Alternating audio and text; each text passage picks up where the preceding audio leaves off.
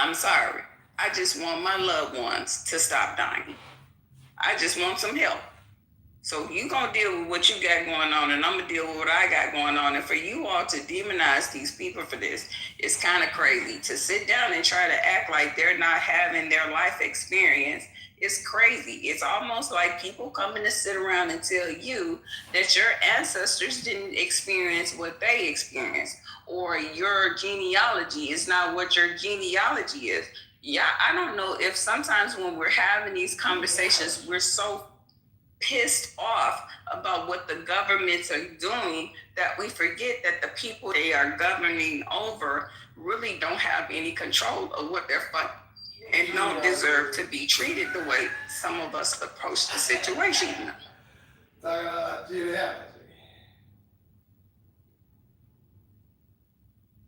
remember before the war broke out, about 3 months ago, this Iranian woman came on stage, not this stage, but on Clubhouse, and she was crying and said one of her close friends had just got killed by the government up over there. This is like 3 or 4 weeks ago, right? So, you know, I had my thoughts about when Trump did it, and I just held off and just learned the situation. But a lot of Americans, yeah, we go this stuff up over here, but when you have a regime that's shooting on the crowd of people with machine guns, you know, we haven't really experienced that in the last few decades or for a very long time. And we just have to have sympathy, you know, for that. I hope they get their shit together and something good come about of it.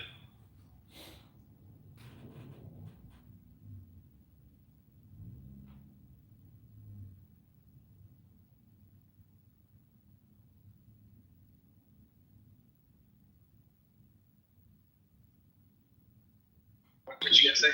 I did it again, didn't I? My bad. Because I know it's just, I really think that we got to quit focusing on, we got to multitask. This is just me. And we're going to be friends for a minute, okay, in this submission. But I really think that we need to focus on what's going on here. Okay, because when they get through doing whatever they're going to do over there, win or lose, we still got our problems here. So we sideline our problems so we can go and tell another person that they ain't really got no goddamn problems and we shouldn't be over there. We wasting time. I'm sorry. We got to focus. That's all I'm saying. Hey, Miss Earl is right, because the more time we spend out there, the more time it's going to hit us.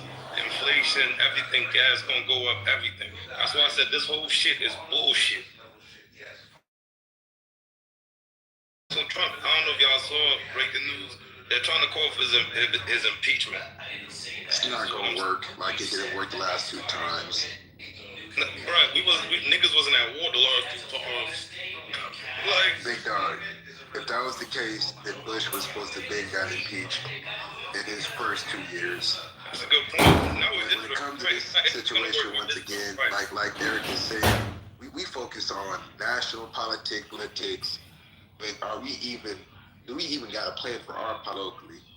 So if that was this is way, because the main thing is when it comes to the gas prices, once the naval command offshore 120 billion of that payload and open up the lanes using minesweepers and also drones. I think a lot of people don't even know what the American military even got. I think people don't even have a grasp of the technology that's actually being used out there. I think the funniest thing about this situation is Eric is right. Motherfuckers is wasting time. Because we're focused on shit that we can't control, then ignore the shit that we can control directly. Like, or if you're saying inflation is going to hit motherfuckers hard, okay, what's your financial plan? Now mind you, I'm not saying it's not, but I already gave most of the people in this room a fucking set of scenarios to focus on. When it comes to this situation at here, either you are in a scenario where you have gold, commodities, perfect time. If you have no trust in what's going on, you say, fuck this administration, cool, mean it. We need you to mean it. Let's some money up on it. That's the funniest thing about it, where everybody is a sideline spectator, and motherfuckers don't even have the situation what they're gonna do for the next 3 to 6 months. Because you're talking about inflation when it comes to this situation. So Let me finish. No, Once you gas cut opens, off the thought. But once gas opens up, and the Federal Reserve Chairman Kevin Warsh comes in and cut interest rates, then all the people, like Erica said, that was distracted, they wasn't even focusing on buying no land. Now the land done shot up because now the financial banks are lending to developers that are gentrifying your locations. That hasn't stopped. Construction just hasn't paused. Nigga, production is gonna keep on ramping up because everything's in war mode. This situation here is just for the United States to cut off 40% of China's oil, to try to gain leverage over China, due to the fact China has access to 90% of the rare earth minerals. So they took the situation of Venezuela, 350 billion barrels, 150 billion barrels of Iran, plus. Now they done courted the global market where they can't be able to mobilize as quickly and swiftly, because now they don't have 40% of their damn oil supply. Military strategy 101. If you can't be able to secure your energy, you can't be able to navigate through the waters or the air. But like I said, man, I'm done talking. Thank you, Erica, for allowing me to talk. And at the end of the day, the order is going to move regardless if motherfucker consented or not. Because there's shit that people don't even know from the damn naked eye that's going on, that they they think everything is all hunky. No, it's not. Have a plan. Stop being predictable. Because it's like that. Y'all say y'all going against the PSYOP while being the most predictable motherfucking one. They can always suspect the black community to say something cockamamie and wild and have no plan for their own community. And I'm done. That shit that make no. That shit sounds like another indoctrinated brother. And like I said, how am I indoctrinated? No, I'm not even tuning on the media. You're the one that's paying attention on the media. I'm chilling. I'm chilling, bro. Trust me, in a better position too. So don't sit here and come with your bullshit. You don't know that. You don't know that. Trust me, bro. Don't talk. Let's not do that. Let's not do that on this thing. I just want to just close on the party because you just cut me off to say some bullshit. Thank you. Who you think winning that war? Who you think winning that war? Since y'all want to predict and you don't know America and all of this, bro. United States Navy. You're goofy. And there you go. You are goofy. United States Navy. Because if 43% of the naval forces is taken down, if 43% of the naval forces take it down, then you can't project strength for that. We're not gonna let you. Oh, okay, cool. So you said the United States is winning. All right, cool. United States Navy, correct. That's what they told you, right? Where you getting these numbers from? Because let's say, hold on, brother. Hold on, thank you. You asked me a question, bro. Because I know you're gonna keep going, bro. Because that's what you do. Don't ask me a question and cut me off before I answer it. You said one answer. I said, all right, cool. Thank you. I was just gonna say, thank you. I was just gonna say, even Palestine is getting footage of what's really going on. They're not even in Israel and they're seeing it. They're that close. Bruh, miss me with the whatchamacallit, and let's stop. Because they're trying to lie to us. And brothers like this, you're like, oh, ain't nothing going on. The whole time the prices is going up. Our whole government is all public shit, and we just, keep it going. Keep it going. I never said keep it going either. I never said keep it going. I never said none of that. We don't know what we're doing, right? Remember, we don't know what we're doing. They want like, yeah, keep it going. I never said keep it going. That's what you said. The building. What y'all talking about, though? Cause shit, I'm lost. What y'all keeping going and keeping going? That's blue. That's no, we better got to keep going. Listen, when somebody challenges you, whoever you are, it doesn't matter. It's okay. I mean, either come back with an intelligent rebuttal or just leave the shit alone. It does not matter. We don't know each other, okay? It's okay. Yeah, y'all gotta move on. We be getting stuck. We can't talk about the goddamn problems we got. I'm telling you, it's a lot of shit that's happening right now, and I just need us to viewing. shit going bad, wrong. They don't, even with this goddamn app, they done opened this app up. So I don't know who they done opened it up to, but the past few days, this app is different. Okay, I don't know if it's bots. I don't know what the heck going on, but the only thing it tells me, I haven't seen this app this active since COVID. Okay, so if he come back this way, I'm telling you, I'm paying attention. Y'all around here motherfucking arguing and ain't paying attention. Y'all over there looking at the arguments. I need us to stop this right now. Let's be productive people.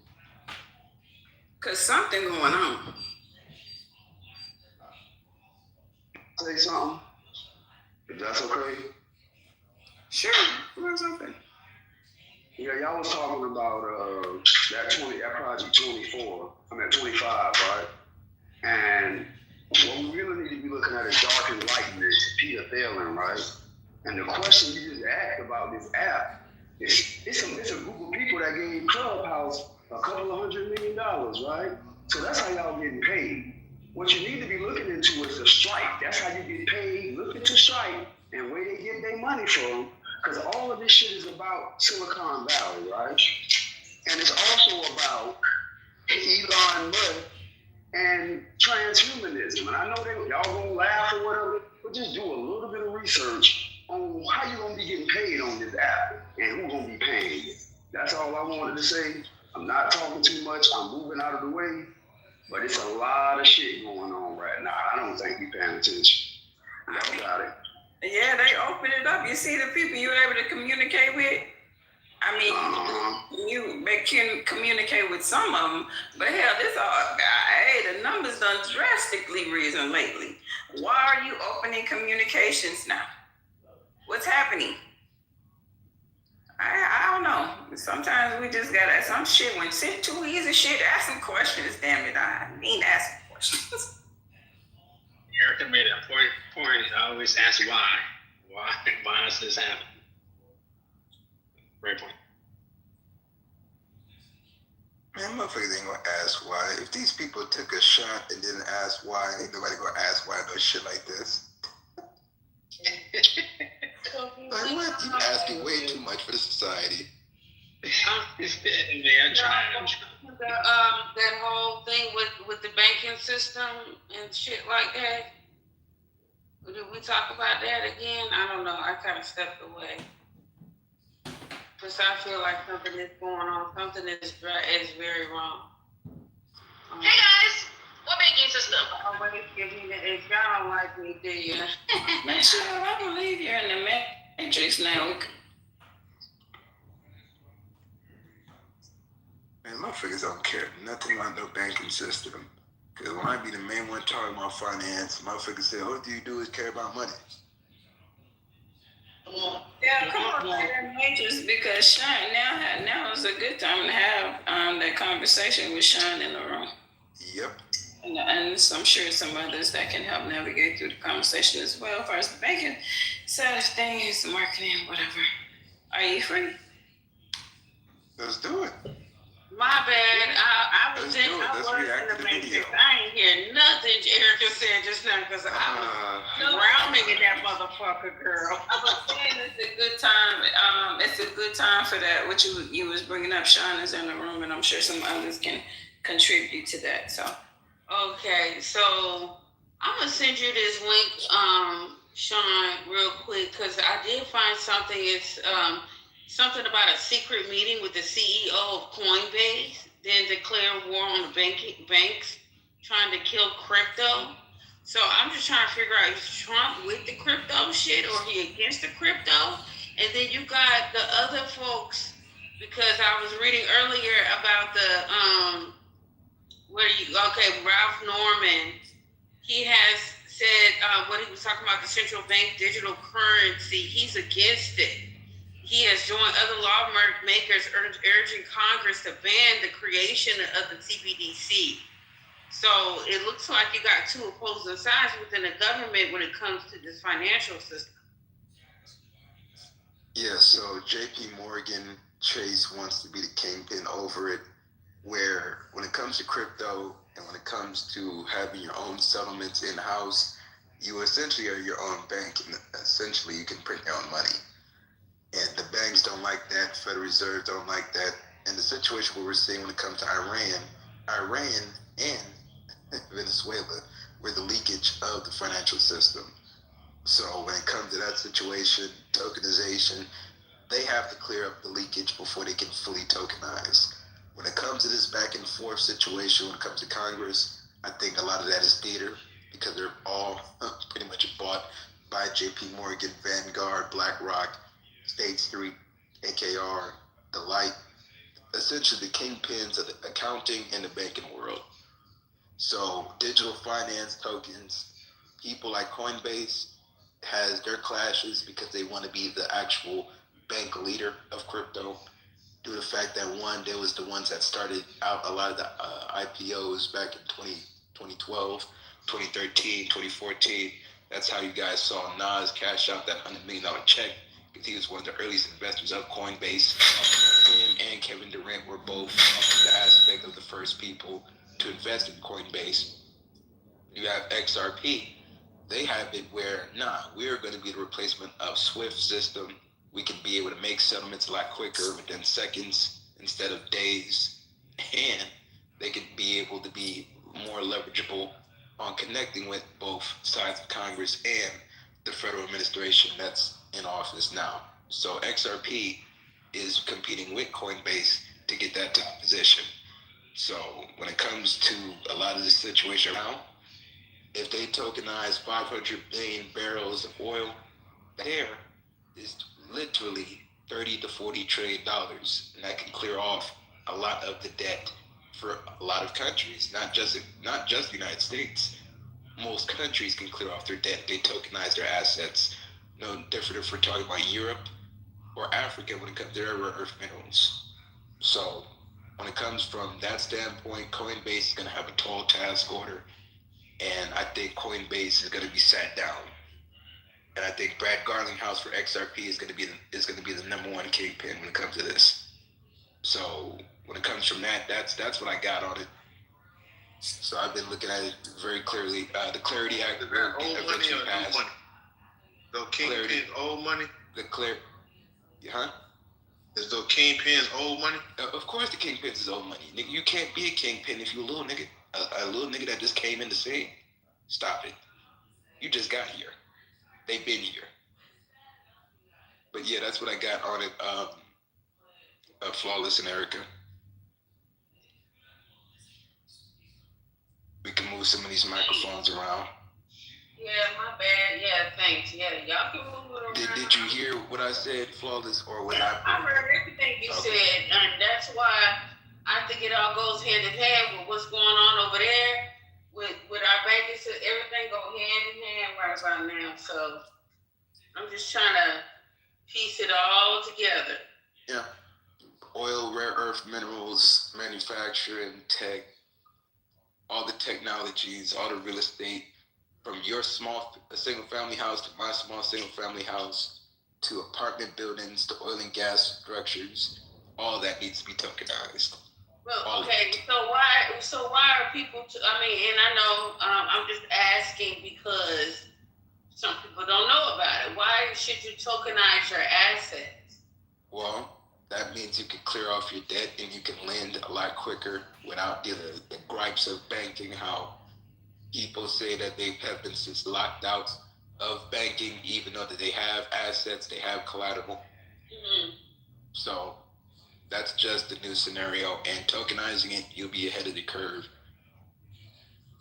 So that's why having an SEC attorney on board, having people that work in finance and banking that kind of give you the ropes, and you can attach your shit, and especially when you're talking about having trust entities, holding companies, instead of using everything on your personal, you'll be ahead of the curve.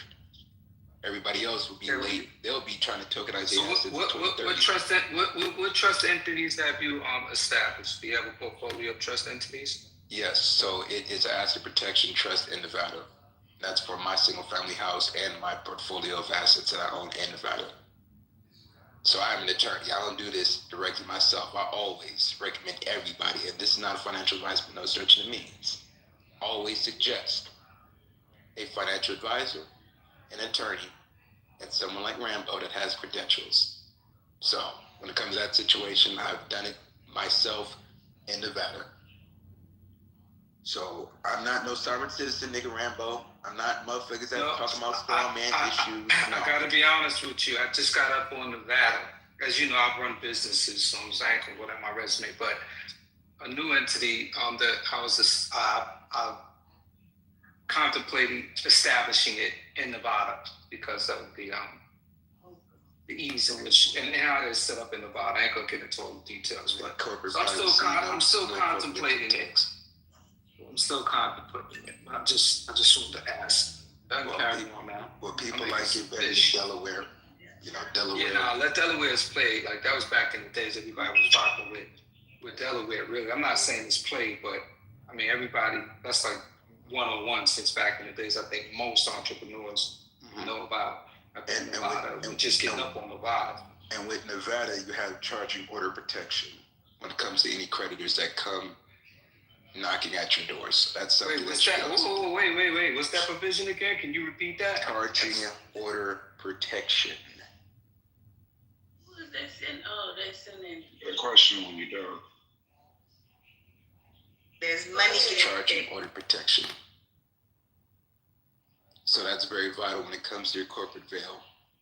So people use asset protection, trust, and have a Nevada holding company as well. So that's where everything is doing, at least when it comes to how you have it, where people can't easily seize your LLC property or your trust property, meaning that they can't run the company, meaning that they can't force the business to sell assets, they can't demand distributions. They just sit there waiting for the money that may never come. So Sean, let me explain a little bit about what I'm going through with my granny's property. So I just, got a hold of my granny's property. She actually put the house on the property. She owned the land before she put the house on the property. It's my childhood home. Well, she back in 2024 got she took some equity out of it. I think she took about $124,000 out of it, and so now where it's at with the interest is it's basically, the loan, what she owes back to them is more than what the property's worth because it's valued at about $250,000 out in Plumas County, California. But because of the fucking the loan and the interest, it's about in order basically the bank wants about like I say $350,000. Mm-hmm. So. I'm at the court, I'm filing executive order, all this shit. I'm thinking maybe bankruptcy to try to take her debt on and then bankrupt myself, to where I can, you know what I'm saying? Well, it depends on your chapter laws. If you have a lender that's willing to cheat, you don't have to do that kind of restructuring on bankruptcy. Okay. It just depends on, is the lender flexible to be able to do something where if the debt is that much and you have cash liquidity, because, Chapter 7 is when you're liquidation, where you're selling off your shit. Chapter 11 is the business reorganization. Then Chapter 13 is the wage earner plan, where you're creating a 3 to 5 year repayment plan and you're keeping your property remaining eligible. Debt may be discharged later. Okay. So Chapter 13 is a scenario where 50 Cent situation. He had a scenario before power came involved. He owed $5 million. He literally structured the 5-year payment plan where once the power came in and we started seeing Tommy and started seeing all the characters that like and know and see on the internet, that's when he was able to use that proceeds to pay off the original debt and to keep all his original assets retained in his custody. Okay. Chapter 13 is the wage earner plan. So only that means that you're creating a 3-year payment plan. So I don't go to the courts for that. I go to the bank. Bankruptcy, the courts. If you're going to restructure your debt, you go directly to your lender. To the lender, because mind you, it's her. It's not on my name. It's on her name. So she's deceased. And Chapter 13 helps you when it comes to stop foreclosure and catch up on the mortgage payments and repay any tax debt gradually. So, Okay. yeah. But like I said, this is not financial advice. Please go for the attorney, please. Then Brantley. No, I'm sorry. Go ahead. No, it was just a quick question about XRP I had, but I'm gonna let you finish your question because it's dealing with some stuff. This is something I'm just inquiring about. You go ahead. Things that you sent me for the grants, which one would be the better one for me to actually go for? So the Amber grants, I Fund Women grants, those two grants will give around 5 to start up. If you already have like a business plan, some revenue, something that's actually going, it can range around 20 to 30. So they provide micro grants and also working capital funding as well. So that's I Fund Women and Amber grants for women. And make sure thank you, buddy. And make sure that your companies is registered minority, woman-owned, disadvantaged. If you're a veteran, go for it. If you know a veteran that's a woman, then that's a minority. Also tap her in as well. Okay, Kisha's in. My I put question potato is, toders in first. my question was this right here, Sean. Yes, sir. I was in crypto real heavy during the COVID. Yada, yada, yada. I mean, I had Ethereum and all that shit. But I had to live, so I sold that shit. But my question is this XRP. It was a time you couldn't buy XRP in America. You could get it on Binance or something like that. And they had to go through courts and courts and courts. Well, why all of a sudden they opened it up in America and everybody's talking about XRP? What is it about? I'm thinking about getting into it. Because I see that's the future. Well, why it opened up again, that's because they lobbied to politicians on both sides of the political spectrum. And they also have board members that's part of the Trump administration as well. So that means that they have direct access to the White House. They have the ability to actually figure out, okay, what do you want us to do?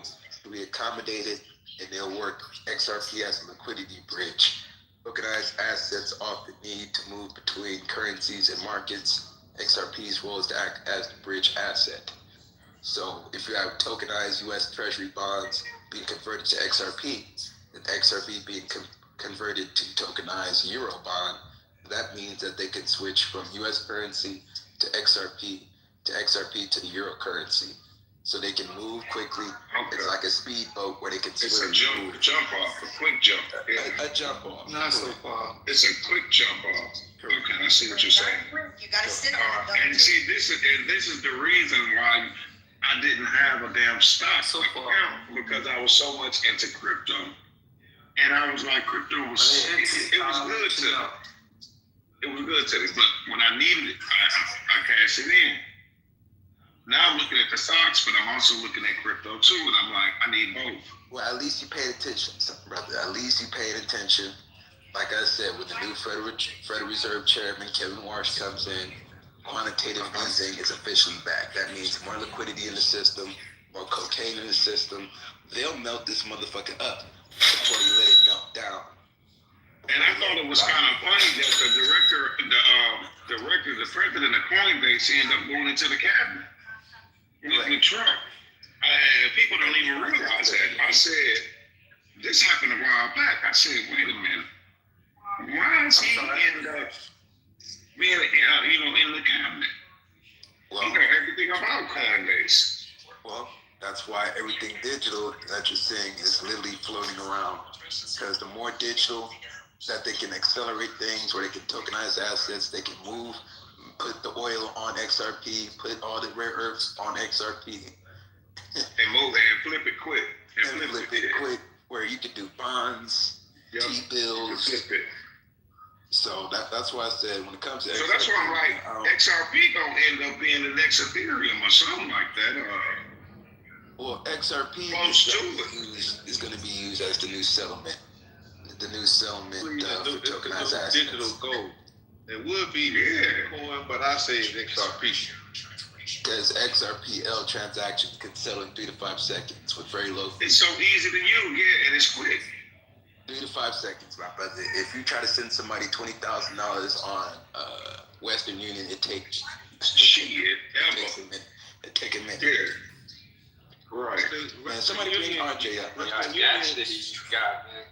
Western Union consolidated themselves with Solana. And a lot of these banks is trying to get their own coins. They don't want to merge. Well, Solana is definitely important as well. Like Solana, anything that's digital finance, DeFi, anything that's involved with FIPS systems when it comes to would it be Chainlink and Polygon also? Well, anything that's an ISO 222 token. So that's ISO 222 tokens. So if they fall in that aspect like HBAR, Power Ledger and all that other shit, then yes. So, like I said, man, this shit is gonna be huge. I'm telling you, once Trump's new Federal Reserve Chairman comes in, Jerome Powell's kicked off and kicked out, we can have interest rate cuts, we can have more repos in the banking system, and motherfucker can bring in more T-bills, keep the banks liquid, keep lending going, and lower these damn interest rates. A lot of y'all that got variable mortgage rates has been eating up since 2022 when they raised interest rates. Now y'all can take that 5-6% interest, and hopefully next 24 months it goes to 2.53. So, I think it's when they say that the Coinbase guy is up there, sometimes people think it's like some Illuminati shit or some inside shit. I mean, the reality is, when people present themselves as specialists in a certain field while they're building a company, and it gets to a certain magnitude of attention when it comes to media, a lot of times the government just follows suit. They recognize an American-based company that's really taking charge in the industry, so it's like, why not partner with them? And as they grow, you have an understanding of what's going on in that field, and you have it attached to the government. And it can be used as national security. RJ is right. Facts. It can be used as national security. Actually, payment. Certain places are already actually taking crypto payment from you. Yeah, the shit will just accelerate the more once tokenization comes into play with the SEC chairman around September, October. And that's when we're going to see 2027. That's where a lot of ads and campaigns of tokenizing all your shit, or your financial advisor, or anybody that's involved in finance, alternative finance, because that's what they're going to put in the category. So, to buy goods and shit with your crypto wallet. You can have a card or on your phone and tap that shit, and they can accept it. But use your crypto, and I'm like, that shit that's good. Because some of the little bullshit crypto coins, you can use that to pay for shit. Shit like E-Trade, BitPay, those are good ones because they send you a card that you can, and they have a lot of Hey, just tap that shit. I was like, damn, that's nice. Yeah. I was trying to get rid of these damn coins anyway.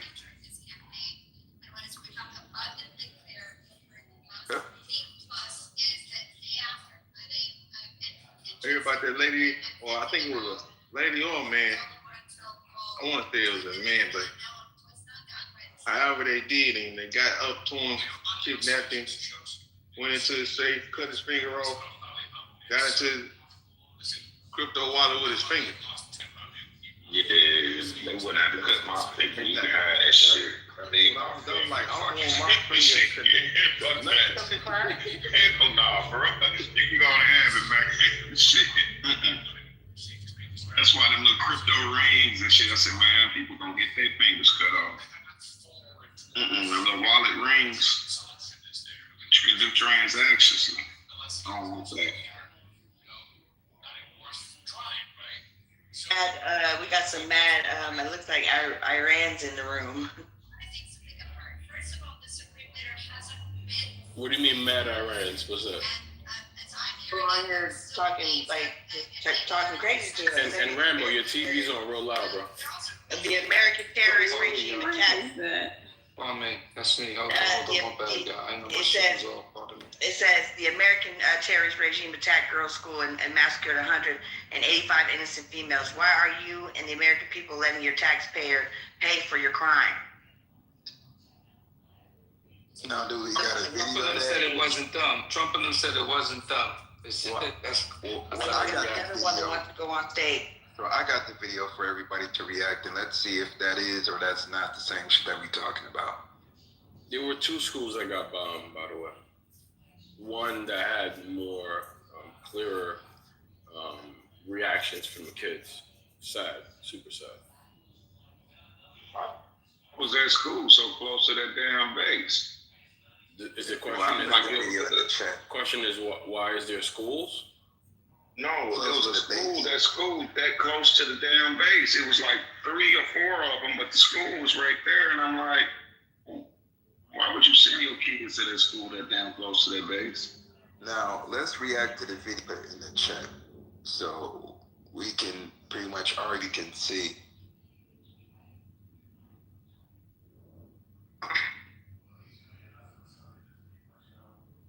You know, I know Iranians think Americans is full of shit. The ones that's for it and against it, I know they think we full of shit. I know they think we full of shit. we like spoiled children.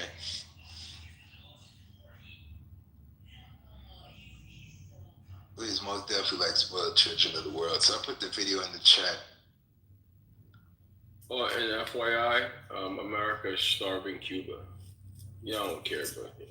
Well, that's because they're forcing Cuba to come back to the fold, so that's designed. Well, I mean, you're lucky they never were in the fold to begin with, right? Because Well, if back they in the were, 50s they were. well, because if they were, people like Assad and Shakur would have been, you know. Well, Obama was the one that raised the bounty up of Assad and Shakur. Yeah, in but 2012. they've always been a bounty. You know, Republicans. He raised the bounty. And he raised the bounty. Yeah, my point is they've always been a bounty. Hey, Lonzo, are you anti-America? He sure is. Are you anti-America? I'm anti-fuck shit. He pro No, jihad. I'm asking a serious question. I get your perspective if you feel like it's fuck shit, but at the end of the day, you know, it's a country, right? So I'm just asking. Yeah, but it's not a country full of fuck shit, right? There's fuck shit that happens. There's fuck shit leaders, right, that happen from time to time, but the whole country isn't full of fuck shit, though. Okay, so you love America. I love the positive. Yeah, somebody got a loud background. Who's that? Yeah, so to answer your question, I mean, I think part of being the best American is pushing our country to be the best example of themselves and criticizing our country when who's that? I don't know, but you're right, Lonzo, because that's how you get your whole people feet to the fire and make That's it be right. accountable. That's right. What's happening in USA? So Gago is clearly drunk, so he's on stage. So let me refresh the app. There go Erica. Now I see her. I can't tell who the fuck it is. But man, y'all, Cuba, they is out there banging pots of pins in the fucking dark on the street. Yeah. I don't want them. Listen to flag. Could y'all remove Gago? He's a troll. His name is Gago. He's at the end of the stage. Thanks, yo. Man, this nigga Alonzo think he run the stage. No, I'm just trying to help out. It's a good conversation. This bitch like y'all got buttons and shit. Get my nigga up here. Yeah, can you mute that nigga over there? Can you do this? Can you do that? Another arrogant ass That's Asian. love. That's what love do. You know what I mean? Shout out to the mods, man. Come on, man, stop playing. Look, I seen that video. I was like, this is fucked up. So now they're gonna have another excuse to go and take over another country. Oh, they got people sitting in the dark. We need to go out there and liberate them. We gotta go save them, y'all. Mm-hmm. Well, all this is the corner China. Like most of the shit that we're gonna see from Chile, Colombia, Cuba, and also Uruguay. More Uruguay. They've been in the dark for 60 hours. Well, that means that they'll come to the fold. Yeah, they need to make a deal. And to be honest, the Cuban people have been living crazy bad for a long time. And it's a lot of black Cubans and stuff like that who really don't have the economic freedom to make anything, up over there. Yeah, and people forget, before we put the embargo on Cuba, Cuba was a vacation destination. It was Las Vegas to the damn Atlantic. Yeah, U.S. soldiers were raping the Cuban women. They were fucking them over. There's a lot of bad things happening. You're right. Saying the Godfather. Nigga, Cubans don't even fuck with Haitians, so I don't know why. That's not true, bro. That's what I'm saying. Dominicans call you fucking cat. That's not Cubans. Right, these are different countries. These are different countries. Cubans, right? Let these people have the freedom. Still call you a cat and the economic freedom that they deserve. Like, let these people be free and be able to. Yeah, things happen back then, but they do need freedom. They need freedom. You can't go back to the hood. All right, so real quick, nigga, who you cutting in? No, I got you. Look, by the end of the day, right? Who you cutting in, man? At the end of the day, right? I say this, right? If we believe in humanity, right? America is literally trying to starve Cubans. They're trying to starve these people to death. Correct. Why what do you call that? Like the Japanese bomb Pearl Harbor is because there was like a chokehold for gas. That was the reason why they did it, right? So they felt like they were starving out, and so they said, "Fuck it." If we're gonna die anyway, let's go in a blaze of glory. And this is why that happened, But the Cubans don't have the necessarily means to do the same type of thing. And I have people like Lindsey Graham and Donald Trump saying that Cuba is next. They're about to quote unquote liberate them. People like Lindsey Graham is saying things like we're about to bomb Iran like they've never seen before in 2 or 3 weeks. If they drop a nuclear bomb on these people, for the people that are like wait, what? No need for a nuclear bomb. No, but I'm saying the way this guy's an idiot. Wait, who? This is literally what Lindsey Graham said this morning. What are you talking about? But not nuclear bomb. You're gonna drop a nuclear bomb and you think, bro, you got okay? I don't know, Lonzo. Hold on. Clearly your algorithm supports your thoughts. No, wait. My algorithm is literally talking about things that happen by politicians. What do you mean? Lindsey Graham is a politician, right? So what's wrong with that? What's wrong with that statement? What I just made? But the executive is moving beyond Congress, so essentially this is all scenario based off of what is. No, Lindsey Graham is an idiot. So again, if you believe I don't in give a freedom, fuck what the fact that Lindsey Graham got to say. Yeah, but he's still your politician. He still has power for you. He still has power. Like I said, bro. Whether you voted him in or not, nuclear weapons is not going to be your situation. I hope not. Even though that they show off with one, it's not going to leave. I rest my case. It's not going to be. Nuclear weapon kill everybody. So genocide. You're advocating for genocide. Bro, I don't even care, bro. I'm all for the expansion of the empire of America because I'm an American. Yeah, but RJ, you change your opinion by your room that you're in, right? Because I've heard you say otherwise in other rooms. So, and I which one is it, right? When you in 40 acres, I'm saying what? Expansion. When you in my room, I think it's something different. Like, what are we talking when? Like, when we talk about a difference in opinion, how, bro? You just said that you're for, bro. I just got on somebody's ass I just got on a whole stage from running around talking about if they got called for a war, they wouldn't fight. So I'm like, well, why the fuck? That's my point, though, bro. You change your submission. Bro, I'm a veteran. What does that mean? I've clipped veterans. If I put my life on the line, but I'm saying, bro, you're not the only type of veteran. I can't be first of all, I understand as an American, I have certain freedoms, right? I have certain freedoms as an American when I wake up every day. And I can't say that I don't enjoy them freedoms, right? And if something go left, if a motherfucker say, yo, I'm not going to fight for those freedoms and those rights, like, what do you, if you're not about to fight for how you live, then what the fuck are you talking about? Like, why not just go to the other country? Like, why not go somewhere else? I got you. Look, so There's a thing on like TikTok and a lot of social media, right? If you put hashtag send Barron, you'll see a whole bunch of shit, right? Donald Trump has even said things like clap back and said he's too tall for the military. Man, we talking about media shit, bro. Hold on. What the fuck? Okay, so basically, fuck RJ then? You saying? Nah. He just made a statement. So I'm responding to him. See how he used you. You's a punk, bro. You's a punk, man. Yeah, Why you calling him that? He's a punk. No, he's a punk, man, because look. If you're gonna act like a woman, man, just say you a woman. You know what I'm saying? You a man, right? It's different, right? So I'm saying if I'm speaking to my brother, not right? too much on females. Don't interject. Thank you. Hey, stop. You know, There's some strong women in this room. Just don't bring women into it. Hey, stop. I mean, I want to call him something different. I'm being nice. But just don't speak about women. No, I got you. All right. So he wants to act. He want to act like not a man, right? So let's just keep it at that, right? So I'm gonna treat him like not a man. You know what I'm talking about. Look, at the end of the day, back to RJ. I'm not even talking to you, bro. Stop talking to me. Stop talking to me. I was talking to my brother. I'm focusing on the poker hand, bro. Y'all can have it. All right, so fuck RJ. Fuck RJ too. Go ahead. Fuck both. Yeah, fuck me too. That's a fact. I'm telling you, Lonzo, you about to get your ass whipped. Well, you can't do it with someone. You're an Sean, expert. you can't do it though. You can't. Lonzo, when you gonna meet up, man? Bro, look, I'm in Philly.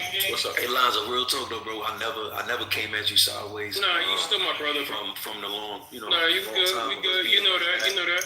But Sean is acting like a B right now, you know.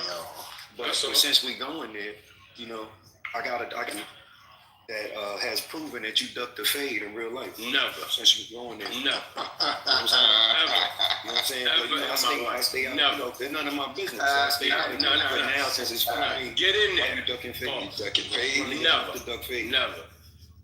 I'm a big brother. Never. He lining it up. Yeah, never. Hey, Sean, I'm in Philly, man. Whatever. No, we got a cup of coffee. Okay, so you saying we can set up the fade? Or pre-book the fade. Can we Hey, listen, man. Look, we could pre-book. We can set it up. Hey. We could pre-book this, cup of coffee any day.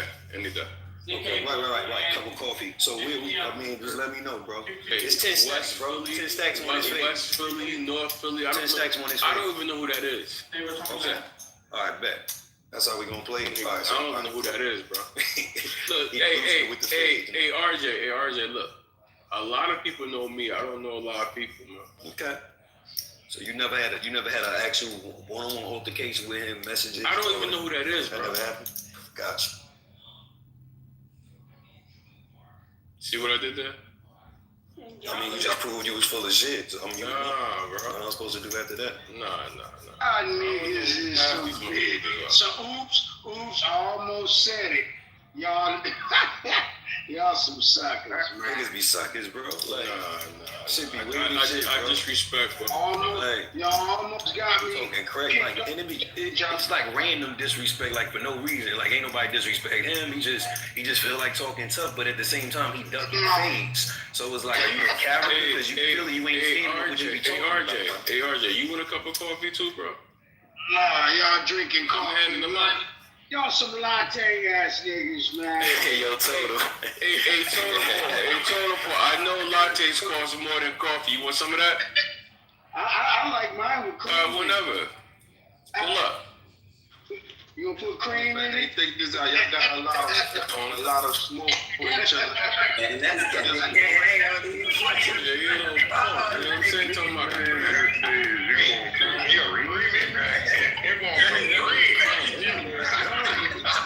that's that Hey, I just want all y'all to hear this shit, man. The boy name is Totem Pole, so I don't know how to call it, you know? So you gonna put some cream? Yeah, I don't even know what that means, but you know? The sugar. You know, I'm a teller. I don't know what that means, so, you know. He's a clever dude, bro. I say that to whoever I want to. That's how I bet you do, brother. I bet you do. Bro, I'm just getting back. I'm sure that it sounds like Totem already jumped into some gay shit as he normally do. Hey, yo. Yeah, Haitians don't normally play that stuff, so you know what I'm saying? Like, even in that truck, I'm opt out of that. Yeah, that's cap. Y'all treat each other booty like griot, nigga. Never. That's not a Haitian thing, brother. Oh man. You know we do ours back home, bro? Up all day long, listening about RXP and all this. Y'all brothers, I tell you. RXP, y'all brothers. What's that? Y'all's in Fantasy Island. Yeah, that's all that cream you been getting, you know what I mean? You been through Nebraska, you want cream all That's of all a that sudden. cream that brother got. You can't even put California, Florida, you went to Nebraska, and you said, I want some cream. Hey, Totem Boy, you a good brother, man. You just a little scrambled right now, man. Cash rule everything. You ain't get the money. Hey, when you say flawless, I said no, he's a little sweet. He asked you to put some cream. yeah, that was kind of crazy. Look, I was just waiting for y'all, you know what I mean? And what's the That's that Sean shit. and what's the I like milk and cookies. Crazy, bro. You don't want to go to the damn coffee shop. Hey, Sean, just because you a fad, man, don't mean nothing. You know what I mean? shit? It's the internet. I'm smarter than that. Oh, nigga. But anyways, let's get back onto the real conversation, man, instead of the Fantasy Island shit with the XRP and all that. Your fantasy, that ain't our goddamn fantasy. What the hell? You can never bother me about that sexuality. Get mad at us, talk about crypto. He talk about them women in Nebraska. He's saying, they want some cream. That boy talking about them lot lizards, you know what I mean? He stopped in Nebraska at that damn truck stop. That boy had one too many lot lizards this week. Yeah, in Nebraska, the truck stop. No, but I'm gonna be honest with you on the other stuff. I'm really a little bit disappointed in Trump. I ain't mad at him, but I'm mad at him. Oh shit! That's the first time. I'm mad at him because I feel like he kind of punked out a little bit with Benjamin Netanyahu. I've been saying it over a couple of days. I feel like he kind of punked out a little bit, and I can tell in his demeanor and his answers to his questions, he ain't really happy about this whole war thing. I think they done drug him into some stuff that he really didn't want to do. He had other plans, and I'm disappointed at him not holding his ground. I'm gonna land it there and let y'all start chopping it. Oh, Papa Trump let you down. He done gave you a spanking. Oh shit! Man, that is funny as hell, nigga. I'm happy than a motherfucker. I don't know what Totem Pole talking about. He don't know what he's talking about. I'm disappointed in D. Trump because he should have stood his ground up against Benjamin. I don't care what they told him. Benjamin shouldn't have been able to get him to come in like that. Nigga, this is just the undercard. China's next too. Yeah, Wait, you trying to go up war against China too?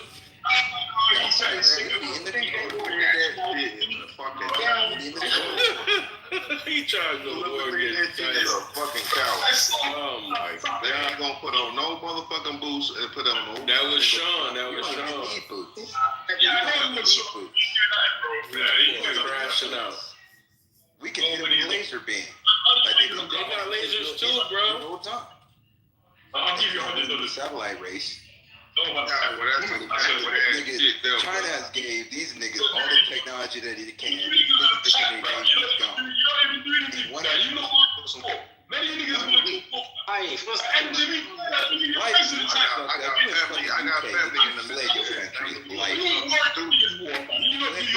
Life. You ain't no real man. You fled your country. Shut up, man. Yeah, Listen, you did. let me tell you. Nigga, you fled. Nigga, you go to Europe. up somewhere, nigga. White people want to deport your ass. Hey, breaking news.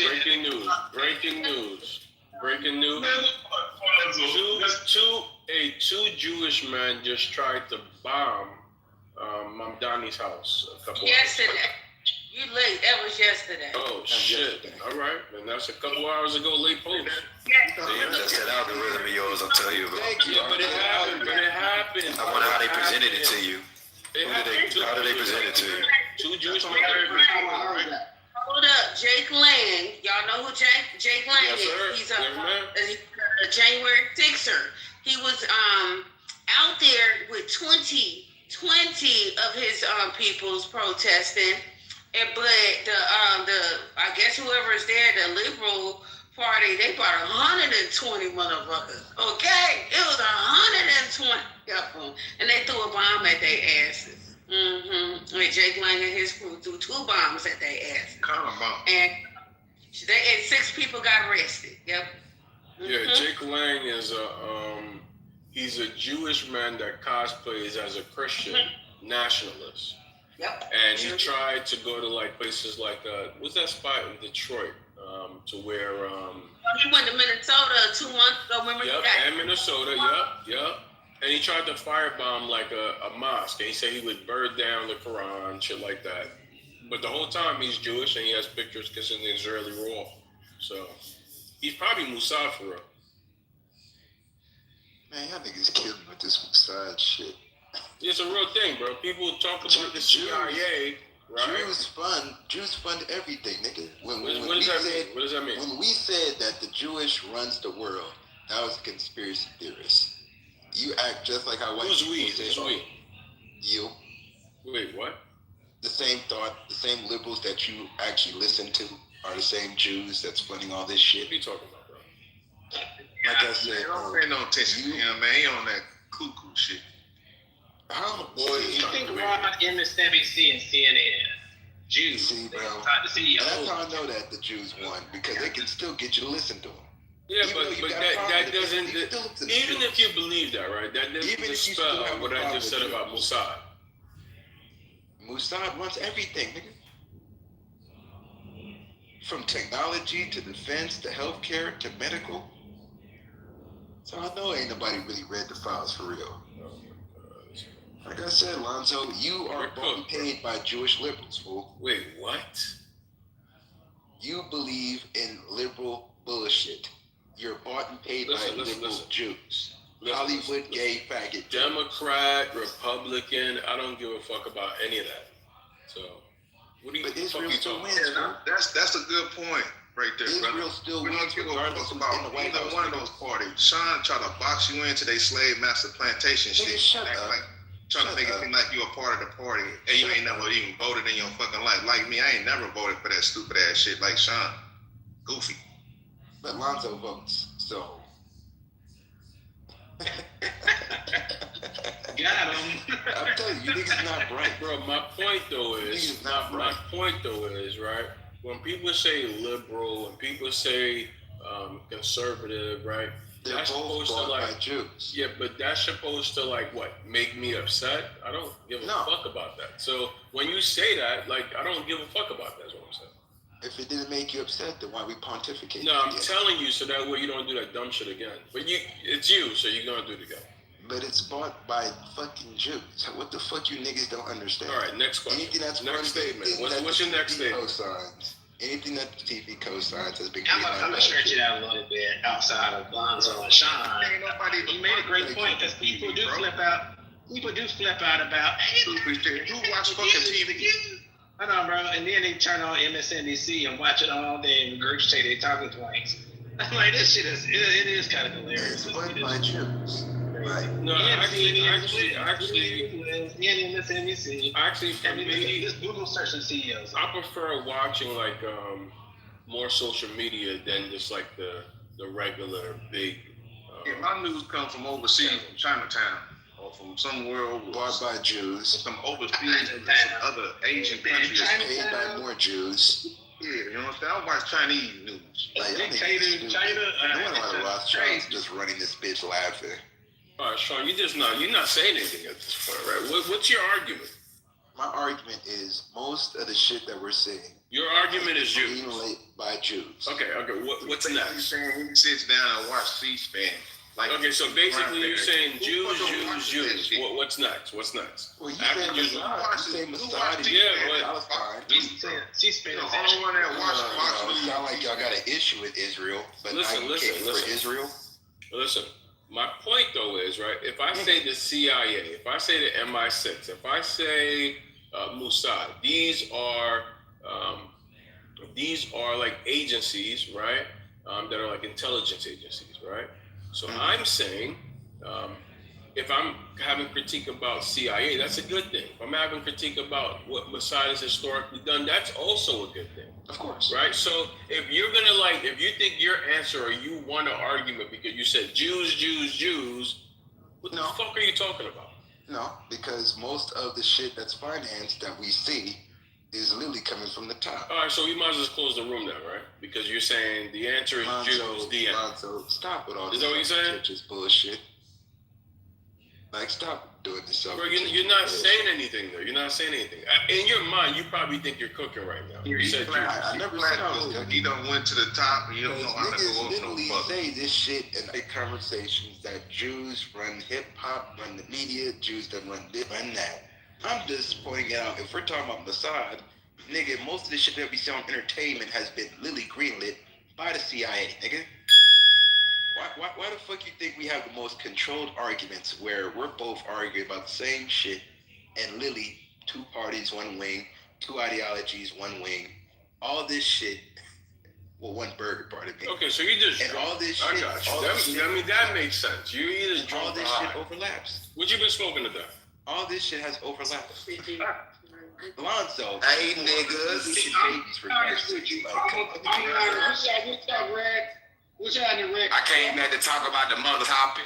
No, I was just yo, I'm gonna be honest with you. I don't really have as much of a problem with the Jews as you have, Sean. I used to hit this Jew, I don't have problems with female. I wish they and would stop listening to hooked me up. and stop acting like they are against Jews when they listen to Jews. I don't have no problem. It came to business. She hooked me up.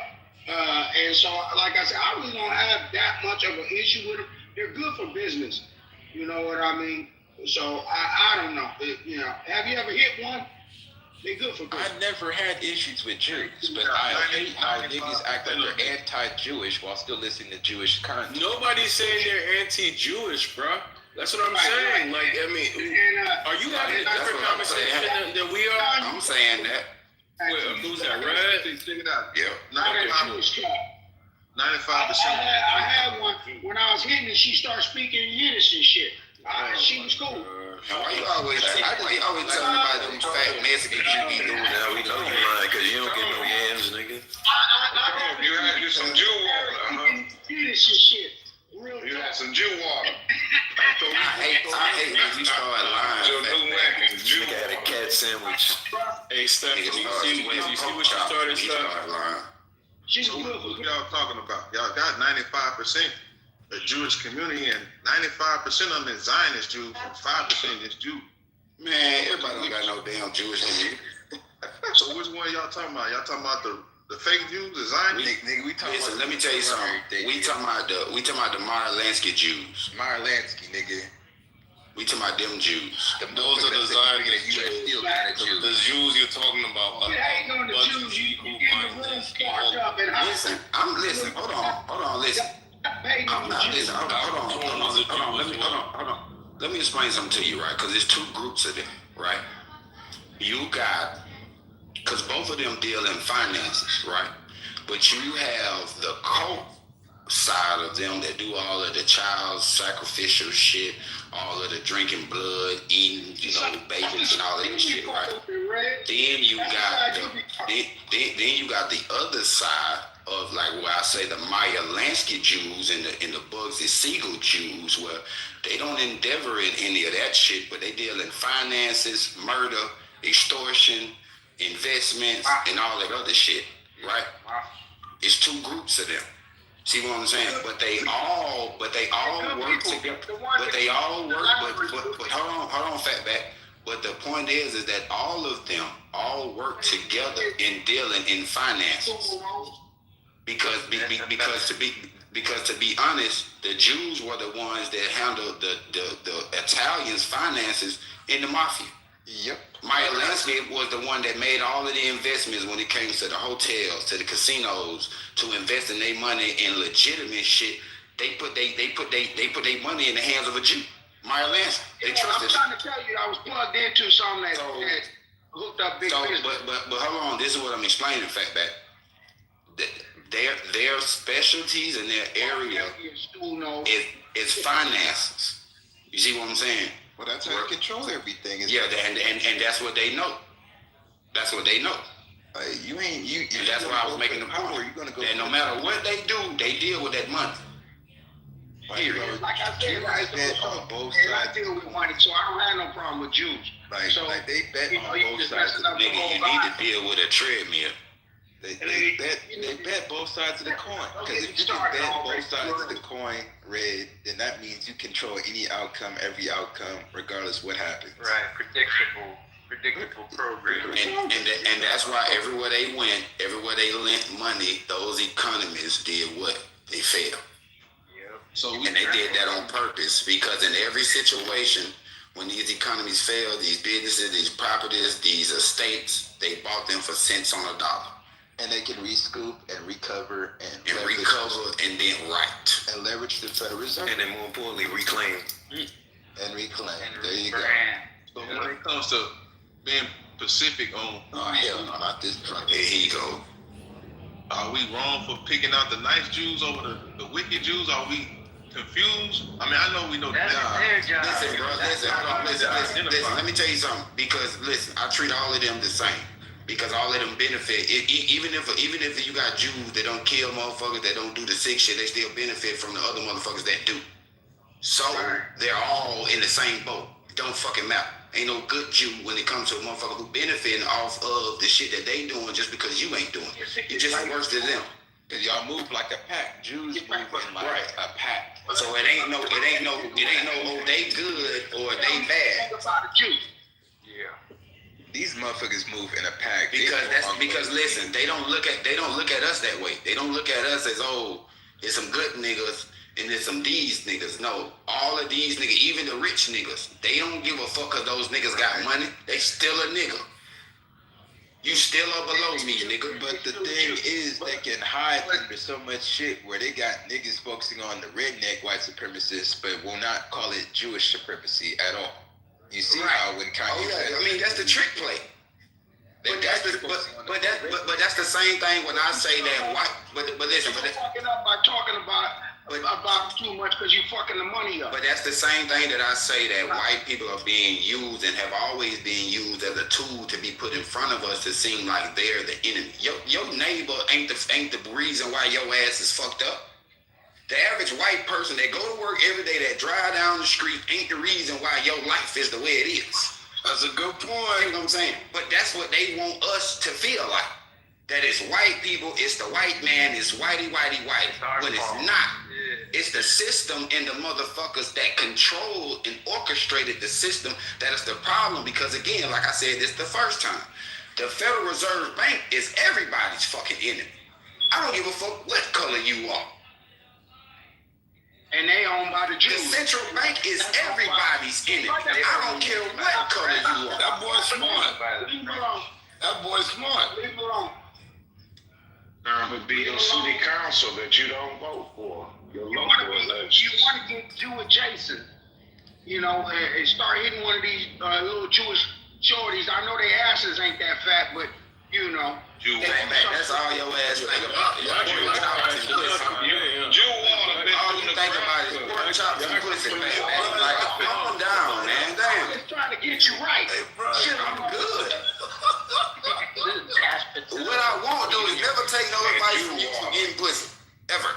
Shit, Jew water.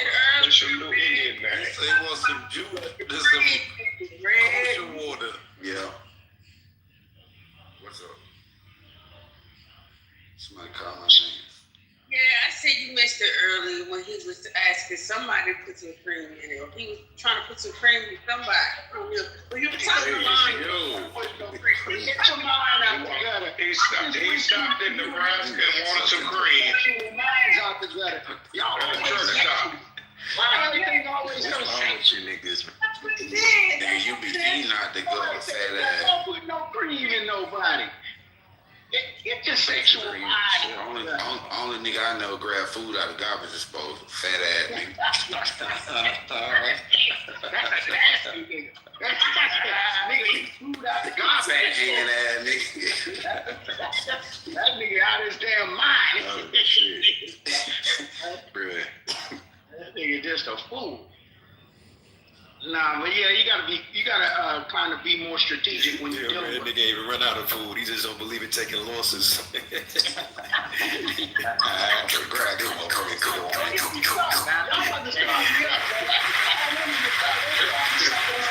this And I start capping this shit, then y'all be on some other shit. Hey, Temple, that's how you gonna get them. That's how you gonna get them, man. Through the woman. Totem pole this, totem pole that. But look though, y'all. But see, look, hold on. But look though, back to the real shit though. But see, the best offense that we got, like I said though, we don't have to fire a bullet. We don't have to protest. We don't gotta raise our voice. Just attack the one thing that they value the most. They money. The money. That's it. We don't have to do no extra other shit, get outside our body, do none of that. Just strategically move and know how to fuck with their money. But the thing is, how can you fuck with the money, Red? No. Let me ask Red this situation. How can you fuck with when only thing these niggas do is listen to Jews? Stop participating. First, we gotta stop participating. News, music, media. We have to literally sacrifice some shit, right, and not participate. It's easy. I don't disagree. Pull your money out the bank. That's how you stop those. And stop going to the Super Bowl and watching the Super Bowl. Well, niggas, stop buying from the Asians that's getting financed by the Jews. We just stop participating. That's it. All of the shit that y'all niggas love to that said that we have to make sacrifices, right? And start to give shit up. Stop doing shit. Stop spending money on shit that unnecessary shit that black folks spend. It's a list of shit of unnecessary shit that black folks spend money on every year, millions of dollars. And we crying about we ain't got schools, we ain't got health care, we ain't got that. When we fuck that money up every year on bullshit. That's why I said we can do it. We just need to know what we need to do. It's easy.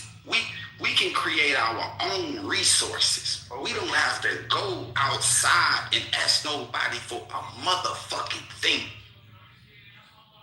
We do it, Red, without being programmed, like they programmed us to go to McDonald's, Wendy's, Kmart, Target. That's what I'm telling you. That's the shit that we have to give up, bro. We have to sacrifice. I know that, but can we do it without the marketing tool that they use against us? Only reason why we spend it with them because we seen the marketing tool, nigga. Listen, let me tell you something. It's what you choose to do. That's why I say we have to make sacrifice, nigga. Listen, you know how much scattered ass that I see every day, all day that be offered to me and shit. Cause like they say, all good money ain't good money, all pussy ain't good pussy, nigga. Listen, you have to have some type of discipline. You have to sacrifice some type of shit, right? You have to be able to say, listen, no, I'm not doing this no more. That's what we have to do as a people. You know, Netflix gonna give you that 1 month free. Give you that incentive to the Negro. Tell the Negro to come our way because we got that incentive. No, you know he's not gonna stop drinking his liquor, man. Come on, dog. They gonna give that. They gonna give out that buy one get one free, and you ain't gonna come back to black. But listen, hey, look, fat bat, no lie though. I ain't gonna listen. I said me too. I said that shit about a whole lot of shit, bro. Like even with the last time me getting locked up, and nigga, when I seen all the money that I spent in jail on unnecessary shit on food, nigga, I almost spent $4,000 on some dumb shit. Nigga, I told man, nigga, I ain't doing this shit no more, boy. I ain't never selling another motherfucking gram, nigga. It's over with. This shit over with for me. And that's what you got to do. Sometime as a man, you got to do that. You got to do that. Nigga, I sacrifice all that fat money, all that shit, them $1,000 that would come to me every day. Boy, fuck that, boy. Fuck that. This applies to something else. I had to tell myself a lot of times about anger and violence. I'm not doing this anymore. I'm not doing it. I'm gonna keep everything. Yeah, bro. And that's what I'm saying, that we have to agree on this shit as a people to say, listen, we not doing this shit no more. Fuck that. Some got to give. Right. We ain't doing this no more. That's right. You know, that's the most mature thing I've ever heard you say in your life on this app. I'm not doing this. Say your life on this app, bro. Shut the fuck up. I was talking about Walmart and shit. Yeah, they were talking about Walmart. A good statement from your ass. Nigga, Walmart is the one that fund most of these No King protests. No, Red. That's I'm serious, because Walmart coming to your community. Yeah, they come into your community with the low price. They run all the small businesses out, the tire shops, oil change shops, everything. They run their ass out, then they raise their price. Walmart is, that's what they do. It's the same thing. Because they control the market. That's why they can do that. Monopoly. They'll lose money to run people out of business.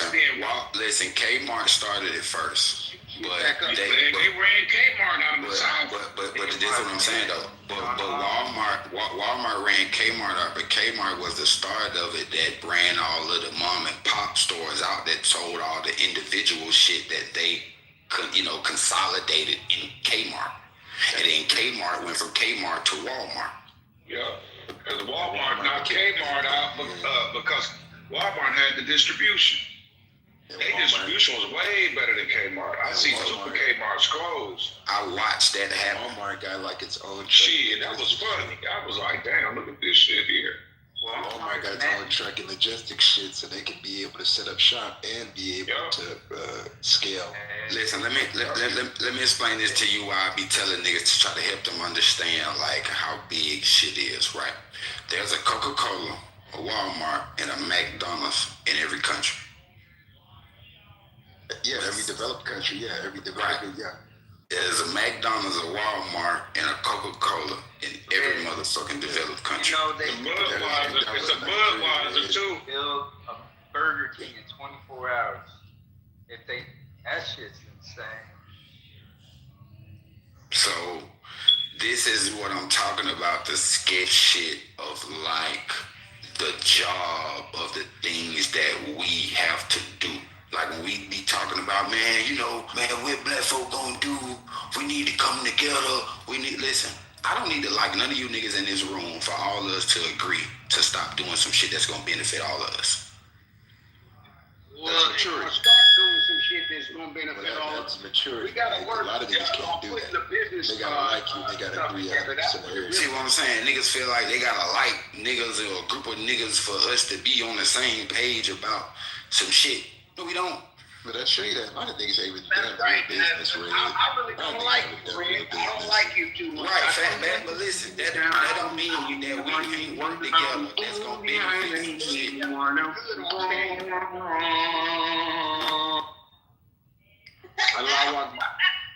What the fuck, man? We work together good on stage, though, Red. Who was that?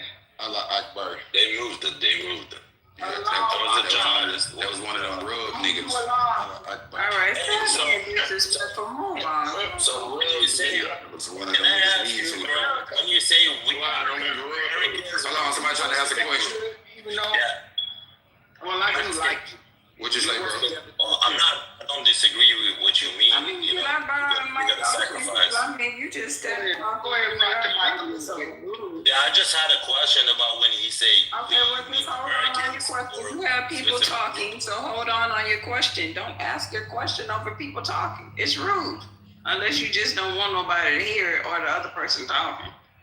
That would be the only sense in doing that. Anyway, stay out. The guy that was put down, y'all gotta stop insulting people. What's wrong with y'all rug inners? And y'all just be doing too much to be grown folks. It's the first box, man. I like y'all in the goddamn nigga came in here singing. School interrupting our conversation. Yeah. So he opened up the door for me to say and call him exactly what I was saying. Trying to act like she ain't toxic, like she just has some class in that shit. She toxic. That was rude, Erica.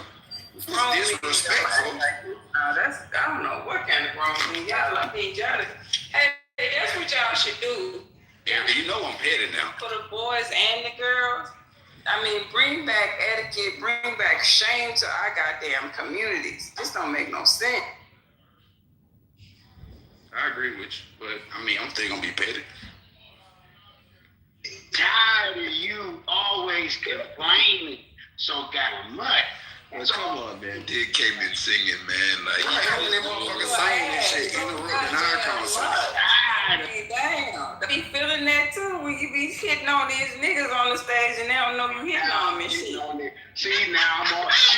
Damn, fat back. What you trying to tell Erica? Trying to tell me? You know what you want. I don't be in here when you be hitting on niggas now. I miss that. You trying to put smut on my jacket. That's crazy. That's a big ass jacket. That's He crazy. just told me earlier he gonna put some cream in it for him. What you mean? That's a drink. That nigga to my smut on his jacket, but that's a drink. That's how you know niggas just be running off at the mouth. Nigga wearing a drink. Nigga to my jacket. Yeah, that's wild.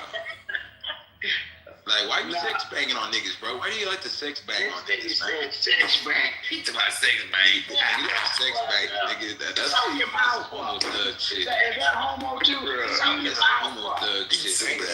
True. So you do it every time. You sex banging on people. Is that gay right there? Let me see. Gay man, like gay man, like two men fucking, like no, like gay man. like super gay. Pull your lips down, nigga. Chop lip ass nigga. Hey man. Now fat bad, they be on you, bro. That's really tired. I just get tired. Hey, bro, I be trying to say you sometimes, fat man, but you be hanging yourself. Man, he do it for you. One word out my mouth. Ooh, that's gay. Ooh. Cause you be them obese words, you can't certain shit you can't say. I can't say it like You be in that truck by yourself, and these are your thoughts. Screaming folks, and I just call you Jew walking about. God, nigga, you walking around. What you want over there? Damn, that truck. Jew walking over there. You need Erica, Nigga, bar mitzvah, fat back, huh? We fat back bar mitzvah. I can't say a word. We'd have been like some badass little kids and come back home from work and see all the damn shit fucked up in the house. That's nasty. Leave it up to Erica to take up for a stranger.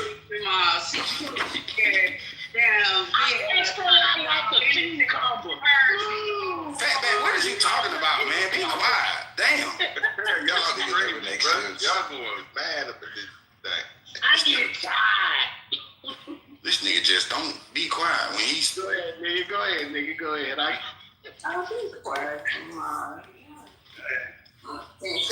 Always talking. Yeah, a good woman and some food and some. Oh, I'm sorry. Good woman or man. I'm sorry, because some people, whatever your preference is. Go sit down and try to figure out what your life gonna look like in the near Erica love throwing shots at nigga. Thank you, Throw Erica. shots, don't she? She like to throw shots. And then be laughing.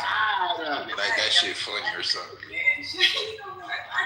trying to help y'all out. See, listen, Erica can call a nigga gay, but I can't call a nigga insane. I can't call a nigga insane nigga, but she can call a. I can't say a nigga needs her from 5 times a day, but she can call him gay. This shit. I call gay. I ain't call nobody gay. Call Fatback gay. You be doing gay shit. I ain't call nobody gay. You did ask for some cream. Fatback be swim pro chop. I want the cream.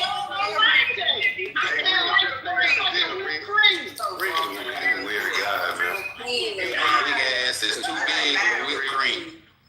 Cookie and cream. I want cream on my latte. Is that Monkey in your damn truck with you, man. You need a rat. with his mouth, bro. That's Nigga fighting that truck by himself. Fuck you, RJ. Get a nice edge up, nigga. You can't get an edge up. It's okay, baby. What you mean I can't get an edge up? My shit crispy. Yeah, you know, that don't mean it's together. Like that don't mean you got waves because you got a couple little lumps. Those ain't waves, bro. It's rip. Hey, Red, just stay out of jail. Man, because your waves got an island. You got red. Stop in that bar. His waves got an island in it. That nigga was in Nebraska and got his hair cut. He got his hair cut in Nebraska, man. Hit that truck stop. Oh, hell no. He's glad they got a haircut in Nebraska. Shit. You got a haircut at Lowe's. At a Lowe's truck stop. Nigga give you some military cuts, D-Line. Hey, I'm almost done with Put a bowl on his head, just shaking the side. Get a cool cut. Yeah, that nigga a buzz cut. Stupid head ass nigga. It ain't gonna be long. It won't be long. We know it ain't long. It won't be like, look, now see, that was gay. Now, where Erica at now? Where she at now? Somebody know that was gay. He just ready to have somebody gay with him. He just ready to have somebody gay with him. That was gay. A monkey named Clyde. He just ready to have somebody gay with him. Fat man, it's okay, bro. I'm on your side. Orangutan. Fat man, I'm on your side, fat man. It's okay, bro. I ain't even tripping with you, homie. Because like I say, I'm sound with my sexuality. We know. You tell us every day. He ain't got nobody to talk to. Erica told us we know. You tell us every day. Cash out to get him a monkey. He ain't got nobody else to talk to. Yeah, we shit. Shit, a monkey? I get one of these baboons from Memphis out here. If I get a monkey, I might go to Memphis baboon. Nigga said a baboon. What you mean by that? No, his ass is a gorilla. Overly curious, George. Look No, matter of fact, that nigga talk about some bad. That nigga ass is a buffarilla. That nigga ass is a buffalo and a goat-rilla. Go-rilla. All the Like junkie. Flip Wilson say, go-rilla. Yeah, that nigga's a This motherfucker buffarilla. look like a Negro Abe Lincoln with a bottom only beard. And what else? That was funny. Face ass nigga. And what else? Get into my throat. Real good. Oh, that wasn't funny. No, that wasn't funny, nigga. And what else? You better like my nigga Dro say. I didn't even get a couple good ones out first. Let me get A couple good ones. Where your fat ass been joning since you been talking? And ain't none of that shit been funny. Fat jaws ass nigga. Then I look at this motherfucker. Nigga face look like Scrooge's ass nigga. look like he harboring food like a hamster. This motherfucker. I ain't get started yet. Say the shit on that shit. When you gonna give up, Jamal? I don't want no smoke, man. I'm good. I don't want no smoke.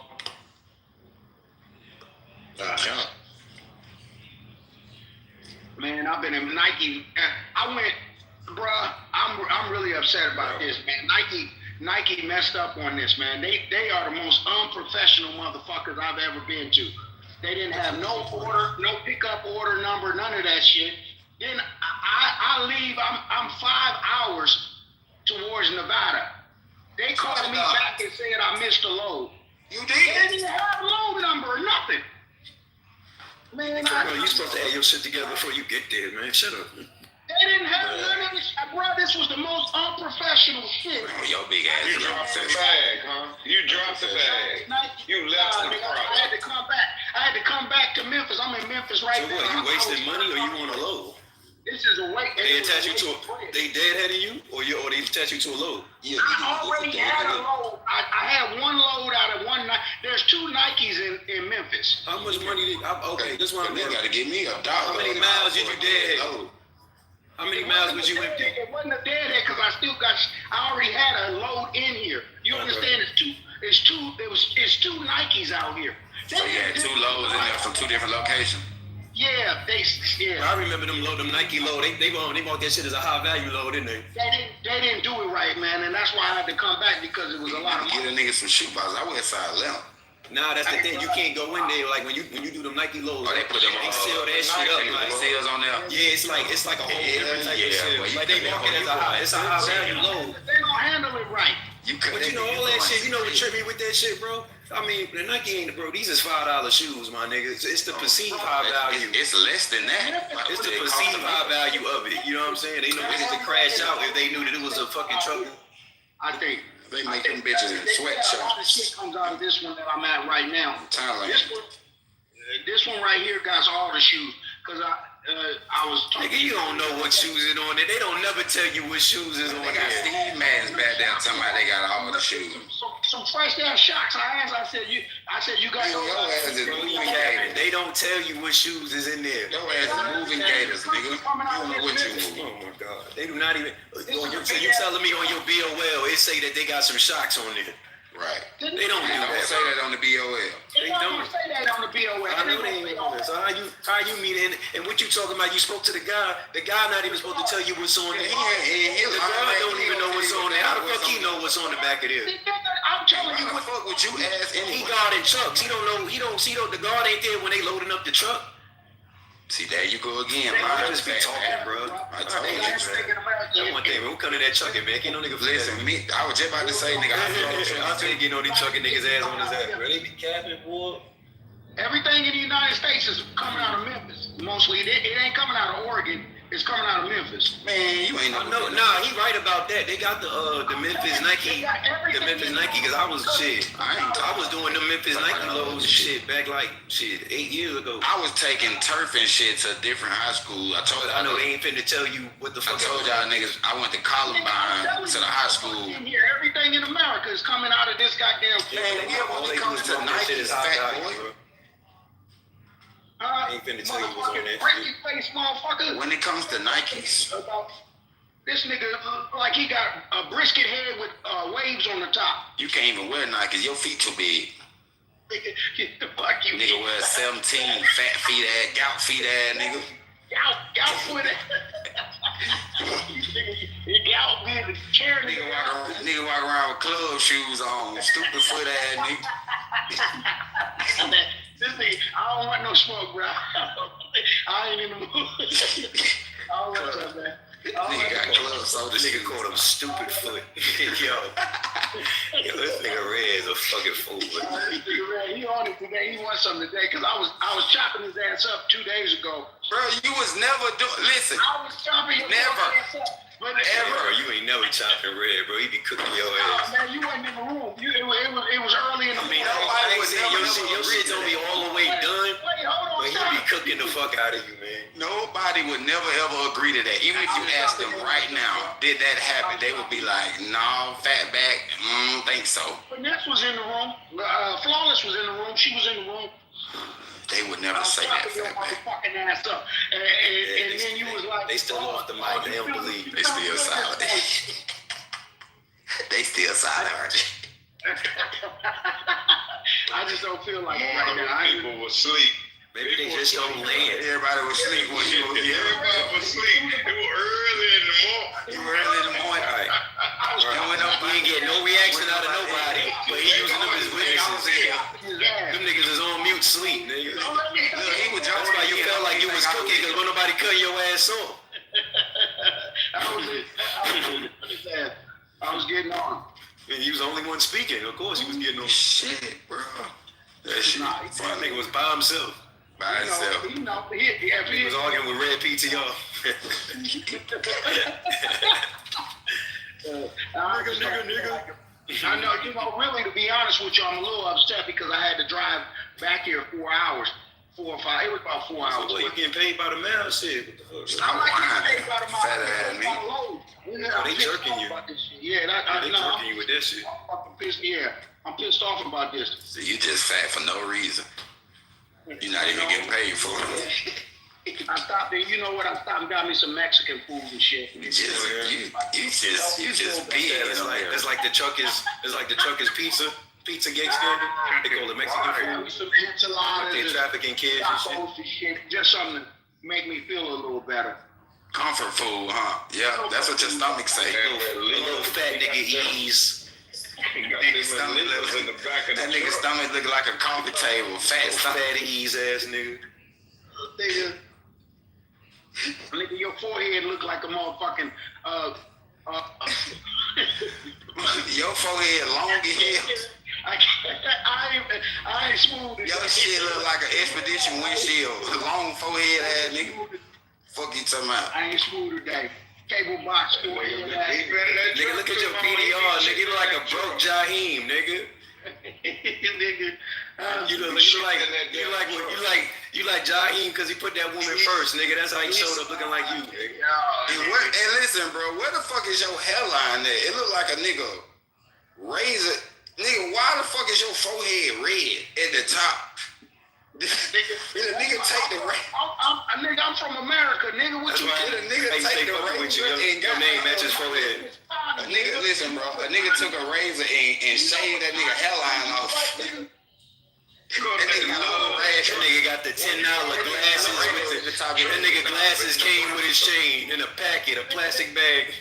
When you go to that Love Truck Stop barbershop, that nigga got a rash at the top of your head with them stupid ass state trooper glasses on. I told you about wearing them damn 5% glasses. That nigga went to the auto spot to get his glasses tinted.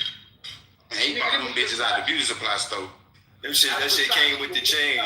That shit is Versace, nigga. Shit came with his chain and his forehead. He bought all that shit. Nigga says Versace's on his forehead. You're not familiar he bought that forehead in a box. You're not familiar with none of that. Nigga, Versace ain't familiar with it either. If I go walk through the store, nigga, walk to the Versace store with that shit. They say, you know, welcome here. I'm sorry, sir. Where did you get? Them niggas be sarcastic too. I ain't gonna care. Them niggas be like, where did you get that? They really asking his ass why he looked like that. Like, where did you get that? Oh, that's interesting. Niggas pick that shit up and look at that shit. They can tell by the way that shit on your nose ain't fake. Yeah, nigga, and speaking of nose, nigga, you got a big platypus nose ass nigga. We're gonna put some puss in it. Nose ass nigga. Back, you ain't even got no. Gotta put some puss in it. There you go. Yeah, let me get. I don't want to go here with you. I don't feel like cracking jokes. I don't feel like cracking jokes every day. Y'all niggas want to crack jokes? Don't get me started, bro. You ain't got nothing but time on your hands. What the fuck you talking about, nigga? They got you driving back 4 hours on a Sunday. Nigga, that's life, nigga. See, that's how I know you ain't funny every day. Fat ankle ass nigga. Yo, Medea body ass. Shut up. Nigga, fish face ass nigga. Rainbow trout face ass nigga. Your trap mouth ass. Big mouth bad neck ass nigga. Grass mouth ass nigga. Your ass look like a fat catfish. Nigga. Without the whiskers. Shit. Let me see. I'm about to get in your ass. Oops. Don't let me say that. Then Eric pause, man. God damn. That's gay. I can't even say get in your ass. If I say that, then that's gay, right? I gotta watch. Say it again. You repeated it. You like it. What's wrong? Say it in a gay face ass nigga. You like cause your son's a fag. Face ass nigga. Bears on wheels looking ass nigga. Good. Eric in the corner. Motherfucking referee, and I can't get my jokes off. Hey, look, Fat Man remind me of that big gay nigga on Soul Plane that was the attendant.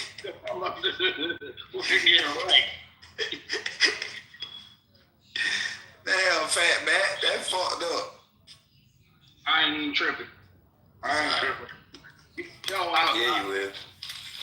No, man. I ain't tripping at all. Shit. I gotta step on it tonight, man. I hate this, man. I'm gonna have to drive for hours to try to catch back up. You need to run for some hours. I think I'm in the Nike parking lot right now. I'll get a little walk in right now. Listen, man. Nigga, you can't wear them Nike shoes. Them fat ass ankles can't fit in number 10. That nigga need New Balance, nigga. Damn, nigga can't wear number 10 year round. All right, I'm in Puma, nigga. I'm in that German shit. Oh, no. Your feet, I know your feet hurt them shits, nigga. You too fat, nigga. Too much pressure for a Puma. Yeah. You need a lion, nigga. You need a lion or a gazelle, nigga. The fuck you talking about? That nigga need a moose. Nigga need a moose knuckle. Oh shit. They're killing you, Virgin, man. Shit. I know they on my. Oops, I can't say on my ass. Hey, Erica's in the corner. This game. I can't say a motherfucking word, man. You be saying too much gay shit, so it like a regular nigga he can slide with you. Get that shit over. You just be saying too much gay shit. Yeah, it's like it's a pattern. So it just be like everything you say, it just be like pause. Every day. Hey, you should be like pause, fat man. You sweating pork chop. What up, brothers? What's good? That nigga just came out of church and shit. They just told that nigga he was gonna win this week. He feeling that shit, boy. Nigga, I ain't your brother, I ain't white. They said, God. That nigga said, hell yeah. I identify as a rich white man. Well, hey, whatever. I guess you can do that nowadays. I ain't your brother. That nigga trans financial. Financial. That's a good word. Start using that. Like, yeah, like I ain't broke, nigga. I'm a billionaire. Fuck you mean? Why can't accept my financial status? Accept my financial identity, nigga. Or I'm gonna create a flag, nigga, and go post it. Right, I swear to God, I'm gonna sue the hell out y'all. All I gotta do is create a flag and get about 1,000 people to stand on business. Tell the hood, nigga, we starting a new movement, nigga, trans financial, nigga. And they gotta accept our rights. Look, if the government is paying insurance for these transgenders to switch their body parts, then they need to start paying for trans financials to switch their bank account. The fuck? To switch their bank account. Yeah, switch my financial situation. That's almost genius, RJ. That's the switch my financial situation. Nigga, me and RJ just came up with that. Nigga stole my shit that quick. But I'm fucking with it though, cause I need 1,000 niggas. Now we need 998. Cause none of you niggas ever thought that to identify as a rich white man. None of you niggas. That was my shit. RJ put the title on it. Trans that white man. That's all good though, shit. We need 998 more, nigga. What's up? What you talking about? We starting. So how many people in this room, man? Yeah, cause they can't tell us. So I see y'all niggas more than 3 times out the day. Y'all need to be trans financial. Why can't listen, RJ? I'm gonna ask you a real question. Yeah. Why can't we use whiteness? Do white people use blackness? Why can't we use whiteness? Why don't you leverage your whiteness a little bit, bro? Leverage it. I'm gonna start putting white on all my shit. They dame dash you when you do that. I'm a white American. Nigga ask me, I'm white. They diddy you when you do that. That's my name. I'm D. Lockenstein. Lockenstein or something shit. Steve. Lockenstein. That sound like a Jew that don't play no games, nigga. I was about to say that's like an Irish name. Yeah. Rubenstein sound like a Jewish name. That sound like a Jew that invented that niggas the CEO of Master Lock. Lock and trouble. He sound rich though. Third generation lock builders looking at third generation lock builders. We built locks and safes. We built locks. That's why we hold shit down. We've been holding shit down for generations. For generations. You think we had it tough? You got a brother named Frank too, right? You think we had it easy? You know how it is to hold shit down and lock shit up, bro. When the nigga 3 or 4 generations, my name, that you Negroes have no clue. Nigga, my last name is Lochtenstein. Nigga be like, what shit? What? Nigga, you hear that? Nigga, I don't. That describes all. L-O-C-K Stein. What you mean, nigga? Lochtenstein.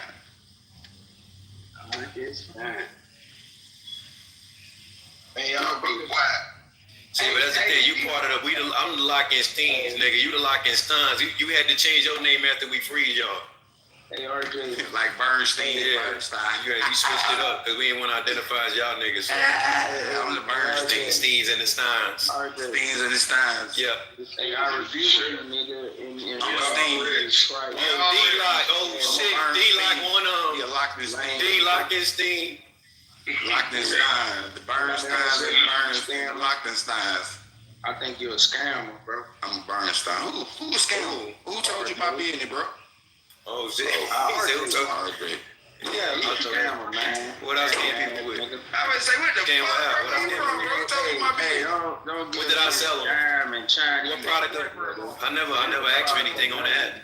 I never had my cash app up here. Stop lying, bro. Been on here for 5 years, never asked for I know money. you is. I know. What am I selling? That's what I'm saying. You scam. What have I sold? Just now you talking about you need 900. Bro, tell us how he scammed so we can move on. No, That nigga said I'm always trolling. He said I'm always begging because I said I need 998 more I'm telling you, begging ass nigga. You wanna join? You wanna start? We can join. This ain't no room like that. That These nigga real good people in here, nigga. Nobody wanna invest in nothing you got going on. This angry ass nigga named Nike. Ain't no angry nothing. He never said that he was trying to make us invest in them. Nigga, I'm not about to go back and forth with a nigga Frank Ocean named the song about you, nigga. Fuck, I look like going back and forth with a Frank Ocean ass nigga.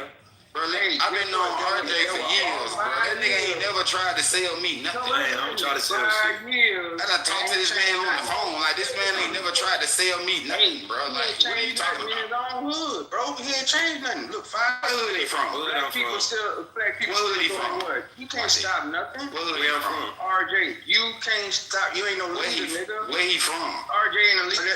Look, don't worry about all that. I'm saying. All right, I'm not a leader. I'm not a leader. I'm not a leader, but you're a liar. So what's next for you? What's wrong with what I'm saying? You ain't no leader. You lie. You a liar though. I'm not. I never lead, and you gonna always lie. So what's next for you, nigga? Sit down in the fucking pew, nigga. What's next for you, goofy?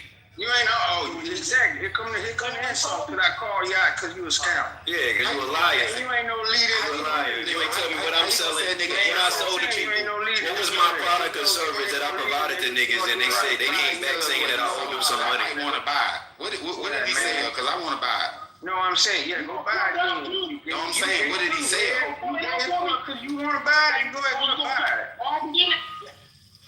You gay ass nigga, what I'm saying. Hey, yo, Nike, you smoke crack, don't you? So I'm gay now. Yeah, All right, they go to the door. Man, it's a lie. He done opened up the door. Yeah, So you know listen. who I am, bro. You Go ahead and jump, nigga. Go ahead and jump. You brought your signature well looking ass in here. Ain't gonna try to goddamn. Go ahead and jump. Go ahead and jump, nigga. Since you smoke crack. I thought, man, you ain't no black community leader. Don't you smoke crack? Unity, nigga. You for self, bro. Samuels, don't you smoke crack? You for self, nigga. Your ass sleep on the train. Yeah, that's what I thought, nigga. Shut up. What's going on? What's up here? I don't know where this nigga came from, but I gotta be a new Red, victim. I'm not talking to you, Red. I'm talking to RJ. Jumping into other people's Hey, that's what niggas do, like the instigate shit. You a baddie, you beta. I love You it. baddie, you a woman. He mad. Get off of it. Stop saving me. Go ahead and go on, yo. I mean, I can't believe y'all spend too much time with the terrible energy. All right, can we get back on topic, please? Pretty please. Anybody? All right, I'll find something. In the meantime, in between time, let me see who here. Milk Dog, Mike, RJ, any of y'all. I know y'all can put together an intelligent. Oh yeah, we really were just talking. We weren't even really just. That nigga just came in and just started talking shit out of nowhere, Eric. I ain't gonna lie, we really was just. I don't want to sound smart, did it? I thought it was the cookout. This ain't the cookout. Somebody change the title to the cookout. Cause you know me, Eric, I like to be petty. I would have kept it going, but like, yeah, I'm It's pointing the 40 acres in a mule. But I'm taking over because the mob. You can't beat me up. So you'll be alright. But yeah, Eric, he did it.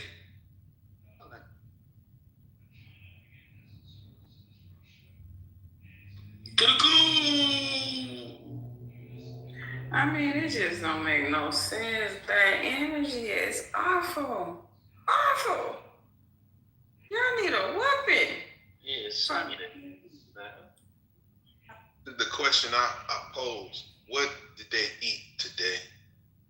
That's what makes that happen. Whatever, you are what you eat.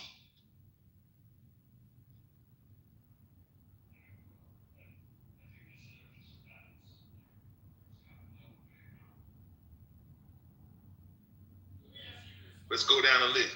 What y'all eat today? Me, I had that honey chicken biscuit from, what you call it, restaurant, honey chicken biscuit with some hash brown. Oh, ate that about 4 in the morning before the sun came up.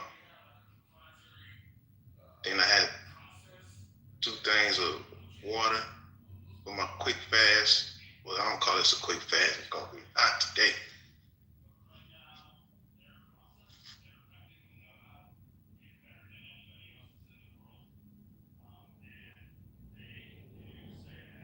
My fatback that has knowledge of it.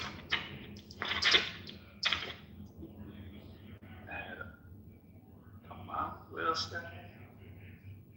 Truffle chips, some bullshit. I need to eat better. My honey chicken biscuit from, what you call it, lab meat, real meat. What happened? Did I eat some good food? Bad food? Nah, you're good with that. I just ate leftovers. I ate pizza, chips. Come on. Oh, baby, y'all struggling, man. Okay.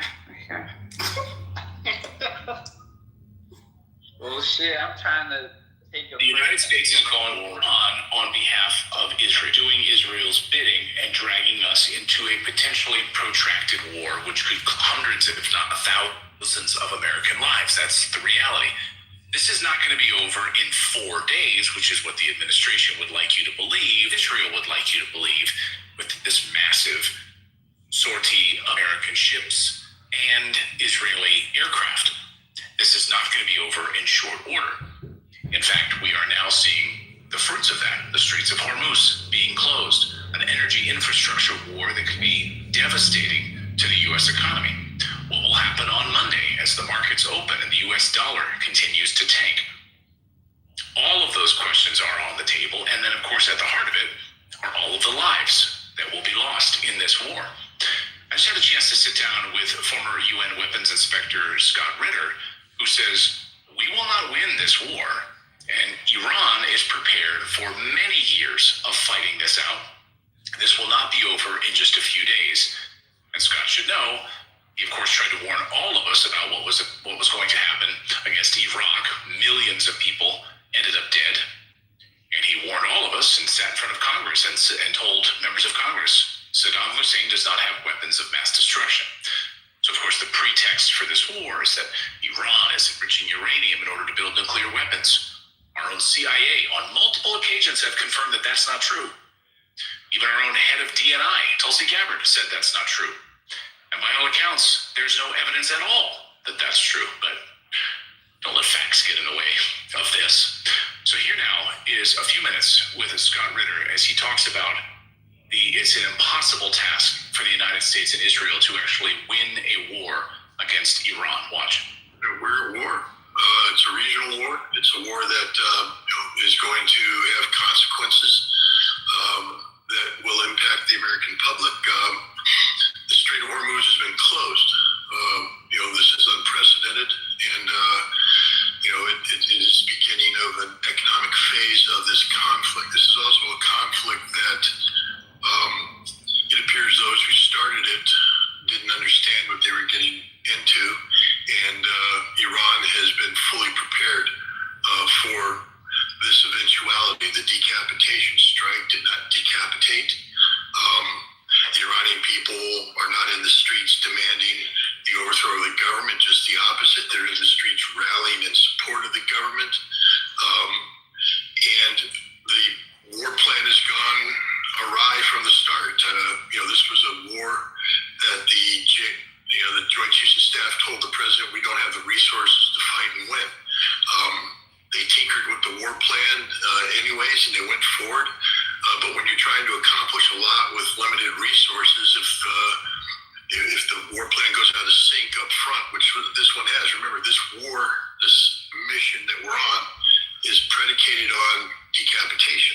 We have lost this war. In 10 hours. In about 10 to 12 hours.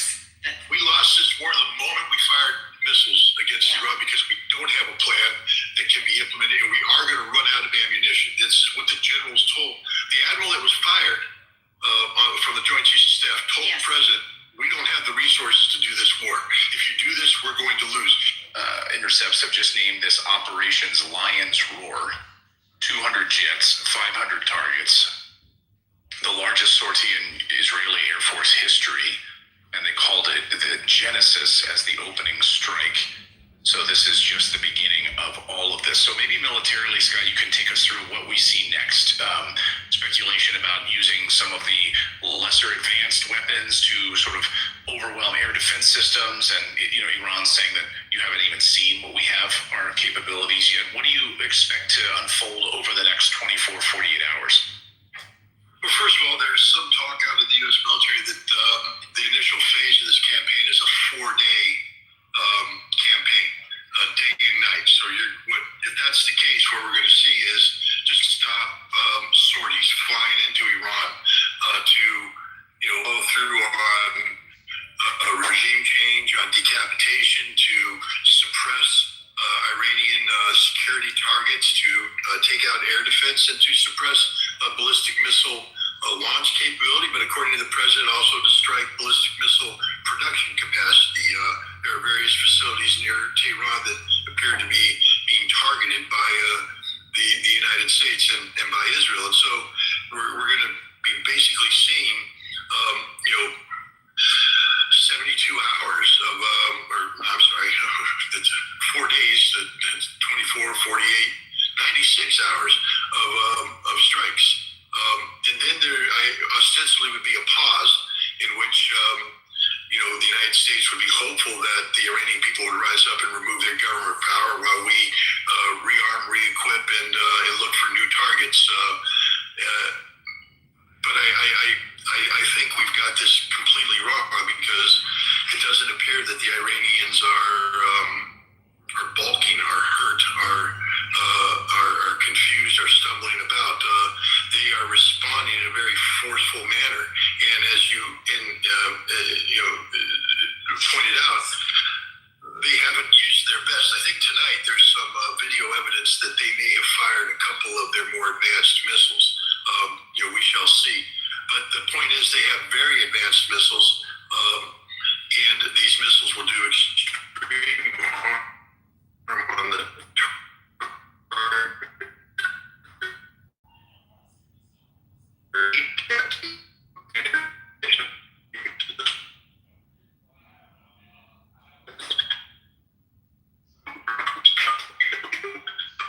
You're in the Matrix, Erica.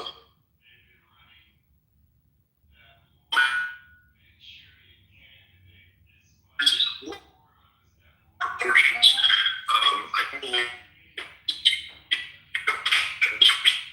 I believe has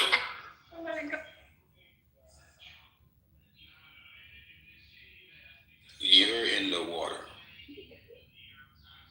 That guy was saying shit anyways. He was saying shit. Why you want to say that shit? He was recording the You in the Matrix, Erica. Am I out the Matrix?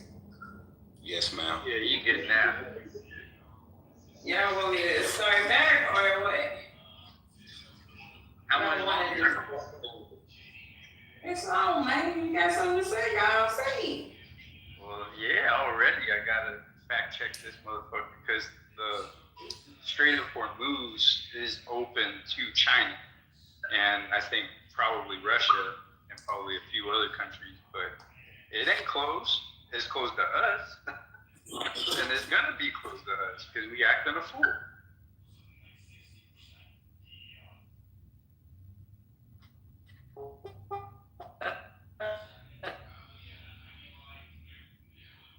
So how long can America go without supplies from? That's a good question. I know we could without Venezuela and Cuba. So the fact that they just doing siege warfare to take copy and paste just tells me they're too lazy to set up independence for ourselves. So they're just going to take whoever can't fight.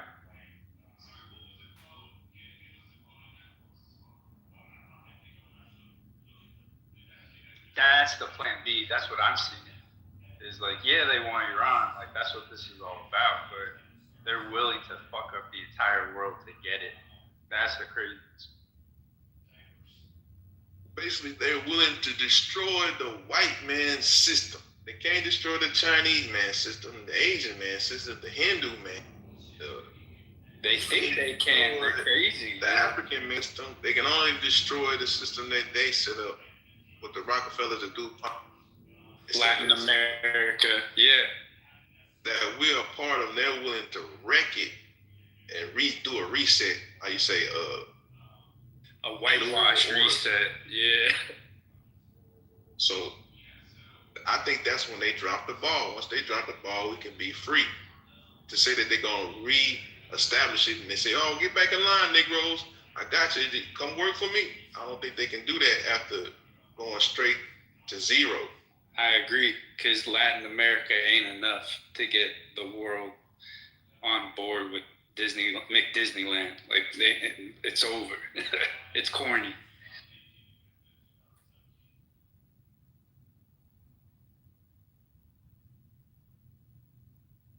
Ultimately, I see Israel watering down this war and just making America second, Iran third, and putting Israel on top.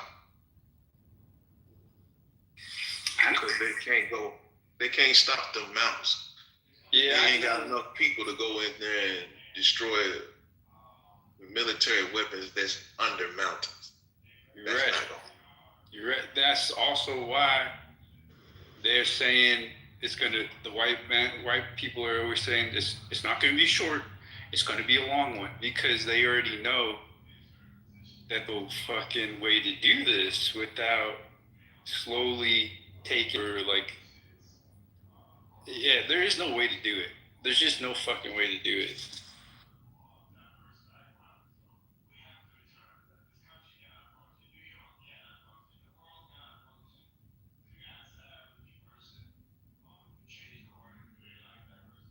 We're gonna watch some serious regime changes happen before that ever happens. I believe that we're really watching the world stop the entire period because we don't want to send ground troops, which means we don't want a military. We don't want to fight.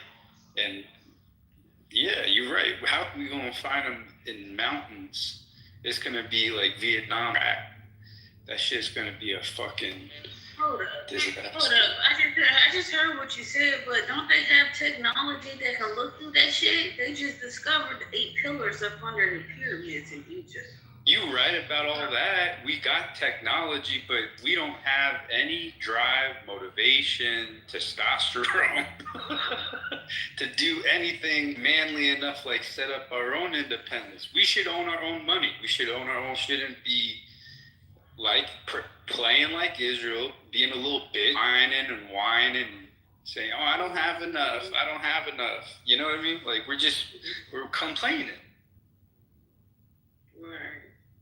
If we can do so fucking, I mean, if we just focused on water alone, we would be a giant in the world. It's just like nobody wants to be a leader. Nobody wants to be daddy. Nobody wants to do it because they've silenced their women for so long. They know it's too much work for any man or group of men. That's what I'm noticing as I get older.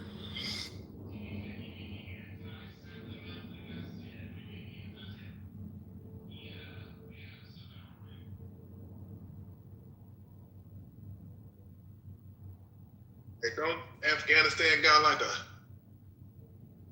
kind of desert temperature out there in the summer? Like, oh yeah. Yeah, that's not no weak terrain over there. That terrain right there is gonna be heavy, hot.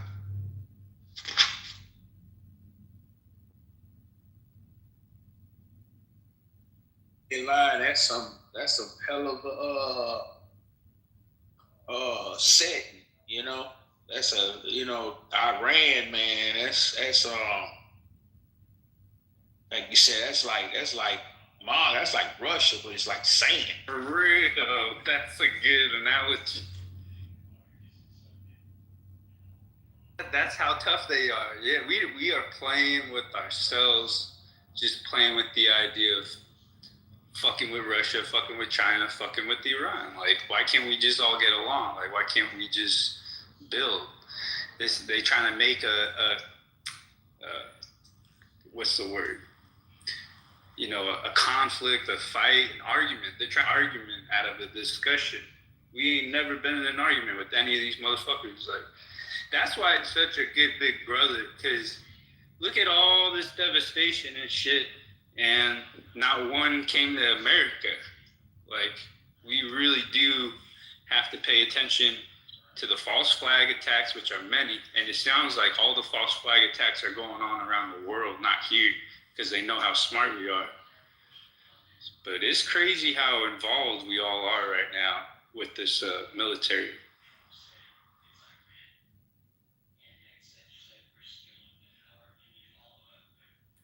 I know their play is to just, you know, let us tucker ourselves out, because all they see it is a fucking little tantrum.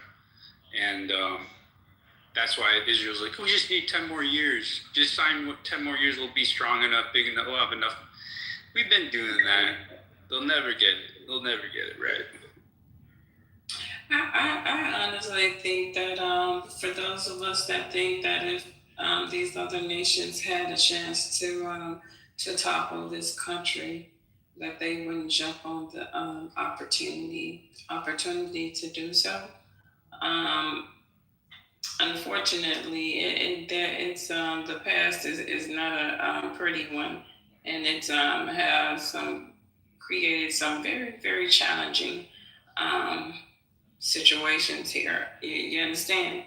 So you know, just imagine your perfect utopia America, to the point where they say, I'm not going to fight anyone anymore. I've done wrong, and I'm just going to sit down. I mean, how long do you think this country will last after that decision? 10 years.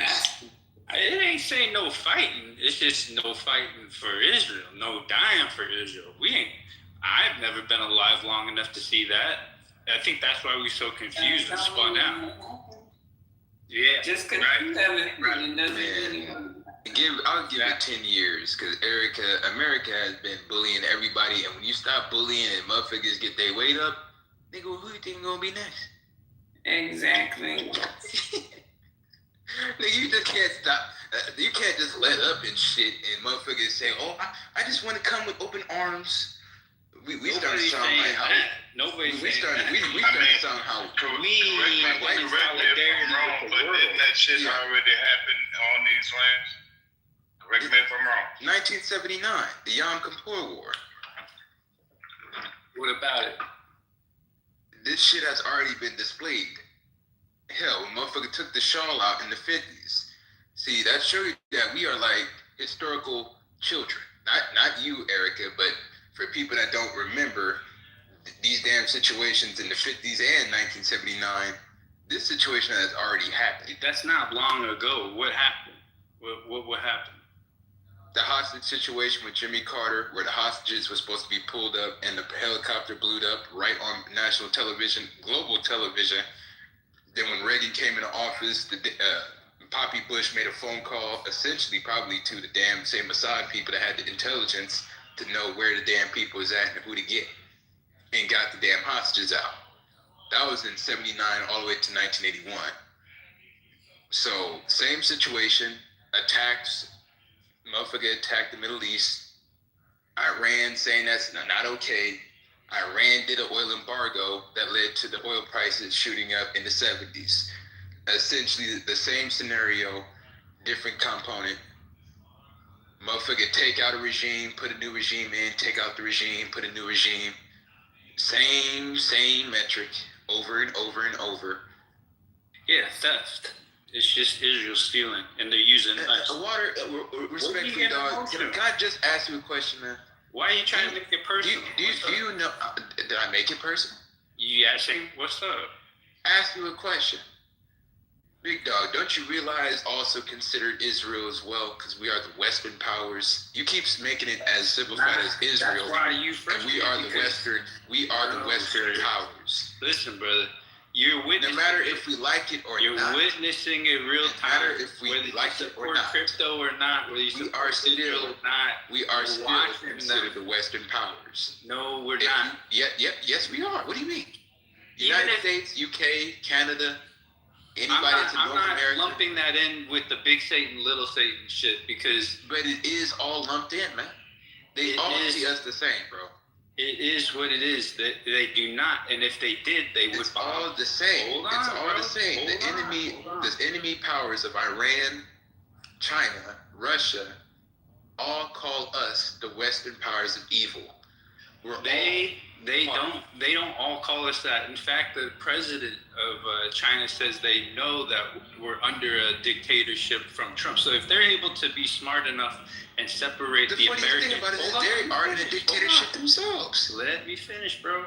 If they are smart enough, right, to at least publicly admit, we know the American people are not the same as this administration. They are obviously smart enough and have the foresight to prepare, plan, and strategically attack and abolish Israel.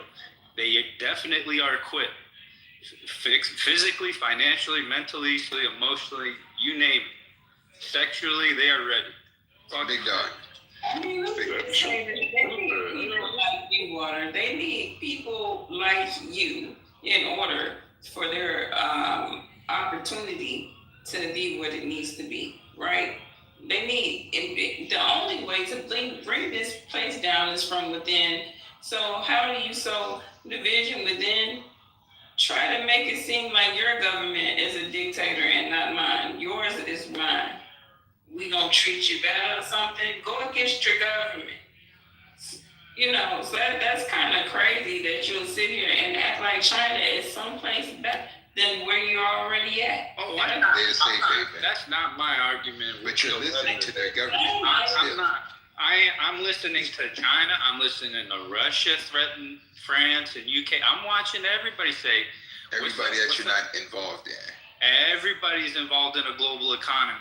And if everybody's but you're listening to the Chinese, like, bruh. So glad that the United States is the only place that has propaganda. None of these other places have propaganda that they proliferate. I'm so glad for that. John knows what he's doing. He's trying to isolate me with Israel and say, I'm not isolating you with Israel. Hold on. I'm really saying that we are all the Western powers. You're trying to say our only friend is Israel, and that's not the case. I never said that, bro. Well, but that's what you were implying, and that's what you're insinuating when you keep going down. When you keep going down this line of questioning, right? Where you're like, well, why are you listening to this country? Well, I'm just going to ask you this, man. If that's the case, and we are Israel's little bitch, then why won't you move to China? Mainland China. That says more about your mindset than to do about my mindset. Because I'm not a little bitch to nobody, right? I'm not a little bitch to fucking Israel. They're at the top of the list, okay? So the fact that you're willing to run away is like Nathan's mindset to run away to Mexico. How's that working out for Nathan, by the way? You know what I'm saying? Nathan's not here to we get mad about for the immigrants. We cannot. Nathan's not here to defend himself. And last time I checked, he's still in Georgia. He's in Mexico for his job. What kind of shit is that to say? Like you punching low. You punch. How is that punching low? Because I know what time it is, and I knew what time it was. I'm not gonna be nice if life ain't slowing down for me. Man, and that's the problem. We got too many schizophrenic niggas talking. Like water is now you're a victim. Now you're a victim. Oh, okay. So I didn't say nothing. I didn't say nothing wrong. I didn't say nothing out of line. I didn't say nothing. I wouldn't say it in front of Nathan himself. And I did ask him that first when he first popped up. So you don't gotta fucking defend. He's a grown man. He can defend him fucking self. But it is what it is. That job's a decision. Is that job not a decision, y'all? Just like joining the military? Well, I don't know. All right, come on. It's okay. All right. Thank God none of y'all run that in government. We'd have been taken over. Listening to China and shit while China trying to dominate for number one. Number one. I don't wait for a man. I run my government. This is how they can beat us easily. Manipulate the niggas. Because they know that niggas has went through so much in America that niggas will love to see the downfall of America. Niggas That's not true. That's not true. Listen. Yes. The military trains us. Listen. A lot of y'all listen to jail. You listen to IRGC more than you actually listen to anything that's gonna challenge your viewpoint. And you making everything about Israel, nigga. This is to cut China's oil supply off 40%, bro. That shows you that you guys don't understand military strategy at all. You only understand Israeli military strategy. That's the issue. If you're cutting 40% of the energy, then that means that they have no ability to resupply. Isolating yourself. For the weapons or planes. You ain't got no plan if the white man go bust, Sean. What do you mean no plan? If he lose this monopoly game, you and the white man finish. Right. Actually, everybody Americans. That's what you be If that's talking the about, case, man. because black Americans is not ready to run. Black Americans is not ready to run the damn baton. So when America, how you niggas act and operate, the Russians and the Chinese will just snatch the shit when the white man do. The black world finance gonna be fine. You and the white man world gonna be fucked up in America. That's Nigga, most of the niggas get is from white people. Yeah. Stay Most over of the there with shit the white that you man. get is from Stay white over there people. with the white man. You niggas refuse to build your own shit even when there's opportunity to build your own shit. Then why? What are you building? Bullshit. Then what are you building? If it's us and you, what are you doing better? That's soft Yeah, I got real estate portfolios, nigga. You got more That's what serious the fuck I'm problems doing. than Nigga, those you live in a fucking shack. It's gonna go zero. Now what? You ain't building shit. Man, y'all just broke ass niggas. Your shit is boiled up in a portfolio. You can't touch it till 2020, 30 or whatever the hell you gonna get this shit out. Sean, long term, what's your goals? Long term, you want to talk about money? What do you? Y'all niggas down dirty as hell, bro. Why y'all fucking with Sean talking about the white man? I mean, because you gotta know that it ain't gonna be a separate demise for him and you, because they gonna say you was a good nigga and you was a bad nigga. Hey, would you stop talking, man? What's wrong with you?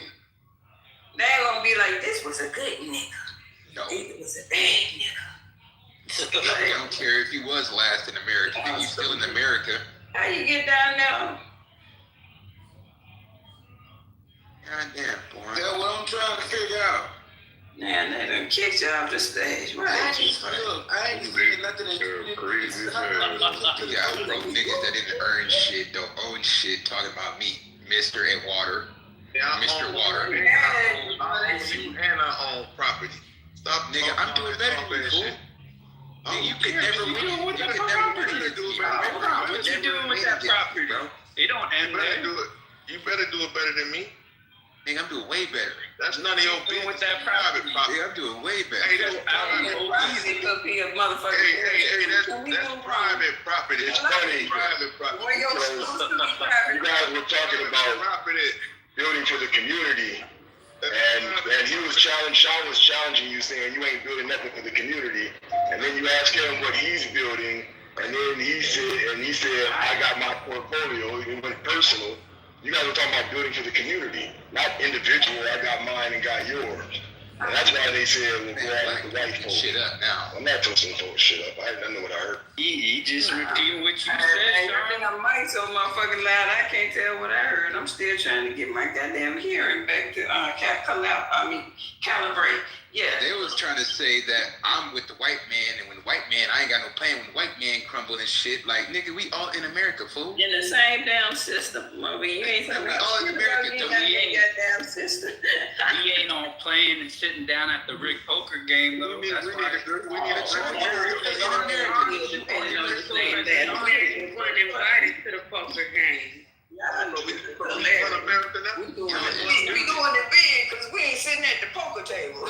Hey, Sean, he too busy hobnobbing with the white folks. So we have ineffective, bro. You don't make no damn sense, man. It's a damn shame, man. We in America, fool. I blame the school system. We got some doctors, dummy. We won America now? Or two America? Nigga, we in America, fool. You ain't in Africa yet, nigga. So is there one or two Americas, though? One America, nigga? One America, fool. I don't believe y'all. No smart. We don't see what the smart thing is. I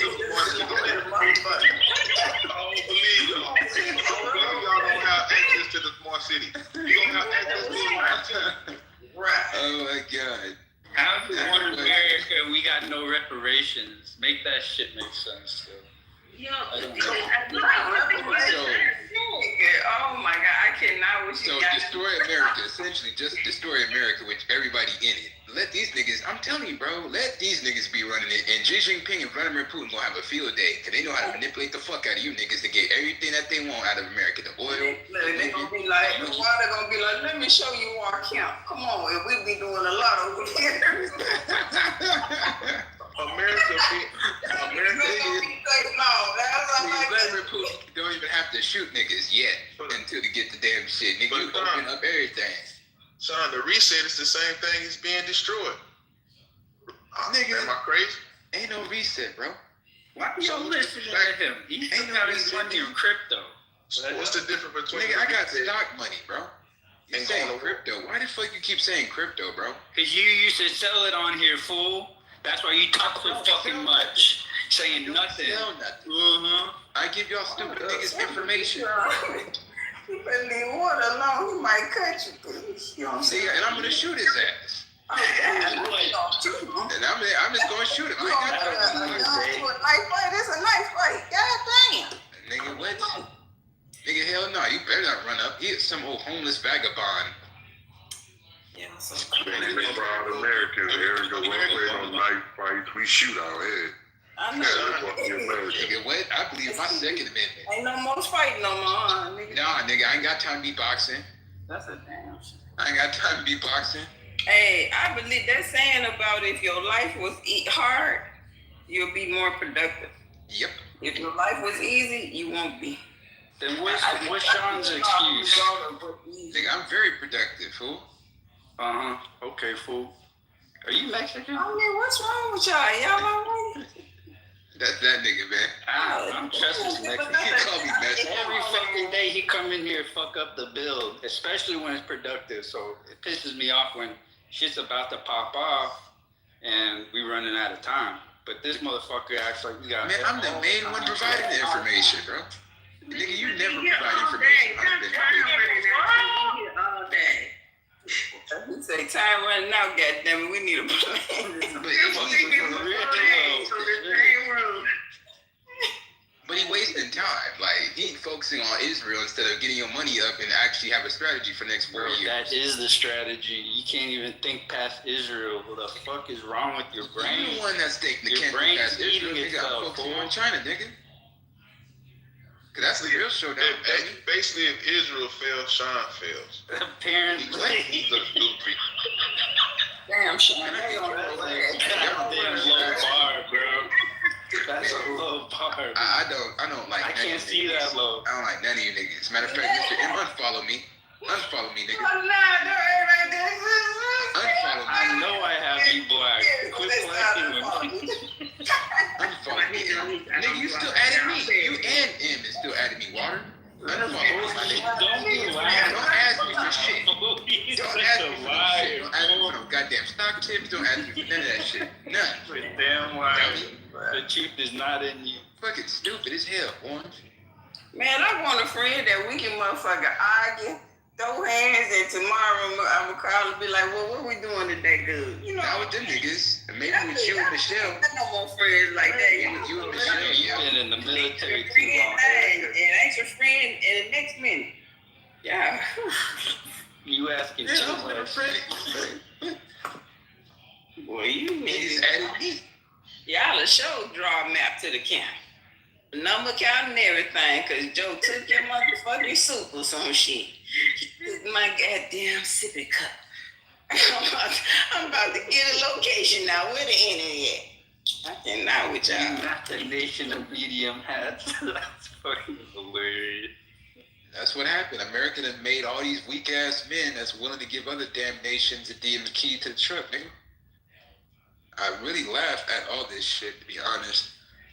Because it just shows you that, nigga, I don't know what America has done in the past 30 years, but these niggas wouldn't be the ones that would actually fight in D-Day. Niggas can't run, do no shit that's actually shooting towards them. Niggas is crying a hissy fit, and ain't no troops that haven't been sent yet. God damn. I don't even think they even need troops at this point. When you got 53% of the damn Navy decapitated, I don't know what the fuck they think they're gonna do. They already got all the technology from Russia and China. That shit ain't worked. You just hope that the damn Saudis and Kuwaiti people are all out of ammo. That's literally what you're hoping. You're hoping that eventually they run out of ammunition. Like I said, y'all watch out. You know that's never gonna happen. Y'all watch out. Y'all watch out. Like the last person in a pyramid scheme to leave the, like, everybody figured it out.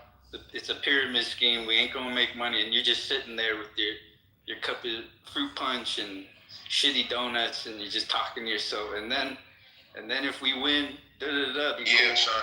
You like paid opposition at its best. Paid opposition? Nigga, you listen to nothing but Iranians, nigga. You listen to fucking Iranian dictators. What the fuck is? What are you talking? It's like your public service for Israel. You mean talking like BlackRock is gonna rule the world? And nigga, they already control everything, fool.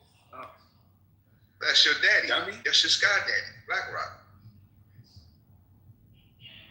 Yeah, nigga, do you go to the stove? You go to the stove? You can't even use.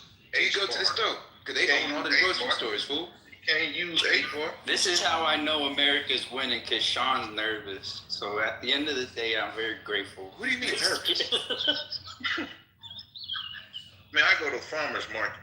Y'all niggas are delusional, man. I think y'all should be nervous because y'all rooting for Iran, and Iran about to be wiped out of the damn world. There it is. There he's selling the nervous service. I'm rooting for God. What side? God don't exist, fool. That's in your head, not my head. If God existed, why do your ass is still oppressed? If God exists, why is your black ass still oppressed if that's the case? I am God. God ain't no oppressed. You Shut up, nigga. When the police ventilate your ass, then what God do? I am the police. We're gonna have to raise a GoFundMe and a fat cat. Police can't police yourself. Police can't police yourself. Well, nigga, you a damn homeless nigga in the street. What the fuck else gonna happen? Why are you calling everybody homeless? Because you act like a vagabond that don't own shit. I just bought 40 acres and 2 fresh springs for a bitch that don't deserve it. Don't get me started. I ain't in the fucking. Oh, goddamn! Not you a trick. Goddamn. Lord. It was her. It was her money. No, it won't. It won't. Oh, she the trick. Okay. He broke. Nigga broke. You know what? I just bought a $1,000 dog. You know, I ain't a rich man yet, but I can tell you with my pace, I'm gonna live longer and I'm gonna be richer than you. So I don't care if you say today. What I say? He got more money than y'all. It's so funny. Is that how men fight? Nah, you know what, Erica, people want money. You never hear people with money say I got money. I never said I had no money. Yeah, that's a good point. That's a good point. I ain't never said I had no money. You never hear a nigga with money say they got money. Nobody. At all. That's every race. But Kev, have I ever said I had money? That's what you talking about. Money plays. Nah, you ain't never said that. All you talk about is running plays. You don't say how much you got and none of that shit. Well, thank you, brother Kev. See, at least Kev, be honest. These Kev is honest. And Water always be browbeating a nigga and shit. Why would you even bring that up? Why would you even? Because this nigga bought a damn $1,000 dog talking about he against the system when you really participated in the system, fool. You bought a $1,000 dog? You're a dumbass. You know what? You could have. How am I participating if I'm not? You could have went to the goddamn pound and got one for $20. See, that's how I know you a retard. Because that's how you spend your fucking money. Give it right back to the Jews. How fast can I spend it on the Jews? Sold it to some Jews and bought it from Jews. I didn't buy it from no Jew, and I didn't sell it to no Jew. Like, what are you talking about? I buy and sell from Jews. I am Abraham Traore. I am printing my own money, sir. You are a fucking Ibrahim Traore. You know Ibrahim Traore is doing a deal with Donald Trump on the medical shit, right? Well, I don't follow anyone, man. Yeah. I don't follow anyone. That was just an example. That was just an example. I ain't dumb. I'm smart. Like I said, me and Ibrahim Traore are smarter than you. I'll tell you that. Nigga, Ibrahim Traore is doing deals with Donald Trump, fool. Well, he ain't gonna last then. If that's what he do, that's his decision. I can't make his decisions. And that's how I know that we stupid. We don't understand power at all. And the women is gonna dominate. So Erica, put foot on neck, okay? Put foot neck on nigga, okay? That's put how. Foot on neck, Erica. We gonna dominate. Erica is the damn woman king. You need that's what your issue is, brother. Is Erica's looking for one woman and one man to lead you through life, and it ain't going down that way. Nah. Erica run through you. If we have if we have women represented, that's enough to be mommy and daddy of the world. Not saying we're going to be perfect, but I'm going to say we're going to have all the stress of Israel long behind us if we simply just pass the mic in the government, not to the ones there, but get them all out, burn it down. We could do this shit this year. We could definitely do this shit.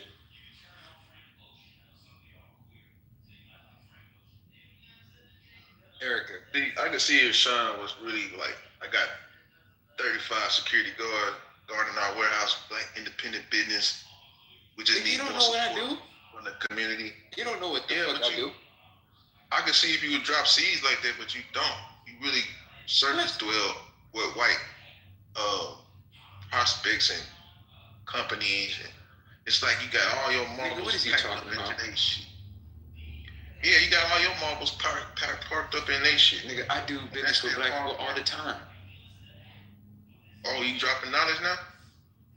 I've been dropping knowledge. Your stupid ass too slow to realize. Bro, you ain't dropping no knowledge, bro, at all. Yes, bro, you dropping this regurgitated shit that you done learned from some crazy bully, and the way he treats you, you treat us. Crazy bully. Enlighten us on the black businesses you He telling you how to get the stock right, read the charts right. You come in here and talk to us crazy like your teacher does. I know exactly where you get that shit from. What? Whoever taught you, whoever gave your degrees of information on how they taught you how to learn the stock market, you come in here and talk crazy like that to us, just like he talk crazy to you. Fear mongering. Yeah. What do you mean fear mongering? Y'all the main ones. Whoever your upline is, Sean, you just tell me. Y'all the ones saying we're gonna lose. Go get him a book called Proper Handling of the People, so you can talk to people properly.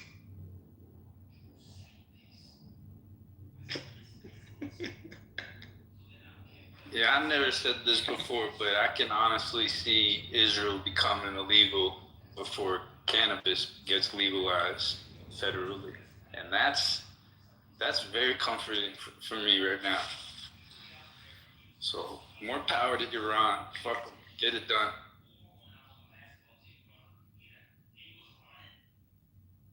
Erica, Michelle, y'all still here?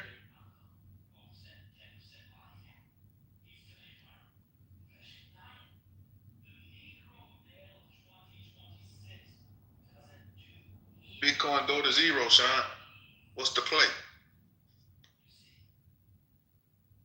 You don't have to breed dogs. You don't have to produce something. All right, Sean, I'm here. Shit, I was doing a document. What you got going on? So I sent you the link, Erica, that we was talking about earlier. Okay. Thank you. You're welcome.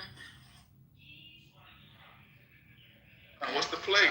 Do you buy more when XRP go to zero, or do you just forget about it? And shut the fuck up, bro. I ain't trying to talk to you right now. That's a serious question, man.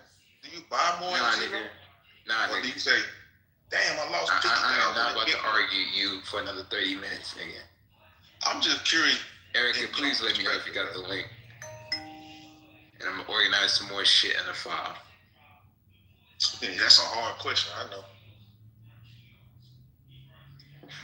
Still fighting. We got some dumbass niggas in this room, man. Well, only body that really be listening is like Michelle and Erica. well, I mean, I guess this ain't really the place to be doing all of that. What a room problem. Who knows? You're gonna run into people that's gonna criticize it. You got to be able to take it. I can take it. I'm just not gonna entertain no stupid shit where everything I'm saying is wrong when I wind up being right. Right. Please, Sean. I don't believe nothing you talking about. Nothing. Nothing. All right, nigga. Then shut the fuck up if you ain't gonna listen to nothing.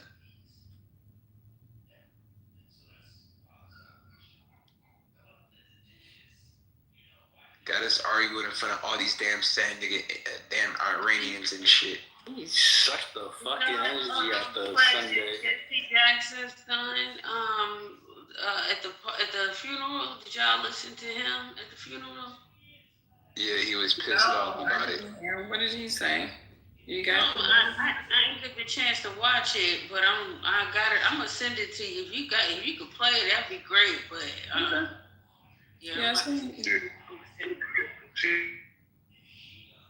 basically asked politics to his dad's funeral and shit, and then all the Democrats got up there and brought politics into his dad's funeral, so he was pretty upset with them and shit. Dang, that's messed up.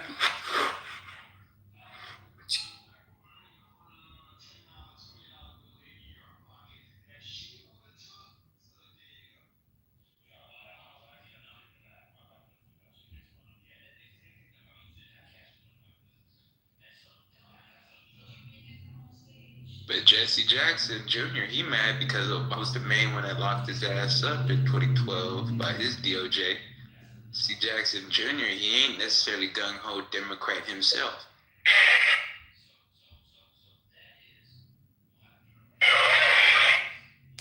Listen, for several hours of 3 United States presidents who do not know Jesse Jackson.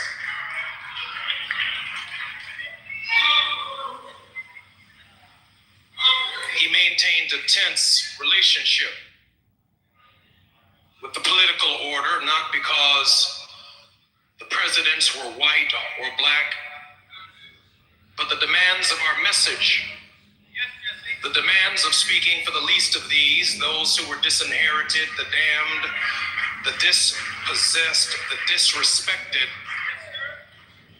demanded not Democratic or Republican solutions, but demanded a consistent, yesterday, prophetic voice that at no point in time ever sold us out as a people. And it speaks volumes about who the Reverend Jesse Jackson was. Our message has already been delivered today. I can see it all over my mother's face. Rise, Jesse, rise. Give Jonathan Jackson another great round of applause for delivering our family message to the world.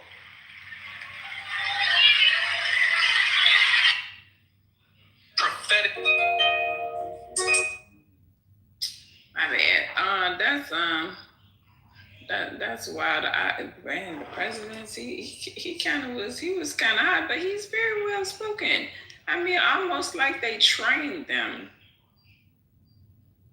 to, have a presence like that. Anyway, yeah, that's crazy. Training? Shoot, that sounds very accurate. Because you got to think about not what he's saying. I mean, the way his presence. If you okay, I'm gonna find a better way to say it. Then I'll come back. His the way he's speaking to the people. Just his presence. It's like the same thing. Obama has the same type of presence. Like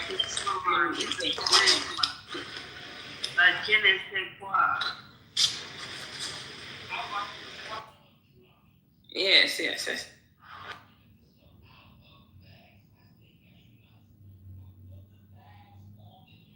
could be trained.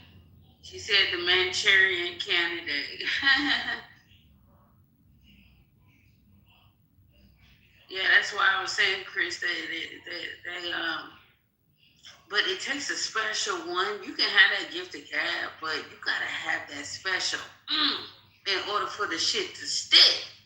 And people just be, everybody don't get there. That's true. That is very true. Yeah, but that's messed up that they but I mean, that's the life he lived. I'm not sure if it is now that I think about it. I mean, what do you expect? I mean, and didn't he show up at other folks' funeral like that too? I mean, Well, Aretha Aretha Franklin's funeral came up, it's like the same people popped up where they had Farrakhan, Clinton, Obama, the usual suspects, Sharpton. Same situation when it came to James Brown's funeral. But at James Brown's funeral, Donald Trump showed up with Bill Clinton and all of the usual suspects, Sharpton, Jesse Jackson. So yeah, Erica, it's the same old, but the son, he's mad because Obama's DOJ was the one that cracked down on him. And he was running scams and helped out Obama to win. So you helped Obama to win and you still got win after? Well, damn.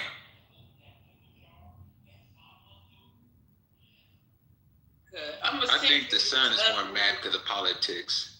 Yeah, he got locked up because of the Attorney General Obama had. Yeah, well, I mean, that just kind of don't make no sense, though, knowing his dad showed up in the world like that. And he thought they were going to do something different for him. I mean, I would think that's what he would want. You know, that's how he showed up, you know what I mean? But the son got a beef because of the law. This is the one where this is a different video. I sent you another one. The same funeral where he was saying, don't bring your Democratic politics. Do not bring your politics. Out of respect to Reverend Jesse Jackson and the life that he lived, to these homegoing services. Each day we wake up to some new assault on our democratic institutions. Another setback to the idea of the rule of law. An offense to common decency. Every day you wake up to things you just didn't think were possible. Each day we're told by those in high office to fear each other and to turn on each other, and that some Americans count more than others. I don't care what they do in Washington. I care what we do in the community. We beat people bigger than Trump. We fought people harder than them. If we stand up and be what we're supposed to be. There's bad times like that. We're in a tough spot, folks. We got an administration that doesn't share any of the values that we have. I don't think I'm exaggerating a little bit. Let me just say, I predicted a lot about what's happening right now.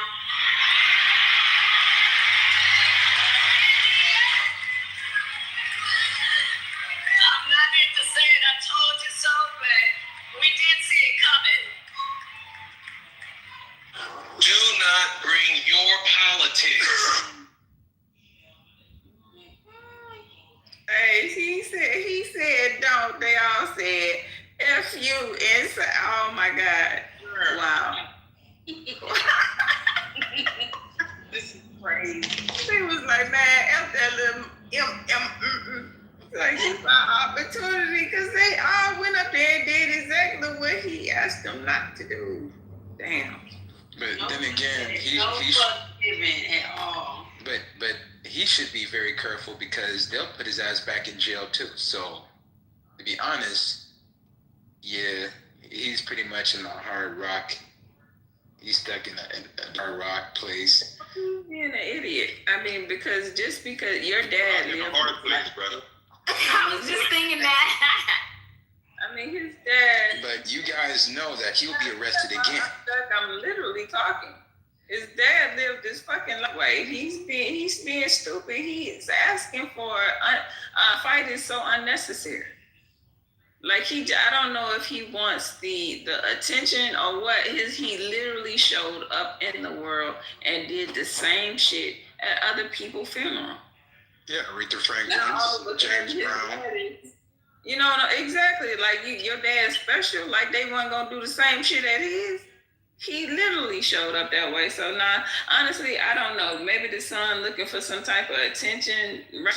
Maybe he finna run for office. I don't know.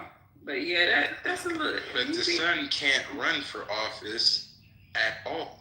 He has no money, he has no backing, and him just doing that fucked his own connections up with the DNC. I wouldn't do none of that shit because I know that these people arrested me in 2013, where he got locked up for 5 years for tax fraud and evasion, and got caught up for stealing public money.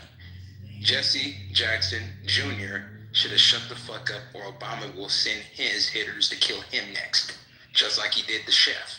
So that wasn't smart for him to do that. Like, you're dealing with people that are above the fucking law. Maybe he's being blackmailed. You're doing something that somebody that's above the law. Motherfucker, Obama can kill you tomorrow and go to Good Morning America, and everybody will just be clapping and cheering for everything that he's doing. He's the best black president ever. I wouldn't even said nothing, Erica. That's not at all doing what he did. And like you said, his family lived a life where that situation was tolerable. Line of the former presidents and that's why I said the motherfucker is very elite and powerful and can shun anybody that goes against his way. I don't give a damn about Jesse Jackson, what he said. Nobody cares. But I am. Do you know that when people mostly get locked up, it's because they either said something that they shouldn't say? Obama is with the elites. Am I wrong? Am I mistaken? What, is he not part of the elites? Yeah, he been like that since before he came, when he was playing. So his mama was with the elites and she married an African and went back to the apartheid. And Obama was trained, I think, from the 5th grade to start to be a personal spokesman. And they even set him up with an actor. Yeah, he definitely elite, but I don't think what Jesse Jackson Jr. said was, number one, it wasn't directed to Obama. He's just like, yo, don't bring this to my dad's funeral. If anything, they might ignore the motherfucker, but I don't think they're gonna try to kill him or nothing like that. He's saying that in case if he have ambitions, you know what I'm saying? I don't, like you said, he don't got no ambitions, so it don't look like he got any ambitions. Whoever the brother just said that they ain't gonna try to kill him, that makes sense. That's a grounded. Now, if he had ambitions to do some bigger shit or run for, you know what I'm saying, or do something in the community or in business, then it's gonna be a. But Brother Dez, you got if you're going against that democratic institution, these niggas, C. Jackson Jr. got caught up stealing grant money, local money in Chicago, and he was doing deals with Richard Daley Jr. Richard Daley Jr. didn't get locked up, but Jesse Jackson Jr. took the fall that Daley Lilly was setting up. Then he pissed off somebody in the system. That's what it is. He's not flowing with Big dog. When you're in this situation, respectfully, you gotta play it careful. Don't say nothing. You gotta play the video game different. Don't make yourself a target. That would be like me talking shit openly and saying, man, fuck these devil worship ass Democrats and Republicans. And mind you, I still make money with these same people. I'm still in the same circles. And mind you, Jesse Jackson Jr. is still part of the NAACP in Chicago. And they are DNC'd out. They're bought and paid. So now you got a whole bunch of people that would love to slice your throat to get a new position in this damn circle that we call, I guess you would say, black politics.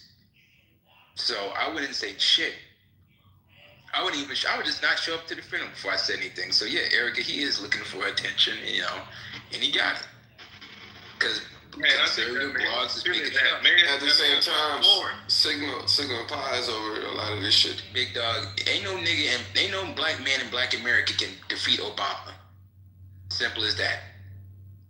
Obama's arms is too long to punch. But whose arms are longer than Obama's? Do we have to ostracize all the black politicians? We can't keep some of them for namesake purposes? No one. Goddamn. No one in the black community No one in the black community can thoroughly challenge Obama. Man or woman can beat the Clintons. No one. The Clintons are disgusting. So what? Well, I mean, what we talking about, man? You always go left. I mean, did Jasmine Crockett have a chance? You clearly don't understand what the man said. Just who cares? She's black. The hell was going left? Michael could do it. And the funniest part about it is Obama hate black people too. He made sure, and it literally went his way, and made sure he didn't do nothing directly for the black community. Well, we call out Obama more than we call out the white people who do just as little. Matter of fact, even less. Shit, what about Hakeem Jeffries? We don't even expect that from the white. The funniest part about it is you shouldn't expect nothing from the cracker. But if we vote for him because he's black and he doesn't do anything because he's black, Bro, we vote for the crackers because they said they're gonna do something for the black. put you in office because you're black. So hyperfixate on the black people Shit not making. and not hold any of the white people accountable is nuts. Yeah, so what that means is that's psychologically weak. That's crazy. That means people living in a fantasy. You know the white man ain't gonna do shit for you. If that's the truth. Say about you. Yeah, but having no representation at all, and even if you think that their political agenda doesn't align with yours, right? Yeah. There's still a semblance of black excellence that has to be maintained. It's black on black crime, just the political version, right? It's like, because it's black on black crime, the political version, because we're so much harder on black politicians, and they are just a small caveat of a larger fucked up system. We don't nearly I'm not saying that you should hold them accountable, but I mean, that's your people, goddamn. Now, can I say this? If somebody anything past a senator. Well, maybe it's more my people because he was an FBA. If it's thoroughly your people, then why the fuck is they still taking the monies and entities that we got a problem with? Niggas be talking about APAC, but niggas like Hakeem Jeffries and Cory Booker is bought by APAC. Like I said, man, these people. Hakeem don't say nothing against the Jews. He don't say nothing against the Jews. What about APAC? These people are clearly bought and paid. We have a better option than building our own business and institutions. Do you know how strong APAC is, though? That's black. Yeah, these rooms. Like, we talk about the Jews 24/7, and we put in and protect people that are pro-Israel. They had to get rid of it. They're giving it peoplely now. I'm not saying that you shouldn't be aware. I think, but in the process of being aware of the black people who are doing those things, I think you should also simultaneously be aware of the hidden hand that also continuously controls. You knock one black person down, they're gonna put another one back in office. You knock one of them, until you knock down that hidden hand, you're gonna keep getting the same repercussions. So I mean, there's that. But people don't even acknowledge the hidden hand. When we talk about George Soros, you act like he's a mythical character or something. I don't act like anything. I know exactly who George Soros is. So maybe you're talking to the other black people. He tapped in with the 13 families. We know who he is. Most people don't know who a George Soros is. You ask the average black person that vote blue no matter who. Do you know who George Soros is? No. Do you know who's Louis Bacon? Somebody that's the head of the Ku Klux Klan that's also still a Democratic donor. Do you know the Cox family? Do you know who Ed Buck is? A white Jewish man that literally killed 3 black men that was giving money to Kamala Harris's campaign and Ted Lieu's campaign here in California? Most niggas can't even tell you that. And Ed Buck is the more egregious story. He killed 3 black men, drugged them, and raped them, and killed them. And motherfuckers is still vote blue no matter who. Like, the funniest thing about it is, fuck both sides of the political spectrum. I'm more the aspect of when you gonna create and build your own shit. That's why I keep telling y'all about stocks and real estate, because I know that both sides don't give a fuck about you. But to give the defense of somebody that takes CFR, Council of Foreign Relations money, that's insane. That is fucking stupid. That is so fucking stupid. That is so fucking stupid. Well, it's just like I said, that's why I said that the Jews run the mental control of the black community. We still listen to their music, we're still listening to the movies, we're still listening to the politicians, and we still refuse to build our own shit. We still ask the white people to give us something. Still. I ain't saying nobody in this damn room. I'm talking about the mainstream of black folks. When you ask black folks what you need, what you want, and what you're supposed to get out of politics. It's the same stupid Black women are starting businesses at a higher rate than any other race, also graduating universities at any other race. So this idea that black people aren't building infrastructure. Yeah. And we need more of it. And going to school, some white institution, HBCUs are still white institutions. Hell, Spelman is a fucking white man for all we got. Build new schools. or infiltrate the ones that you already have. And that's what you need to do. But they're not building new schools. These motherfuckers got a problem against charter schools when you can build your own charter. Then burn I them mean, down. you have real estate, help us build something. Goddamn, I don't know, shit. We always talking about buying houses. Why not? Why aren't we building infrastructure? But why can't it be an online school? Or that. Be done. Or what is it? Wallace, how much money can you get in tax credit, or at least some sort of any incentivized payment? Because I know in Georgia they have this new program that they just set up, and it's they're giving $10,000 at minimum. And I don't think it's a new program. I think it's federal that you can get $10,000 if you're homeschooling your child to put towards homeschool. Yeah, it's like in South Carolina. It's 12,000, I think. It's 12,000. So I mean, there's that too. And that's so good. Like you can do the after school programs, field trips, all that type of stuff with that credit. Like you can claim all of that on there. Yeah, it's like I don't think that you're wrong. It's just I feel like the perspective constantly sometimes is kind of negative against your own community. Of course it's negative. Because if the community has all these problems and all these what you can say disparities all over the place, don't you kind of have to challenge, okay, if we got all these disparities, what the fuck is we doing wrong? What group and what initiative that we're siding with that's making the board lopsided? And that shows you that all this damn minority funding, when you have white women getting 71% of the minority funding that was supposed to go to black women businesses at a higher rate. Unaware. They're unaware of the opportunities. And I think awareness is a big thing. Like if we knew, you would go out and get it. Like this lady, she didn't know that the Trump accounts she just had a baby. She didn't know that you can go and set up and sign up for a Trump account right now for the little accounts for the baby. Yeah, and she got two. She had one last year, got pregnant again, and just had another one. Well, that's a great thing. At least those children will be looked out for the long term. And when I told her, she was like, I told her, she went and looked it up. She started doing the application right then and there. She was a bartender at a local lounge. Yep. That's a beautiful thing. Yeah. I think we are forgetting one thing, that this is the synagogue of Satan that running on. So it's no, I mean we gotta let the prophecy play out, and a lot of these, like I said, it's all revelation. That's prophecy, not mine. Well, I mean, just the right. That's what David, the Frank. I was like, what Frankism, stuff like that. Frankism or something. Frankism. Yeah, that's what it is. Frankism. Frankism. My nigga said the magic spell. Wait, Frankism. Define that for us, brother. It's either Frankism or the religion of Frank. That's how all Where did it originate, fine brother? Oh, this way back. This is the link between the Rothschilds and Judaism. This is this man. The Frank. Yeah, the Frank. Yeah. Charlemagne the Great and all the motherfuckers. All of them. Yeah, this is all just different arms of that shit. You know. I mean, do a deep dive. We gotta do a deep dive with these people. I went to the internet. I'm sorry. Internet. I'm sorry.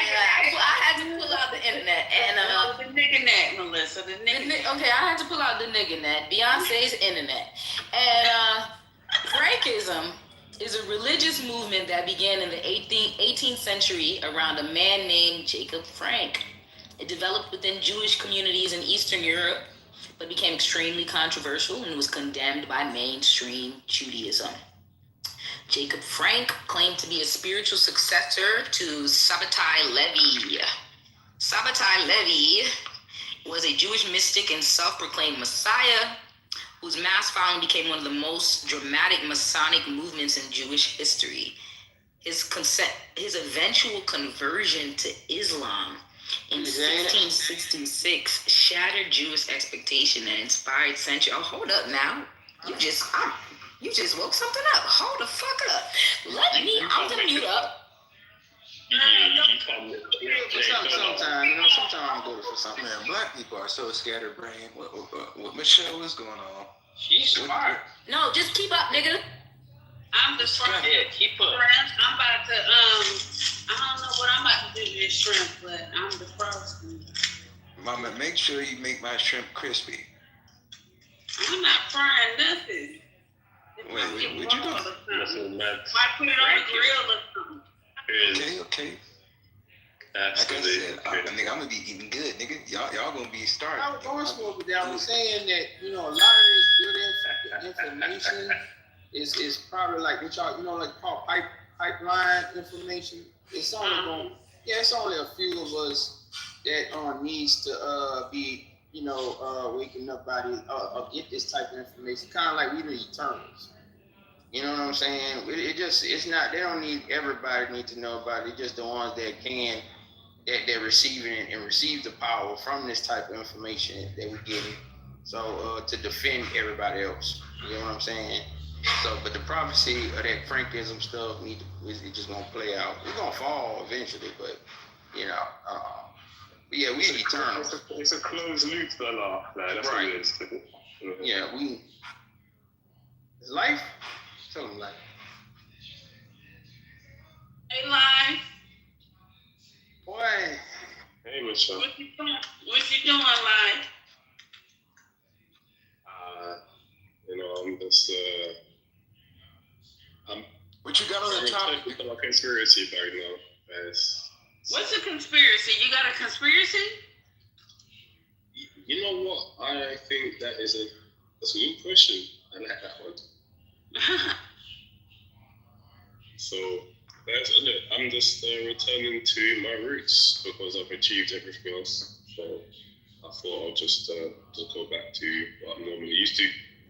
And I thought, go back to Clubhouse. Like, you got to pay money now, right? So let me go back here. So everybody send me your karma. Oh, man. Y'all talk to this undertongue rat. Ugh. What's wrong?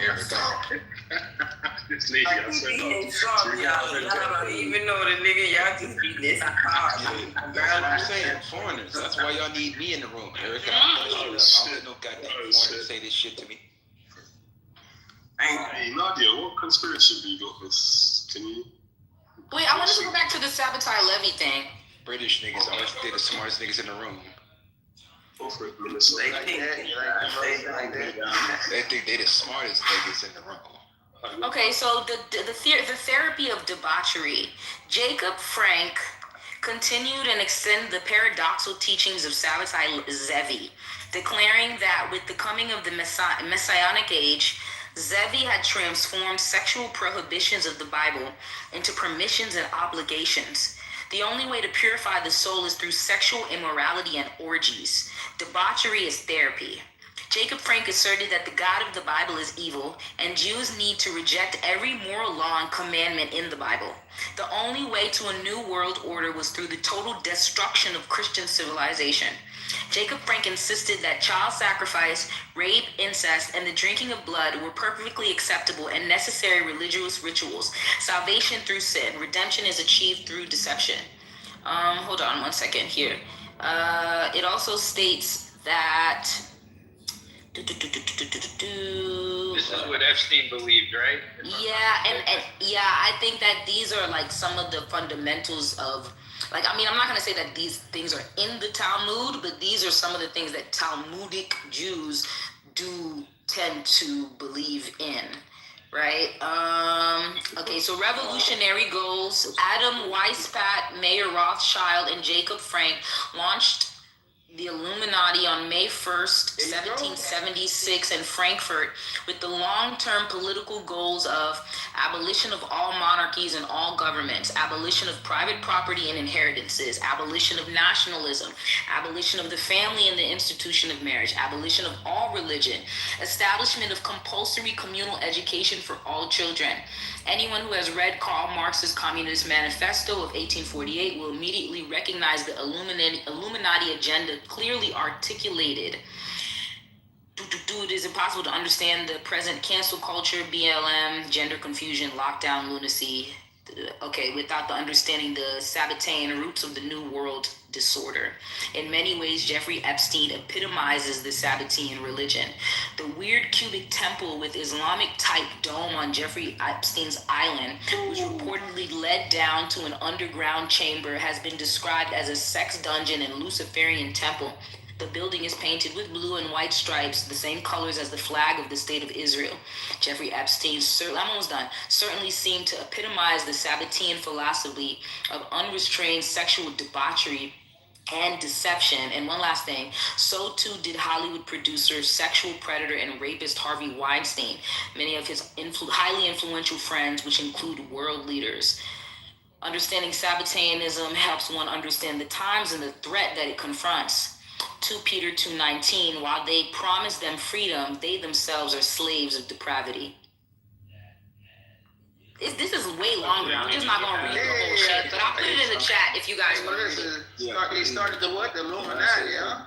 Now we see that's why they never tore down Epstein Island's, temple. Let me get in here. I've been trying to get in. What's up, Melissa? Hey, what's up? What's up? Who was talking before I butted in right behind you? Who was that? Water. Who? Water. Okay, Water, I'm going to give you the mic after I say this. I'm going to give it back to you, family. And I know this is completely off topic, but first and foremost, let me greet everyone. Peace to the room. How's everyone doing? Everyone is good? I just want to butt in to make a comment and a statement based on where my mind is and what I got going on in the background. Exposure to just inquiry, if that makes sense. I don't know how that came out, but I want to share it with you guys, and I'm going to pass the mic. Kind of pulling from the energy that I heard Melissa comes off. I know that we understand that there's some wicked people in this world. They're poisoning the food, the water, they're having sex with children, they're doing all of this, everything. War, these are human beings, right? That's living this reality. All right, here's where it gets tough with me. Family,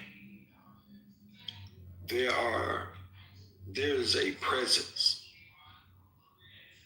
that is so magnificent. This science, I've always been a big component of science. I take science religion any day, because religion is telling you something. Science is proving it. Does that make sense? There's a reality far beyond our talking points and our mind could even imagine. There's things in these skies that is like zipping, zapping, it's doing things, it's blinking in and out and showing up in one spot in like less than a second. Some of our greatest weaponry, these airplanes that destroying Iran right now, these bombs, that's nothing. It's like child's play. This is a reality. There is a presence that's, I don't know how to call it. That's going to be your conversation one day, family. It's going to be a reality, and it's going to be a shocker. It's just fascinating, man. Hey, go ahead. You got the mic, Waters. Take off with it. Peace to the room.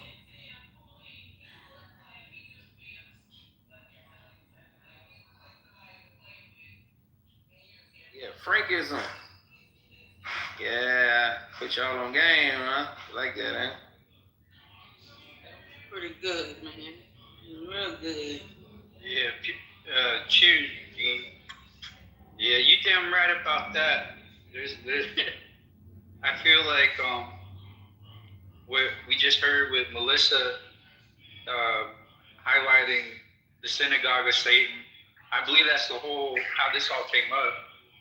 It's just very convenient how they'll clean up the crime scene of Charlie Kirk lickety split, right? We saw that done in 10 minutes, right? 24 hours, 48 hours flat. that place is unrecognizable. But Iran made that poster for a reason, and it's crazy to think that even with all our technology, we're still in the dark on some shit. But that is some shit we are still in the dark on. Like, how come we haven't woken this up? You know, that, like, why is that even standing? You know what I'm saying? If they ain't gathering more evidence. I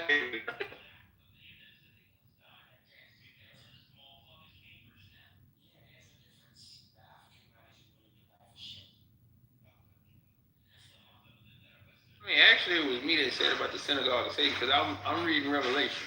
Revelation 3, something. I gotta pull it up. They're talking about the synagogue of Satan. This is what's going on to let the prophecy. But the more we push against it, I guess, because they got what you call help me with that, Sean, with the accelerationist. Yes, accelerationist. So the more we push against it, the more if they feel like, oh, we gotta do it now. I think, Exactly, because they feel like they have our attention, because they created the whole Israeli flag is supposed to be a menorah, not the Star of David.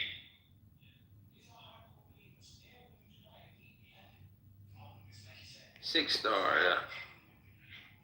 The hexagram. There's no Star of David in the actual Bible.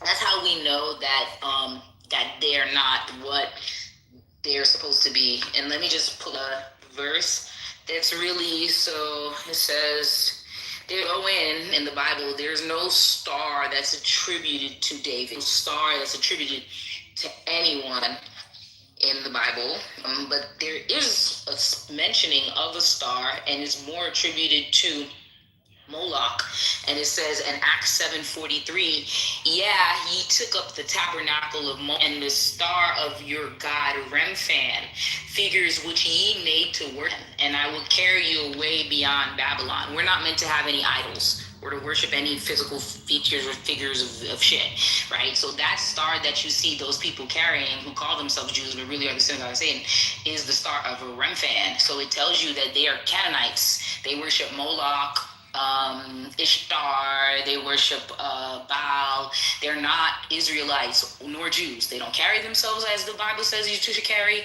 They don't treat people as the Bible says you should carry. They don't do none of the rituals that are in the fucking Bible. They do rituals, the Yoruba rituals, and straight other shit that have nothing to do with us, Canaanite rituals. They are Canaanites, and they tell you that shit every day, but we choose to believe it, and then we blame the damn Bible that's telling you that it's not that. They overthrew the Sumerian gods.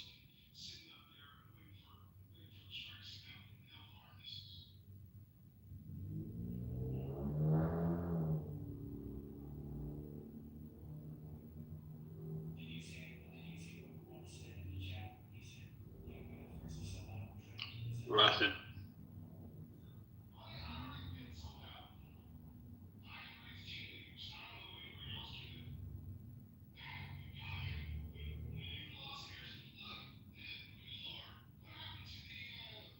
So what happened? Nothing. God made man, but it's looking like man made God. That's what happened. Okay, where we getting that from? They mad at the book again. They mad at a book again. Mad at a book.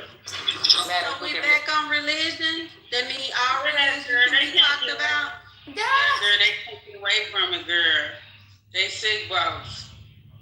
How come nobody gets mad about Hinduism or Scientology or Zoroastrianism? Why y'all just get mad at the Bible? Gnosticism. So they get mad at Christians and Muslims are the ones that get mad. Who is Muslim? You? No. Who said that? No, that's why I asked. I was talking about religion because it's not getting away from me because y'all gonna have people triggered out. I was just gonna say it ain't about being mad about the Bible. It's about getting tired of the fights that come behind these conversations. Y'all don't know how to be mature about the conversation. So it's all like this religion, all this That's true, religion Erica. is bullshit. That's why I stopped my It's room because I couldn't take it anymore. They kept arguing day and night. The minute you say, you don't know that. Yeah. Couldn't take it no more. It's crazy. That's all. But I do wish that people were mature enough to have the conversation and to do research, or hey, I did that, I looked that up already, and what I found was this, rather than demonizing each other. But we just can't have it. All this religion are bullshit. Well, damn. Yeah, see, that's what I'm talking about. All right. Well, why you say that? Michael, I ain't got my glasses on. It's Separate. Yeah. Because we have seen the real face in those countries. You living in a good country, you don't know what's behind all this shit. We have been in this area for hundreds of years, and we have suffered for hundreds of years just because of this religion. Black people suffered through slavery too. Shit, I mean, Africa's still suffering from colonization. I mean, yeah, like, no offense, but y'all suffering. Don't, no offense, but let's not act like other people haven't suffered either. Hold on now, my brother. But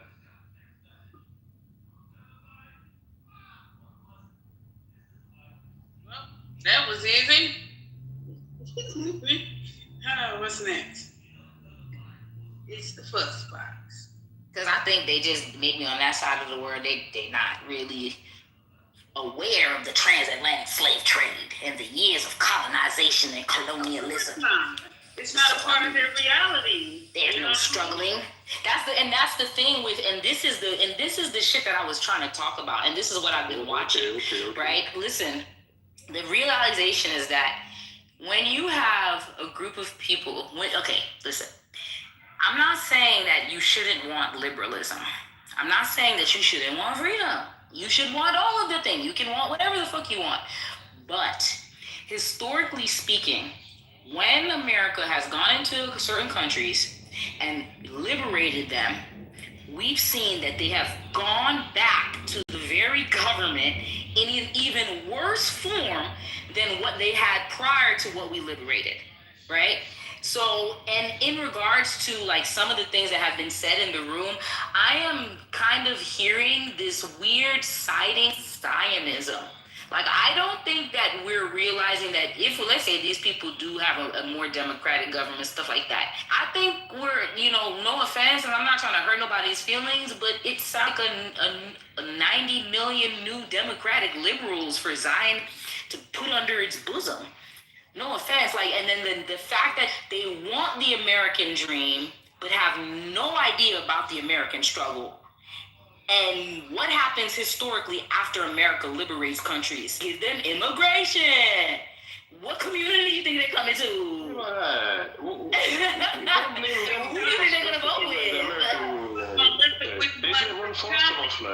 You got two different sides that's out there. Which side is coming or both of them is coming? I was just finna tell you that long as the light is, if it's the weak color ones, they don't worry, they ain't coming to our neighborhoods.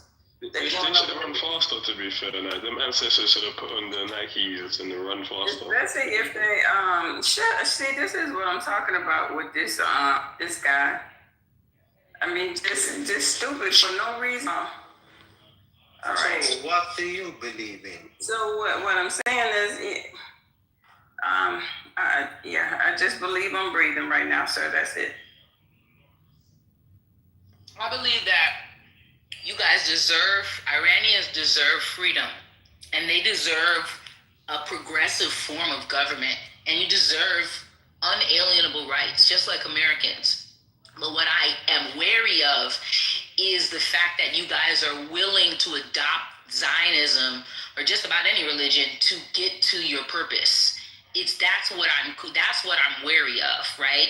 You're willing, you don't really understand what is going on the Western side of the world with Jeffrey Epstein and Zionism and the intricate web of corruption that we have. The very people that are freeing you are oppressing us. And that's where I'm wary of. And I don't know if you guys are well versed enough in Western politics to understand where I'm coming from. I want to make sure you understand we ain't being impressed the way y'all ass being impressed though. No, not like that. But you know what I'm talking about. Zionism and all that shit. What they doing? Whose music do they own? Whose media do they own? Nah, you see, Erica is like yeah. But listen, here's what I'm saying, yeah. So I was right. I spoke up a couple months ago when that guy got shot. What's his name? Charlie Kirk got shot. Yeah, this is like a ripple effect of that, yeah. Because now everybody's gonna go to war, okay. And I'm not involved in this. So listen, even my parents, we are only sending out 2 jet fighters, to back you up in it. You know what I'm saying? But you lot president try to chat shit to our country. We don't care about our prime minister. Relationship from when Russia comes. We don't care. Listen, your president chatting shit. We don't care about what you lot going over there. Russia coming for you don't bullshit with me. We don't care over here. You try to keep us in trouble. We don't care about your information. We don't care. This Russia will be our Do y'all know that Tony Blair said slavery never existed? One of their big up Tony Blair in it, like that's Tony Blair in it, like what?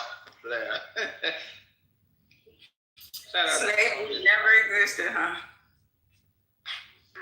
Yep, that's exactly what Tony Blair said, and that was their prime minister. Well, I mean, why does he say that? Because, and he knows this how? Exactly. For Prime Minister of the UK to say that shows you a lot about the disinformation that goes on out there. Yeah. You said that verbatim? I agree. So verbatim. You said that verbatim, or was that verbatim under oath? Do you have a link? Well, you could just look it up. It's common knowledge. I mean, when he was prime minister, he said that people were outraged. I mean, because I don't know, did UK have chattel slavery? I don't think so, right? Do you guys have a history? Did the UK have chattel slavery at any point in time? Yes or no? You should know your history. Did UK have chattel slavery? Yes or no? Did you know your history? Did they have chattel slavery or not? Wait, you talking to me? You talking to me? Anybody British or knows British history? Anybody. You can laugh, but you can't answer a simple yes or no question. Did the UK have chattel slavery at any point in time? I don't know. I actually don't know. So. What the fuck? How you don't know and you live there? What the fuck? I'm not gonna lie. I've got a book on my bookshelf to say you know that, but you freaking Hogwarts. Goddamn. Why don't you enlighten me? You know where the crumpets at? Can you enlighten me? You know where the team crumpets at? I just looked it up, and the man expressed sorrow and regret for Britain's role in the slave trade. That's what I'm. Okay. Well, I mean, I don't know. You have to question. And a crime against humanity in 2006 and 2007, while stopping short of a formal parliamentary apology to avoid legal compensation claims, he stated, "We are sorry," and emphasized the need to remember this history and combat modern-day slavery.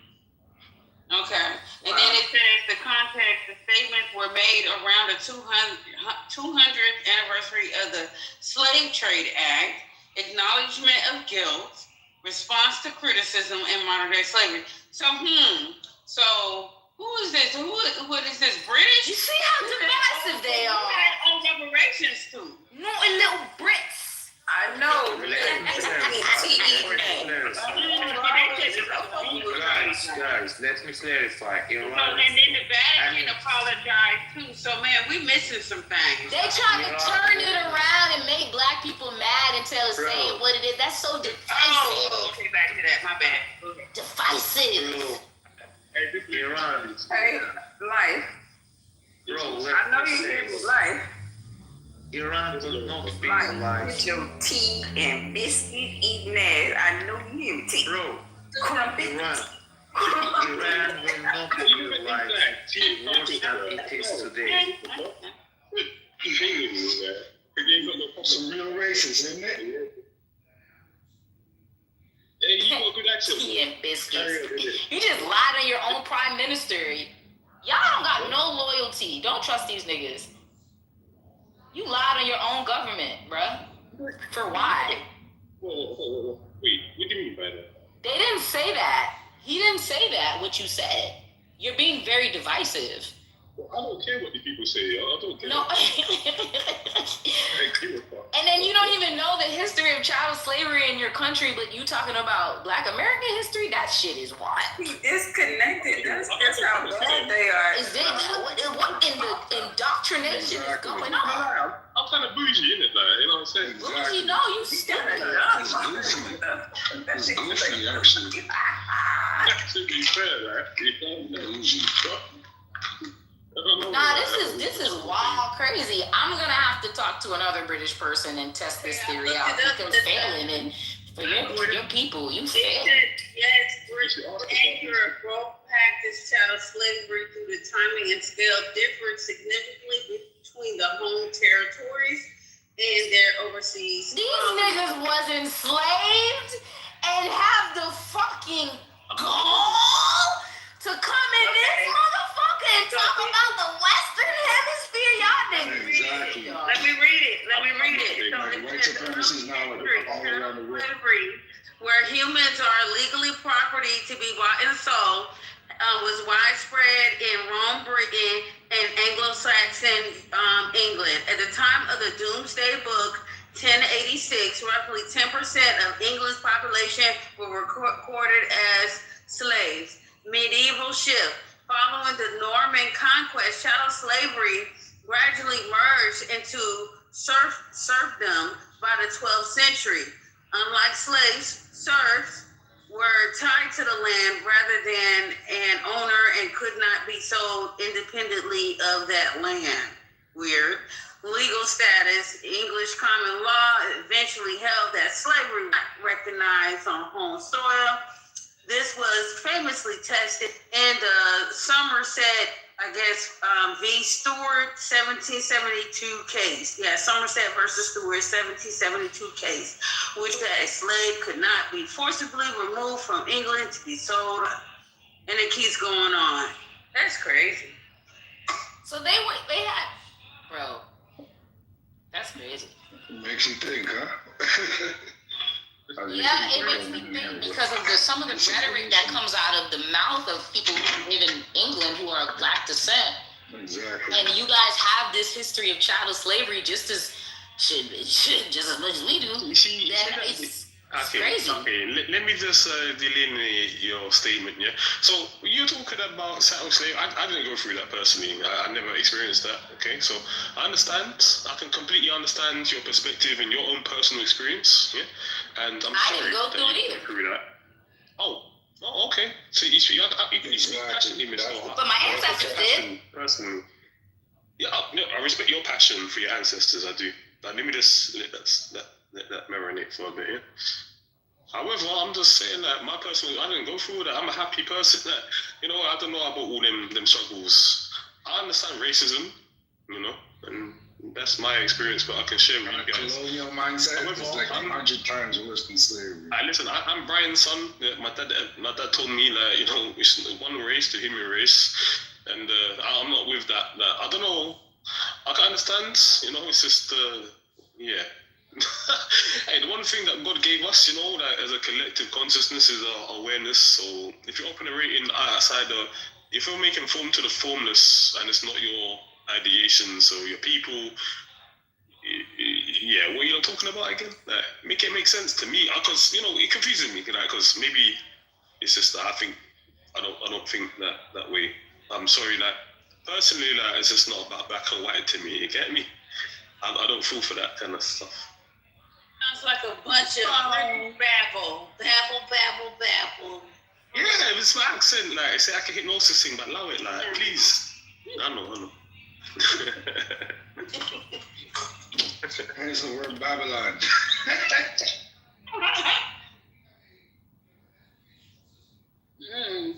I'm gonna put some shrimp while y'all on here babbling. What's next?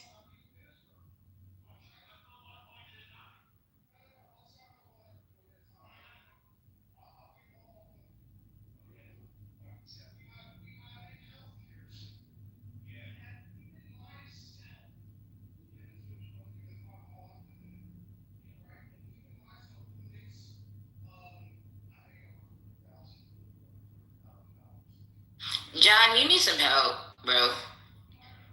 I don't know what you got going on in life, but bro, you need to get some help from somebody who cares, loves and respects you, my guy. Put the drugs down.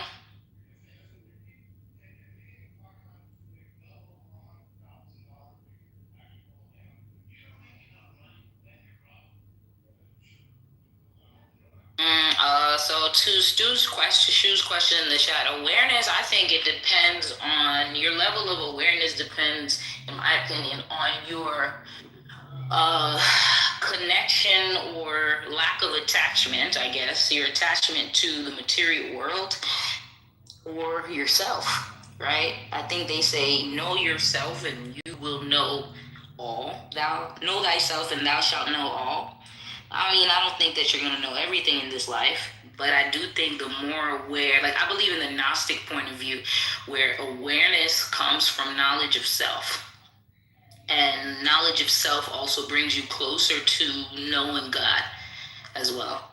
And so I think as far as people who are more aware, there are people, those are the people who know themselves. Like they know their faults, their flaws. They can see the things that they do wrong and therefore have the ability to change those things. Right? Like we as human beings, at one point in time, we just ate whatever piece of meat came in front of us because we were starving.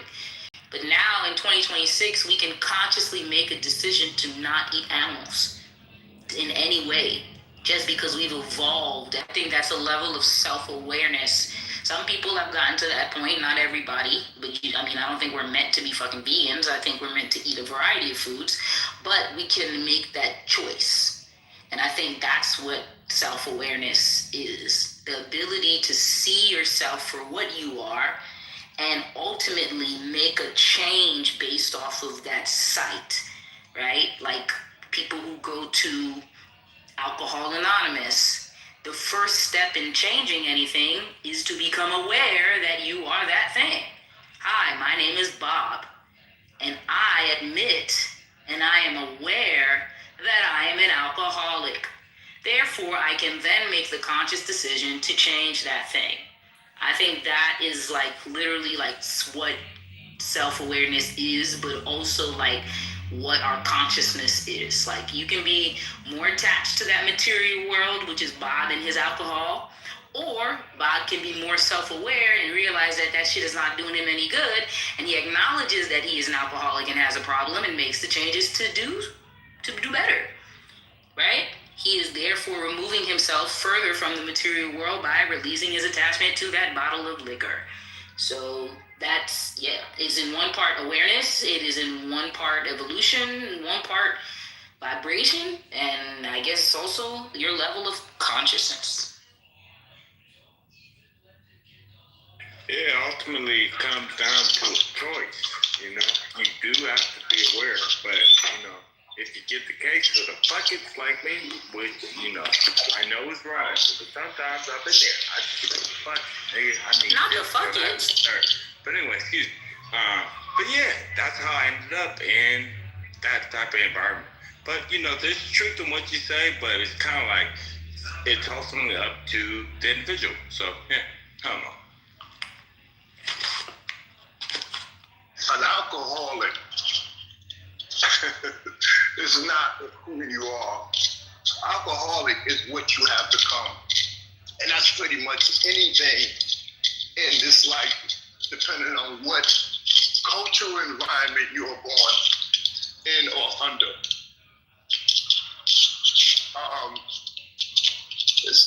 That's not being aware of who you are. That's being aware of what you have become. In order for you to understand who you are, you have to go back to the very beginning, when a man and a woman was created. Because a man and a woman was created for a purpose. The purposes that we go through in life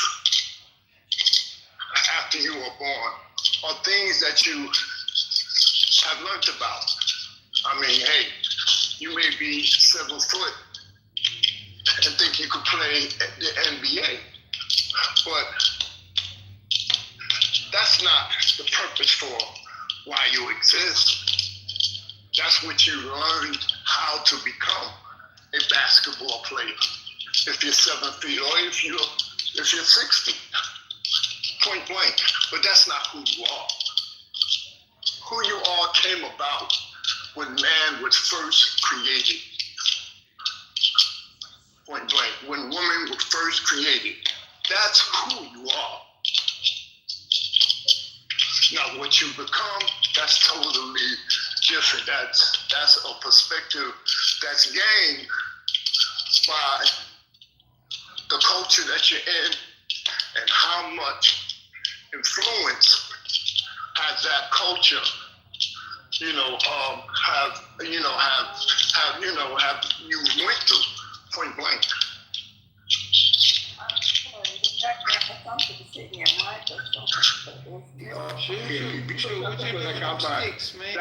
That's because I got my earphones in. I gotta unplug my earphones and now you can hear me clearly. But what I was saying is not who you are, is what you become.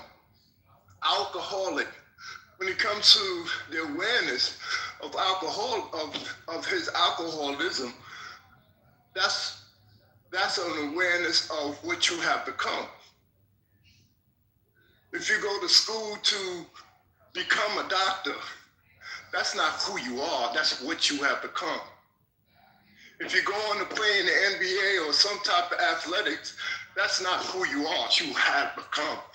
It's what you have accepted as for you individually. That's true. In order for you to know who you are, and I'm gonna land here, in order for you to know who you are, you have to go to the beginning of the creation of man and woman when they came to the planet. Yeah, I once heard a theory, or not a theory, but it was said in Islam that all of humanity was actually created at the same time. Not obviously in this world, but in heaven, I guess. But we were created at the same time. But then we got here on Earth, and that's where life was breathed into, whatever. I don't know. That's it. I digress. Sorry. But yeah, I would say it's not even what you become as much as what you survive. But that is the belief system they're selling. If you want to be a part of this club, this AA, you must adhere to the vernacular, the terms. And one of the terms we use is alcoholics. It's basically a sinner, right? It's just it's like rebrand. It's like basically creating anti-Semitism to describe racism. Right? Yeah, you're right. Be careful who you subscribe to because, like Prince, I say it over and over. You'll always hear me say this. Prince said it best when he said, words are blessings and curses. And that's coming from a Jehovah's Witness. So, I take it with the grain of salt from everyone. They gonna communicate your ass. Wait till I tell them what you was saying. Yeah, I think this is semantics at this point, to be honest with you. I mean, you can separate what you've become, but ultimately, at different points in your life, I think that is quite literally who you are in a sense, especially if you have trouble separating it from everything else. I think that it is through self-awareness that people who are actual alcoholics change themselves. We're just putting a name on the condition. Call it sin, call it alcoholism, you call it whatever, lack of self-awareness, whatever, but it is a low vibrational state of being that people come to due to trauma, right? And all of us in some way or another have gone through some level of trauma. That's why we don't remember who we truly are, right? And it's through acknowledging your faults and your problems and the things that are traumatizing us in this life that we grow in vibrational level and we get closer to what he stated, back to who we originally are. It's like this whole cyclic thing. So, as far as the wordplay goes, you can call it what you want, but in your life, a man plays many roles in his 7 ages. So you might be a doctor in one of those roles, but at that point in your life, that's who you are. You may be an alcoholic in another one, but at that point in your life, I believe that's who you are. And you attract in life based off of who you are, not simply the label you call yourself. Again, it's What you have become. When you come out of the womb, you don't come out as a doctor. You learn to be a doctor. When you come out of the womb, you don't come out as a teacher. You learn to be a teacher. So learning those things is what you become, not who you are. Period. Hey, when you come out of the womb, you don't come out the womb as a linguistics. You learn different languages. You know, and Noah was a drunk, but yet here we are. Yeah, I heard that. I don't believe that.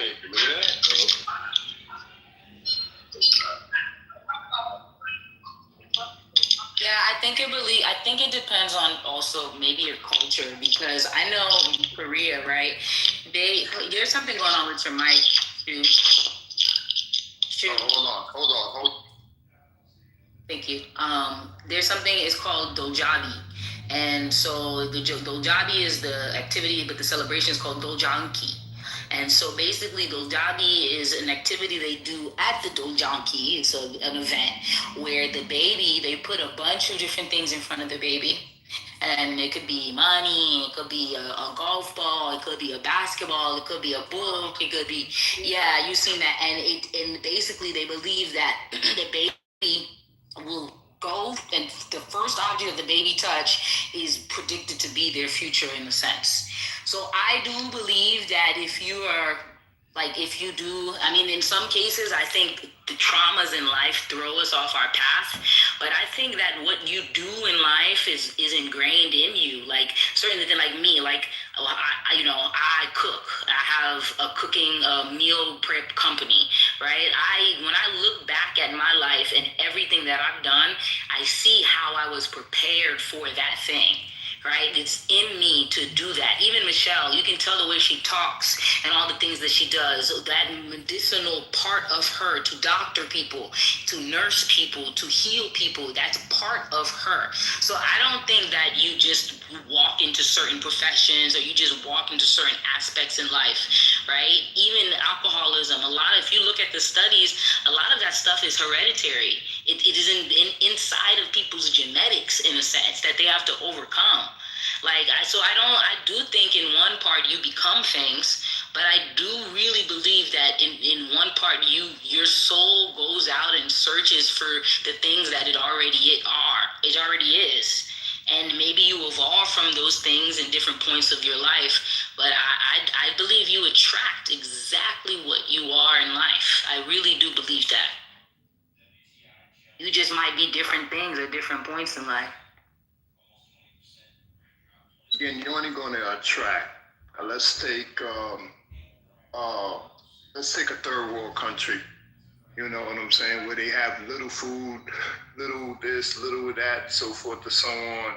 There has to be somebody that's on a higher level that can influence those children or those kids. If there's nobody on a higher level, then they are going to adapt to their surrounding, which is poverty, and so forth and so on.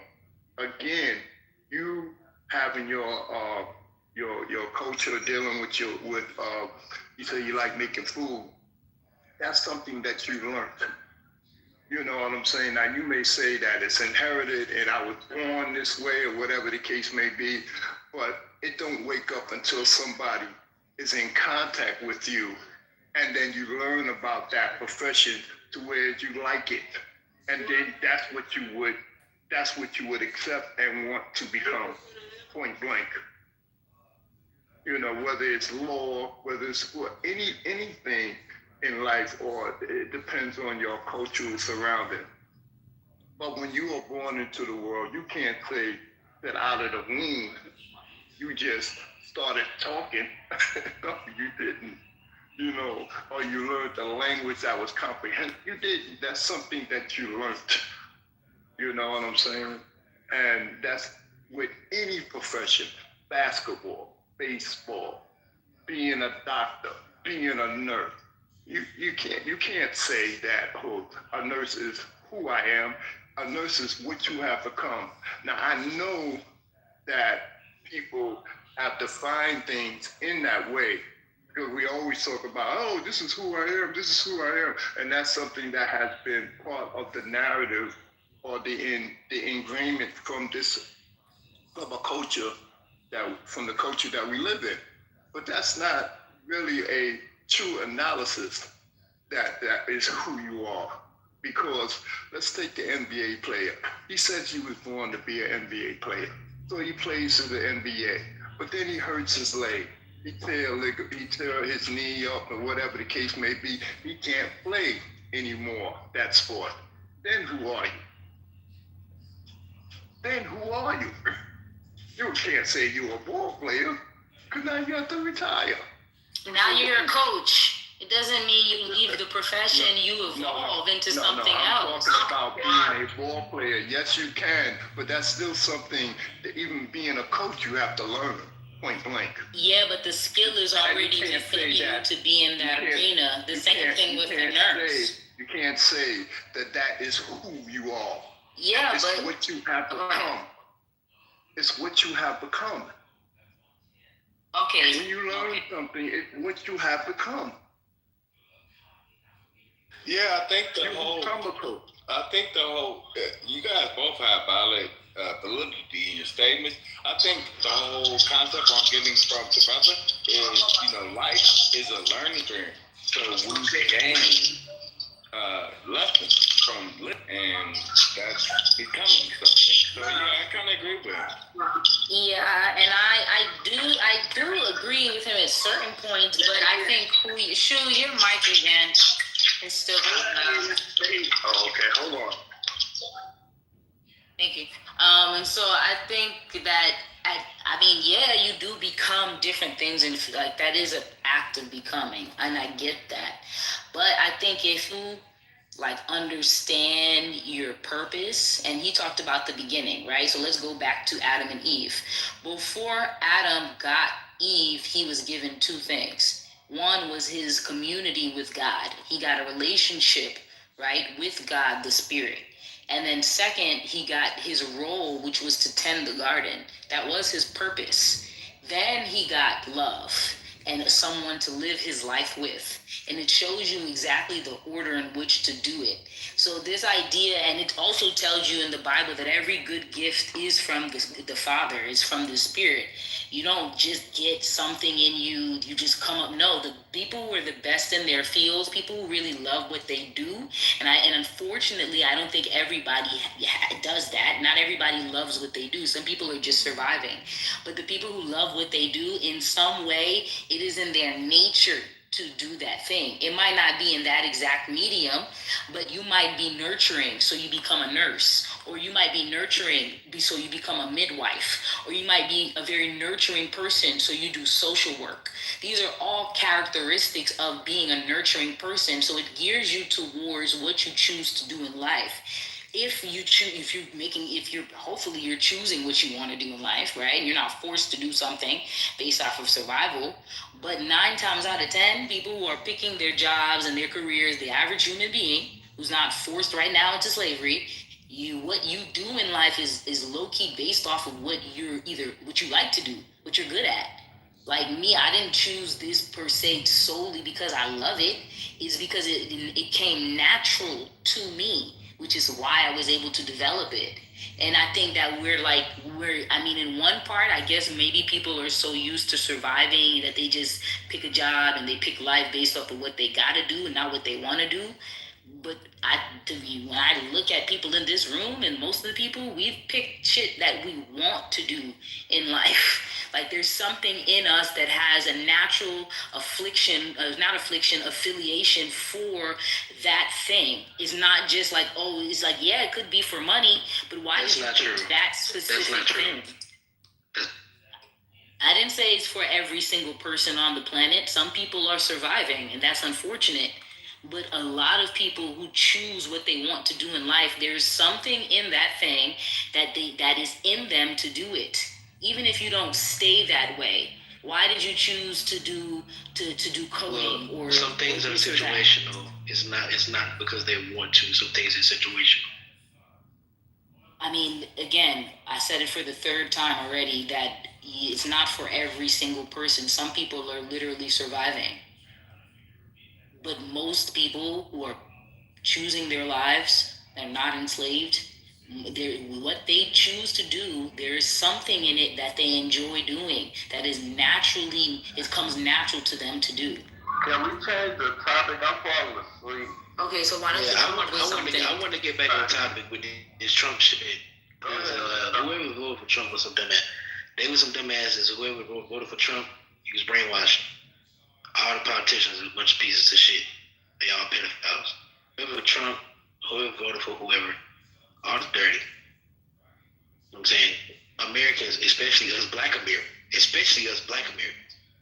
should not support whatever the fuck. Y'all niggas rude. That was rude as shit. Fuck it. Stupid ass. I'm just speaking the facts. You want me to bring up the files? So rude. Bring the files? So rude. So rude. Get over it.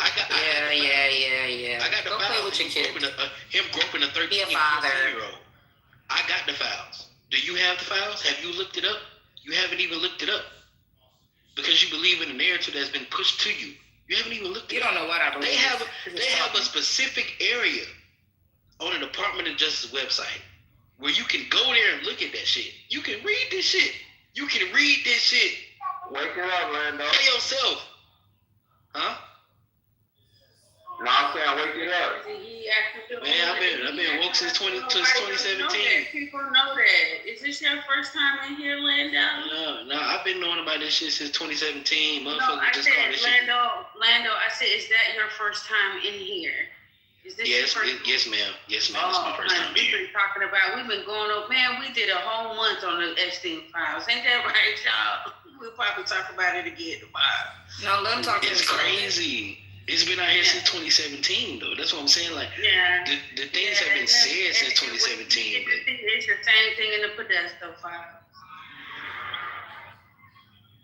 Piece again. All is the same thing. Just read that piece. Oh, okay. I mean, yeah, you can go back. I can go back to 2008 for you real quick if you want to. I mean, that'd be cool. I mean, they've been doing it for a long time. All I'm saying is whenever somebody bring it out, and then even like 4 or 5 years ago, if somebody would have say something like this, they'd be like, oh, you talk about conspiracy theories. He don't know what he talking about. He talking about a bunch of bullshit. But now this shit is out now. Like, you can read it. So, like, all the conspiracy theories, jokes, and all that type of shit is really not worth anything now. Now you looking stupid. Because now he want to bomb Iran to cause a distraction so you don't focus on him. I mean, he clearly said that he wanted to bomb Iran to cause a distraction. So, I mean, like, a lot of the shit that motherfuckers be talking and be trying to make excuses for this orange motherfucker that they think, you know what I'm saying, is good for America. Like, you brainwashed. Like, go read that shit yourself. This shit been out for a long time. But Lando, let me ask you a question, man. When did Benjamin Netanyahu come and become the prime minister? What year was that? I don't know. Yeah, 1999. Well, really 97. But he been going back and forth since the 90s, talking about that Iran was making weapons of mass destruction. Okay. Let Nike run the room. I know. No, I'm just letting him know that was the plan since the 90s, brother. Like, wow, like you say 2017 you got on this, and he been doing this since the 90s. Epstein got his first charge, Epstein got his first. He became he became a sex offender in the 80s. Okay. Right. Yeah. Anyways. But who was talking about it? Nobody. Y'all whenever somebody else talked about it, y'all was joking on us. Like, y'all was joking on us, being like, you don't make enough money to be part of it. Too. Oh, good.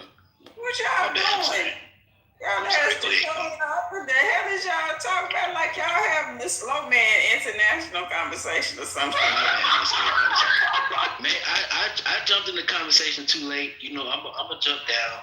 I just wanted to come up and say we shouldn't trust Donald Trump and his actions. That's all I'm gonna say. I appreciate y'all for bringing me up. No, thank you for speaking. You don't have to leave. Oh, Donald Trump used to be a Democrat, right? I don't want that sound. Who did that? What convention you say it was, Erica?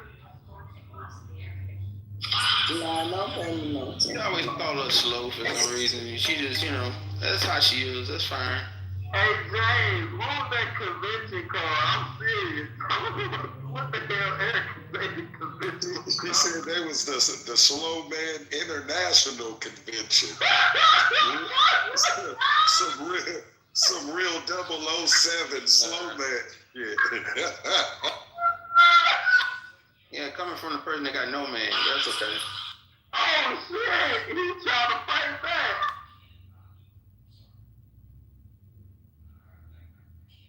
He wish she had an 80 man, slow man, fast man. You know, she got no man. She got half a man. There's no man. Well, how about them bombs? Them bombs. Nigga, you worried about what I got, nigga. You just worried about your motherfucker. It's all fair and fun. Just fun. You gonna call me slow. Come on. You single, ain't nothing wrong with that, man. I feel you. I gotta fight back, man. You know who became president? Oh, come on. You know you want a part man, some half man, any man. You know? And? I know. You're just not my type, though, Eric. That's all. Who is playing the background feature, man? It says, I know what it says. Somebody. That man said here, I ain't type. I just don't like women wear makeup. That's all. That's the makeup thing threw me off. I was just like, yeah. Look at your little retired self. Oh, baby. You're so. This the 40 acres I know. I was Go tell London now about BB and the year he came in 99. Go on, start right there. You ready?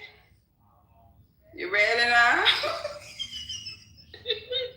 Just comment on how he was 17. I was like, what the hell? Just woke up at 17. Jesus. He didn't even say 9/11. Like, you know, 9/11. Nigga, I'm 28. Nigga, how old are you, bro? How old are you? What? Yeah, I'm 68 years old, man. You're old ass. That's right. Yeah, you should have been. You should have been did something about it, nigga. You 68. Right. You ahead of the curve, nigga. 30 years. Right, well, what you been doing? Son. What you been doing? You got this anime on your profile picture. Just sit down, like your ass is. I understand, son. You speaking like you far ahead. Just woke up, son. I know. It don't matter if I just woke up. You need a teacher. I don't teach. I can't teach. Well, that's good. I wouldn't want to learn from you. I know. Wait, where you 68. Your ass, you ain't taught nobody in no scholastic way. I know. But listen. Where did you get the information? You don't know. I know, but where you can't get the information from? Yeah, we. What the hell? God damn.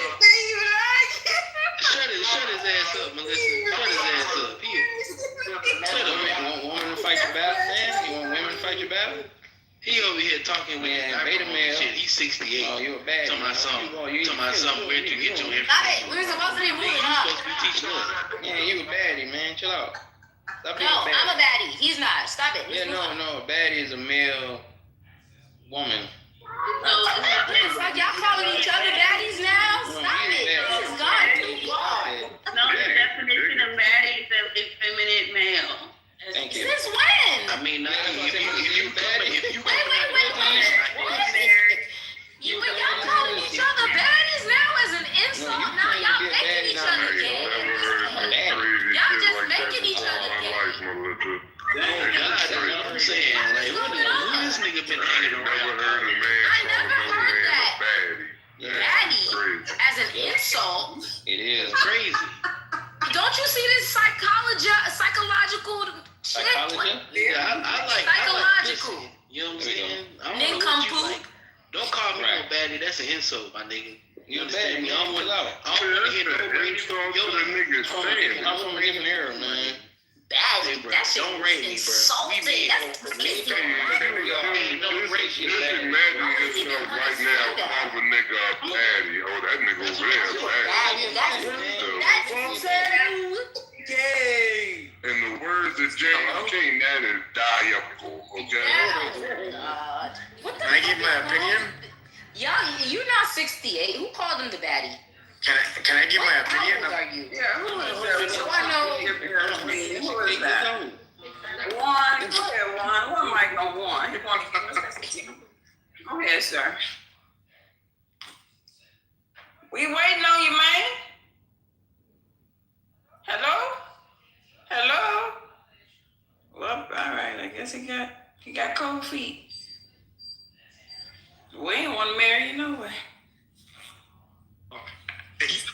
Who will be the one here to take all of the debt? Hey, bro, just give me your opinion on the topic, my nigga. We don't want to hear nothing about that shit. Do you support pedophile Trump? Yes or no? Who was that, man? Shut your mouth. Where do you come from? With a motherfucking pink ticket trying to moderate this stage, bro? You lost? With a pink ticket. I know. Nigga, is you lost? That man, no. Go ahead, bro. We ain't answering no questions. Did you want to give a submission or not? This is a loss. What nigga? Let's see what that. Who here will take up all of the debt? Who at your house will take up all your rent or your mortgage or your light bill? I mean, tell us, what do you want? Yeah. I would like you to take up all of the debt, all of...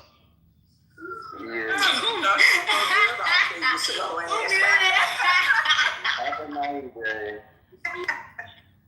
Thought you were gonna get it off, nigga. You too slow, man. No, it's too funny. Oh, that was who did it? I don't even want to know. That shit was hilarious. Juan, no, he's too old for that shit anyway. Juan about 54 years old. I don't even know where he was going with that one. With whose debt you trying to? We already paid for everything, man. Yeah, sure. Eh? Oh, he's gone. Good. There's booty out down there at the bottom doing saying weird shit. They speak English, bro. The profile photo he chose is ridiculous. We don't speak Hindi. We don't speak Hindi. Speak English, my It's not Hindi, bro. It's English. I don't think we should let people who don't have one friend. Hey. Yeah, going to the goo. This is creepy. Yeah. So just because of this war, is just gonna be have an influx of Middle East. Okay. All right, go ahead, man.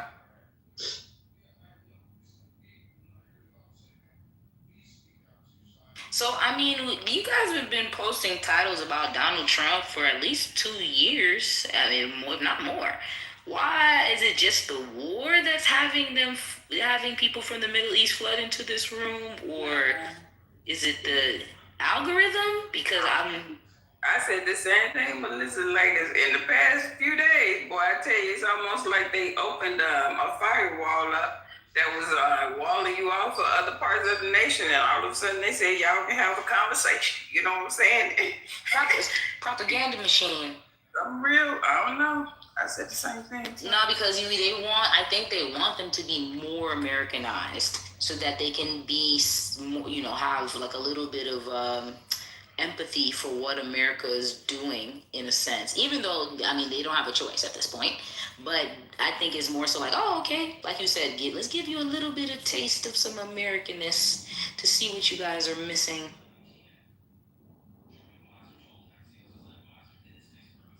But the ones that be on air is ones that's already like Americanized and out of there because they don't have no internet over there, right? Ain't they internet on? So it can't be motherfuckers from that country.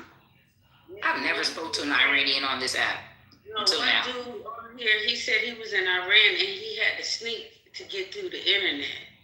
But why are you doing all that now? I don't know. Yeah, no. It was hard to ask questions because the people, girl, everybody was getting excited when the Iranian, I'm from Iran. Ooh, wow. Everybody was just jumping on the motherfuckers when they said they was from somewhere else. So you finally, that boy was using the VP. Right, you finally get free from an oppressive government, and the first thing you trying to do is get on Clubhouse to talk to us. Exactly.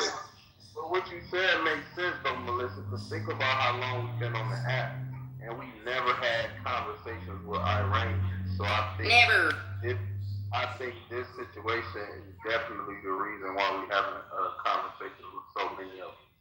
They want them Americanized, so it's easier. That's something to think about. I had never thought about that. It ain't been no Iranians on this motherfucker. You know what they've been doing? They've been on here as Jews. That's what they are, aren't they? I believe that. Again, that is because, Melissa, hold on. That is because they have been westernized. You know what I'm saying? They may be Iranian. In fact, they may have been born there. Some may not have been born there. You know what I'm saying? But they are totally probably against Islam. Most likely, they're probably Christian. No. And I knew this was going to pop back up. Sabotage Zevi. Sabotage Zevi. That's algorithms that bring them into this room. I agree with you on the algorithm thing, right? But I don't think it's coincidence that dude brought up Sabotage Zevi and the Frankism. I feel like that is going to come up later on today. And I'm just going to state this as to why I believe it's important is because I went and did a little deep dive on Sabotage Zevi, who's basically part of where the Frankism movement, where it's coming from, right? And so he was a mysticist, Jewish mysticist, 1600s, blah, blah, blah, blah. But the reality of it is he was a Talmudic Jew, mystical Talmudic Jew who converted to Islam willingly. What's a Talmudic Jew? A Jew. The Old Testament. I don't know this. They follow the Talmud. The Talmud is outside of their collective five. Kabbalah. No, it's not the Kabbalah. It's more than the Kabbalah. There are different aspects to the Talmud. And different things in the Talmud, but it's outside of their 5 collective books. So, New York, what's them Jews that got that long ass hair, that shit on their head, and them long ass beards, and they be braided and shit? Shirley Temple. Those are the Orthodox Jews, but those are your Orthodox Jews. Okay. But they be Talmudic too. Yeah, that was cool as fuck, but they were eating masa soup and shit. But no, they are not cool. I grew up in Brooklyn, New York, and the things that I've seen them do, even as children, is horrendous. I'm talking about I was just there working, but as I was talking with them, I didn't know they pass or what they do on the other side. But as far as talking with them, we was talking business. And it was a cool conversation, but these motherfuckers eating this nasty ass soup. And I'm like, okay. But I just really didn't know why the fuck they had their beards braided, that shit on their head. I was totally foreign to it. You think it's cool until you ask them, can you warm up your food in their microwave? And then you'll find out how much of a goyim you really are. I'm trying to eat that shit. I'm not saying that you're gonna eat their food. I'm saying you go to even sit at their table with them. You touch their shit. You put your food in their microwave to heat up. I was sitting at the table with them. Yeah. Because you're talking business in their place of business, not in their home. Well, bottom line is that they are, even dealing with the Talmud was written by your Ashkenazis and your so forth and so on. They're all written by Europeans. They were never written by not one black man, period. Plus, you have to understand that if you want to go into the history of the seed of Abraham, they are not from the direct line of Abraham, period. You know what I'm saying? You had individuals that began to teach them, and then they adopted it, and then they want to claim it as theirs. You know, otherwise, If you believe in the Bible and the Messiah and so forth and so on, you would know that the Messiah never referred to himself as being a Jew. He never referred to himself as being a Christian. He never taught that type of doctrine. And neither did the prophets that came after him. Before him, rather. Period. There was no such terminology. So y'all have become acclimated to the terminologies. And like I said, it's not who you are, it's what you accept. You know what I'm saying? You have become acclimated. Wait a minute, bro. I'm going to land here. You can become acclimated to the terminologies that they have today, but they do not apply. You know what I'm saying? They are not real terminology. These people are not from the tribe of Israel, period. How does that make sense? But bro, like, be specific, innit? Like, you're just saying things to make it sound all nice and good, innit? It's like going to like a 5-star Michelin, 3-star Michelin restaurant, yeah? And you have an expectation of great food, and it just tastes like fucking chicken and chips. Like, give a bit more context to what you're saying, innit? Because for me, even as a listener, that doesn't make any sense whatsoever, innit? Like, it just sounds good, innit? Because that'll make me feel good about myself as well.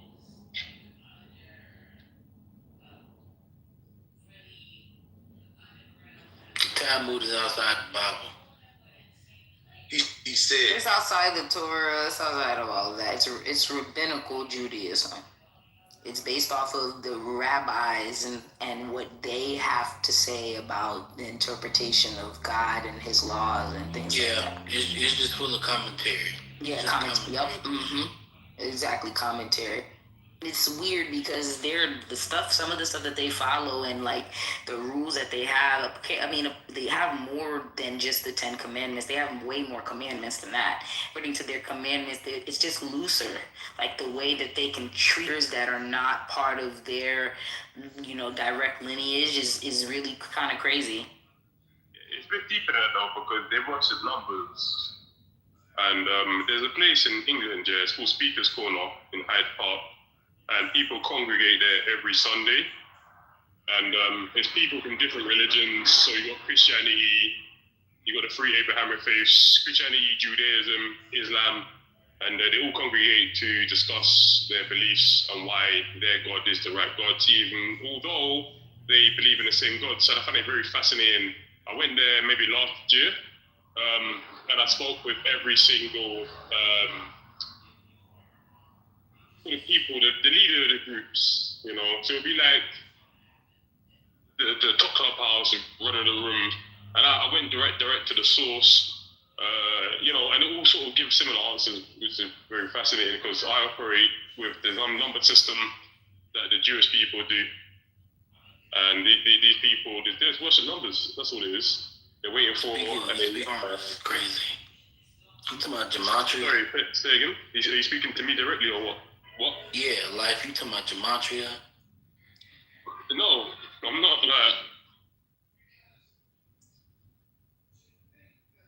Speaker's Corner is crazy. My point is that these people that look like Caucasian with their beards or whatever, they're not Semitic people. That's my point. You know what I'm saying? Now, I'm sorry if that they are Semitic. It's ingrained in you, but I'm telling you that is an untruth. Period. No, they are not Semitic. You're right. Right. So all I'm just saying is that the Messiah never called himself a Jew. There was no J's in no language. You know what I'm saying? Semitic languages are languages that don't have capitalization. They don't have small letters. You know what I'm saying? And because y'all don't take it back there, you know what I'm saying? Y'all have let it define your thoughts and how you perceive those people in the now. But that's not who they are. That's why they don't even need, and I'm not going to get into the Palestinians or your so-called Arabs, because those Arabs don't look like us anyway. and they wasn't the people who inhabited that area back in the day. It's like America. America at one time, they had Indians, they had blacks. But now, who is the majority in America? Caucasians. And it's the same thing for those areas like Israel, Palestine, and so forth and so on. I wish y'all would get it, but I mean... No, G, I can't lie. You were feeling so much, right? You didn't even get to your point. Like, you just kept on talking. So, sorry, miss. Like, excuse me. Hey, what's up? Yeah, man, look, have you been getting any spam calls since the bombing been happening over there? I don't pick them up, so probably, but I don't answer. I ain't been getting them. Wait, hold on. Like those people just be in the back with no offices and stuff. No, I'm checking my call log now. I ain't been getting no calls. I just realized that, like, damn, this shit is peaceful. Sometimes they call like 8 times a day. You get them the telemarketers from over there calling. I'll keep an eye on it. Maybe I haven't really noticed, but maybe it's because they haven't been calling. I've been getting those calls that, trust me. That's why sometimes I put my phone on Do Not Disturb, because they call so much. Yeah, I can't do that because it's my business phone. So I don't know who's behind that line. But it stopped. That's all I'm saying.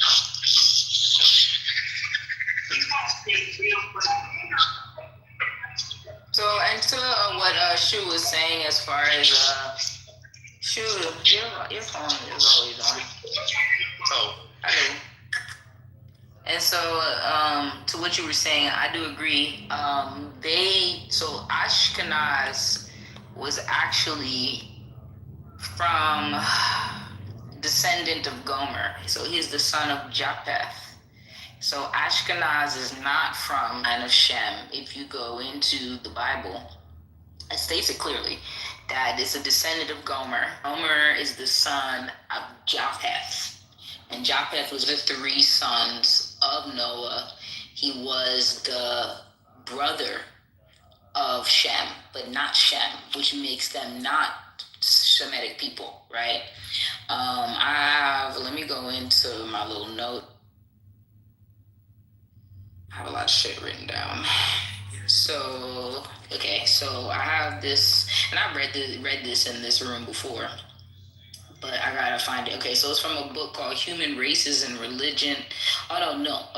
This is from the book of Jubilees, chapter 8.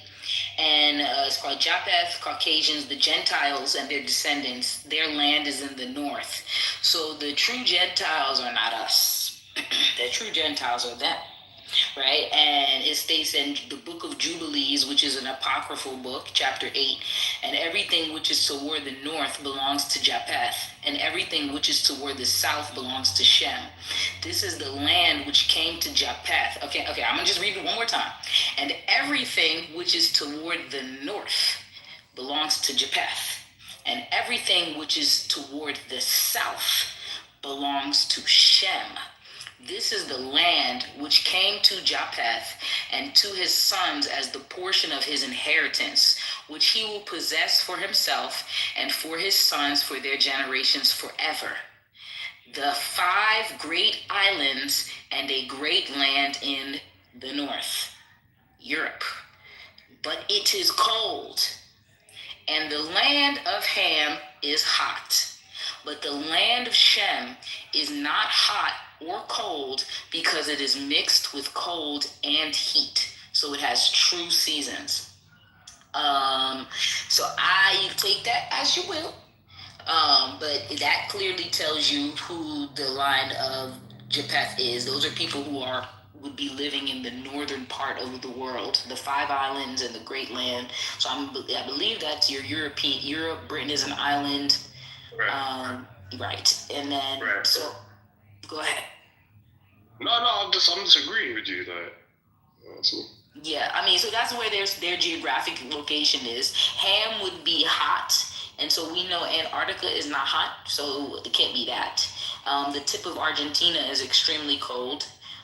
So we can associate ham with the lower part of sub-Saharan Africa. So the what they would call the progenitor of the darker skin races.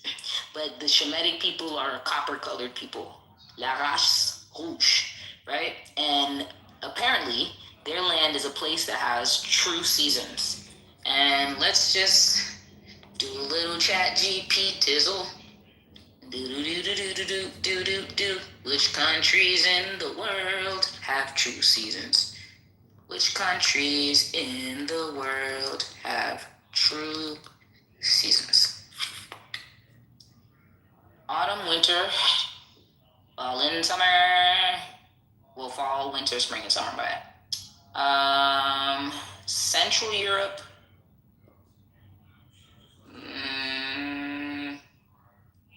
Europe, Eastern Europe, East Asia.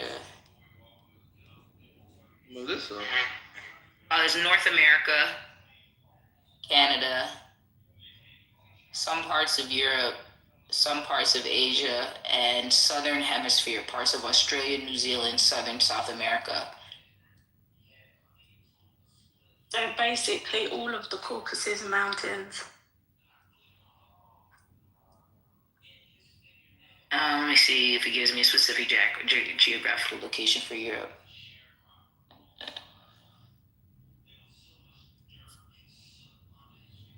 Most of the...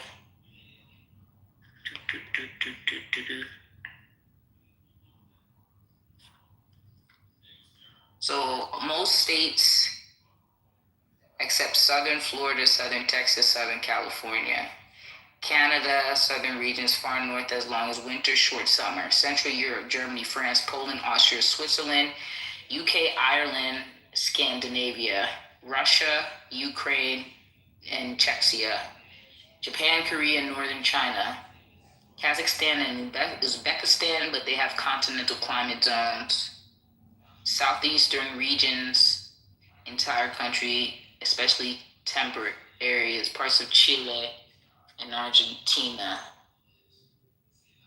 Key characteristics of true seasons.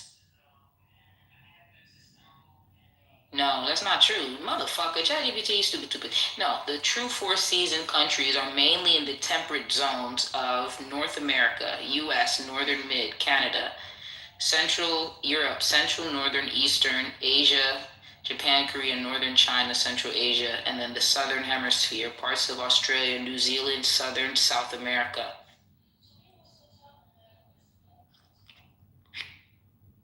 So what does that mean? I lost the conversation. So.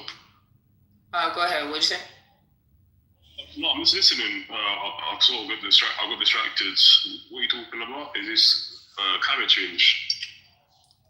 Just looking for places on the planet that have true seasons, and also kind of just thinking like matching them up to the places that have aboriginal, not just not aboriginal, but melanated people, right? So Australia, New Zealand, Southern South of Africa, I mean, all of these people have a melanated history. Japan has a melanated history, US, Canada, some parts of Europe. So, I mean, as far as four seasons and countries, but it excludes certain countries, right? It excludes the Caucasus Mountain area, that's not in it. Excludes Sub-Saharan Africa, that's not in it. It excludes the Middle East, that's not in it. Which kind of makes sense in a sense, because if you look at all of those places, we do have specific types of people who live there whose culture is currently being covered up. Japan, all throughout Asia, even China itself, East States, Canada, Australia, and Aboriginal people there, South America. So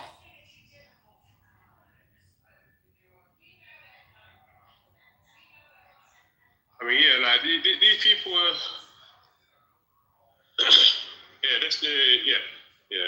they started World War III from a long time ago. To be fair, that's what.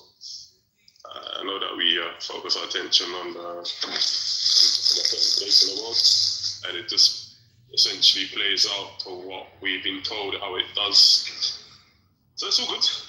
You know, it's just there is a for me personally, there's a deeper mechanism running to the global stage that we all are observing as a collective. And as long as we have that root idea embedded within that collective consciousness, we'll be directed to wherever our awareness takes us, essentially. Yeah? That's all. But see, So I ain't mean to because I know you want interested in this too. But see, the thing about it with the crazy people are fighting over right now is Genesis 26:7. Isaac referred to Rebekah as his sister. So, can you expand a little bit more? Exactly. Like, that's why the Old Testament, like, we had to be there. That's why I don't subscribe to the Old Testament. That was Rebekah, his wife. He referred to as his sister. You know where we're going with this?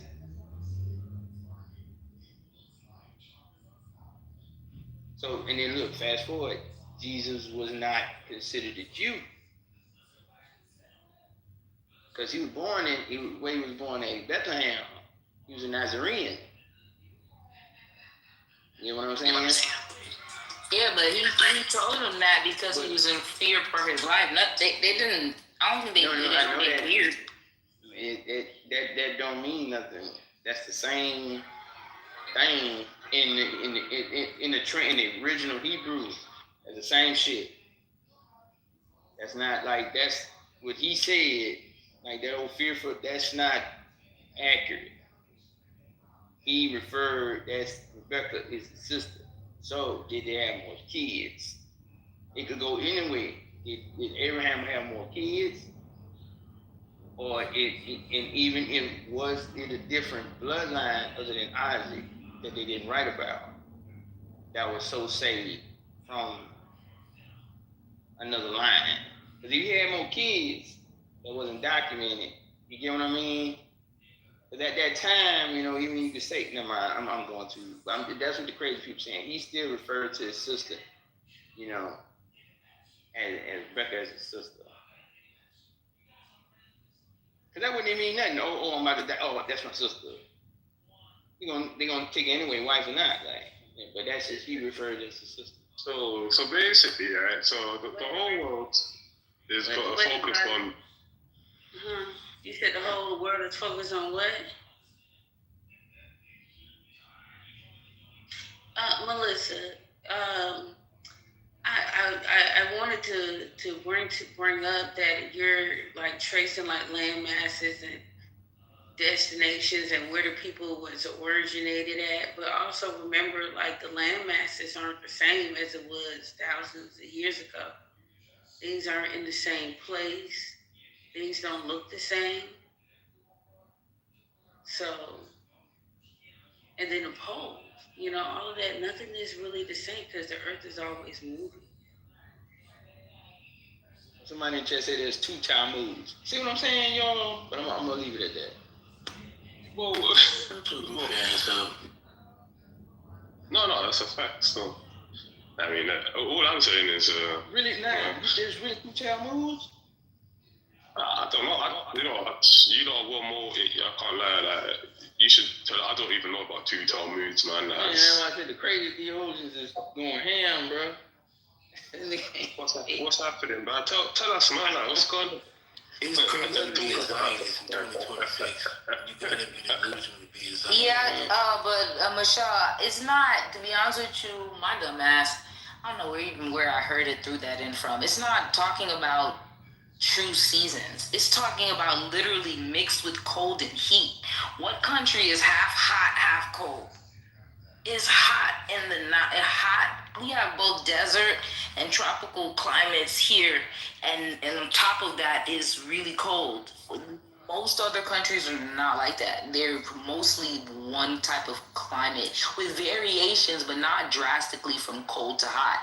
While it's cold as fuck and it was snowing in northern wherever it was, a little further was talking about how it was 85. You feel me? That's literally a mix of hot and cold. North America. What I was trying to say was like, so let's just say,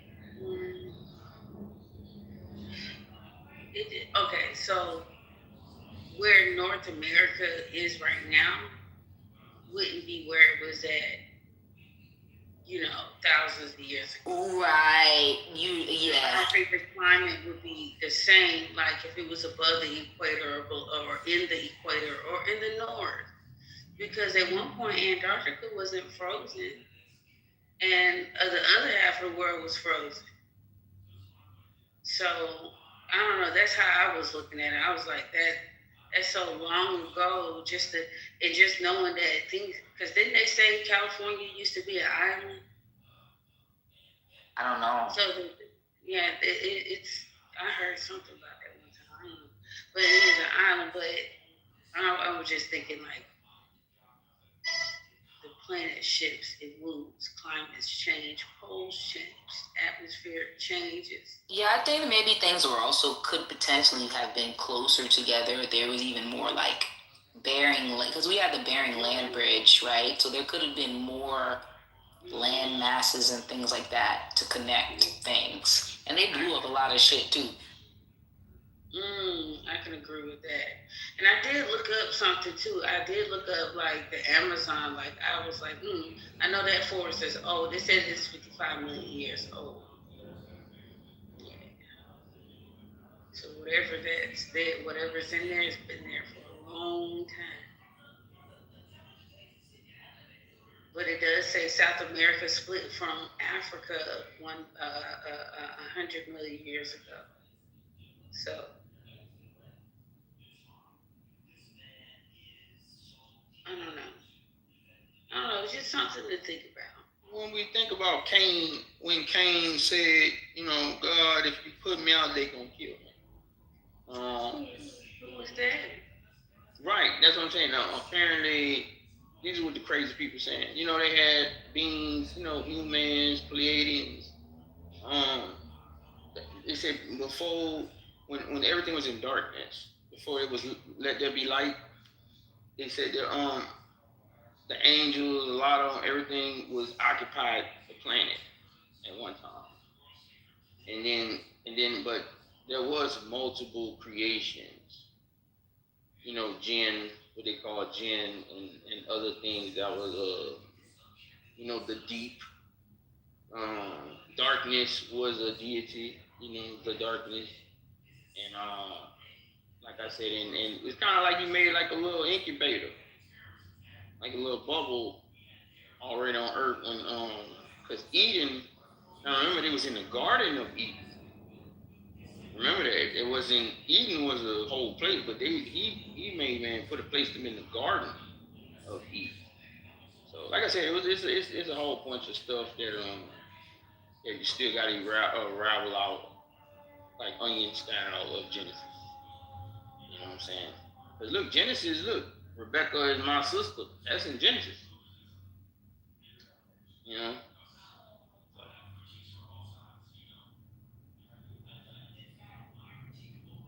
I don't know about what was before, let there be light. It depends on how you want to see it. But should I believe that things existed prior to humanity that are still roaming around today? I don't know if I could put a name on them as Pleiadians or Greys or whatever it is, but we've been here for a long time. Haven't seen them in my lifetime. Who knows? We might find some shit out this year.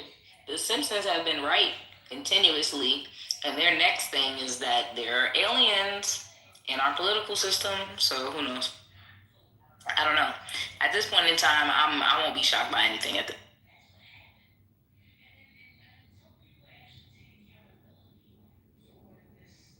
Think about the vampires we have, what we call vampires on this planet. They don't need money and all that. They need food. You know what I'm saying? So that's one race. You got some subterraneans. You got the so-called nomos that came out the water. Then you got the fallen. Then you got the watchers. Then you got the angels. Some of the angels, the Anunnaki. Let us make man in his image. You know, it was multiple. You know, Project Adam, Project Eve, the sons of Adam, Nimrod. You know, it was a bunch of different things that was like you said, still wrong. That's still wrong today. But we made in his image, you know, his. So that's what makes us. There's laws, like you know. Then you got the spirits, the jinn, the interdimensional beings, but they all locked in here with us. Except for I believe the fallen are locked up somewhere deep down in the ground, Dante Inferno style. And then there's Lucifer, who's a prince. But all of it, they're trying to bring back what we call the Antichrist. That's why I was saying Kabbalah, the seven seals. They want to bring out their Christ.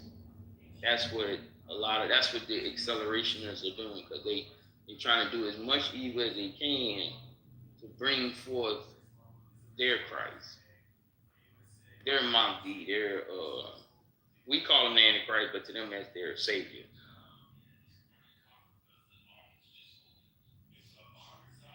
And we're not doing the most that we can to bring back our savior. Real quick, listen. Hey, bro, where do you get this idea that it's just this he and this father?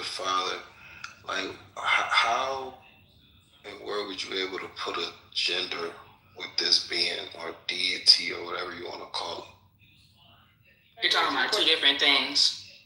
I'm asking him a specific question. Oh yeah. I'm glad you asked that question. Right. God, the Father, is a spirit. They tell you to worship in the spirit. It's man-made God. You know, because man can't see past himself. Okay, man, God gonna sit on the throne. You need an ass to sit on the throne, right? God got an ass, you think? Right.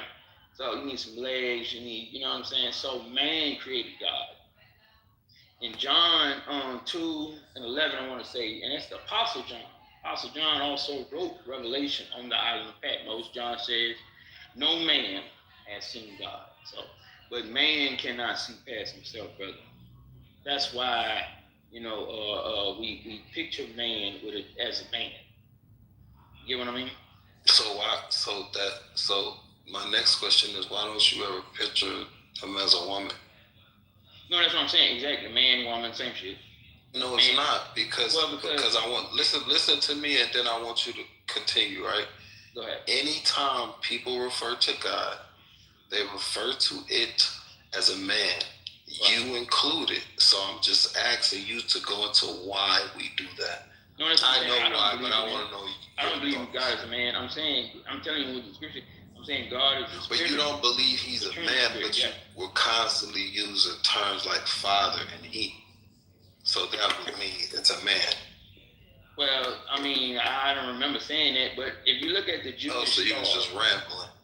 No, I'm not rambling. Look at the Jewish star, the star right? So you don't remember referring to God as... Can you let him finish? Damn. You don't remember... No, I'm just saying, like... Go on mute. Nike, don't tell me what to do. Let him finish. I know exactly what you're Go saying. jump in front of a car then. I mean, listen, you don't want to go there with me. You don't remember that, Nike? So when look, I'm gonna make this point. You don't remember I'm gonna make this point right quick, and then I'm gonna tell you. Okay, you know the Jewish star, right? That's a triangle up and a triangle down. That symbolizes trans, man and woman together. See, that's why I said they got groups of people that want to put guys together. He got both. You get what I'm saying? So that's why I'm saying they got people that put man that God sitting on the throne, right? Man, God got an ass. And then they got women that's God, and God got, got titties and everything like that. Then they got people that also have trans, which is the star up and down, triangle up and down, it means one, right? But I'm saying, no, I stand what I said, that God said God is a spirit. I just said John said in 3:11, no man has seen God. Yeah, so I think this is part of the indoctrination, brother. Like you didn't even So you see God. realize. No, listen to. I'm having a conversation with you. Yeah, you I want you to hear what I'm saying. You see oxygen? In your submission, you consistently refer to God as the Father or a He. What I asked you specifically was, why do we, as a people, because I've done it in the past, refer to God as He or Father? I know why, but I want to know your thoughts on why. And you trying to go all around the damn world. No, I'm not. I'm giving you my stance. I'm saying God is a spirit. Yeah, the creator, the Father, he's a spirit. Like I could call him. Christ is in the building. What's up, Christ? Hey, but point taken. So you saying that inanimate object is concerned about adamant people in a physical world going through problems, and they're concerned about us. An inanimate object is concerned about adamant people in the world. Something you can't see with the physical eye, a spirit. No, you can't see. You can't see. No, hell no. No, you can't. You can see what he created. No, you can see. Listen, you can see what he created. But are you saying the wind? Are you saying the wind is concerned about us? The wind that blows in the air that you can't see with the physical eye. This spirit you're talking about is worried about if you're gonna put enough gas in your car this week. I mean, come on, man. You know, is the spirit gonna worry about your bills being paid? Something that you can't see. Before at one time, we didn't need none of that. We did it ourselves. Yeah, but that's that spirit. Because we had our lowest form. We had our low. Of course, listen. You know what about the unconscious mind? The unconscious mind. That's what it reacts to. Symbolism and representative magic. Gas. But you're separating it from the body. You know what I'm saying? Like whatever you see, you worship. That's we had our lowest form. Of course, if we was at Adam form, we wouldn't be recognizing none of it. God had to tell him to name the animals. You think he gave a damn about them naming animals? Brother, he wouldn't recognize no animal. You can't separate the spirit from the flesh. No, but I'm saying with the stuff you want to recognize as being God, you're at your lowest form looking at it. I'm listening to God. Every time I see the face of a black man, I'm looking at God. No, you're looking at God created man. Man created God. Man created God. Yeah. You can't separate God from man. But you listen, no man before the Quran was written, it was the Bible. The word God wouldn't even be, listen, the word God and all these words we using wouldn't have been nothing till the Bible came. Yeah, but God was not saying that God, there was nothing in the root say God and prophecy and all of that. They dug the mummy Lucy up. It was 2 million years old, 6 million years old, and she had a mother and father. So if you find the beginning of God, you find the beginning of her. You find the beginning of her, you find the beginning of God. Man, hey, listen, at one time, you ain't had to eat nothing.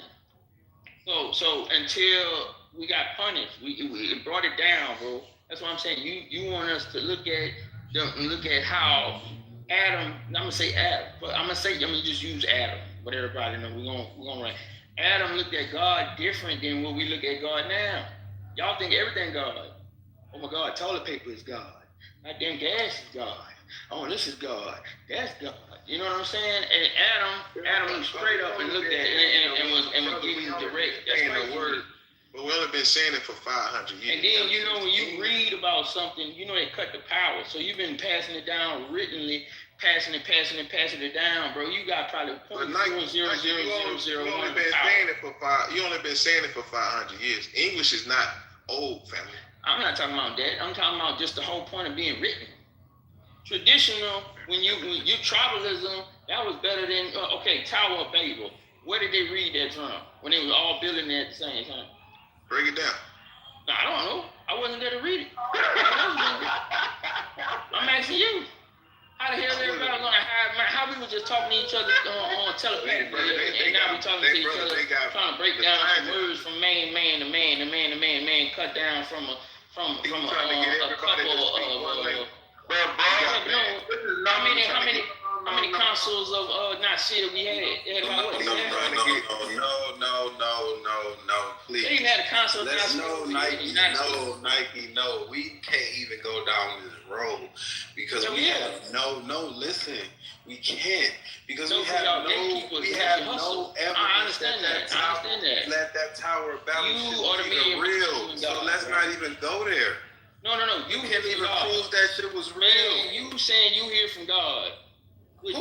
I'm not saying that at all. All right, then sit down and shut up. So what you talking about then, man? You trying to fight for somebody you don't even hear. Do you hear from God? Nigga, you better start talking about Dr. Seuss too. Okay, look, are you atheist? What the fuck is you talking about, the Tower of Babel? No, I'm saying you atheist. Battling right now. No, I'm asking you, atheist, right? I'm asking you to not go down that word salad, spiritual, sky daddy, blah shit. Nothing wrong with atheism is on the rise. You know what? You right. Why are you talking? Listen, why are you getting the word in a spiritual? You got it. Whoever was talking to this. That don't even make sense to me. Like that. Why the atheists jump in the spiritual debate? So is the devil a person? Yes. Is he under the ground? No. Or is he walking around on top of the earth? Yeah, and if so, why can't God walk around like the devil? Because the devil is a title. Like Epstein. Epstein is a devil. The devil is a title. The only person that's the one that's walking around physically in this thing is Lucifer. The devil is a title. Anybody can be a devil. You know what I'm saying? I'm saying like acquired, but it's a rank. You're number one in the evil community. You're the devil. But as far as the Antichrist, their Christ has not come yet. That's the whole point of the Talmud. That's the whole point of the 7 seals. That's the whole point of rebuilding the temple. That's the whole point of you going to Israel and slam your head on that Roman wall. Because you want your Messiah to come back. That's the Roman manifesting wall. The forced accelerationism. Exactly. Yeah. Bro, you ain't using your mouth to talk to me. Them God teeth, tongue, brain, them his eyes you using. You didn't make yourself. You didn't make yourself. Yeah, vessel. You was a creation, man. So if I make a cup, that cup is human. Even if I put water, is it human? Still a cup. Or I make a robot. I'm gonna make a robot. Is it human? And I give it all the characteristics. Is it human? Or it's made by a human? That's what I'm saying. I get it though, but I love y'all, man. And we can have this Bible debate all together. But at the same time, we got the gatekeepers. Like we were just talking about Frankism. The man was a Jewish mysticism and converted to Islam. That's wild. That was the 1800s. What happened in the 1800s? Yeah, I wanted to stay on that topic. When did the NOI become the NOI? What year? Hey now. Can we get back to Frankism? Yeah, let's stay on the Frankism. And he also founded the Illuminati.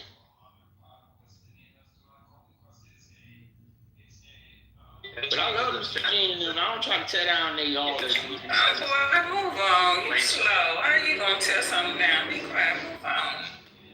Exactly. Nigga was in the classroom with 3 people talking about tearing something.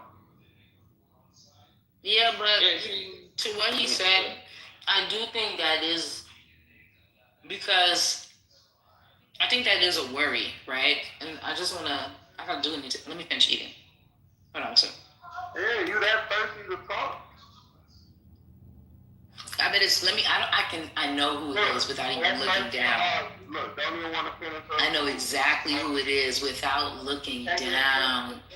Your hateful energy just comes across the screen so loud and just loud, bro. I don't even have to look down. I know exactly who's talking right now. Hateful. Anyway, like I was saying. The reality of it is he's right.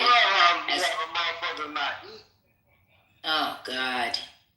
I chewed, I swallowed, I finished. Now I'm talking. Are you done? They don't want us to eat, Melissa. We can't eat, we can't breathe, we can't fart, we can't shit, we can't get bigger, we can't get smaller. We got to have a fat ass and perfect tits and a smart brain and all the money in the world, and you guys have nothing. fucking broke ass niggas. Now you really want me to get me hot. Like, that's what you want to do, because I could really go there. Can I finish my... Sorry. Yeah. That's what you guys sound like to me. Soft ass niggas always complaining about a female, but don't got a female. International Women's Day, they will respect us. Go ahead, Melissa. All right, let me stop, because let me stop. They telling me to stop my rant. Anyway, so to the sabotage Zevi thing, I think it is a real concern, because even if the Jews are talking about, like, if you look at why they killed, their reasoning for killing the Ayatollah, it's because they believe that the Ayatollah is the lineage of a specific person. And just based off of some of the comments that have been made by certain people, I do think like there's this weird switching behavior. You were once Islam, now you're willing to do whatever for Zionism. And it's just this weird kind of connection to the Sabbatai Zevi thing. It's like he was willing to do whatever he needed to do to maintain power, including switching religions. So I don't know. I just feel like this is like a theme, and I don't know why it's sticking in my head, but I'm going to just take a... Was he forced to switch to Islam? To a certain extent. Oh, he chose it. See, when Malcolm went over there, he learned about the Moorish science. Now, they can say what they want. That's why I said, but I love Richard Jr. and I love BNX. And my brother, I love them. I love them. And I know they're real soldiers. So this don't include them. They, I know they out there for real good reason. But that time, all that's under more science. Churches, you know what I mean? And with more, at the time, Moors and Moors, I'm not talking about the Moors, I'm talking about Moors. That's all paganism. It's all paganism. Boy, y'all ain't got nothing else better to do, boy. Why? Well, then slavery came about, right? I'm be quiet. It's religious or slavery. I swear to God, this just don't make no sense at all.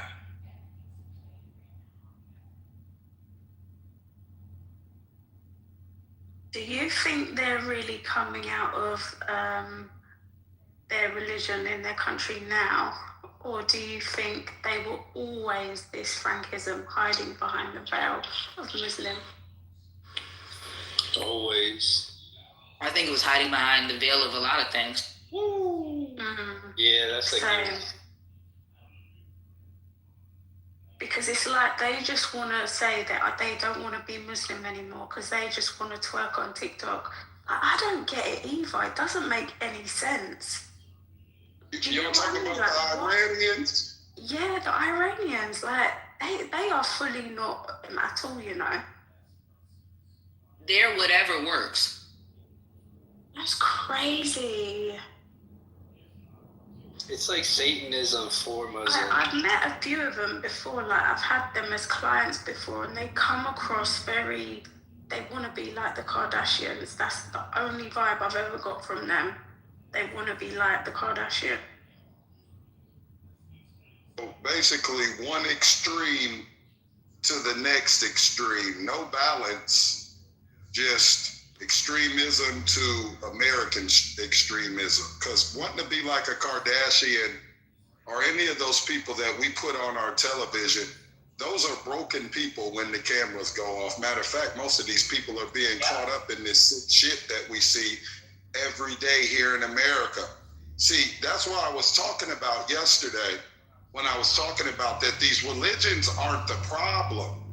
The problem is the tentacles that come through the religions, where somebody's able to take a religion like the gentleman that was in here yesterday, and he attached it to biblical prophecy and the third temple, but he was okay with Muslims being murdered. You understand? That the Most High has no place inside of that kind of confusion. People name and they attach it to extremism. And the Most High never said most of their doctrines, like Jim Jones. Jim Jones was a wolf in sheep's clothing. He had them people thinking that he had them worshiping Jesus, and a lot of his congregation was black, poor people. And because they were used to a certain kind of poverty extreme. They leaned into his religious extremism, very dangerous, because the ones that didn't want to drink the Kool-Aid, they were shot in the back of the head 2 times. What they've done, right, is they've hidden in these regions, under these religions, saying that they're these people, and they're not even these people. That's what they're actually doing. Yep, it's been an alliance this entire time between all of these factions. Because even the Ayatollahs, they're white. They pale as shit. Their origin is the lineage that they had ties to whatever they once had. It's long gone at this point. And even if you look at the dividing of Africa, the entire continent, Catholicism and Islam worked hand in hand to get Africa to where it needed to be. And wherever Catholicism couldn't go, Islam went. And if you look, they even had a deeper tie between some of the heads of certain groups and certain groups of Catholic people. So I think the tie between Jesuits and Zionism, the Rosicrucians, and everybody else, which is Solomonic magic, which is the base of a lot of all of this stuff. I mean, I think it's always been more so about their goal to take over the world versus actually following a specific God.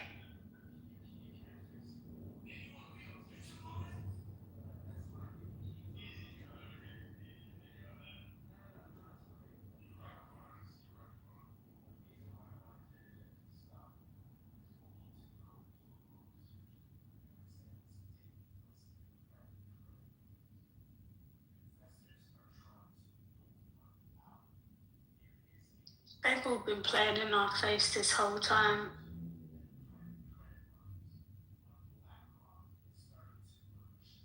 I believe it. Real deal.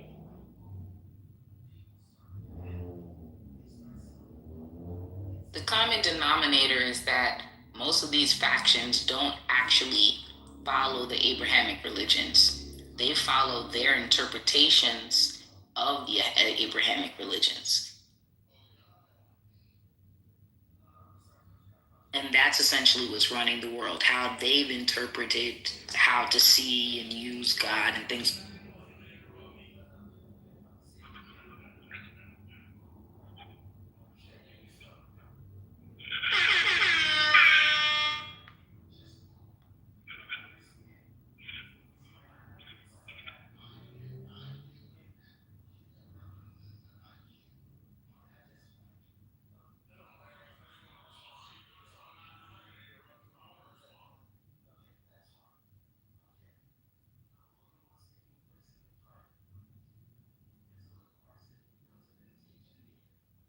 Greater Israel.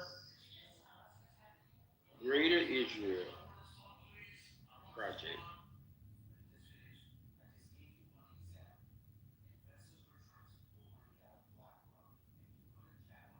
You know, Greater Israel is from the Nile Euphrates. Yep.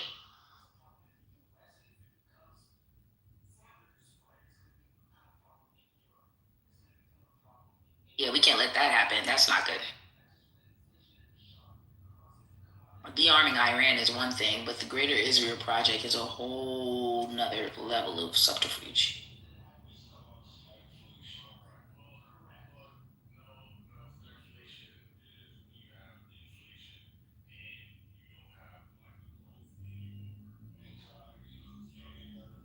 What I don't understand is, does China know this shit? Because they arming Iran.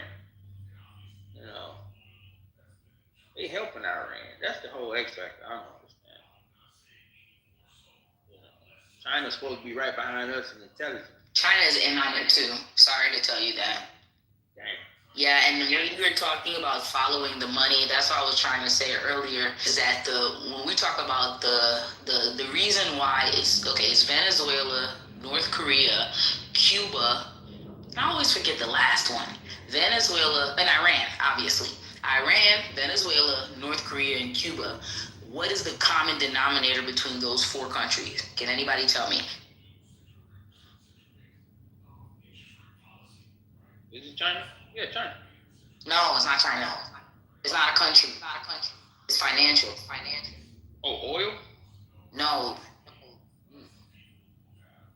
I don't think they deal with central banks at all. Yes, fucking James. I knew it would be James. They don't deal with the fucking Zionist banking system. None of those countries get money from the Intermonetary Fund, nor do they get money from the World Bank. Those last 4 countries, everybody else does. Those are the last 4 strongholds for the one world government as far as their global financial system.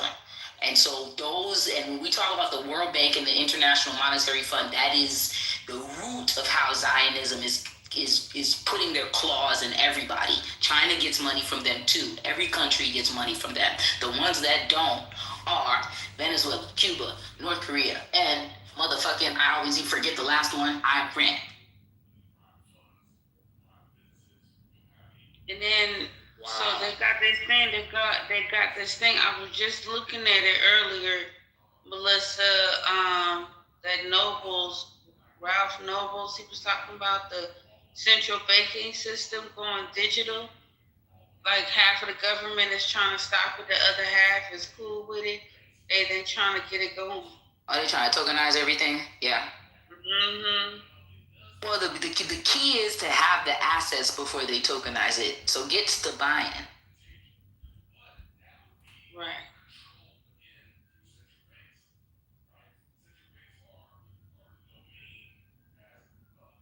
When you put that in the chat, man, we know what stuck out was the New World Disorder. That's crazy. The whole time we think it's another New World Order, but there was an old World Order, then we are the New World Order. But they is the New World Disorder. Wow.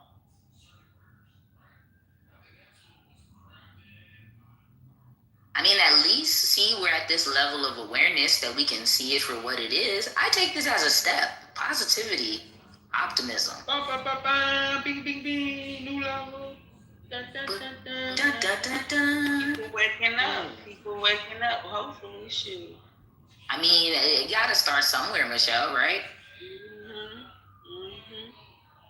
At least this is better than nothing. Don't make it, you don't make it. But I think it's about awareness. I said it earlier.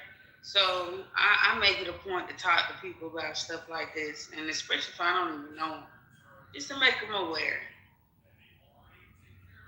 Because half the people don't even understand what's going on. They think it's all conspiracy. That's not real. Unless you're in the banking system now. And you know, so, and then hopefully the people that work in them systems is coming home telling their people. Mm-hmm. Don't be left behind. I had a client that told me one time, it was like in the 90s, his father had invested in Google. And by 2007 or some shit, he had like $14 million. I was like, damn, what the fuck? Yeah, and you know what's funny? The Epstein files, that's why, just a cream as a boy. Oh my goodness. Oh my God. I just realized something. I figured out why the fuck these niggas, okay, they don't give a damn about the pedophilia. They desensitized us to the pedophilia already.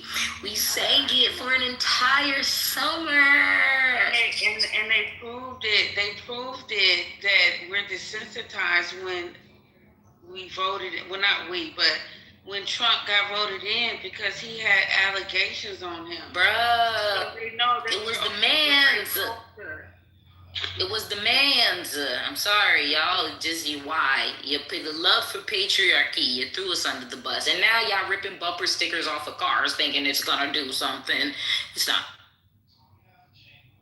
I'm so sorry. But my real. we have the United States, the people, and then we all under the United States corporation. You guys keep saying that, yet you pay into the corporation every day. Yeah. But we gotta give Caesar what is Caesar. You know, unfortunately. No, the Epstein files, that's the thing. They're not worried about the pedophilia because what's more devastating is if we were to unearth the financial crimes. That's what the real thing that they're hiding is. If we saw what they were doing financially to not just Americans, but probably to the entire world, I think everybody would absolutely poop their pants. Like, I think that's what it really is, because behind the finance system is that Zionist banking system. That's the web that they want people to really see. Because people don't care, okay, they care about, it's the movement of the money. That's what controls the world. And that's the thing with Trump, right? Trump, yeah, okay, we haven't implicated him on pedophilia yet. But if you start doing a deep dive and see the type of money laundering this man is involved in, the type of financial crimes, murder this man is involved in, pedophilia is but one thing. I just don't think that we see the deeper picture of how they're covering up, how they're absolutely robbing us blind. They're robbing the world blind. Backed by the World Bank and the International Monetary Fund. It's the land of the outlaws. What is it? The land Babylon. What is it? No, it will. What's it? What does it say on the Statue of Liberty? Damn. Land of the land of the free, home of the brave. No. This is the land of the exiles. The land. Give us your tired, you're hungry, and you're poor. Yeah, but they made that statue for black people. You know that, right? That's what it say on the goddamn plaque. This is the land of the exiles. Yeah, the world is mostly black. They're fucking us up. That's why they're hiding behind religion that truly belongs to blacks. Nobody in the Bible or the Torah or the Quran was white. Ever. I mean, that's clear. Hiding behind our shit. It's not that clear. A lot of black people think he's white. The only way out is through it. That's why they're using it. If it didn't work, why would they use it? Wouldn't they use something else? They'd just be like, hula, hula, hula. Hula, hula, hula, hula. They don't do that. They use the books. Why are you gonna it's like, I explained this earlier. If someone has a gun, are you gonna just put your hands up and say, wait, or are you gonna go get the same gun that they have, learn how to use the weapon that they're using against you? Why not? Or are you going to continue to let them use that thing that you keep saying is so bad, they keep using the religion, but you don't want to go in and figure out how the shit works. You don't want to read it. You don't want to open it. You don't even want to know how they indoctrinating you. Why don't you get to the figuring it out on how they indoctrinating you through the very book that you say you don't like? Like, cause me, if somebody tells me I'm using this tool against you and this is what's been worked for the last 2,000 years or so to keep you in a state, I want to know how that shit has worked. Whether or not I believe it or not, I want to see what you are doing and how the fuck you are trapping me with 3 books. Let me figure that out. But no. Yeah, I just keep doing it. They shooting you, but you don't want to go get your own gun. Make it make sense. They think white people wrote it. I mean, it's just that clear to them.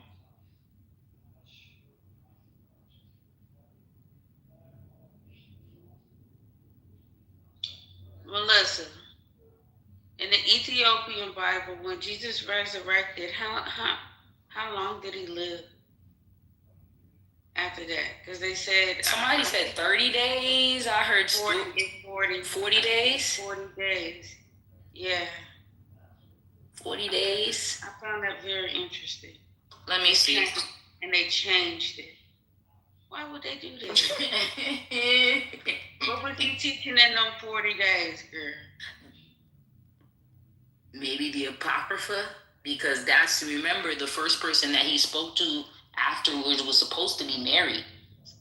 Oh, the fourth book of the Apocrypha? Not the fourth book, but maybe the beginnings of the Apocrypha. Because the Apocryphas came later on, right? But one of the key books of the Apocrypha is the Gospel of Mary. If he was alive for 40 days, Mary would have been one of the first people that he spoke to. One.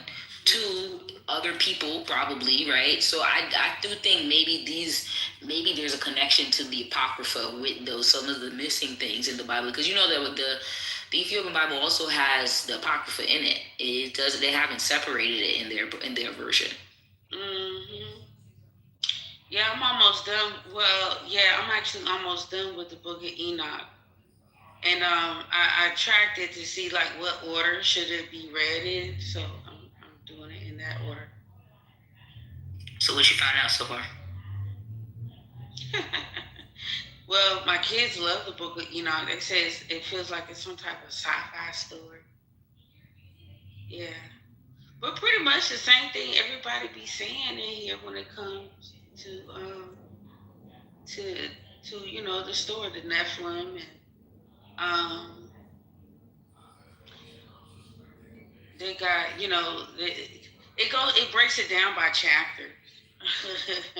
I broke it down through chapters, and it have it explain each chapter, what's in this one, what happens here, and it just goes into that. When Enoch went up and he visited the Tree of Life and the sacred mountains of the East and all of this stuff, the cosmic tour, talks about the Watchers. Yeah, I just went. It's how many? I think it's 108 chapters. I just made it through the end. Pretty good. I can't complain. So yeah, fallen angels, the Watchers, 200 angels called the Watchers come down to earth. This had to be in chapter 6 through 16. Mm-hmm. Azazel and Myaza and good ones and how they, the romance and stuff, and the babies. So it was like Enoch is chosen to deliver the message to the Watchers. Power without wisdom causes destruction. I was just giving out the shit, just trying to show me what to do. Here, do this. You take the tour of the universe. That's chapter 6, 17 through 36. Prisons for rebellious angels. The storehouse of wind, snow, and rain. The tree of life. Like being a good dude. Yeah, I'm one of them. Okay. Let's see. Lawrence National. Oh, go ahead. Hello? I'm sorry, not Melissa, Michelle. Yeah. My bad. Peace to the stage. I was gonna ask you, what do you like a little bitch over there? Okay. To the goo! Got him on his body. Bye-bye. Strong projection. Okay. What up to y'all? Now Listen, y'all stop. Talk to the person that you were talking to. Don't be disrespectful. Facts. Now I was gonna ask you, Michelle, what do you think Christ was doing in those 40 days when he was here on earth? I don't know. I guess, since we right here, let me look it up. Let me see what they tell me. Where y'all get this 40 days from? I thought it was supposed to be about 33 years old. He was a carpenter. The scripture don't tell you what age he ascended.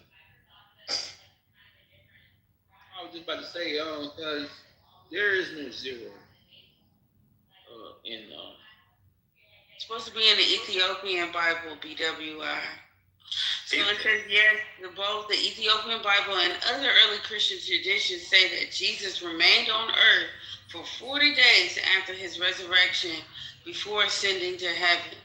The clearest summary comes from the Acts of the Apostles 1:13 which says he presented himself alive, appearing to them over a period of 40 days and speaking about the kingdom of God. But it doesn't give a full description. So we pieced together what he taught from scripture, Ethiopian tradition, and early Christian writings. It says he explained the spiritual meaning of the scripture. He helped his followers understand that the Torah and the prophets were pointing to him all along.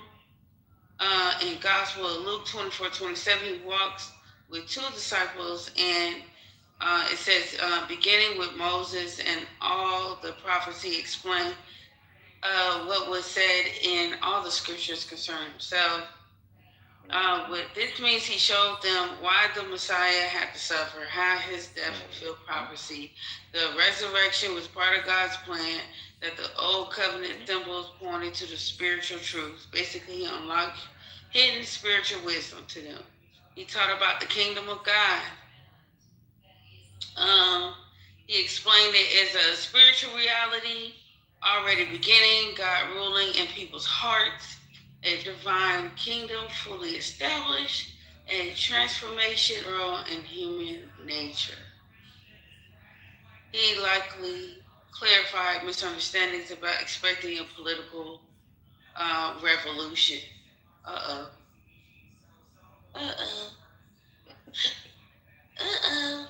He gave, damn, I can't even get past that. Let me push past that right quick. He gave secret teachings of his inner disciples.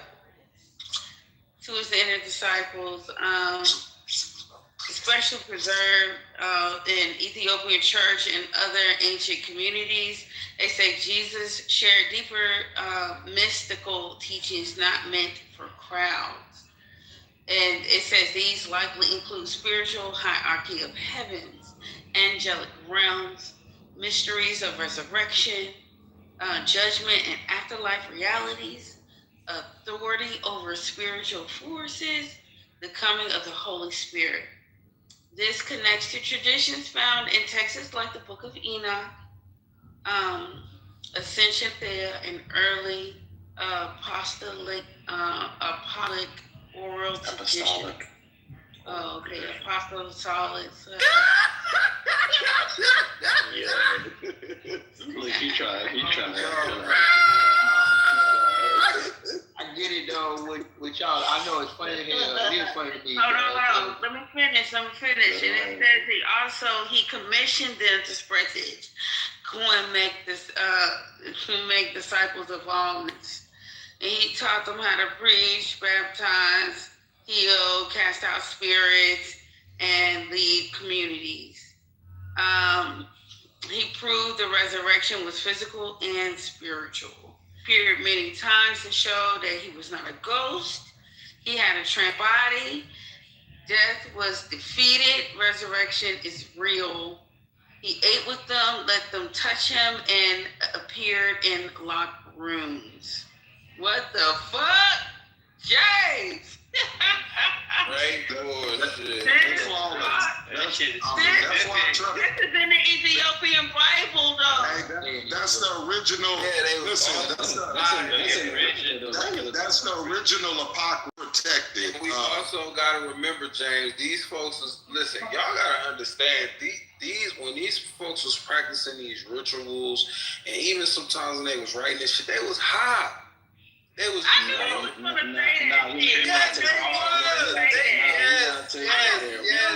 Strictly about the scripture.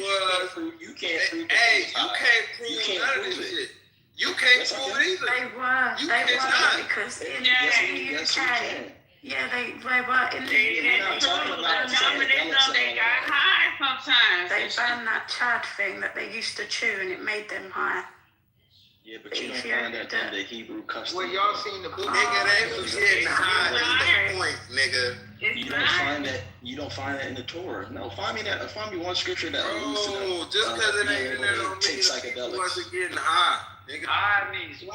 These are Kodashim. They are not trying to live after the other nations. What are you talking about? Yeah, they weren't shamanic. Sorry. Back to Michelle. So that's why I was just asking to see what you thought, because it talks about in Luke 24 how I think you read one of the parts. It talks about how Christ appeared to the apostles, and he was like, "Yo," basically just teaching them that he is in the Torah. You can actually preach the gospel without Matthew, Mark, Luke, and John. But it takes, you having faith and having your eyes open to really understand.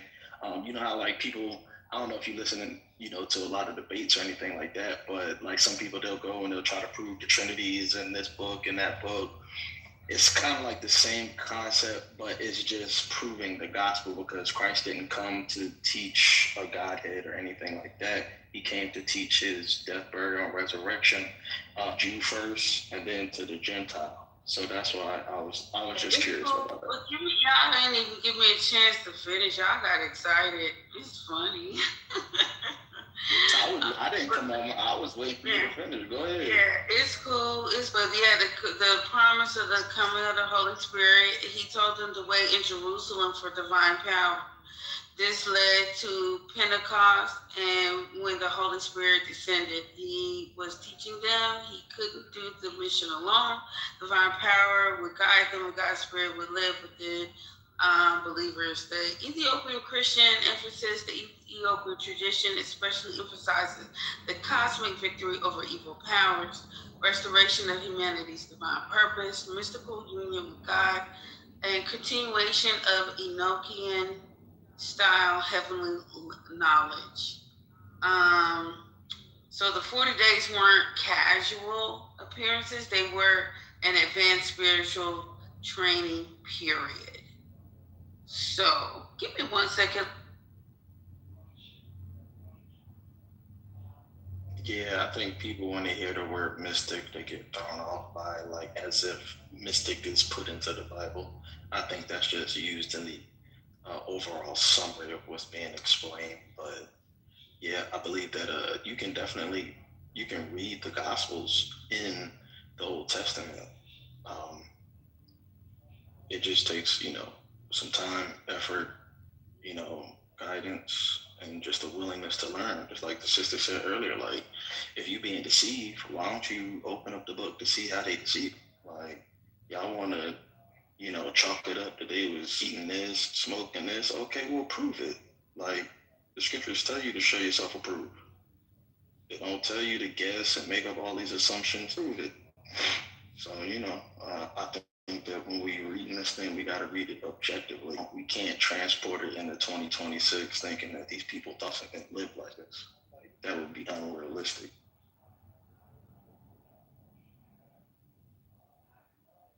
The Holy Spirit, everything is good, but that was Acts, bro. I don't know why you saying John, Matthew, Mark, Luke, and John. Resurrection is Acts. Like, what do you mean by that?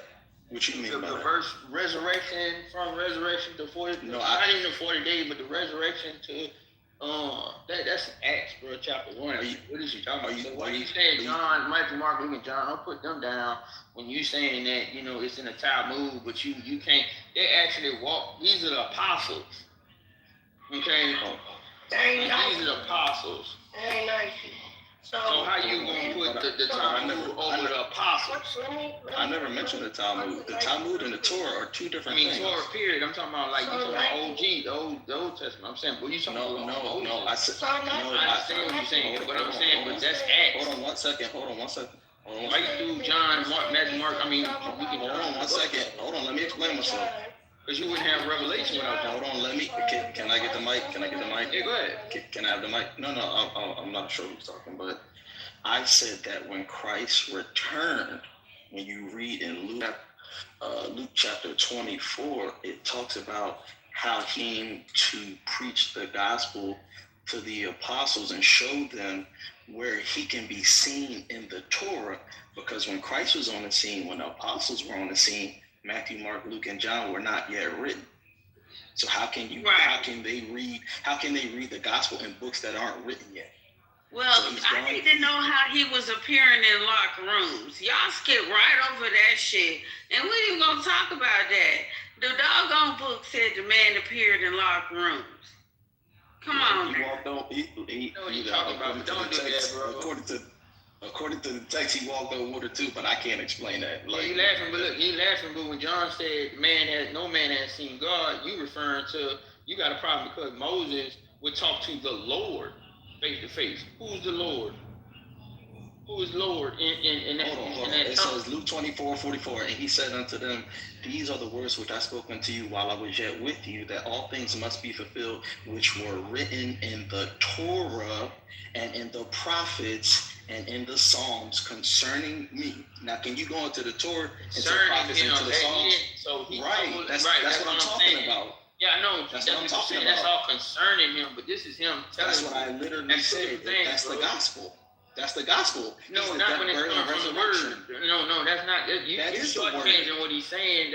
Gospel and the word. I literally read the word. The word made the whole matrix. So it ain't no gospel. I'm not arguing that. That's not my point. We're not even talking about that. I understand what you're saying. You're talking about according to what they said. They don't about me. Hold on, brother. Now I'm here to tell you about. No, me and Michelle, I was asking her about what Christ was preaching. Me, right? Hold on, no, bro. It don't gotta be that. That's what it is. It don't gotta be that. You in 48? Relax. This ain't. No, relax. Mikey, go on mute. On mute, Mikey. Me and Michelle, we were talking. I was asking her about the 40 days. What do she believe was being talked about during the 40 days? That's what I'm talking about. You refer to the Talmud. The Torah. Why you keep saying that? She said it. I referred to what Christ was pointing to in the Torah. I didn't say that he was. I wasn't referring to what you were referring to. I was just showing that he was teaching them that you can find the death, burial, and resurrection in the Torah, which he was teaching them in Luke 24. What are you doing? Itself, that's what you're talking about. I understand what you're saying, but I'm saying like you threw Mark, Luke, and John under the bus. No, listen to them, and you ain't gonna listen to the Torah. I didn't say none of that. I didn't say any of that. I had Matthew, Mark, Luke, and John weren't written. So if they weren't written, you could go into the Torah alone. They was looking at Jesus. Why would they be right? But wait a minute, y'all. If they was there, why all three of them got different interpretations of the situation? Got all that? Don't have all different. No, that's not. I'm not dealing with that. But why would he? If he's there, why in Luke 24:44? Why in Luke 24:44? They y'all with the inconsistencies, but y'all want to. Hold on, no, Michelle, me and you was building on something else. He going into something different. You saying Jesus was there in the flesh, but if he was there in the flesh, why did he have to go into the Torah and into the prophets, into the Psalms concerning him? If he was in the flesh, why did he have to go show them that? Go answer that. I'm waiting.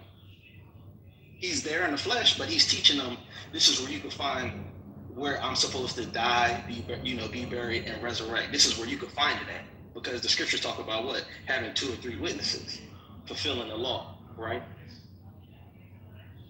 Okay. So when he was on the mountain and he said, Father, push this cup away from me, he knew then that he was gonna have to die.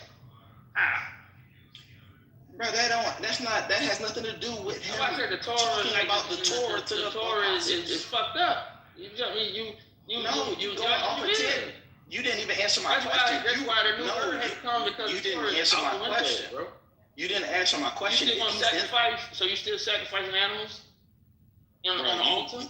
You red herring like a mug right now. No, I'm asking. I'm saying you. No, you didn't answer my question. You still outside you did not answer sacrificing chickens and goats and all that shit, cows and stuff for your sins.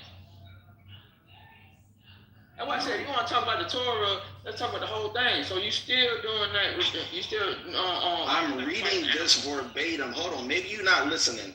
It says that, and he said unto them, these are the words which I spake unto you while I was yet with you, that all these things must be fulfilled. What are those things, sir? Which were written in the Torah. I'm simply talking about he's in the flesh telling them, this is where you can find that I'm going to be killed. This is where you can find that I'm going to be buried. This is where you can find where I'm going to be resurrected. That's what he's telling them in Luke 24:44. The Torah is Hebrew word. It means the law. Huh? It means the law. Okay, so you mean the Torah you got is the law? That's the law of the old covenant. How you know? Because Christ is the new covenant. No, I know that, but I'm saying what you hold in your hand is the same law that he was talking about. That's what you're saying? Yes. Oh, hell no. Come on, man. Oh, man, for real. You dead serious, brother. Yes, I'm holding the same law that he was holding. Scroll from that they had that he was referring to the law. Why would I be holding a literal scroll? Why would I be holding a literal scroll when the promise is that if you just believe in Hold on, you going way off. You no, I'm not. Yes, you are, because you're not even answering these questions. I went to Luke 24:44 to ask you why he's going to them to show them in the Torah these things, and you're going, oh well, you pray the Torah. Do you still sacrifice? That has nothing to do with that. But you follow the Torah, correct? I follow the Torah with wisdom. That's what Christ did. Okay, so all right, so we're different. That's all I'm saying, bro. I'm saying because the Torah is that's over talking me this whole time, bro. Hold on, you've been over talking this whole time. He showed the apostles and the Israelites how to use the law with wisdom in captivity. They can't keep an eye for an eye with Roman soldiers around. They'll all get slaughtered. So that's you missing my point when I'm talking about when me and Michelle, we were talking about, I was asking her about the 40 days. What do you believe was being taught? Christ literally in Luke 24:44 is explaining in the beginning what he was teaching when he first stepped back on the scene. He was showing his apostles in the Torah, Genesis, Exodus, Leviticus, Numbers, Deuteronomy. He was showing them in the Torah where you can find, I'm going to return. I'm going to be hung. I'm going to be slain on a tree. I'm going to be in the grave for 3 days. Can you go into Leviticus and show me that? Can you go into Numbers and Deuteronomy and show me that without touching Matthew, Mark, and Luke, and John? I'm not denigrating them. I'm just saying you can do it without going to them. That was the whole point of the conversation, brother. It wasn't nothing about you need to sacrifice animals and all of that. I think that's done away with. That's what it was. Like, that's a foreshadow of things to come. So, respectfully, bro. How can y'all say what's done away with if Jesus himself only read the New Testament or the Old Testament? All the stuff that coming after is after him. Like, I don't get that. Like, how can we say something is done away with and Jesus didn't say it's done away with? That was but that's exactly what Jesus was fighting against. Jesus was fighting against people coming up with their own theories and their own fucking solution to what he had said. What was written. Hold on. Because Jesus didn't come to change anything. He came to fulfill. So it's like, who gave you niggas the authority to come up with the New Testament and then do away with the Old Testament? That sounds like that's going directly against Jesus when he talked. Because Jesus he didn't write nothing. He didn't make no scripture. He didn't enforce nothing but the Old Testament. That's all he came to fulfill. I think he was really competent. And I think he would have been competent enough to write some new scriptures if he had wanted to. But that's not what he wanted to do. He came to fulfill. So who authorized you niggas to write a New Testament and say that New Testament did away with the Old? That would be blasphemy. That would be exactly what Revelations tell you, debunking itself, saying that you have to know God's heart, word for your own heart, because people will come add and change. Adding and changing anything after Jesus died is crazy. I believe that's blasphemy. Adding and changing. So when it was prophesied that the Father was going to change the heart of stone into the heart of flesh, and he was going to give us a new heart. What's that new heart? A new heart. It didn't say a new law. It didn't say a new rhythm. It didn't say a new command. It didn't say. But they already had the law. Exactly. And now you saying that the New Testament comes to change that. You said, okay. I didn't say it changed it. So, I said it fulfilled it. A change. You think that you said it was done away with, and that's not exactly. true. Yes, it's no longer something we have to answer to. That is not true. Wait. Did Jesus listen. This is the point of contention. Jesus never said that. So I don't care if Mark, Matthew, John, I don't care which one of them niggas came after him said it. Jesus himself said, I come to fulfill. He did fulfill it. So that's it. So how do you change that into, well, it's done away with? Who said it's done away with? No, he's just a fulfillment showing you that, hey, this is what we standing on. We standing on this. Jesus' son. Some even say God himself in the flesh came to earth. And then he didn't change nothing in the Torah. He went word by word, even showed you how to live. Hold on, even showed you. Hold on, the law can never get you into the temple. Listen, I didn't interrupt you. I didn't interrupt you, bro. I'm just interjecting. I didn't interrupt you. I'm trying to interject. But you can't interject. I can interject. I'm going to land. Okay. I'm going to land. Because if not, it sounds like an argument to the people that's listening. So Jesus himself, people that God say, some people say that this is God himself. He came to earth and he didn't change anything. He fulfilled it. So fulfillment, you think is finished. You think is okay, I did it and now we can move forward. No, he came and fulfilled it as in still on business. We're going to do that for 2026. People, what Jesus basically did was come to earth and say, hey, y'all ain't doing it right. I'm going to show y'all how to live righteous. I'm supposed to be the living example. I'm even supposed to die, even though that y'all really murdered me. I'm supposed to die and stand on this. I can do anything. I can ask the God to save me and pull me down from this cross. But no, I'm going to go all the way through with this so I can prove my point. That's what he did. He didn't change nothing. He didn't add anything. You don't have a book of Jesus. You don't have a book of Yahshua. You don't have a book of him trying to give you other teachings. He went by the Torah. He was a Jew. So now how in the hell do other people after him tell us that it's done with? We could do away with the things of the Old Testament. That would be blasphemy according to Christians. Hey, Joe, you just cracked Hold on, real quick. When you say do away, Craig, can I respond real quick? Can I respond? And I'm about to go to James, church. he did say do away with. He said do away. I didn't say do away, James. Yeah, I got a question. If you say do away with, are you saying do away with the law and what he was standing on? Is that what we're saying? No, what I was saying was it's no longer required for us to do it. That's to what he said, James. Exactly. I never said do away with. Interjecting? James, I want to get an understanding. Y'all let him talk real quick. What I'm saying is that the law was already given to Moses, right? So you weren't given eternal life when you got the law. You weren't given eternal life. You were already alive when you received it. The whole point of it is for you to receive eternal life. The law does not give you that because they already had that. So when you need to go into the consecration of the temple, before the throne, you need a sacrifice to do that. That's Christ's sacrifice, which means your works were not good enough for you to get to the throne. That's why the law is below the mercy seat. The mercy seat is above the law. So Christ's work supersedes the law, but we still keep the law with them.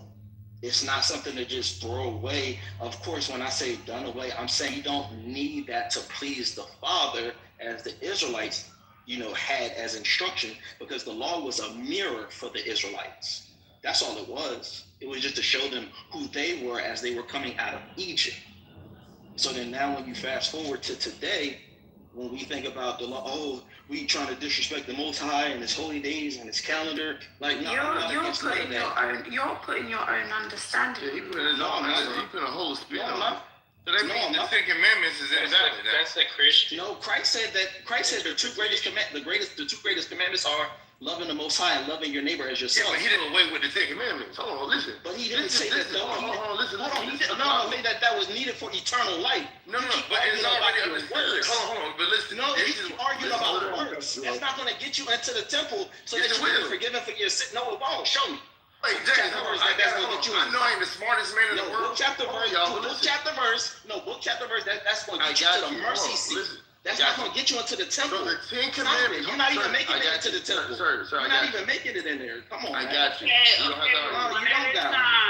One at a time. I know y'all getting happy and excited. It's the Bible, yeah. I wanted 2 seconds. One at a time. There's no 2 seconds after that. Listen, I got the verse. He can't even deal with the law under the mercy. I got you. Hold on, but listen. But Pedro, look, I got the verse pulled up. Look, John 14. Listen, you talk about John. John 14:6 say, I am. Jesus states, I am the way, the truth, and the life. No one comes through the Father except through me. Boom. Old commandment gone. Old Testament. Show me the commandments he told you. I know he said keep the commandments. I understand that, but I'm saying Jesus said, y'all trying to talk bad about John, and John just told you, and because he was right there, and John 14:6 said, I am. Jesus stated, I am the truth and the life, and nobody comes through me. So, bam, the Torah Talmud is out the window. Yeah, Father don't kill you, but it's out the window, dog. Right there and there. The Tower of Babel. Everything that happened at the Tower of Babel. I got you. Hold on, y'all are both agreeing. Hold on, so let's hit the other side. So now, this is all fine and dandy. Hold on, James, or anybody that knows. He still ain't proved that the law is eternal life. Wait, we're not arguing, bro. I just want to get my. No, I'm saying you ain't proved that the law is eternal life. I got you. You gotta prove that. You gotta prove where shaving your beard is eternal life. Right now, bro. You gotta let me talk. You gotta let me talk, bro. You gotta stop being a girl. Listen, what I'm saying is, man, with the insult, I said, them punk ass motherfucker with that insult shit. Y'all insulting people, bro. Alright, stop. Yeah. Go ahead, Pedro. Anybody else that knows the Bible? Anybody else that knows the Bible? Please, I'm up to be wrong. Moses got the 10 Commandments, correct? The 10 Commandments was written. It was given to Moses. I ain't gonna say written. When Jesus comes, Jesus doesn't change any of this. See, we're skipping through the Bible like this story was just written in a day. These are thousands of years. That means in these years, Jesus could have changed these things if he wanted to. He could have spoke against these things. Just because he says nobody goes to the Father but through me, that does not null and void the commandments that was given to the people. Especially if you think you're God's chosen people or a follower of Christ. I think we still have to believe, we still have to uphold the 10 Commandments. Why? Because our Lord and Savior, and nobody else is not a Christian. Please, let's not get off the mic and say the Bible say, I don't care right now. We're just talking about Christian believers. I believe if Jesus did not change the 10 Commandments, if he didn't say those are null and void, I think it's blasphemy for anybody to come later after he dies, after he's not here to represent himself, and say, hey, we don't have to follow these anymore. Because he followed those. He even was the embodiment on earth of the action. That's the whole reason why he came to earth to do. Anybody else? Wait. If you finish laying your plane, Pedro, he's done. Okay. So, damn, why can't we stay on fucking topic? I got such a good breakdown over here. Y'all get on my damn nerves. Go ahead, Eagle House. No, I was just going to say, that's the whole point of the New Testament. Yahshua came to bring a new covenant, right? Which means different than the Old Testament and the Noahide laws. That was the whole point of him coming. The Bible references that several times in his own words, right? Where he says, I come to bring a new law, a new covenant, right? Which means different than the Old Testament and the Noahide laws. Just want to throw that out there. Not another one. So, hey, Pedro, let me ask you this question. What's the difference between a law and a commandment? So the commandment was actually given to Moses. Wrote by who? Moses. No, but who wrote the commandment? The commandments was given to Moses. I got you. If anybody else is all right, but who wrote the Torah? No. Who wrote the Torah though? I don't know who wrote the Torah. Moses. I wouldn't know. So the law of Moses is out the door. There's other things in the Torah. The commandments still the same. Moses wrote most of the you can't. Commandments and laws different. Hold on. Now you trying to Wait, this is one dude. Hold on, wait. One dude is asking me a question. How's the other dude interrupting? Yo, chill, nigga. He's asking me a question while you saying, hold on, that's crazy. And he answer the question. You didn't answer it. You said you don't know. Hey, you moderating the stage, Pedro. Who moderating the stage? The nigga is interrupting while the other nigga is talking. He asked the question, you didn't answer it. Do one mic, please. Okay, I wanted to say, well, when Moses received the law, he was a murderer. Brother. He was a murderer, correct? Listen, but it doesn't matter. So Moses. It does matter. Go on mute. Ask your question and go on mute. He asked. Mute button. Hit the mute button. You know, that thing down there. There you go. So Moses wrote most of the Torah what we have. I don't care what Moses was. Moses wrote most of the Torah. I think like 90 or 80% they say. So that's the answer to your question. But him being a murderer that's null and void.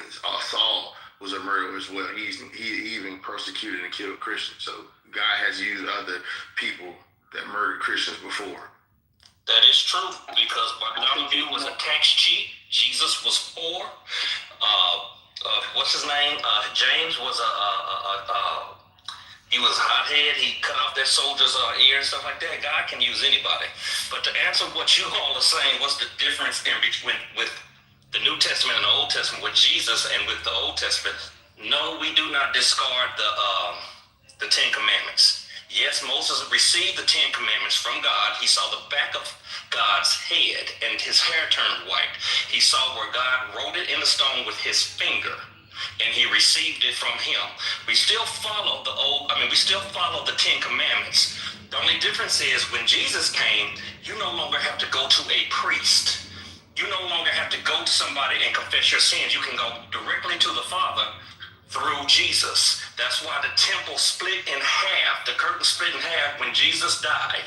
There was a great earthquake, and that symbolized you no longer have to go through that priest, because the priest was behind the curtain. That's all that means. Thank you so much, Jerry. I knew it was a reason. I just couldn't get it out, but yes, you're definitely correct. I was looking for that. Can I explain what I was saying? So the reason why I brought up Moses is because the reason why I brought up Moses is as long as I needed to take. The reason why I brought up Moses is because we talking the law, right? I believe in keeping the Ten Commandments. Like, I'm not against that. But what I'm saying is that when I gave him those commandments, he already was a transgressor against the commandments that he was, which is showing that the law was never supposed to give eternal. That's the whole goal of this conversation, is eternal life. The law does not give life. It doesn't give life. So that was my point. Okay, so both are correct then. Is that fair to say? Because you can't do away with the Old Testament. So whoever said that cannot be correct. That is dangerous. No, that's the whole point, that you have to keep the commandments, but you have to accept the sacrifice that Jesus made.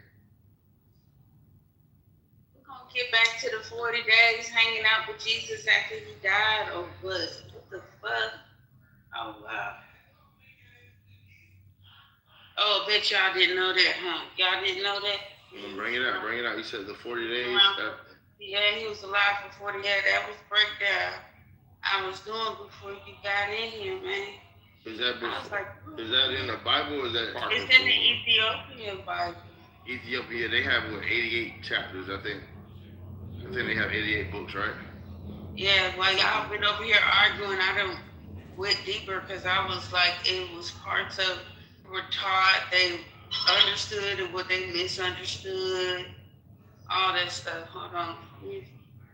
Yeah, I mean, damn, I don't feel like reading this shit again. Let me see. Let me get back to the top. What did they learn? I'm gonna be short with it. He explained the spiritual meaning of the scripture. Okay, he showed them why they had to suffer.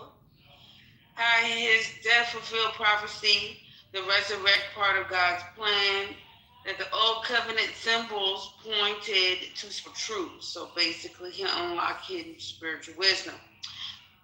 2, he taught about the kingdom of God. The kingdom of God was not just political, he explained, as the spiritual reality already beginning, God ruling in people's hearts, a future divine kingdom fully established, and a transformation of the world and human nature. He likely clarified misunderstandings about a political revolution. We can get into that later because I was like, why did they expect a political revolution? Like, what was going on? Why they needed a revolution? Anyway, he gave secret teachings to his inner disciples. So early Christian traditions, the Ethiopian church and other ancient communities say Jesus shared deep mystical teachings, not meant for crowds. They likely included spiritual hierarchy of heavens, angelic realms, mysteries of resurrection, judgment and afterlife realities, authority over spiritual forces, and the coming of the Holy Spirit. This connects to traditions found in texts like the Book of Enoch, Ascensions of Isaiah, and early apostolic oral teachings. Let's see. He commissioned them to spread the message. He gave what's often called the Great Commission. He taught them how to preach, how to baptize, how to heal, how to cast out spirits, how to lead communities. He was preparing them to carry on his work. He preserved the resurrection. He proved the resurrection was physical and spiritual. He appeared many times to show he was not a ghost. He had a transformed body. Death was defeated and resurrection is real. He ate with them, let them touch him, and appeared in locked rooms. This taught them that resurrection is physical, spiritual transformation into a higher form of life. Okay. He also, he promised the coming of the Holy Spirit. That was the last thing.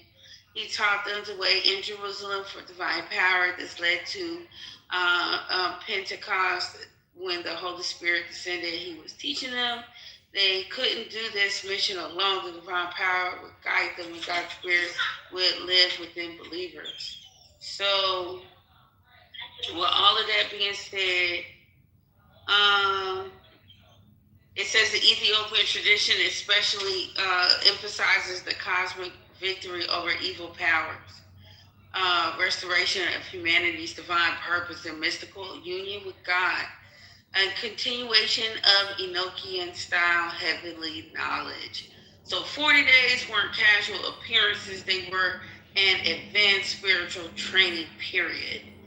But I'm going to go down to the bottom because y'all need to know this before I let this mic go. Because I was like, how the fuck was he appearing in locked rooms and all of this shit? So this is an important cultural detail. Listen clearly. Important cultural detail. In that time, spiritual visions were not considered real experience. It says spiritual visions were considered real experiences. Prayer and meditation were normal religious practices. People did not divide. I'm going to repeat. It says people did not divide physical versus spiritual the way modern science does today. So experiences of divine presence were not assumed to be whether or not man was there or not. But so to them, just them seeing him or thinking him or having the presence of him, even though we just saw him put on a cross and put inside of this thing, this cave and everything, tomb. In that time, if you want to look at it, that man was a ghost and appearing to, because come on now, he appeared to them in locked rooms, y'all. In locked rooms, unless he was like Flash and he was phasing out his body, walking through the wall, or he was a ghost or a real ghost. Yeah, they wouldn't do that much on Fortnite. So when I read this, it says in that time when they type of experiences, they considered them real, like not how we give them today. That's all. Remember, he said, I have all power after he died. So if he has all power, he can do anything. He can be in physical form and do all the miracles that he was doing before his crucifixion, just like he gave power to the disciples. And they were doing things in physical form that would suggest that they're still not ghosts. They just have power. Yeah, I don't believe it was. So somebody can be dead I don't believe it was. Brought back to life, live for 40 days. I'm sorry. If they're not separating the spiritual from the physical, yeah, they had a dream. Yeah, but y'all didn't listen to the last thing I said. I did, but those people back then, they would look at visions as a real experience, and I'm not negating that. Thank you, Flawless. Say that for the people in the back. Spiritual visions were considered real experiences. Prayer and meditation were normal religious practices. People denied the physical and spiritual. So things that you experience.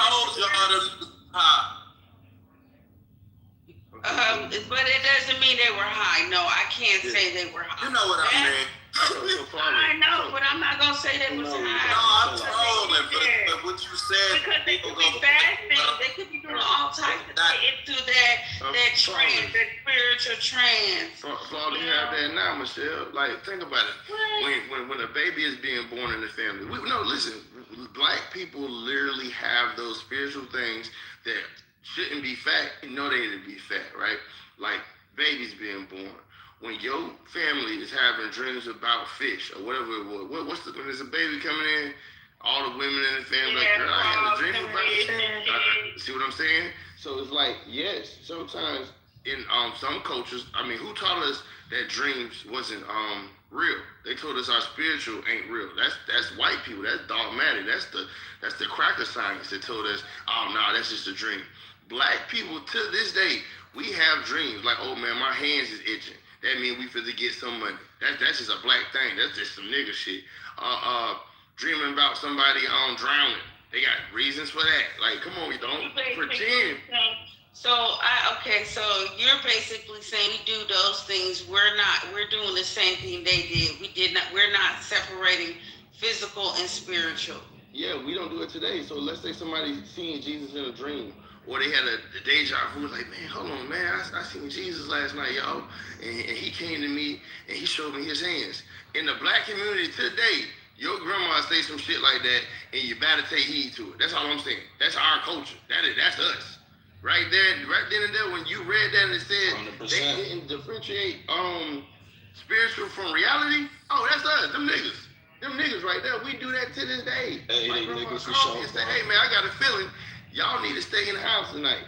Come on, man. Fellas, how many times have your girl or somebody you've been in a relationship with said, I got a feeling? Your mom can be itching because your hand is dirty, okay? Now you acting like you don't know what I'm talking about. Okay. All right. If your mom says don't drive tonight, that means you don't drive tonight. Exactly. But in America, you said don't listen. Don't listen. How many niggas done told you? You might have a nerve. Calm down. But hold up. But see, the thing is. Hold on, I'm sorry. I'm gonna give it right to you. Like, they always say your eye twitching or something is twitching. Right? Well, when I was in school, when your eye twitching, that means you have a subluxation of your C1, C2. That's what that cracker told you. That cranial nerve. But it is. I done addressed the people next and I stopped their whole fucking eye twitching. I done helped cure Bell palsy and motherfuckers. What you talking about? I got you, but when your grandma said, so what I'm saying is maybe people make up visions or things in those type of situations to justify or explain why that thing exists. That's all I'm saying. Go ahead. But go ahead, like, yeah, let's you ain't gonna defend yourself, miss. Hey, go on, Pedro. Oh, no, I was just saying, she knows these things hold up in our culture, like smelling rain. Eugene know it. There go Brother Eugene. Brother Eugene, how many times you done heard that you can smell that rain coming? Oh yeah. Yeah, and it's actually a term for that, Pedro. I forget it. It's slipping my mind right now. But that's a real thing, and it's actually they got a name for it. It's a scientific thing, right? Yeah. And I actually do it. Y'all funny as hell. I love it. Man, you done heard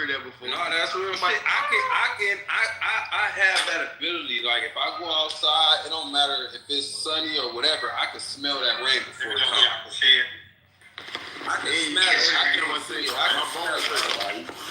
That's how it goes. Yeah, me. Hey, brother Eugene, your What's bone happening got there? hurt. Yeah, me. When that rain coming. All that, like, it didn't make any sense. If you're making any sense of it, though, like, make it make sense. Y'all telling me y'all can't smell rain coming? Y'all can't. Y'all don't. No, them niggas they put that vaccine. Them niggas nose don't work so long. Who can't smell when it comes to Niggas who took the vaccine can't smell no more. Hey, James, I know you smell when that rain coming. Yeah. Hey, if you can't smell that rain coming, you probably got tap into the land. Why wouldn't you be able to smell when rain was coming? Because they got that shot. James, so this thing literally said that Jesus was appearing in locked rooms. You heard me when I said that, right? Yeah. So when I told them, like back then, when they looked at those type of experiences, they never separated physical and reality. But Pedro is justifying and saying we do that today. I said because we make up shit to justify shit. When there is actually a logical explanation behind it all, right?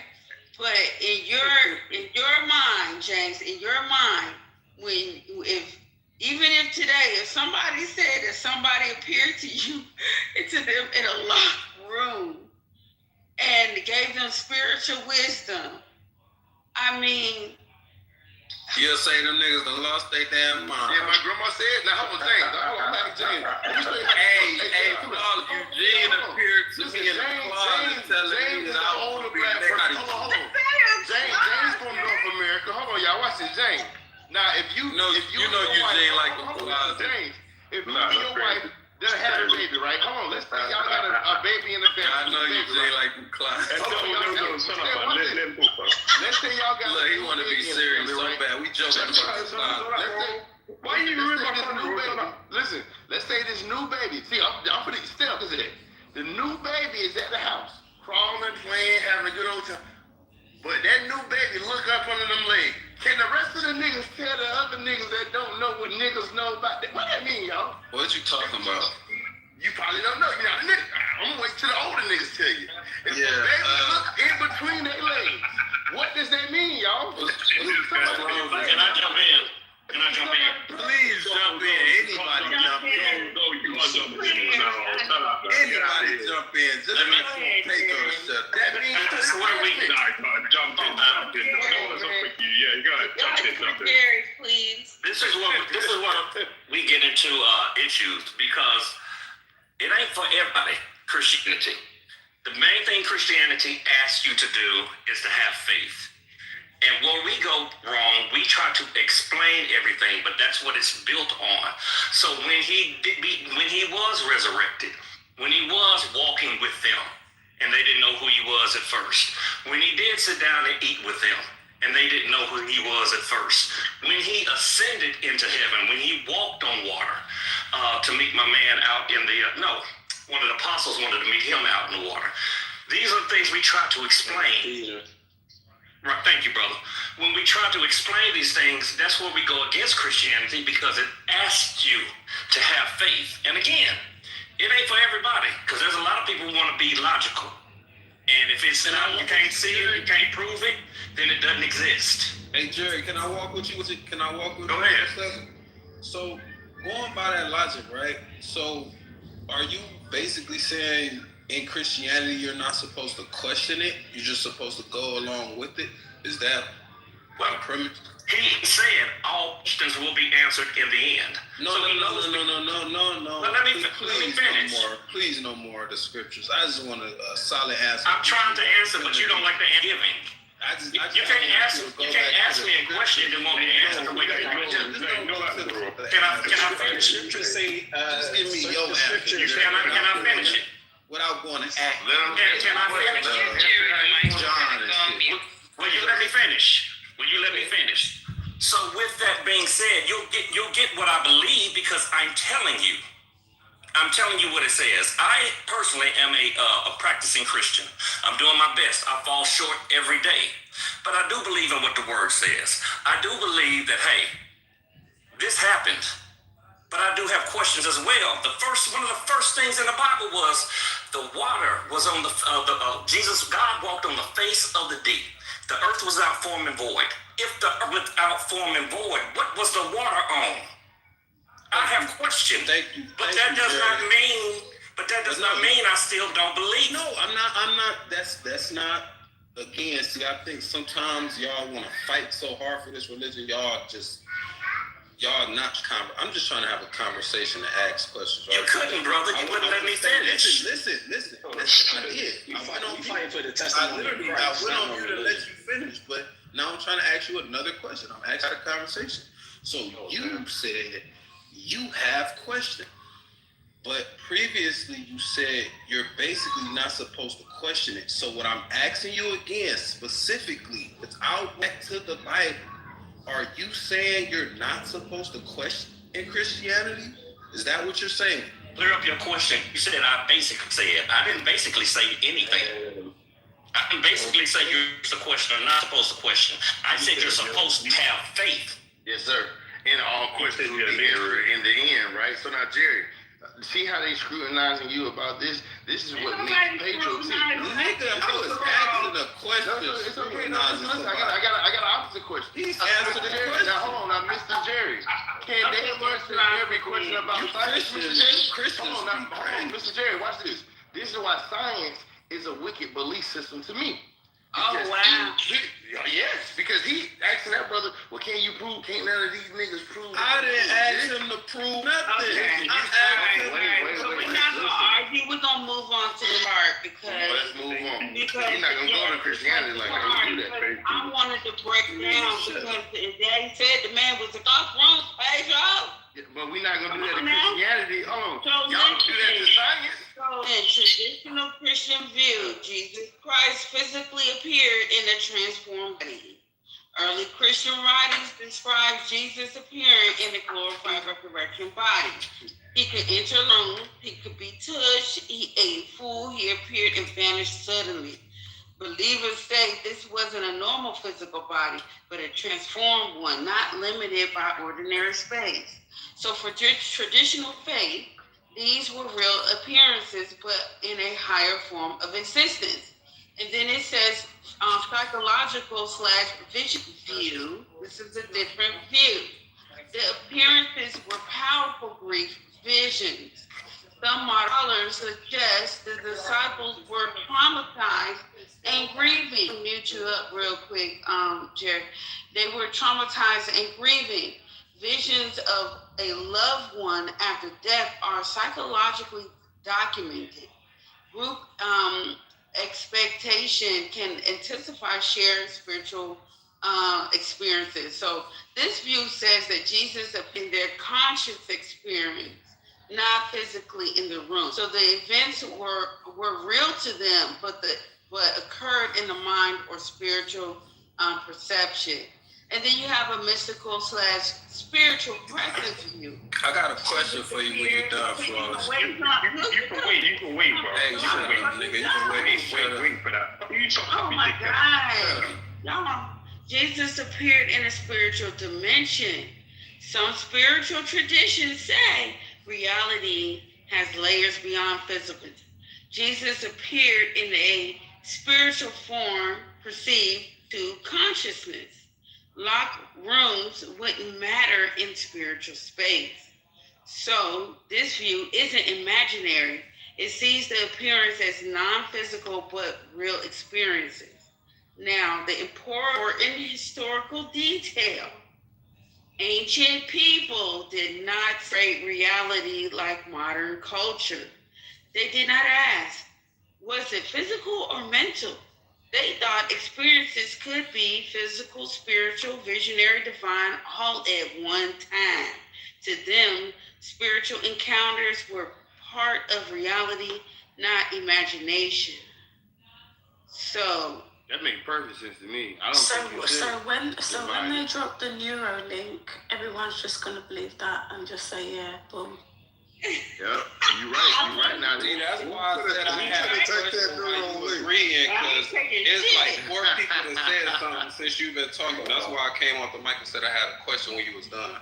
Okay, what's up, honey? So if that's the case, how do we know what's that and what's real when it comes to the Bible?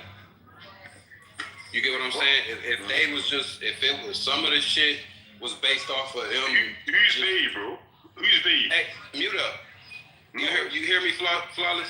Yeah, I hear you. How do we decipher what was that fall in that category versus the real shit? I'm talking to Melissa. Why do I hear? Okay, you're talking to you, fam. You ain't getting no pussy, fam. Shut up, you dickhead. You're a dickhead, fam.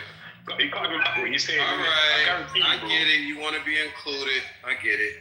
I am included. I'm a veteran, bro. I'm here. I'm really been here. I think it's neurodivergent.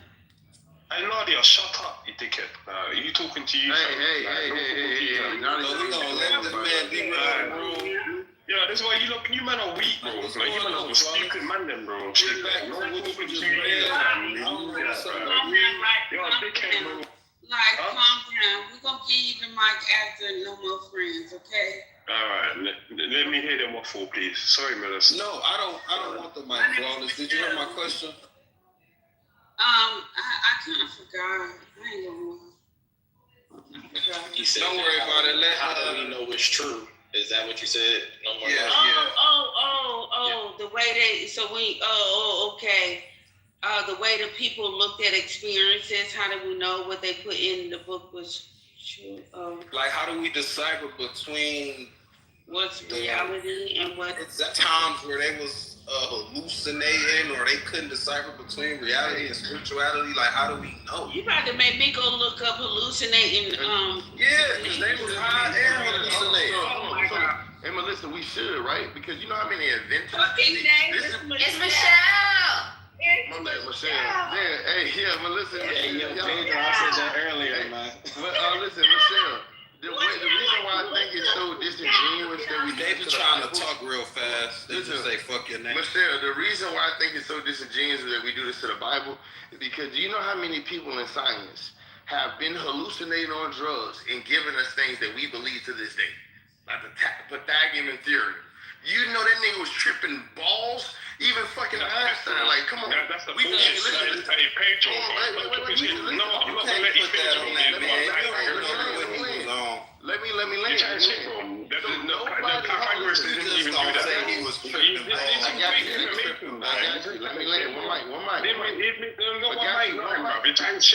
one mic, bro. Come on, Wendy. Pythagorean theorem, bro. Life. Let him land, bro. Bro, I don't know you, fam. Fuck off, you dickhead. I don't care about you, fam.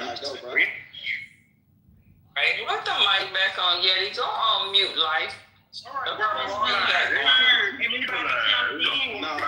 No, I was trying to give Pedro the mic because Life was over there tripping. I think you need a hug. You're a dickhead, bro. He arguing with everybody who come on. No more praying. It was supposed to no, we're beefing Americans.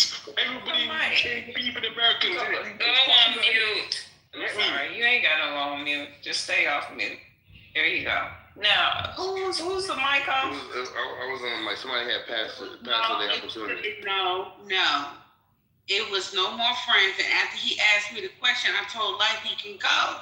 That's what happened. Y'all just jumped in because y'all wanted to explain and be upset because we're just reading something and we're analyzing it the way we're doing it and y'all don't like it.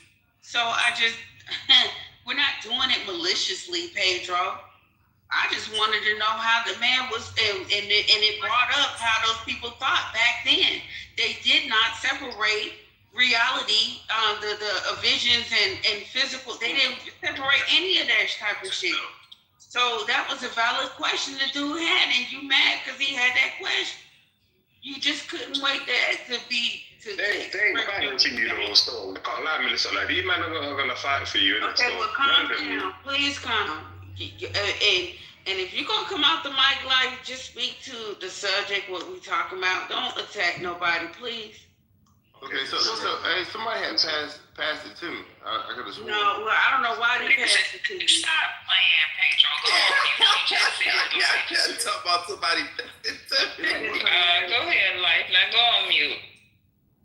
You this disrespect's like I've shown to the women that I got love for, you know what I'm saying? But yeah, do your thing, yeah. You talk about politics or something, innit? Yeah, go ahead. Talk about Trump or something. Go for it. Flawless, So when is it my turn? Flawless, can you please reiterate my question, because I think it's being glazed over when it actually would, I think, expand the conversation. Erica, are you still there? Yes, I'm here. Are you following the conversation so far? No. Not really. Okay, so I had explained that in the Ethiopian Bible, Jesus was he was around much longer than they say in the regular Bible. He was around for like 40 days teaching. And it said that the disciples were seeing him. The man was popping up in locker rooms and shit. So I also had said, because it said culturally back then, these people didn't separate visions from reality. They thought everything was real. You understand what I'm saying? Yes. Okay. So, no more friends. You can ask your question now, so Erica can. So, Erica, if these folks was putting the real shit in the same box as the fake shit, when we read these books, right? A lot of these stories have been debunked, like that whole Tower of Babel shit. That like scientists like prove like why that was going on, like nature, like they proved that. So we can take this whole they was trying to create these lands, speak to God, and all this other bullshit. We can debunk that right now. But if they didn't separate the real from the fake, how do we know what to take and what to leave? Man, that's a theory. Or we just supposed to take it all. Just believe it all. And that's what you know what they tell you that. And Islam is like, I'm gonna please be quiet. I don't need any help. Let's go on mute.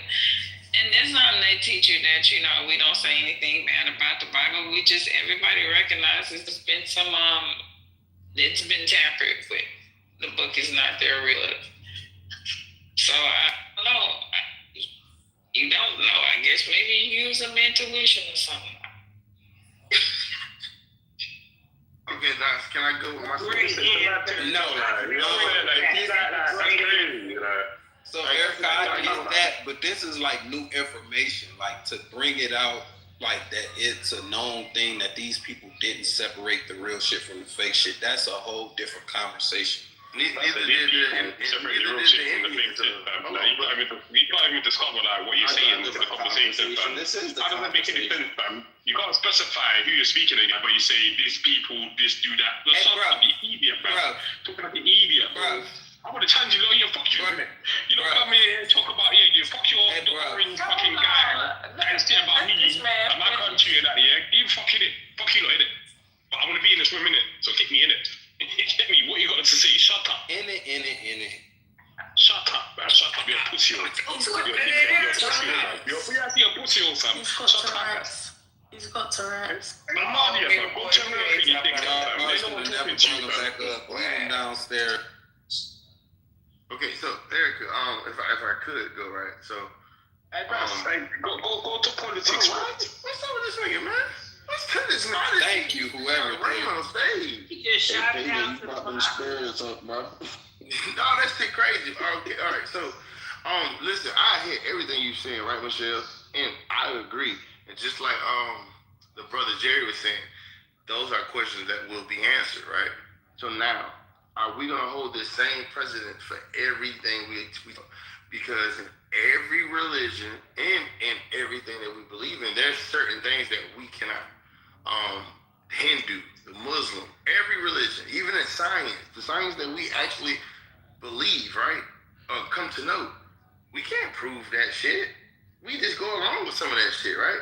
So I think it's just kind of like. Wait, Pedro, I missed that last point. I missed the last point. I just want you to say it again. I'm not just talking to you. Bro, just say the point again. I'm not trying to cut you off. Just where do we go with that? You're not trying to cut me off, but you cut me off. Just chill. Brother, what do we do go along with that we don't try to prove? I just want to hear you. Everything, bro. In Hindu, in Muslim, in science, in math, there's certain things that we cannot prove. They're just theories, right? In everything. Like what? Now, hold on, brother. God, be damn. So, just with everything. So, in Muslim, they have theories about their lineage and their religion that it really can't be proven. It's just you gotta have faith. Same thing with math. Same thing with science. You don't know about the moon and outer space and the stars.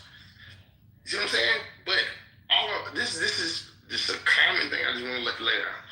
It's kind of dangerous to have that rhetoric saying, "Oh, well, we don't know that to be true." It's like, yo, you don't really know anything to be the truth. For you to do it to the Bible is disingenuous. And Elaine here was saying this. Nothing that you actually believe, you actually studied and touched and was the person that put that claim as a fact. A lot of these people in history were high. And even us as indigenous Americans, guess what? Our ancestors didn't separate dreams and what people would say was not reality and reality. They blended the two. The two even worked very well with them knowing who they were and how to navigate the world. Dreams were seen as signs and things to be and fulfillments and destinies. So I think it's kind of dangerous that we took this white man science and said, hey, dreams and anything that comes to our mind isn't part of reality, which I think dreams is part of our reality. We were just taught not to so we could be lesser beings. Okay, so going with that, right, I can agree that it's a lot of stuff that we experience in this world that the average layman person can't prove. I don't think nobody would push back on that. But there are a lot of things that can be proven. What we do know is, though, the information that Melissa just brought out, which is these motherfuckers didn't separate the two. So let's stay right there. Let's not run and move the goalposts and say, oh, well, you can't tell me how a damn butterfly went from a cocoon to a butterfly. Hey, listen, just because I can't explain that in the proper scientific terms doesn't mean it can't be explained, doesn't mean it can't be proven. Less the fact that these specific people did not separate reality from them just dreaming some shit, having deja vu or whatever. Now, my question to that again is, how do we know what to take away from that and what to leave? The best answer with that is to read the Holy Bible and the Quran and match the stories up in both books. Since the Caucasians divided up the books with divide and conquer, it's one book. All the prophets are coming down the same prophet line. Whoever decided to divide up God's prophets and books and messengers, who knows? But according to the Caucasian understanding, he thinks it's all divided. But if you're coming from a divine line and you all over the world with different types of books, these groups of men that are messengers or prophets come from one source. Whoever divided all these books up messed it up. No, it's Thank not. You for that logical answer. I would like to say, it's not about the messing of anything up. You can just go back in history and piece things together, right? So let's just take a very specific example, because trying to go through every single example is just going to be too much. He spoke about the Tower of Babel, right? The thing with the Tower of Babel is that you do have several instances of different types of proof, right? The first proof that you have, and I had to go back and pull out my note cards and my shit, and the first proof that you have is Borsippa, also known as Burz Nimrod, right? It's an archaeological site in Babylon that we would think that it could have been the historical site of the Tower of Babylon, right? After that, we have But that's not. Can I put this in there real quick? I'm not finished, love. Just let me just finish and I'll be done. Hey, right? Shirley, to shut up. Okay, hold on 1 second, right? And so that's just one archaeological site. We have, so that's just one thing, right? So you have also recorded tablets, cuneiform tablet, the Tower of Babel stele, right? That actually depicts King of Nebuchadnezzar, who was the same king who was in the Bible at the time, right? So that is historically accurate, the time and the place that it was. And that cuneiform tablet was actually found, something that you can go Google right now and see that he was standing next to a great tower, right? On top of that, you have, hold on, I had to write all this down. You have the Seleucid tablet, right? That's dating 229 BC. This is from the Hellenistic period, a completely different period of time that also shows the Tower of Babel, and it depicts the ziggurat, because it was most likely a ziggurat, a pyramid in structure that got big base, and as you got up in top, it got smaller, because that's the only way it could have stood that high in that shape, is a ziggurat, right? So you had the Seleucid tablet, and that's from the Hellenistic period that depicts it, right? And that's currently being held in the Louvre Museum in Paris. You also have, during Herodotus's time, you have, he also gave a really in-depth description of the tower, right, that was used by the Greeks. So, right, and he gave it yes, it was. So, I mean, you have a lot of different things from different time periods. And so what do y'all, why can you have people, why can you have people outside of the Bible giving you their first-hand accounts, literally tablets that have been left behind for us to find that depict this monument, but the Bible is wrong? No, you're missing it. You're missing it, and I was just trying to give it to you in a couple seconds before you went in on that long ass soliloquy. The fact I went on it. Too bad. The fact that it existed is not the point of contention. The contention is that these nations, so-called, were building it to reach God. That is the point of contention. It's not that it never existed, or we don't have a site for it, or we can't go there. That's not what it's about. There in the book, they told us that different nations and different languages built this to reach God, to reach the heavens. That's what's been can you debunk that? It says that they were one language. It says that they were one language when they built it. Yes, and they were all one, trying to combine. Give us what you have to debunk it. What? That's what I was waiting for. Give us what you have to debunk that. It was a landing pad. I get it. This is wait. I'm not casting my pearls among swine. Listen, that was the point of contention. So all that. We have a site for it, we have tablets for it. I'm not pushing back against that, Melissa. I'm not pushing back. Yeah, but how do you know that wasn't his intention, whether it failed or not? None of the information. But how do you know that wasn't his intention, whether it failed or not? We don't know. I don't know, and you don't either. Okay, that's my point. So we and you answered your own question. So we agree. All right, there we go. Next. Hey, I'll say this. Melissa, I like the historical approach that you brought to it. And I would say this, that you have over 200 cultures that testify of a flood story. Now, if we want to talk about Genesis, right? Now, we want to talk about the Tower of Babel in the one language, right? I believe that testimony is important. Like, no matter, what color it looks like, how it was shaped in the image of an idol or whatever the case may be, whatever they made it into a pyramid, if they put it on the walls of Kemet, like, the testimony is important. And so I believe that when you have over 200 documented cultures that testify of the same event, then that means that the person that is, against it, they have to prove something. Because you got over 200 nations saying, this happened, no matter if they want to. I want to ask you a question, Yadi. So, Yachty, wouldn't it be like crazy for people to then not believe in 200 plus cultures, or not to believe in everybody around the world that had a deity born to a virgin mother, right? An immaculate conception. This is the story of the world. This is in every culture. You can find this story, find these miracles, right? Wouldn't it be crazy for somebody to agree with a white guy that just came about the earth and with his theology that this is something new?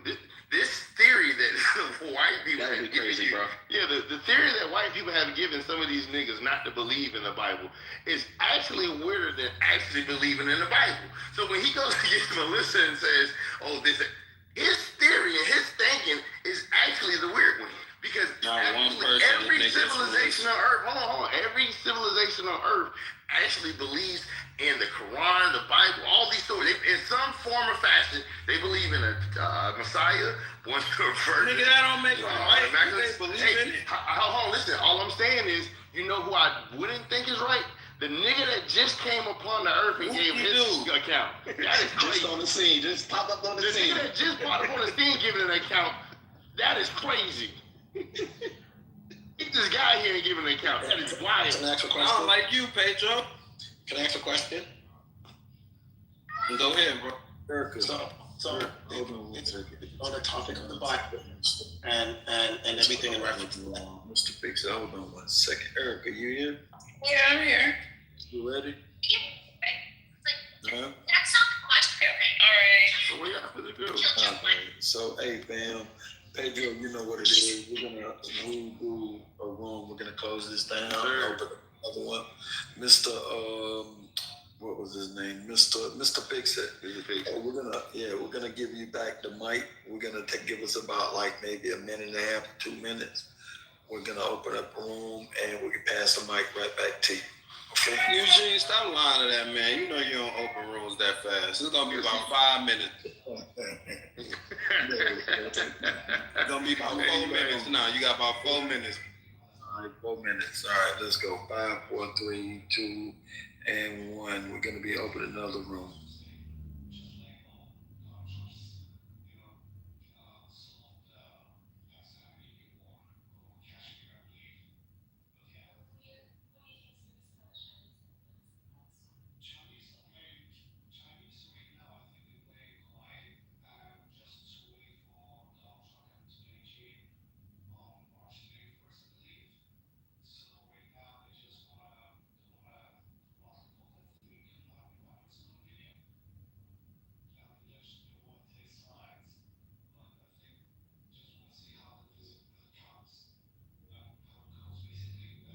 Left Islam. Okay, there's a lot of them. They believe in Islam. There's a lot of them. They're non-practicing Muslims. So they're all mixed. Correct. So Correct. So the ones that are Raza Pahlavi supporters, a lot of them they have left Islam. Of course. There are some that are Raza Pahlavi supporters, but I would call them hypocrites because they're asking America and Israel to attack their own country, which entails it will kill civilians, not just the IRGC. Like that school that was bombed over.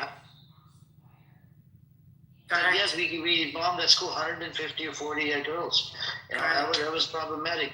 But yeah, thank you. Good to have you on the stage. I think I'm gonna give it to other people now. Thank you, Dr. Z. Can I just make one statement? Like, Sure, I just want to add up on what you just said. Yes, Iran is not just Shias. Iran is minority Sunnis. Iran is 90 million Muslim population, one of the biggest Muslim population also. So yeah, you have to have your priorities set. If you're wanting your freedom of expression and the way you want to live at the expense of the 90 million people, then I think you're being selfish. I don't think you have your priorities in check. That's all I was saying. I got you. Some new people on the stage are Behran and Amin. Behran, did you want to say something? What's up with you, Behran? Hi, Amin. Hello to everyone. I hope everyone's doing well. I wanted to, first of all, Iran has Christian and Jews and Zoroastrians and also other religions too. It's not just Sunni and Shia Muslims. And then there are a lot of people who have, like you said, left the religion. They have no religion, or they're not practicing any religion. Saying that, I was gonna talk about the new pick for Supreme Leader Sure. What do you think about that? So, what worries me is that this guy, when they announced his pick, they said that he was also, they used the word John Buzz. John Buzz of this war that's going on, they call it the Ramadan War. Now, it says we had the imposed 8-year war. We had 3 wars now. And then we had the 12-day war. And this war, they have decided that it's going to be called Ramadan War. And they called him, in one of the attributes that they included in the announcement was John Buzz of a Ramadan War, so which means basically like a veteran or someone that has gotten injured in a war. So, and then in that tells me that he was at the compound when his father, Ayatollah Khamenei, was killed, and also this guy's wife and his brother-in-law was also killed in that strike. And most likely he was injured in that strike. Berang, I think his son died as well. I don't know if the kid that died was his or his nephew. I'm not sure. But yeah, that's a possibility. I mean, we're definitely a first-tier relative. And then your wife, obviously, and your father. So I don't know a person that has lost all those near and dear people to him in front of him, and he himself gotten injured, and he's not very well known. Like politically, we know he's close to IRGC, and we know he was very close to his father, but we don't know. I've never seen a single public speech from him myself, and I follow the news from Iran pretty closely. I don't know if he has no public speeches, zero. Yeah, he never had a single public speech, and then he has. I don't know of any official position that he had, or a political position that he had handled. Maybe he was like a protege, was involved in his dad's decision making. I'm not sure, but we don't know. There are reports from the CIA that he was the guy in the shadows making. Right. He has a lot of clout. Right. So like a protege basically. He's he was trained. He was there, but he didn't. He wasn't there, but he was there. Kind of like that. Yeah, I don't know if given what has happened to him and his resume, and the fact that I thought the regime is gonna pick someone that is gonna help it kind of come out of this, but it seems like they went with an option that would definitely continue where we are, and I don't think that's beneficial to the country and the people, because I think that would bring more destruction. So I'm a bit disappointed from this pick, but we shall see. I don't know. Inshallah, let's see. We'll see. We shall see how long he'll also.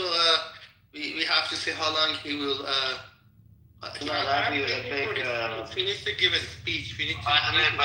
Trump is not happy with the pick. He said, he's going to do something crazy. Let's see. Right. Hey, Beran, who do you think sold out Khamenei? Who was the traitor?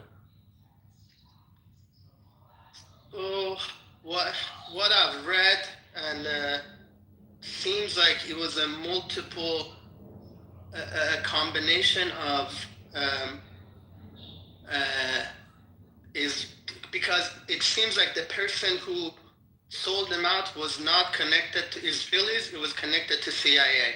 Yeah. The person who sold them out. I think Israelis also had focused on The cameras that were on doing his it out. bodyguards, yeah. Yeah, on his They had bodyguards. used technology to follow his bodyguards for like a year or two to see where they are, where they go, who they are, and their movement patterns. So the Israelis had used technology to follow his bodyguards, but the person that was the insider who sold them out seems like he was connected to CIA.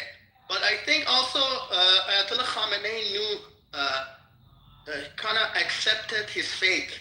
I think he knew that this was coming, and so, I think he just, because even like my friends that lived in Tehran, they were like, we know it's going to be a bombing soon, like a day or two before the bombing. Surely if they knew, he knew too. Now, do you think this is why Khamenei did not want his son? Because he knew his son would be a target. Well, in Islamic Republic, it's one of the things is it's not supposed to be it's not supposed to be from a father to the son. I forgot the term, the hereditary.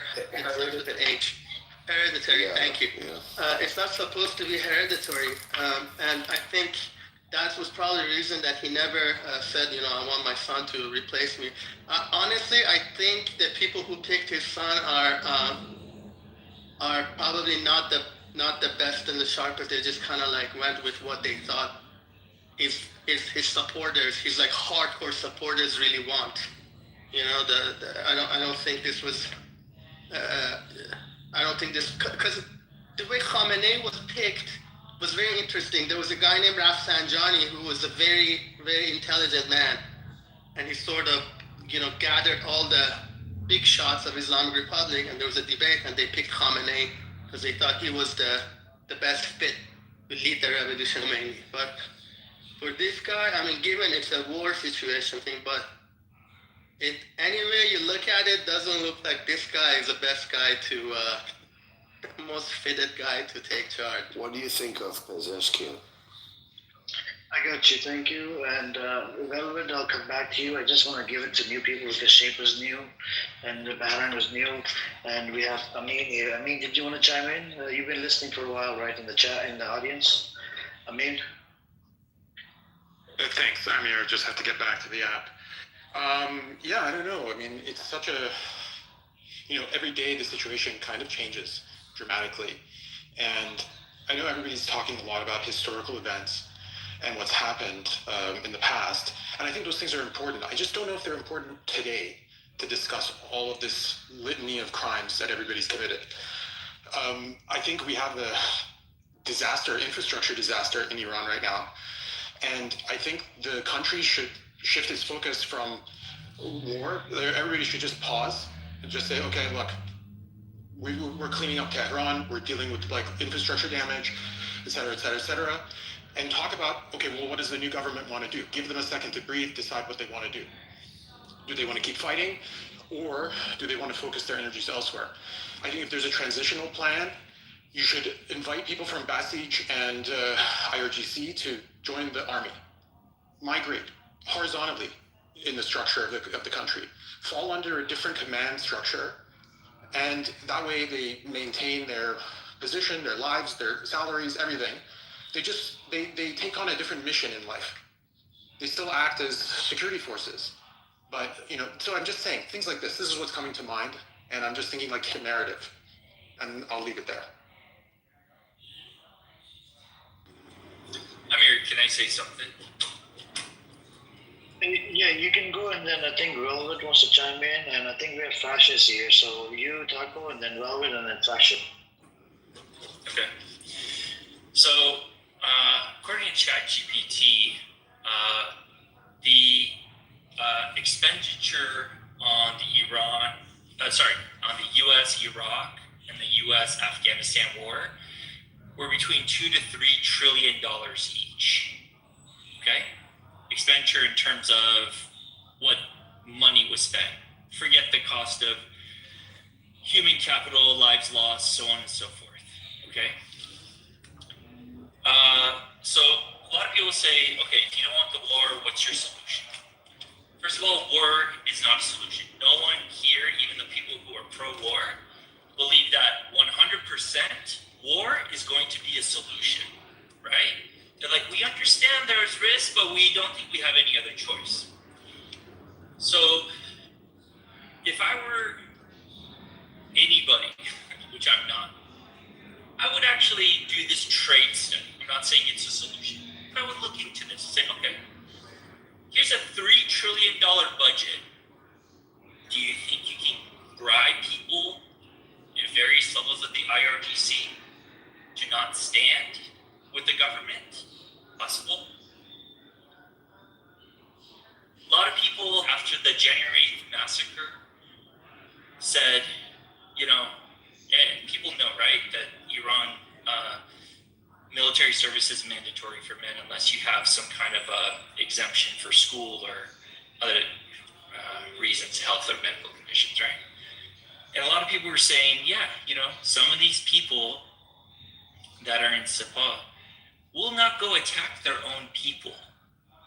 So that's why they need to bring these foreign Shia militia groups to do a lot of the attacking of their own people, right?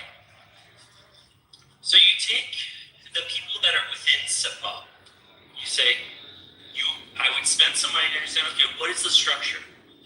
Who are the foot soldiers? Who are the decision makers? And come up with a theory of how you can make the structure break down, the chain of command break down by bribing. I believe a similar approach was used when they got Mossad to turn. The same people who were guarding him, the same soldiers came and they arrested him. Okay? I know it's not quite the same scenario. You know, there was a Shah at the time, it was a little bit different. But I would gather, if I had a $3 trillion piggy bank, yeah, there's going to be people that are ideological that you have. Sorry. There's people that are ideological that you will never be able to get to turn. 100% agree with you, okay? But what if you used that piggy bank and said, okay, who can I get to turn? Let me understand the power structure that turns off the internet. What's the chain of command involved in there? Okay, let's pay those guys off. If the high level guy doesn't do it, get the guy underneath him. If you get the operator to do it, get him to do it. If you can't, figure that out. Pay off everyone that you can to be by your side to overthrow this regime. Also find these people that are willing to say, okay, if we have to come and do a limited surgical attack on those top level IRGC and military leaders that are not going to play ball, you guys, we've already paid you off. You're here to play ball. You guys got to come stay with us. Stand on our side. Again, not saying this is a solution, but I would do this trade study. That is the approach I would take. Because in the end of the day, I know that people that are within Iran have a much better chance of doing what's best for Iran, rather than people that are coming from the outside. Thank you. Taco, are you going to be with us for a while, or are you going to leave? I'll be here for a while. Be here? Okay. Velvet, go ahead, and Taco, give you the thing, brother. I'm going to be a little busy with my iftar. I have to break my fast. So if you like, you could run over the room. I mean, you could run the room. Okay. So, Velvet, go on.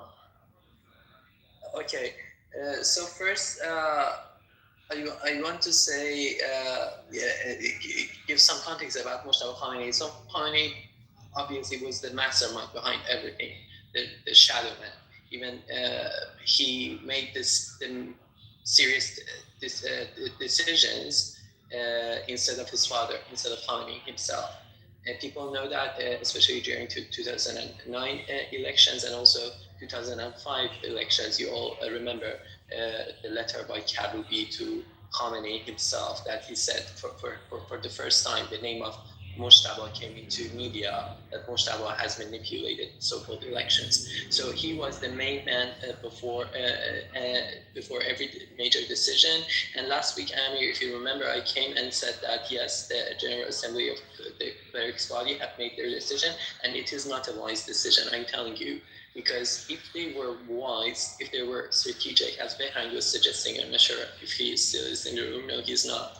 If they were strategic, they would have chosen either Hassan Rouhani or Hassan Khomeini, or perhaps even Ali Khomeini.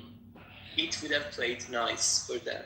I mean, in any scenario, Iranian people would have rejected all of them. I mean, I'm telling you, guys, I know that you're looking from everything that's happening from your own perspective, but you should trust when I'm speaking. I have my own biases, of course, but as an Iranian person, I am in touch with many Iranians, right? All of us are. Any other Iranian in this room as well. Especially this massacre. But even before then, I mean, during the Women Life and Freedom movement, for many Iranians, our relationship with the regime was over. There is a sea of blood, an ocean of blood between us, which separates us. So even Hassan Khomeini, Hassan Rouhani, all of them, people would have rejected them.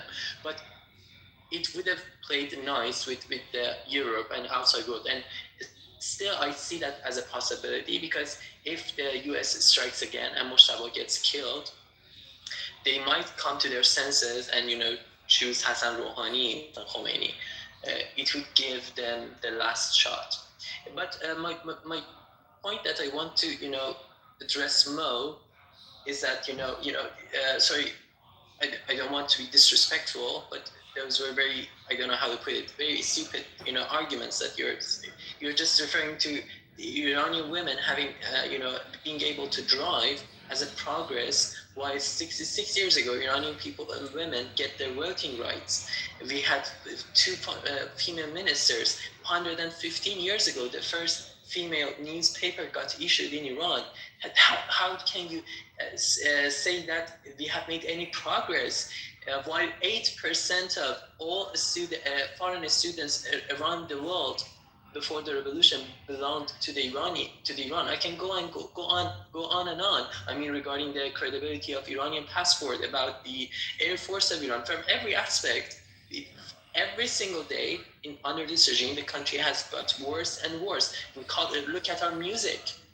How many beautiful songs we have, Gush, Daryush, all of them, to Iranians, Haide, Mahasti, all, we love them. Even you guys that disagree with me, you love them as well. But when the revolution happened, music, cinema, everything got destroyed, right? You cannot argue with me. So my point is, I mean, this guy, and also environment. I mean, look at what happened to Dariush Urumiye. I keep saying it because it is, again, non-Iranians don't know how important this was for our country. It was the biggest lake in the world, such that people didn't call it a lake. People call it daryache, such as a little sea. It was that big. But guess what? It got evaporated under this regime. So it is just stupid, sorry, Mo, but it is stupid for you to prescribe patience to us. How can you prescribe, recommend patience? And when there is no exit strategy, when you have no alternative, you are just asking us to be patient while you are not able to give us any solution. I mean, just look at what they did. I mean, just look who they chose to replace Khamenei. The main guy behind everything during the past 2 days, Mustafa Khamenei. Are they giving us any single sign of, appeasement, any single sign of, form that we would say, okay, we will forget how many you killed, and yes, again, we will give you another chance? No. Do we expect Iranian people to be patient? I mean, for 2 years ago, I will land with this. I mean, again, you need to consider the context when we say we are desperate, okay, from every aspect, environmental, cultural, political, economical. Just consider this as well. I will end with this. 2 years ago, in Tehran, I swear. Transition next, and then Hadi, you can go. Yeah. There wasn't a single day, Amir, a single day that I wouldn't come across multiple people who were trying to find their food in the trash cans on the streets. I swear. And not just for their food, to find perhaps something to sell. Desperately, they were old men, children in the trash can. You come across them every day. I ask any Iranian person to correct me if I'm wrong and tell when was the last time that you were in Iran. So that's the point. You cannot ask us to be patient, Mo, if you're genuine. Amir, can I address like? Oh, hang on a second. Velvet, do you know how many old people they go to the trash bin in California? Do you know this? I think you don't have. This is the part where you seriously don't have any clue. Seriously, where the hell do you come up with these points? Oh my God. Oh my God. So I think fascists want more, brother. I'm gonna give you the mic. I want to get to the new people. Fascist is new, that on the stage, and then Hadi, is it okay if Mo goes in front of you, bro? Of course. Okay, so fascist you, and then Mo, and then Hadi. Okay, thank you for your time. In fact, I've tried to make this efficient because I've written out what I think are some of the most important issues to bear in this current situation. Just following from Velvet, I can understand the frustration and, of course, the emotional attachments to the issue of the current regime or any potential future regime to Iran. But I want to complete this first because the background of it is that I don't think the United States particularly cares about regime change in Iran. I think Israel do, but I think this has been a very convenient time for the United States to pair up with Israel for the following reason. And I'm calling this the Greenland hypothesis. And it's essentially a strategy through controlled instability. So the current structures on Peter have engineered a deliberate strategic stalemate. As long as the operations continue, the Strait of Hormuz, the world's most vital energy choke point, will likely remain closed. So this isn't just a regional conflict, it serves as a mechanism for the economic strangulation of Europe. A 3 to 9 month closure places the European economy at a catastrophic disadvantage, a move aligned with the view of many US Republicans who see the continent of Europe as a bastion of left-wing governance, immigration crisis, and conflicting cultural interests. I mean, we can see just the sheer number of even just Muslim politicians currently making decisions across Europe, from the First Minister of Scotland, who's a Muslim, the Mayor of London, all of these people Trump has previously criticised. So now just briefly, I'm going to go through all of the different left-wing states in Europe, which would be ideologically opposed to the current Republican, Trump, right-wing conservative government. And of course, the opposition is mutual, right? So we have the United Kingdom, which is the Labour Party under Keir Starmer, currently struggling with domestic economic instability. France, we have the new Popular Front coalition, President Macron, navigating a left-wing dominant legislature. Germany, we have the Traffic Light Coalition, facing severe industrial decline. We have Spain, which is the PSOE-led coalition, Socialist Workers' Party. We have Denmark, and Denmark is an important one here because this relates to the hypothesis as a total. The Social Democrats, and they're the primary roadblock to the Greenland deal. Okay? We consider the context of the Greenland deal in the 12-day war, and the Greenland deal came after, and it was not a favorable outcome for Trump. Trump said, we're going to get Greenland one way or the other, his words exactly. Okay, just quickly to finish this off, we have Belgium, the Vivaldi coalition, another socialist and green government, and we have Norway, a Labour Party-led coalition. Now I'm going to get to the great energy pivot. While India and China lean on Russian surpluses, and the US secures its own interests and potentially Japan's through newly accessible Venezuelan oil following the capture of Maduro in January, Europe is left exposed. This explains why Prime Minister Netanyahu is finally receiving the absolute US military backing he has sought for decades. It begs the question, why now? The reality isn't found in the sensationalist conspiracy theories like the Epstein files or any kind of blackmail of Trump, but in the Greenland crisis itself. By destabilizing traditional energy routes and weakening European sovereignty and economy, the US gains the necessary leverage to revisit the acquisition of Greenland, a move that will solidify North American resource dominance for next century. The aftermath, the trade routes and political collapse. As the strait remains closed, a new global economic architecture is emerging.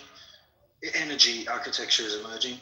The eastern pivot, new pipelines and shipping routes connecting Russian surpluses directly to India and China. Yes, Russia has enough oil to supply the demands of India and China if in the event they cut off Europe, and we've already seen this with the Ukraine crisis, the Ukraine war. Russia has cut off Europe from energy. The Pacific Bridge increased US exports to Japan and South Korea, bypassing the Middle East entirely. European destabilization. Faced with energy poverty and industrial flight, Europe's left-leaning governments may face internal collapse through civil unrest and economic riots.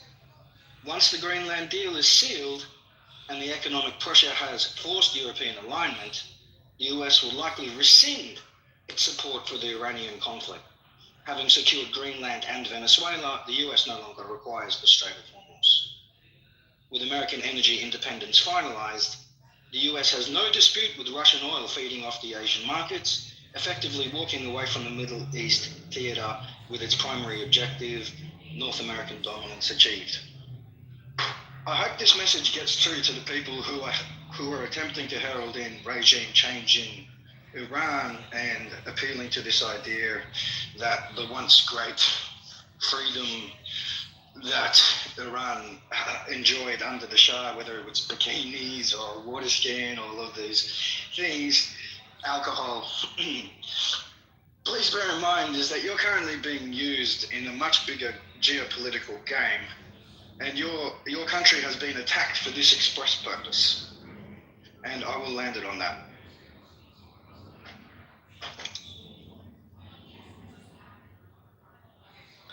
Yeah, I think so I mean, is it my turn now? Because I haven't spoken for a long time. Amir's not here. It's on Oh, Mo. you are back? No, I was just telling, I was letting you know, Taco, that it's Mo, and then Hadi, and then we can move the mic to you people. Okay. Just letting you know. Because I'm about to break my fast right now. Thank you. I haven't spoken for a long time. So, first of all, because I just took, I'm taking the mic because I was addressed. First of all, I didn't say women can drive in Iran, therefore Iran is free. And I just wanted to raise the fact that the policeman of the world, America, is a little bit hypocritical and also selective when it comes to the right of people.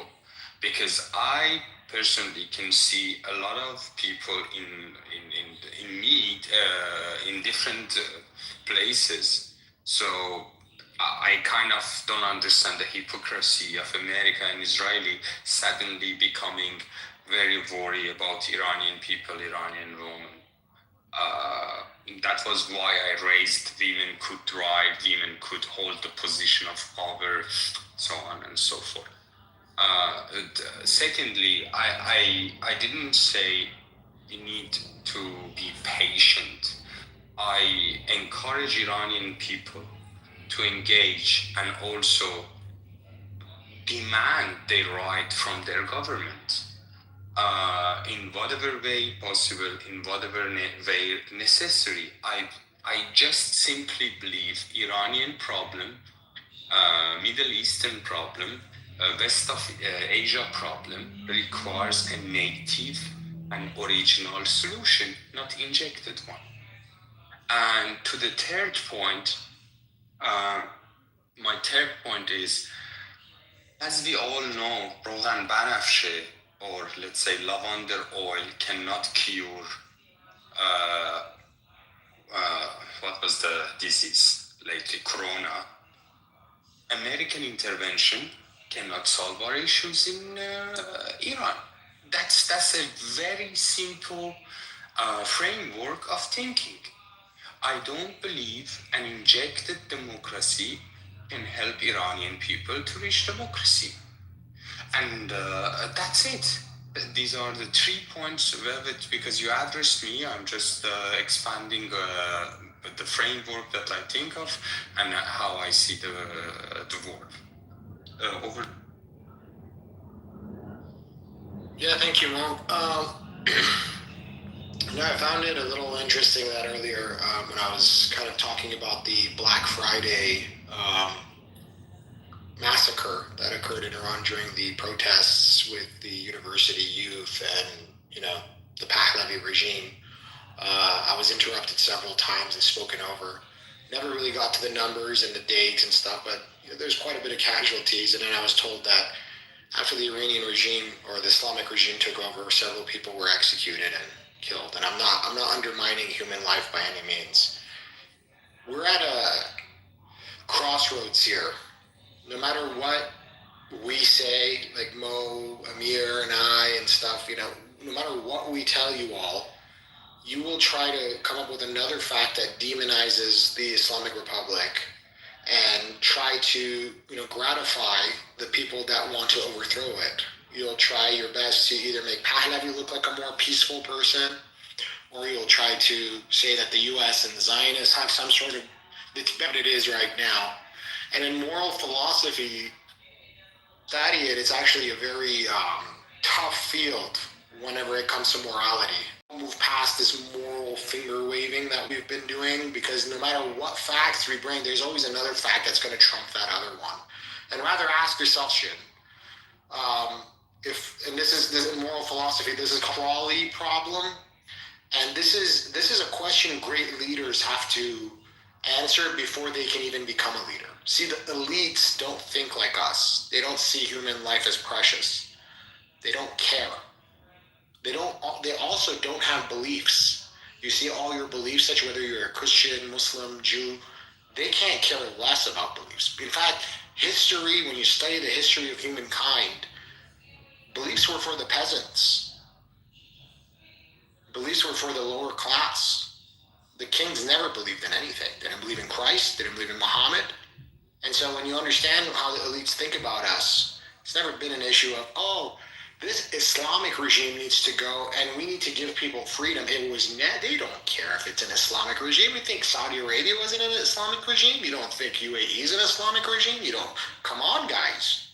It's never been, I hate Arabs and Iranians were never supposed to be. Think about this right now. The trolley problem puts you on a trolley going at, a ridiculously high speed. You have a lever whereby you can pull the lever and go either right or left. You don't have any other choice. If you were to go right, you'll kill one person. They're standing on the tracks and you will kill them. If you go left, you kill 5 people. You don't know anything about the people, but you have to make a decision. And you can't be indifferent either, meaning there's no middle path here. Which decision would you make?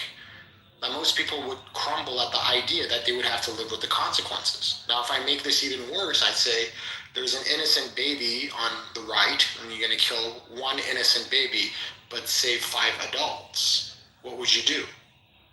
And many people, again, would have a moral dilemma with this decision. And that essentially is the dirty game of political leadership. When you're in politics, it's almost impossible to not be a monster yourself. History has dictated that those little peaceful kings that don't know how to take life whenever it comes to their people oftentimes crumble and get conquered. This is evolutionary biology. This is survival of the fittest. For you to assume that Iran is not going to defend itself against insurgencies that are powered by Mossad-backed riots it's naive. It's silly to think. The Shah did it. The Shah did it for his own self-preservation. Iran did it. I mean, the IRGC, whatever. The Islamic government did it. And guess what? If Reza Pahlavi, which he won't, I'm like 110% sure he won't. But should he ever come back, you don't think all the mullahs that are running around that you guys hate, like, the nepotists and the guys who stole money and stuff, you don't think they're going to be put on trial and hanged as well? You think this guy's just going to let them run amok? This is actually poor decision making if Reza Pahlavi even went that direction. I know for a fact he will either exile or execute. For a fact. Or he will get rid of them somehow. So let's not be naive in this moral dilemma that we're having. At this point, we're standing at a juncture where there's a big bully in the world that has no regard for our people. It'll lie, it'll cheat, it'll steal from us. Historically, we have the proof of concept. And then you have the regime that you detest, but doesn't have that history when it comes to the world. That just simply wants to have a place where they're not hunted down by Arab Gulf countries. They're not haunted by sanctions crippling economies. They just want a chance to be in the world, right, and give their people what they deserve. But instead, we are looking at, look, that Basiji slapped that hijabi girl and Masa Amini and this and that. We are not looking in the right directions when we're making these big decisions. And thank God, none of us are the decision makers, because part of you has to die for you to be a political leader. Part of you has to become a monster to fight other monsters that are ready to take everything you want. And we, again, and I say this 1,000 times in the last few days, Mossadegh was the democratic leader that wanted to nationalize our oil, and they got rid of him. They created riots, and he trusted the West, and he got bitten for it. So think about this not from like, this many people died here, and I'm not undermining human life whatsoever. I'm not. But I have to be a realist at some point. We have to be we have to be realists. They are the same people that create false flags attacks and created 9/11, that told you there's weapons of mass destruction in Iraq, that told you lie after lie after lie after lie. And you want to trust these people with your country. So that's my point. This has always been a moral philosophical dilemma. We can't just scapegoat and just say, oh, look, they did this and they did that. Look, if we want to keep going back, let's just go all the way back in time and see where the first human being. Let's just go to Cain and Abel and talk about how that guy died too. Like, at what point are we going to just draw the line and say, we're here in 2026, and who is the real oppressor here? Who started this? Who came to the negotiation table not once, but twice in the last year? And who got snubbed both times? Okay, Hadi, thank you. I want to pass the mic around. Amir told me to give it to people who just came to this room. So, can I hear you? Okay, let's hear from Shavaya. Then let's see if Yakov and Coach Ira want to talk, and then we'll go back to people who are already in the room. Okay, go ahead, Shavaya. Okay, thank you. Hello to everybody here. It's nice to be here again. I wanted to answer Hadi. Hadi, as soon as you said this word, and no matter what we say, people want to demonize this regime, as if this regime already is not the biggest demon we all are facing. I mean, we Iranian are facing. I knew that the rest of your words are going to be, let's say, not in favor of Iran itself, but in favor of the regime. Now, there are words that you said that are actually correct, like maybe the things about America, the things about Iraq, and everything. But there is a difference about Iranian people, and that is the fact that my mom calls me now. I talk with my friends sometimes. They are very scared with everything that is happening, and I actually told them today I have a heavy conscience. Are you still sure that you want us to go and defend this war? Because I keep seeing videos of Tehran today. I've been crying the whole day today, and I was just like, is this what you guys still want? Because you are the ones being bombed. And all of them told me, this is scary, but Ahund is scarier. And yes, go and defend this for us, and we have hope. And we are very scared, but we have hope. And you talk about negotiations. You're Iranian, come on. You talk about negotiation with these monsters, like seriously. We all know that they are liars, first of all. They are the biggest liars of history. They say one thing, they do the complete opposite. And now I know that when I finish, you guys are going to say, okay, give me an example. This is like something that is accumulated in years. And Iranians actually know that this is true. But I know that this is some tactic that you guys have that go like, give me an example. Anyways, and these are not kind of people you can negotiate with, because they have this ideology that we want to take you to heaven by force. You don't have a choice to say no. And the way to heaven is from the way we define Islam. And if you don't do that, we will send you to hell ourselves before you even get there. So, one more time, like I said, I've been crying every day, like seriously, and it's getting worse and worse for me, especially with the videos of Tehran. But every day, I tell myself, this is the way with least casualties. If the regime killed so many thousands of people today, I really think what Israel and America is doing has less casualty. And I'm just hopeful that it would end in something good for us. Thank you. Just quickly, I just want to add something to, particularly with regards to what you just said and what Hadi was previously saying. I think if Iran just sits this out, my prediction is that the US will probably have a war on their hands with Europe. And I don't think Iran would necessarily be the battleground for that war as it happens. That could offer some relief for the Iranian people. But I think what the US are hoping for secretly with Israel, of course, is the regime change. I don't think this would necessarily be favorable to Iran. I'm not going to postulate on that, but I do think that Europe could be dragged into a conflict with USA. It could be a direct conflict. Okay, thank you. Let's go to Coach Ira, please. Coach. Good evening. Thank you for allowing me to talk. I think it sounds like I'm the oldest person here in this room. Even I was in another room that belongs to the Iranians who are trying to get rid of the regime. Normally those rooms last 4 or 5 hours. But the main thing is that I wanted to address Hadi for what he said, and it seems that he's an apologist for the Iranian regime, and he tries to, at the same time that I realize what the US has done, especially with the coup that they did in August of 1953 and getting rid of the Dr. Mossadegh's democratically elected prime minister of Iran. I do know all of them, and I know that what the CIA has done in Chile, in many, many other countries.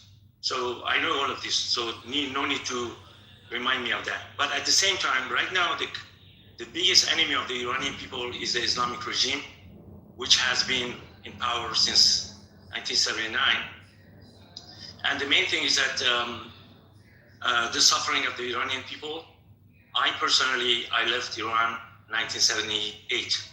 So even a few months before Khomeini returned to the country, I had left the country. And because at the time I was studying in England, and so when the revolution happened, actually, I was in England, but I was just like, at the time, I didn't know much about politics, and I was like just following the news, seeing what was going on in the country. And then gradually after the revolution, I started to realize what kind of evil Khomeini was, and I started to get involved into activist things. And because of that, I haven't been able to go back to the country exactly due to this situation. But main thing is that, like, again, addressing what Hadi says, you do not believe what kind of atrocities this regime has done. Thousands and thousands of people have been massacred. And I don't know if you are Iranian or you just like, one of the foreign people who, we have a lot of Afghan people. زر بابات میزنه کسکش زرد hold on بچه یه لحظه guys one last second. Stop cursing at each other, okay? You started it, you know that? No, I know, I understand. Let's just let it go here. Let's have a civil. Yeah, I just wanted to say that, you see, I was just talking, and he is like, it's okay. These people, they don't have no reason, no understanding. And please, when he was talking, I didn't interrupt him or I didn't say anything. So he doesn't know the courtesy of like listening to people and taking turns. So anyways, what I'm saying is that you're right. Hold on, Coach. Let me just, I just want to set the stage right now because a lot of people are coming up on stage. Amir runs the room one way. I'm going to run it another way, okay? I'm not going to have this be an animal house. If you guys start cursing, I'll give you one warning. If you guys keep going, I will move you down. I will not give you a second warning. Please do not come off your mic. and respect the stage, respect the order that I'm setting, okay? I'm here to hear all sides. I'm not making any money off this. I'm doing this as a favor to Amir, okay, for hosting these rooms. So Coach Arya, please continue, and I kindly ask no one interrupt him. Thank you. Before that, sir, can I say something very quickly? No, Shamayev, no, please stop. Let Coach Arya finish. You had your turn. Go ahead. Thank you, sir. I go to other rooms and nobody curses there. Everybody is respectful, especially when there are women and girls in the room. So to show the Please move on. Continue with what you were saying. Now you're starting. Perfumer. Okay, hold on. No, okay, your ass is going in the audience. Don't ever interrupt someone who's speaking. I'm not fucking around with you guys. Coach Ara, I'm sorry about the interruption. Please. Thank you, sir. I don't know, what did I say that it made him jump in my microphone? Anyways. Coach Ira, I don't know. Some people just like to troll. I don't know who all these people are coming on stage. So I'm going to try to moderate it. But please, go ahead and start. Thank you, sir. If anybody comes off your mic, that is your one-way ticket to the audience. Okay, yeah. No, what I'm saying is that we know what's going on. And I apologize to the women or girls or Iranian girls in this room that I use those, bad words. I apologize to them, first of all. And I just wanted to also say that how can I say it? Today is the March 8th, the Women's Day. So I just wanted to say that what it is going on right now is the biggest tragedy the current history of the world, especially in the Middle East, that some murderers have been, I hope that you don't consider murderers because this is a fact. And these are like the people in power in Iran are a bunch of, you all heard, especially if you're Iranian background, even the children were killed and massacred. And there are thousands of people who disappeared following the events that happened about 50 days ago. So somebody coming and talking about Iran is blah, blah, blah, blah, blah, Iran has nothing attacked. Iranian regime, since they started in 1979, their motto was two things. First of all, repression inside the country. The second thing was exporting their ideology to the other countries. And some of you might know that Iranian regime has even mercenaries that they bring them from countries, even from Malaysia, from Africa. They bring them to Iran, they train them in home, and they send them back there. So these are the financial resources and the wealth of the country, which is misused to spread their ideology. And when somebody comes and say that Iranian regime didn't do anything, sometimes when comparing regimes, which one is evil, I think this regime is even more evil than North Korea. Because at least North Korean government, even though they are very brutal and very kind of like is a pariah state, at least they don't interfere or meddle in other countries' affairs. They don't send mercenaries to other countries. Whereas the Iranian regime has been doing this in Yemen, in Syria, in Lebanon, in Iraq, and everywhere else they can. So that is the biggest thing to do. And also, regarding this war which is happening with the US and Israel bombing Iran, I have a political stance that I say that the Israelis and Palestinians, they have the right to have two states, and they are human beings. The Palestinians, they should have their own state, and the Israelis, they have the right to have their own states. But at the same time, I know what kind of tragedy has been going on in Gaza, for instance, and the last 2-3 years. But I know that if I wanted to make a comparison, I'm telling this to Mr. Hadi, was trying kind of like to defend the Iranian regime. What I'm saying is that the Israelis, for instance, they never, ever murder their own people. They never, ever murder the Jewish people themselves. Whereas the Iranian people, they don't hesitate. Just because they want to keep and stay in power, they murder their own people. And we all witnessed to this. And what else there is to say? That's right. Oh my God. Okay, sorry about that. All right, Coach Ira, thank you for your input. Actually, I had to come off the mic. Kitover, just one second. What was that brother that was speaking? The guy that hasn't heard of the Hannibal Protocol?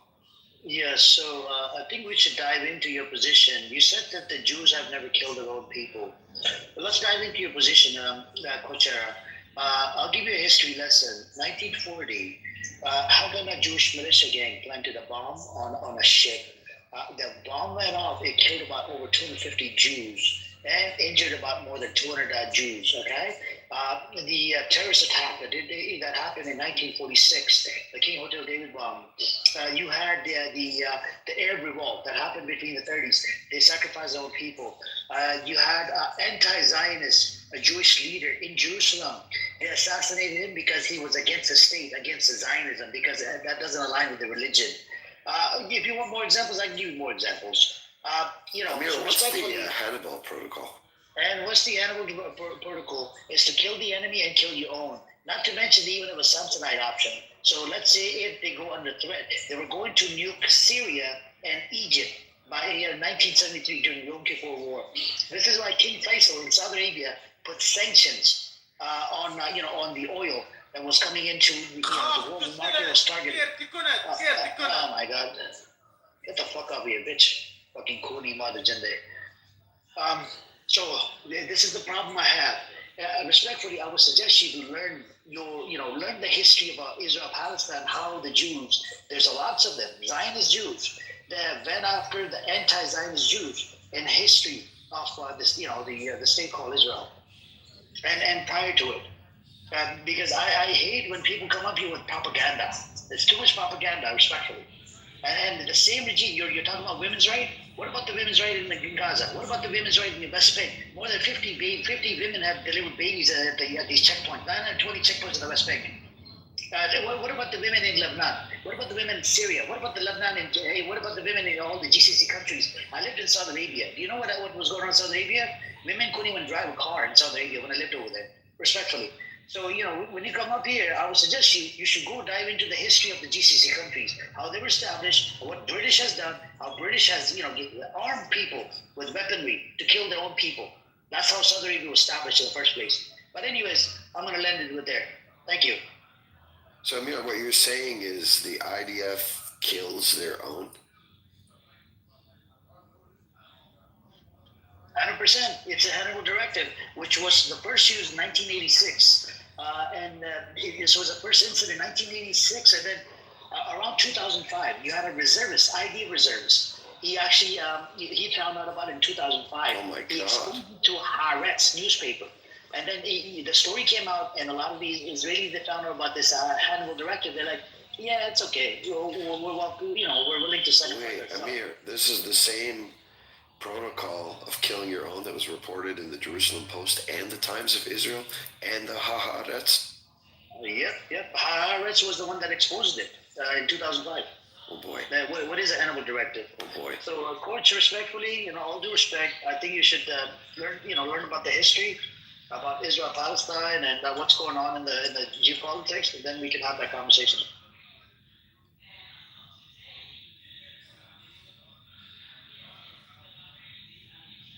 Can I ask something now from Coach? Sure. You're welcome. Go on. And I think Yada wants to speak as well. So after you, it's Yada. Coach, do you support Mariam Rajavi and Emika?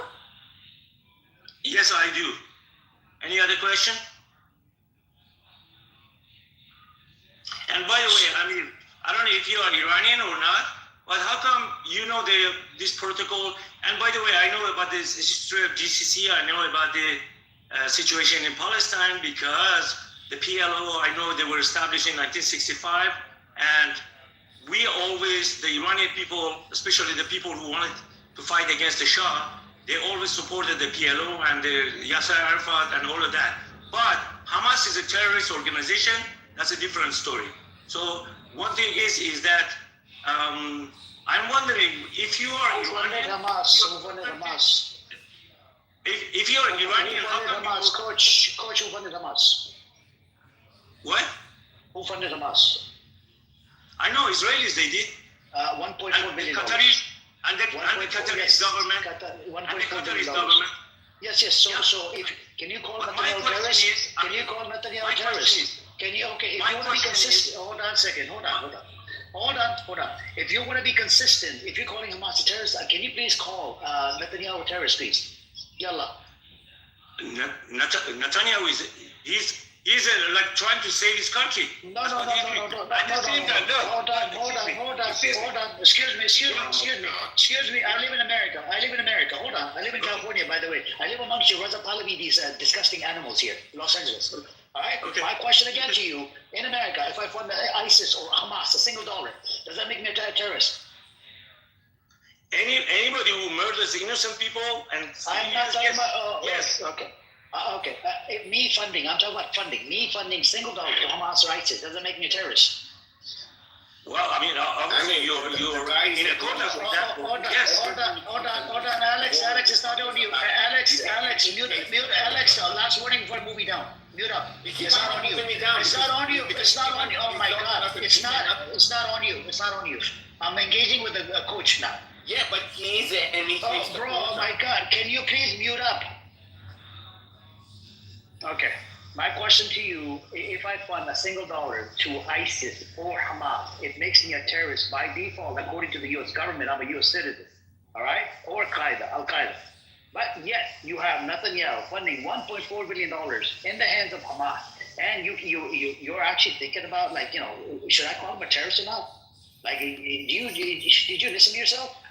Can I answer you? Amir, can I make a quick comment after he speaks? Yes. Okay, my answer to you is that anybody, doesn't matter who it is, anybody who murders innocent people, civilian people, is a terrorist.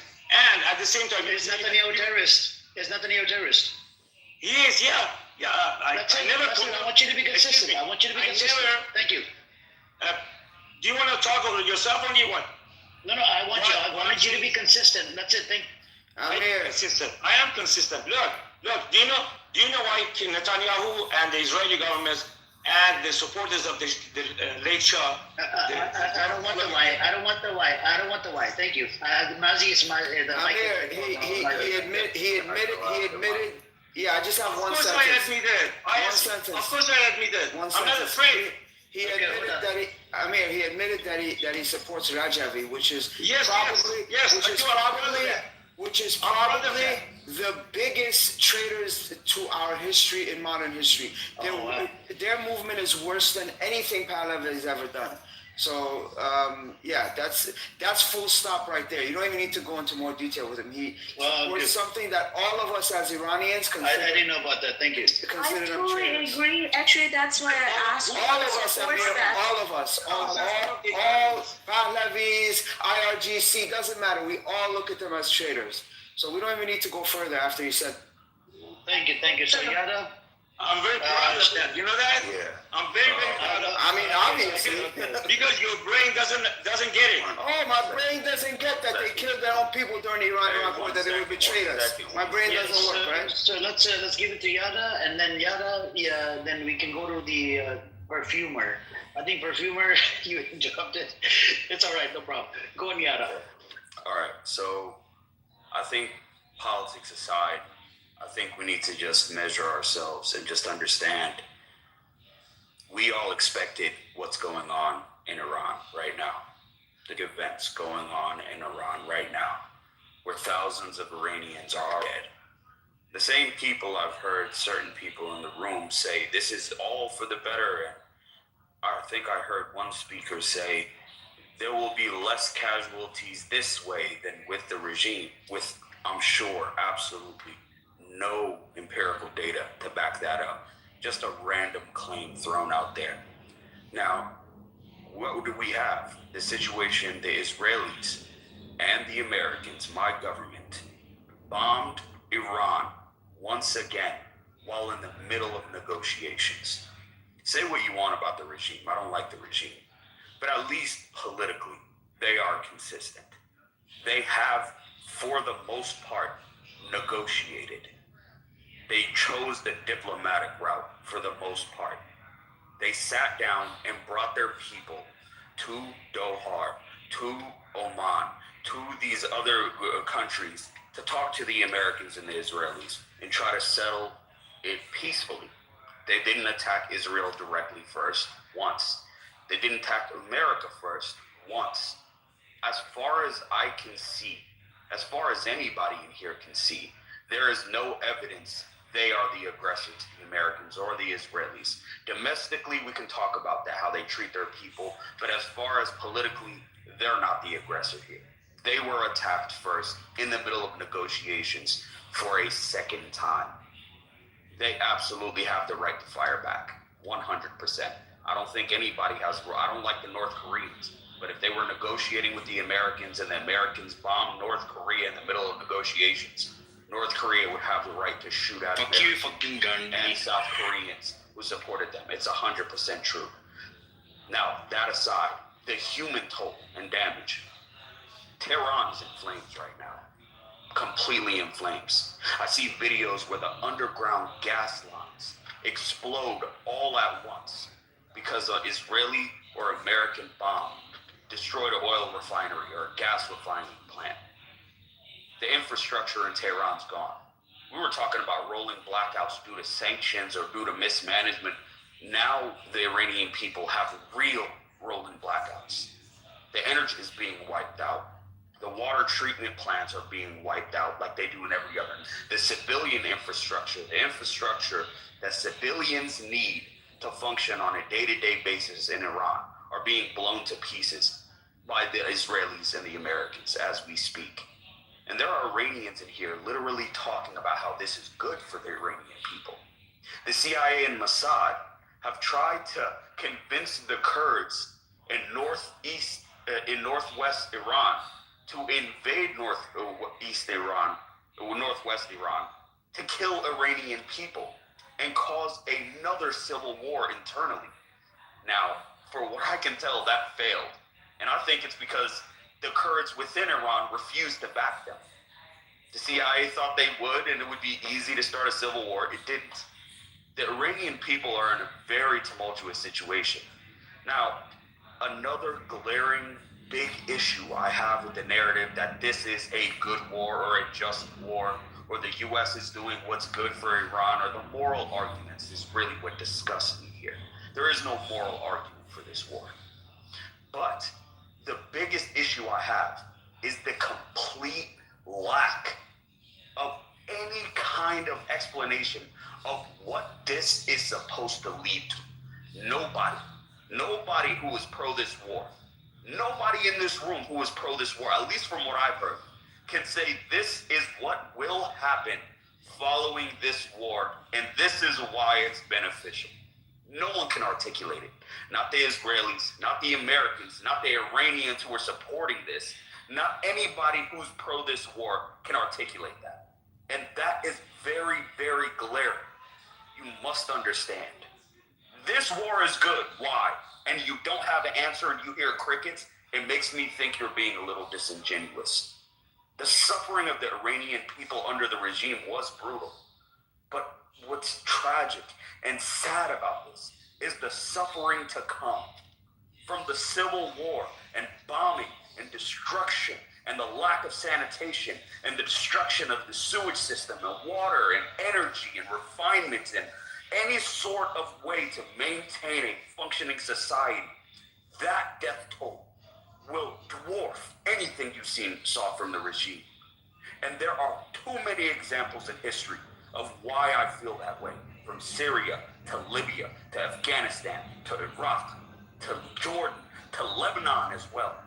You will never ever be able to convince me this is good, because there's no way, no argument I've heard for why it is. And please, anyone who wants to respond to that, I have two questions.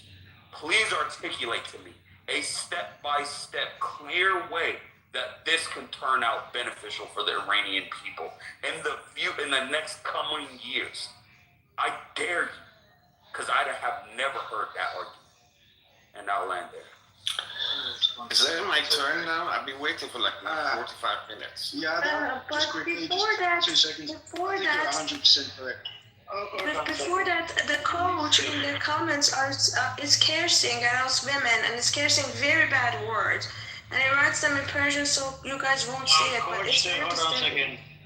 Okay, Coach, I would suggest you not to curse. Okay, I turned off the chat. He won't be able to curse anymore. I think who wants to respond to Yada? Any Reza Pahlavi supporter? Yes, Alex is Yada. Yeah, Reza Pahlavi supporter. Go and respond. See, I mean, you just did that. Everyone who comes here who differs with you is a Reza Pahlavi supporter. Neither I was. That guy was a company. Didn't you say yesterday you would side with IRGC if they would get a multi-million? Oh yes, that's the narrative.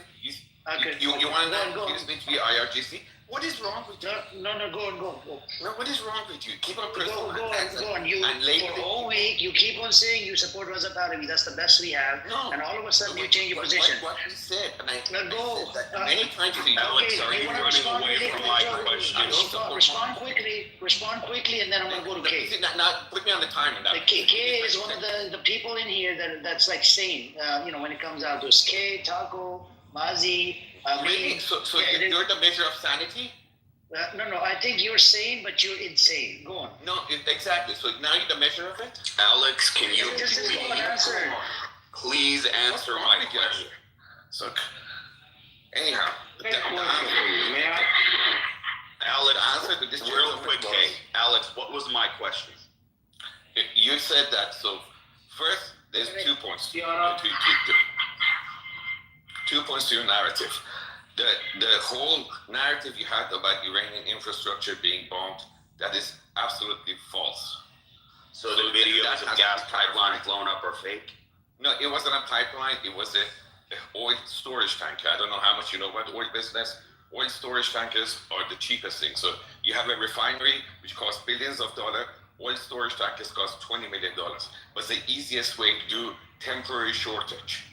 So that was an oil storage tank. They're not going to the real. Then why were they blowing up in the street? I'm sorry. I think I need to post a video in the chat, but please. I know the video, so don't. I'm confirmed that it was an oil storage tank. Post it, please. So that's it. So this narrative of trying to destroy Iranian infrastructure is false. You keep on asking us, what do we expect to happen? What we do expect to happen is, after the fall of this government, we are looking for a new, what we call assembly of constitutional assembly to pave the way for Iranians to set up an election. And in that election, whoever comes wins. I mean, I'm pretty sure that once the government is gone, we're going to have a lot of candidates. I mean, there are a lot of qualified Iranian people living in Iran. They cannot say anything at the moment because they're afraid for their lives. But I'm pretty sure when it comes to real elections, many people will raise their hands and people will choose. As far as principles, what Iranians are looking for, they're looking for a secular government. They're looking for a Western-friendly government. They're looking for a government which rule of law comes first, and we have justice and justice for all people, not for the government people and their families.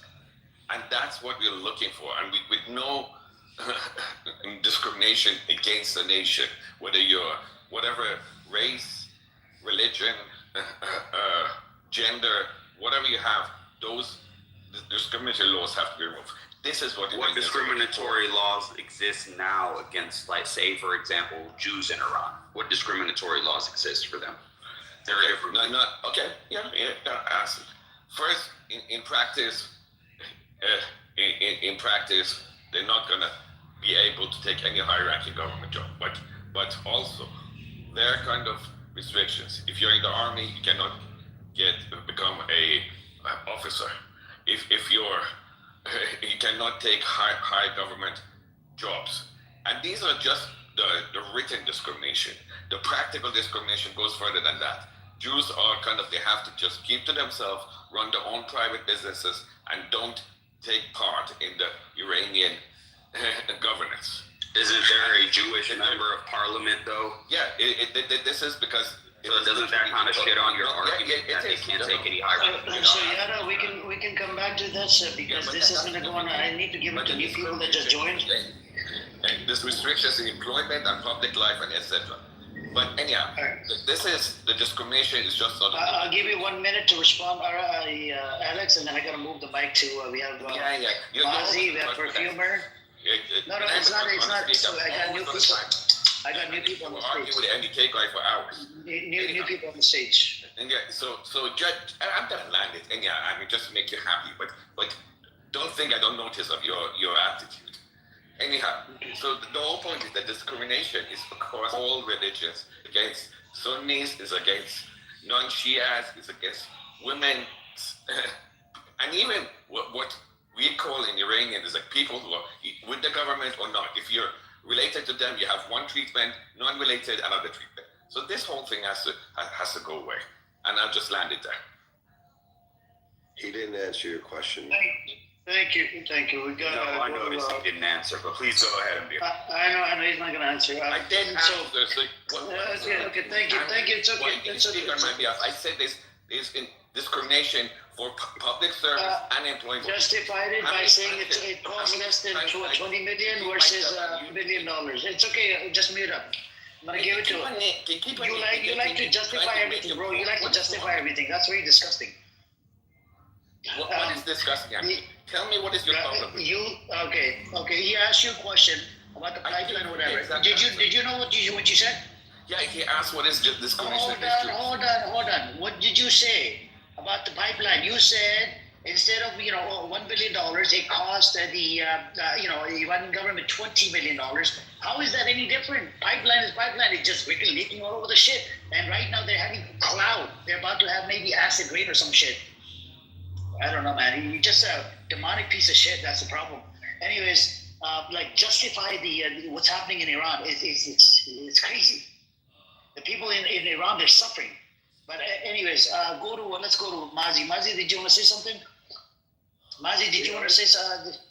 Mazi, are you there? No, I'm good. You keep going. I'm just listening. Okay.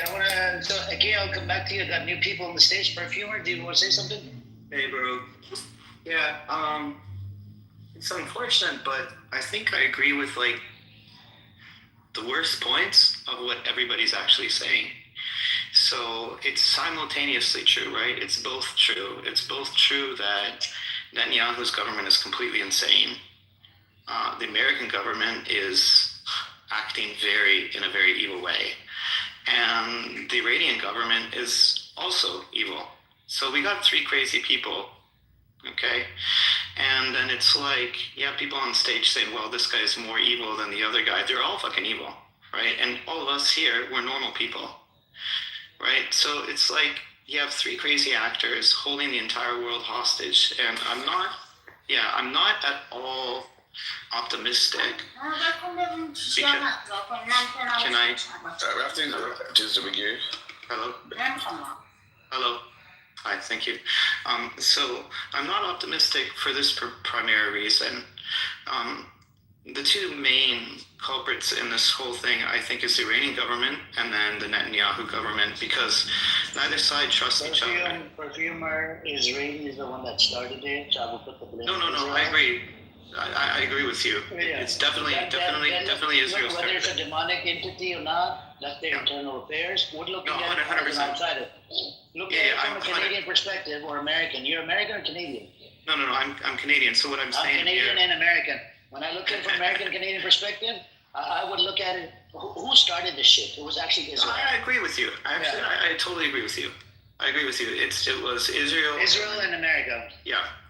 But what I'm saying is that the Iranian government's not good to their own people. Okay. But how is Israeli any good to even American government is not good to its own people? Yeah, I agree. So, well, I'm not disagreeing with you. I just want to finish my point.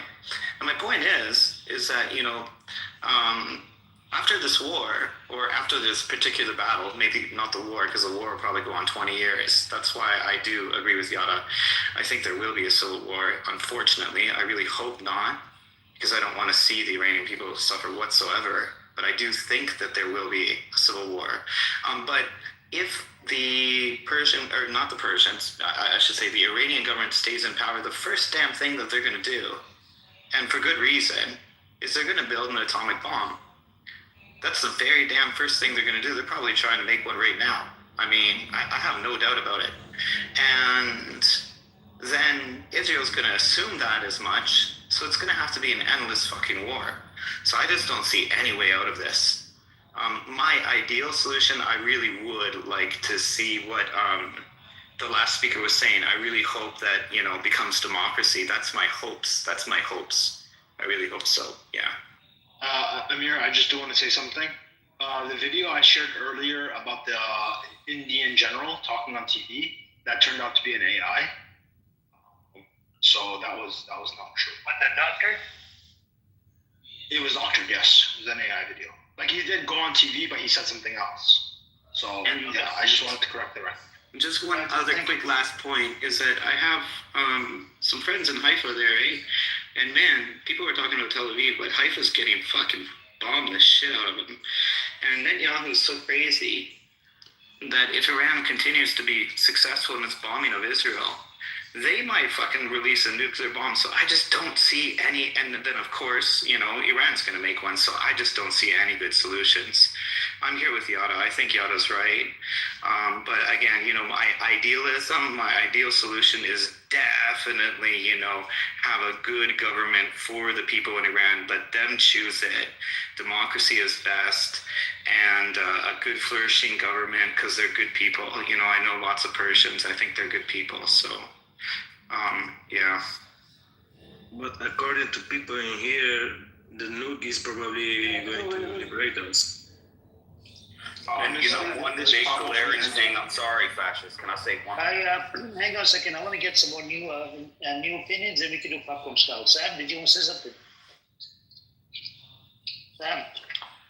Yeah, I just not a native speaker, native English speaker, but yeah, just I wanna say my point of view as a Persian to this room. I think the Iranian regime has lots of damage for all of the world, including Palestinian people. Because actually, I just talk in the point of the Persian and Iranian people, they are totally disaster, and there is no point because most of the Persian people, they are against this government. Maybe 10% still support them, but in terms of Palestinian people, when you go in a point that you have no advantage on that, in the military section, they spend a lot of money and they pursue the Palestinian people to act as a military action against Israeli and against some, you know, many powers there, that you have no advantage in the military section. You could spend your time to develop economically, develop your life. You see in every war that Arab nation or Muslim nations did against the Israeli, they just lose some land, and after that you see something like that. Was under occupation for over 70 years. Yeah, so they could not do this. They could not have done it, okay? Yes, but you need to look into the history. You can't make up shit, Bandy. This is the problem with the propaganda. I just, I don't want to argue with you again about this one because I can provide you sources. No, I know. Almost 30 years of my life, always Iranian government just tell me the reasons that you mentioned here. I know exactly what you say, but the problem is that when you every time try to get release that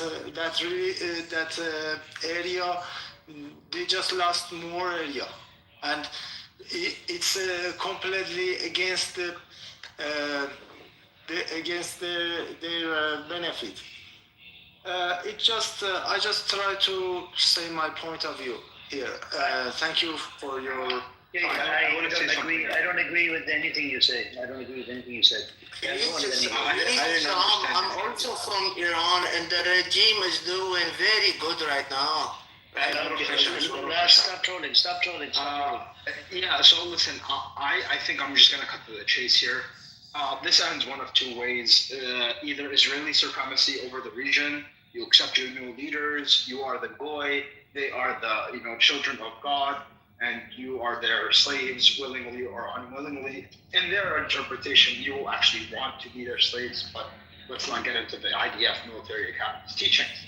The other way this ends, which is probably more likely, this ends with a nuke.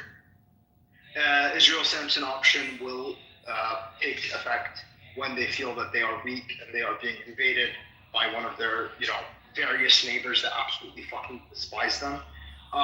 They are going to nuke every country in the region, and they are probably going to nuke countries that aren't even in the region that they just fucking hate anyway. This ends with a fucking nuke, honestly. That much just opposes sad, but it's a reality. So. I think Kay wants to go. Please, give Kay. Yada, are you here? Yeah, I'm here, but Okay, so the way I see it, there are three possible outcomes: nukes or no nukes. The way I see it, there are three possible outcomes, and what's common between the three is the fact that the country will be heavily destroyed. It is already destroyed, and it will be even more destroyed. Outcome number one: the regime falls, and the people get the chance to own their own country, then they start building it. The second outcome is the regime falls, and U.S. will come and exploit the country like happened in Iraq and Syria. And the third outcome is the Islamic regime stays in power. So I believe people of Iran are gambling for the first outcome. That's not a good gamble in my point of view. The chances are pretty low, but it's their country and they decided to do this gamble. I yet to see like one Instagram post of a person who's against the regime, of people who live there, not people that are abroad, that they say, oh, we want this bombing to stop, we didn't want this, blah, blah, blah. I haven't seen even one. If you know of anyone, any Iranian who lives in Iran and who's against the regime and wants this war to end, please send the links to me. That's all I had to say. Please, first, one thing now that there is internet blackout in Iran. There's no free internet for all people to come to the internet now. But there are still a few videos coming out, not many. There are a few coming out. Can I ask you a question? If the internet was on tomorrow, how the hell is that going to make Israel and America stop bombing Iran again? It doesn't. It doesn't. So Iranians continue to suffer. We just get more footage of it, right? Yeah, exactly. And they don't want the world to get more footage of it. We absolutely do. But let's be real with ourselves. The IRGC, everybody was saying Khomeini, the IRGC, they're the ones who caused this mess. They're the ones who caused. Let's be real. After they're gone, which they're likely going to be, here's my biggest question. The biggest question I have. Ayatollah Khomeini, his successor, the heads of state, the mullahs, right? They're not a group that walks around the streets of Iran by themselves and forces people to their will.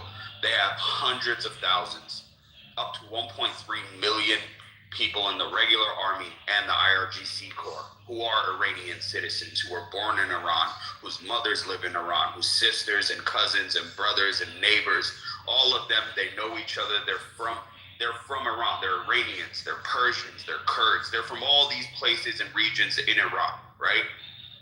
In Syria, there was a trend. There were regular army troops in Syria and pilots and helicopter pilots and technicians and engineers, the brains of Syria, turned against Assad. That's why he lost, right? He lost because he lost his military. The people with the guns stopped following him and sided with the rebels, right? In Iraq, it happened kind of the same way. but they were turned against the U.S. because there was a ground invasion, and they were unified against them. They became an insurgency. In Iran, you don't see that. So if there is this unanimous hatred of the IRGC, unanimous hatred of the mullahs and Ayatollah Khomeini, Nobody has why claimed are that. the They have people with the about guns 40% of refusing supporters. to turn against them? Why are they still following their orders and their wishes? It tells me that there is substantial support. Who claimed that? The unanimous thing that You you're gotta talking allow about? other people to respond. You can't go on a monologue, bro. People have short attention span. Nobody claimed that it is unanimous. Nobody claimed that. Is there anybody on this stage that claim, who can claim people of Iran unanimously hate the regime? I don't think anybody is claiming that. Alex, a lot of people have claimed that. I want to give it to the new people as well. Yeah, okay, go and finish, brother, and then I'm going to give it to some new people. Let's hear some new voices. Yeah, Yara, even the people who are biased, even the people who hate the regime a lot, they never say it is unanimous. They have their supporters. Anywhere I have heard numbers, anywhere between 5% to 25%. There is a poll by this guy called Gaman, which seems to be a little bit good. That estimates them to be around 20%. So it's not unanimous. Of the IRGC supporters, or? No, regime supporters, which includes IRGC. So if they take a vote today, if there is a referendum, do you want the Islamic Republic of Iran to stay in power, or do you want to change it? 80% of people would want to change it. 20% would say, no, we don't want to change it, we want to keep it. So all of the military in Iran and regular army come from that 20%? No, I'm not saying yes. that. Because there is a specific process. Sorry, bro. Yeah, there is a specific process for selecting the military. Hold on, let me answer. Yara, I lived in Iran, and the vetting process to get to high ranks is pretty rigorous. So they don't let you get to higher ranks until you have proven your loyalty. Even I served in the military for 2 years. Like segregation, yeah. No, they even posted big frames that what matters is your loyalty, and then what matters is your skills.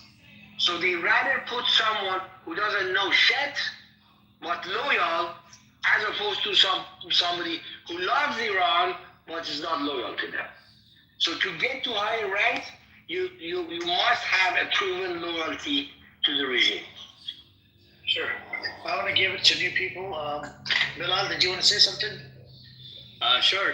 I think this 20%, 80% thing, I've heard that before, so it's I bring it up all the time when I talk to the Red Party supporters. Even though I don't like the sources, these are disgusting sources. One is Gaman International. Gaman, it's like it's a small source. They did a survey, I think back in 2020 or something, is that the 80% of them, they don't support IRGC, and then there's Iran International, which is another disgusting source that says that 20% of Iranians, they support IRGC, 31% they support Reza Pahlavi, but then what do we do about the rest of the people? This is where the argument falls flat. This Reza Pahlavi, they'll come in here. No, majority of them support this guy that hasn't been in Iran 40 years. Oh, they support him. I'm like, what? Yeah, but we gotta put our hate for Israel on the side, right? Because you and I, all of us actually, majority of us, do not like Israel, right? But when we put them aside, then think about the Iranian people. It's actually true. The majority of people are not happy with their current regime. We're not talking about the hate part. We have a problem. Somebody that hasn't been to Iran in 40 years, if you look into the definition of a traitor, do you understand what a traitor is? No, you're talking about the people that are exiles, but I'm talking about people that live there. Nobody is arguing over that. Nobody's saying that, nobody wants a regime change. Everybody wants a regime change. There's a lot of people that came through this home, they want a regime change. We all agree on that. Damn it, Americans want a regime change in America. Talking about, Bilal, I'm talking about these people, as we're U.S. citizens, right? They want U.S. and Israel to do the attack on Iran, and our tax dollars are being used, plus begging America and Israel. And you know what America has done in Iraq, Libya, and Afghanistan, has killed a whole bunch of people, has done over 80 regime changes, by the way, America. Yeah. And look at recent case in Maduro and Venezuela. Exactly. So I have a problem with that. It's not a conspiracy. Like the whole idea of military industrial complex is true. It's not a conspiracy. I mean, the U.S. is always involved in these. Bro, and then they justify these Reza Pahlavi supporters, these scumbags. They come in here, they justify anything that's going on, like the school that was bombed. They justify, no, it's IRGC that's doing it to their own people. America literally came out and said they confirmed it. Can you believe it? These demonic pieces of shit, they're so delulu, they're suffering from cognitive dissonance. But at the same time, I'm a little bit more hopeful for Iran just because of the population's a lot more educated. I mean, I know that's not really saying, I'm not comparing it to like Libya or anything, but I want them to like succeed somehow. But I think this war is gonna probably end up destroying the country. But I hope that they somehow figure it out. And, you know. Yeah, that's true. Why not? Already, sorry. As Iranian, sorry, can I talk? Yes. As Iranian, I see we already destroyed the country with this regime, because in this regime, the technician and knowledge is not the way to rise. The only way to rise is how are you about just religional ban about the Shia, just you should be Shia, you should be loyal, and this is way to go up. And this is exactly the same thing that make a lot of problem for them, because it's easy just go inside this system. We just show that I'm very loyal to you, and just going up. And this way, they already damage a lot of things, including economic, environmental things in Iran. Yeah, but why not pass the mic? Once again, can I ask what's your job? Yes, I was aerospace engineer in Iran, but I'm now have to immigrate. After I make my company with more than 100 employees, I have to immigrate, and now I'm just do some jobs like construction worker in other country, in Western countries. Okay. Yeah, I mean, if you look at the other countries around Iran, like, if you look at the Arab countries, like, they're all somewhat like, I mean, I don't want to call them pro-Israeli, but they're pretty much trying to normalize, right? So, I speak to Iranians, they kind of want it to be similar to Dubai and other places, and even Saudi Arabia and other places. It's like, I can kind of see like where they're coming from, to be honest. Like, but at the same time, as Muslims or as people, we're really pissed off at Israel right now. Oh, you can jump in after Bilal finishes, Mo. Are you there, Mo? Smurf wants to speak as well. Smurf has been waiting for the mic. Smurf, you go first, and then Mo. I just hang on a second, Mo. Go on, Smurf. Yeah, as an American, I don't give a shit if Reed comes back to rule the country. I have no attachment to him. You, Amir, I'm asking you a very direct question. When the IRGC is gone, you have said you don't want Reza running the country. Fair enough. Who is your choice to take over and run Iran when the IRGC is gone? it's up to the Iranian people, just like the Palestinians. They get to pick them, or they should have democratic elections inside there, and they get to pick who's going to be the next leader. And they should have better choices than a fucking American puppet, like we have American puppet in Iraq and a whole bunch of other places.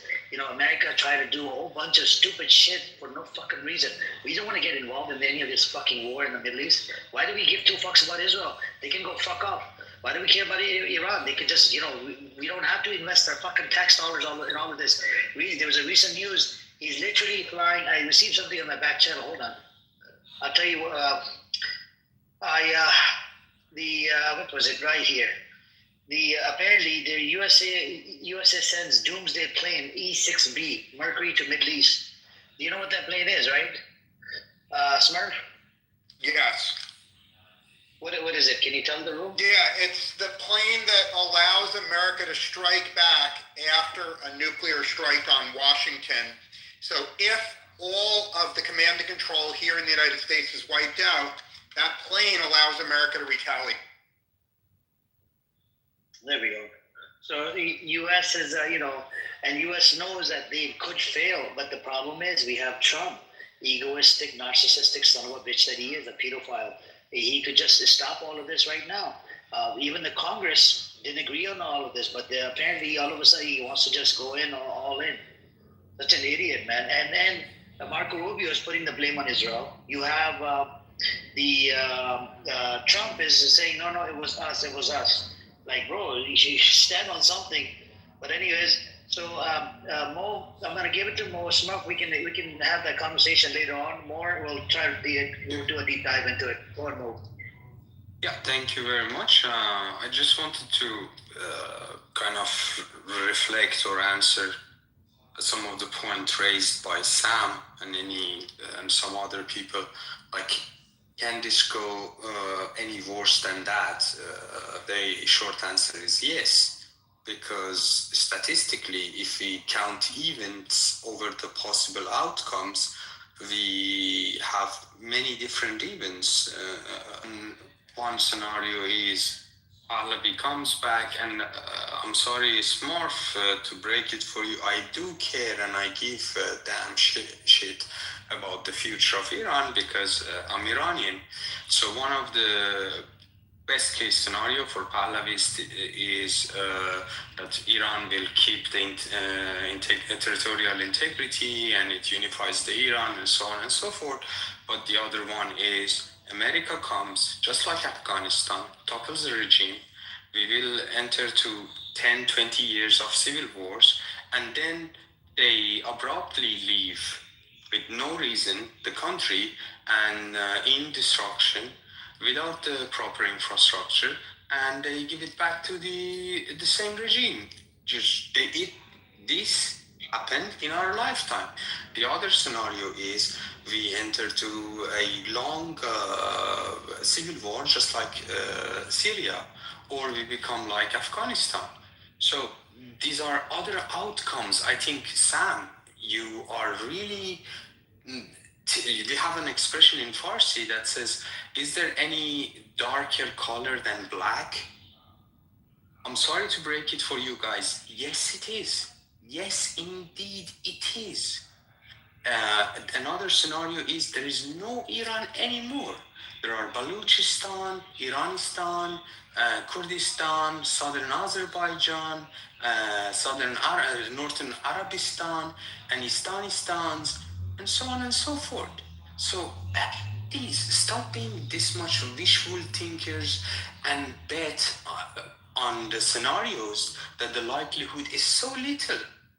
I, as a Middle Eastern, as a person who comes from the west of Asia, believe that the likelihood of the same thing that happened to Libya happens to Iran is higher than a weak king with not a full support. As we all know, I do not deny that Reza Pahlavi has some supporters in Iran. But at the same time, I believe IRGC has die-hard fans. They have Quds forces, 40, 50,000 highly trained militia that definitely can inflict more harm than Shia militia inflicted to American troops in Iraq. So guys, for God's sake, be real. Stop this childish dream that America comes based on the best estimate. US cannot conquer Iran without deploying up to 600,000 of their troops in that region, because Iran is 2 times more populated than Afghanistan and Iraq. Tehran is much more diverse than Iraq. So yes, there is a darker color than black to my fellow Persian friends.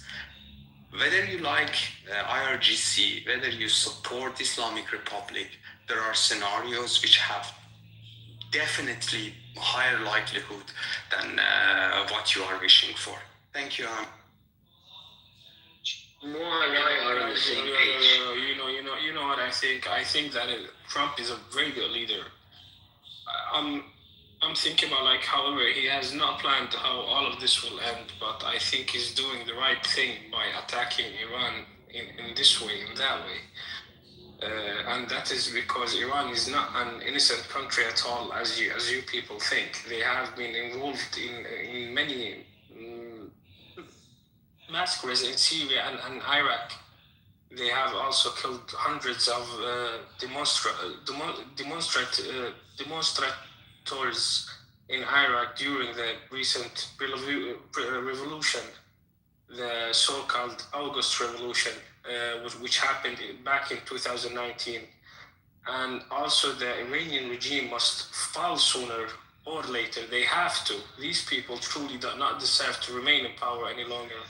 They have dragged the entire Middle East to the bottom of their humanity with the claim that they want to liberate Palestinians from the Israeli occupation, which is fake, which is not even true. Iran has not fired a single shot for the sake of Palestinians. My question to you, what Saddam Hussein a good leader? Saddam Hussein wasn't a good leader as well too. What happened to Iraq? Did they kill millions of people? Yeah, bro. Who killed it? Who killed it? Saddam Hussein. Okay, what did America do? Yes, America invaded us. They destroyed the country. They destroyed America. Hold on, smart. I'll give it to you in a second. So, the question for you: America was responsible for million deaths, correct? Yes, that's right. Okay. So you want million deaths to happen in Iran, correct? Not the same thing. Of course not. People should not die. It will be same thing. But yes. How Afghanistan, same thing. Same thing. Okay, but what happened in Afghanistan? They lost the war. I know they lost war. They have lost their war everywhere. In Vietnam, in Iraq, in Afghanistan, everywhere they go, they start the war, they lose it. I know. I agree with all of it. I agree with you. But the problem is now is the Iranian regime. They are not. They're embedded into everything. It's this stuff. I think Smart wants to go. Smart, you can engage with Obeda. Can I engage with him? No. Smart is going to engage. He asked me first. Obeda, just stop for a second. Stop. Yeah. First of all, I want to engage with you respectfully. So everything I say will be loving and kind and respectful. Okay, and it will be said with an American accent. I can't control how American accent is. Okay. So first of all, I don't give a shit whether runs Iran or someone else does. I don't give a shit. And I think I'm actually in agreement. Every single person in this room does not American troops in Iran. I agree with everyone in this room. I don't want a single American boot on the ground in Iran ever. And no, I don't. Please, why don't you fucking let me finish? I'm not engaging with you, Sam, so go fuck yourself. I'm engaging with Obida, respectfully. Yes, please. Yes. Okay. So, there's a lot of agreement in this room. Now, I assume most people in this room want peace. They want no more deaths. They want 0 deaths. So, I'm asking you, Obida, in a kind, loving, respectful American voice, how can things be organized in Iran so that there is a free, fair election and no one dies, so that Iranians in a free vote get to vote on the new leader?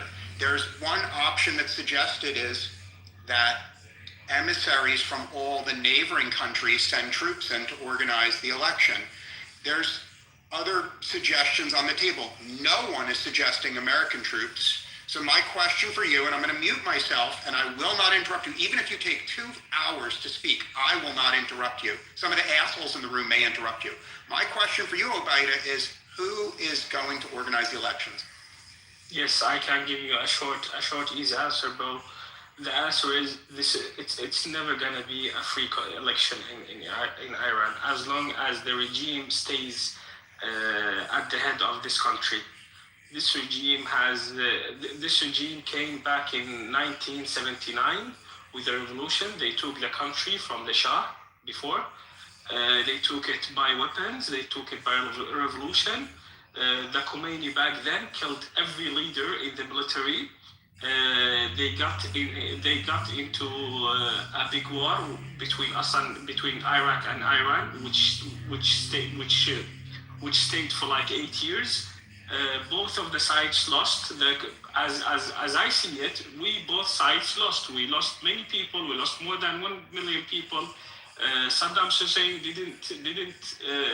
he didn't get any more land of what he wanted to get, and neither did the Iranians. The thing is, when USA came with Khomeini, they wanted to make Iran to a small, not a small country, but they didn't want it to make it. They wanted it to get weaker than it already was, because the Shah regime was very strong, and they were clearly very, very smart to get over all of the Middle East, which USA clearly didn't want them to do. So the regime now has built itself for like 40 years. The question is, which power is gonna get this regime down? This regime has many faults. It's been in the mass murders of people. It has killed many millions innocent people. They have people in Syria. They have killed people in Lebanon. They have killed people in Yemen. They have killed people in Iraq. All of these people which got killed, the plan was already like spoken to the whole world. These people are getting killed, so we can free Palestine from the occupation. And the last thing they did was the 7th of October back in 2023. It was all planned by the Iranian people, which was Qasem Soleimani and Abu Mahdi al-Muhandis. Why are you spreading bullshit? Iran did not play a role in 7th October. Are you okay in the head? Yes, bro. Of course I'm okay. Why did all Hamas leaders get out? Do you know? Listen. Yes, Iranian people. Iran supported the 7th of October. Hang on, Bruce. Bruce, hang on. I'll wait. I'll give you a turn in a second. Can you please mute up? Thank you. Obaida, respectfully, can you please mute up, Bruce? Okay. Even the political wing of Hamas, even they were not aware of the 7th October attack. And you claim Iran was aware of the attack, bro? Are you okay? For real? You gotta stop spreading propaganda. I understand you have Zionist tendencies. I hear myself that Iranian leader just told that I just strongly support the Hamas action. I hear myself. Thank you to the Iranian. We thank the Iranian. It had nothing to do with the 7th of October, bro. It had nothing to do with 7th of October. Are you for real? Oh my God, bro, stop spreading propaganda. Who supported Hamas? Who supported Hamas? Qatar. Did you not see the Qatar? $1.4 billion. An idiot, man. Seriously, this guy's such an idiot. He's doing it on purpose. I'm not. Go learn about the facts on the ground. Go learn about the facts. Literally, prior to 7th October, there was more than 1,000 Palestinian hostages were inside an Israeli dungeon, getting tortured, sexually abused, and whatnot. Even the pedophilia shit. Who said Israeli people is right? Who said Israeli people is right? Hold on. You came into the room to spew your bullshit, your propaganda. Respectfully, in this room, I'm actually going to question your narrative. Provide sources that Iran was behind it, and make sure it's a Palestinian source. I don't want fucking Israeli source. I don't want Iranian source. Go on, yalla, go. Yo, can I chime in, Amir? Otherwise, don't open your fucking mouth. Fucking idiot. He's such a liar, man. Like literally, Palestinians fucking genocided this fucker right here. Makes a clip. Oh, was Iran behind it? Iran had nothing to do with it. Yes. No. Can I chime in? Oh my God, man, Amir, dude. You're not. Can I chime in, guys? Listen. Why did Hamas people come up can I chime in, bro? to all of the regime in Iran? Can I go? Was he a leader when he went over there? What was his position when he went over there? What was the main reason? It was Ismail Haniyeh who said that. Yeah. What was the main reason why he went over there? The head of Hamas. He said. Yeah. The only people who supported us in this war is Iranian people. Is the Iranian regime. Yeah. He said it clearly. That's a good thing. Well, you're acting like that's a bad thing. See, this Wahhabi Zionism. Wow. You Wahhabi Zions are out of control, man. Listen. No, I don't think he's a Wahhabi, but he is. He's giving me Zionist vibes right now. Thank you, Vidya. Thank you. Okay. Whatever you are, man. Let me guess. Do you support Israel the right to exist, Ubeda? Israeli people, of course not. How do I dare to support the Israeli regime to do what they want to do? Hamas have the right to defend themselves. Of course they have the right to defend themselves. So why are you complaining about 7th of October? I'm not complaining. Listen, I'm not complaining. Your story started on 7th of October, right? Your story, hypothetically, if Iran supported October 7th, hypothetically, what's wrong with that? They're supporting a people. Anyways, I think we're gonna provide sources that Iran was behind the 7th of October. Otherwise, we can't have that conversation. Thank you. You're intellectually dishonest, really dishonest. I want to give mic to business, and then we're gonna go to Bruce. Yeah. Thank you. Yeah, these Zions are out of control. Look, the reality is, right?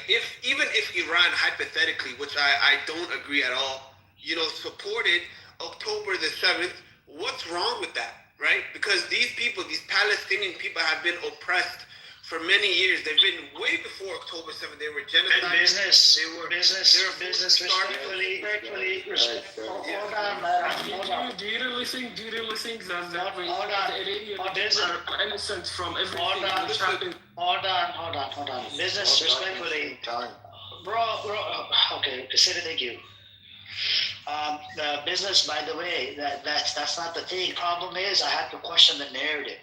The narrative that Ubeda is spreading and the mainstream media is spreading after 7th of October was Iran was behind, when it wasn't. Literally, Hamas is a Sunni militia. It has nothing to do with the Shia thing. They didn't even get along with Hezbollah, right? And at the same time, this guy right here comes up and makes a claim. Oh, look at this, 7th of October. Your history would start with 7th of October. My history started on 47, by the way. Yes, of course, I understand. It's okay. Thank you. I understand. You're just a bullshitter, man. Seriously, a bullshitter. You have the right to speak, of course. No, not right. I'm giving you sources. What have the Iranian regime done to Syrian people, to Iraqi people? Let me respond to that. Do I support the Iranian regime? No, this is what I ask you. Do you business owner, I put the Iranian regime or Raza Pahlavi, okay? But at the same time, I just spread propaganda, bullshit narrative about the Palestinians when you don't have any fucking knowledge about it. I would suggest you, at this moment, it's better go source up on what you said. Otherwise, I would suggest you to shut your fucking mouth. It's okay. You made a claim. You made a claim that it was Iran behind the 7th of October. Go provide source up. Go. I need a source. Okay, tell me why. I need a source. I need a source. The head of Hamas in. I'll give you last check. Come off the mic. I'll move you down. Provide sources, then we can have the conversation. Otherwise, I would suggest you just stay on mute. Business, go on, bro. But the thing is, that topic. Listen, I could be intellectually honest, right? I'm a Sunni, and I could also, make a clear argument how the Sunnis actually have killed many Shias as well. This is nobody's hand is actually innocent in who has done worse things to one another. We're both guilty. This is facts. But one thing that we all can agree on, the ones that are doing one of the worst, type of killing right now in modern day history is Israel. But I don't see anybody telling, oh, let's get a regime change over there in Israel. As a matter of fact, my Sunni brothers in these Sunni countries, in Saudi Arabia and the Gulf states, are actually helping to assist in this genocide by letting them have military bases there. Is anybody going to question that? By sending these countries money, selling their oil to them? They don't even have a stance against oppression. Hey, until you stop this genocide, we're going to stop selling you oil. No, they can't even do that, man. So the only country that's actually, because Iran doesn't have to support the Palestinian people, guys, right? After October 7th, they had no need to do it, right? If anything, it just makes them more open to being attacked by America, which actually that's what happened in the end. But they decided to do this in the end. And even me as a Sunni, I could admit the Shias are on the haq right now, bro. They're on the right path, and they're doing what's right because they're going against an oppressor, right? And in the Quran, it teaches us to go against tyrants. And they're doing that. And the Sunni countries are not. And this is why they're being destroyed. This is facts, brother. Yeah, no, the thing is, business Sunni countries, the leaders, yes, there's a problem. But if you ask ChatGPT or whatever, you'll come across a whole bunch of articles. The GCC countries from 2000 up to 2020, they have funded Palestinians over $46 billion. 46 is a pretty hefty amount. To run the operations, the West Bank, Gaza, the East Jerusalem. You see what I'm saying? It's a big, big operation. Hey, what's up, Ace? Not to mention, you have you have other expenses as well, where they would keep coming in, bombing the shit out of it, because Gaza was literally opening prison. You see what I'm saying? And they would keep sending more money for rebuilding. Even right now, the UAE and Saudi Arabia was offering to spend about $45 or $60 billion for rebuilding in Gaza. You see what I'm saying? So the GCC countries, they're doing it like diplomatically, the money-wise, but what Palestinians need help is physical help on the ground. You see what I'm saying? And there are. See, he left. Literally spreading fucking Zionist. Yeah, look, he ran away. Fucking idiot. Can't believe this. And he claimed to be an Iraqi. Oh, he's back. Motherfucker. Claimed to be Iraqi. Provide sources. Provide sources. Yeah, I said you claim to be Iraqi. You claim to be Iraqi. Go provide sources. Any sources that Iran was behind the 7th October attack? Maybe Iran is not behind the whole of the October. Oh, maybe.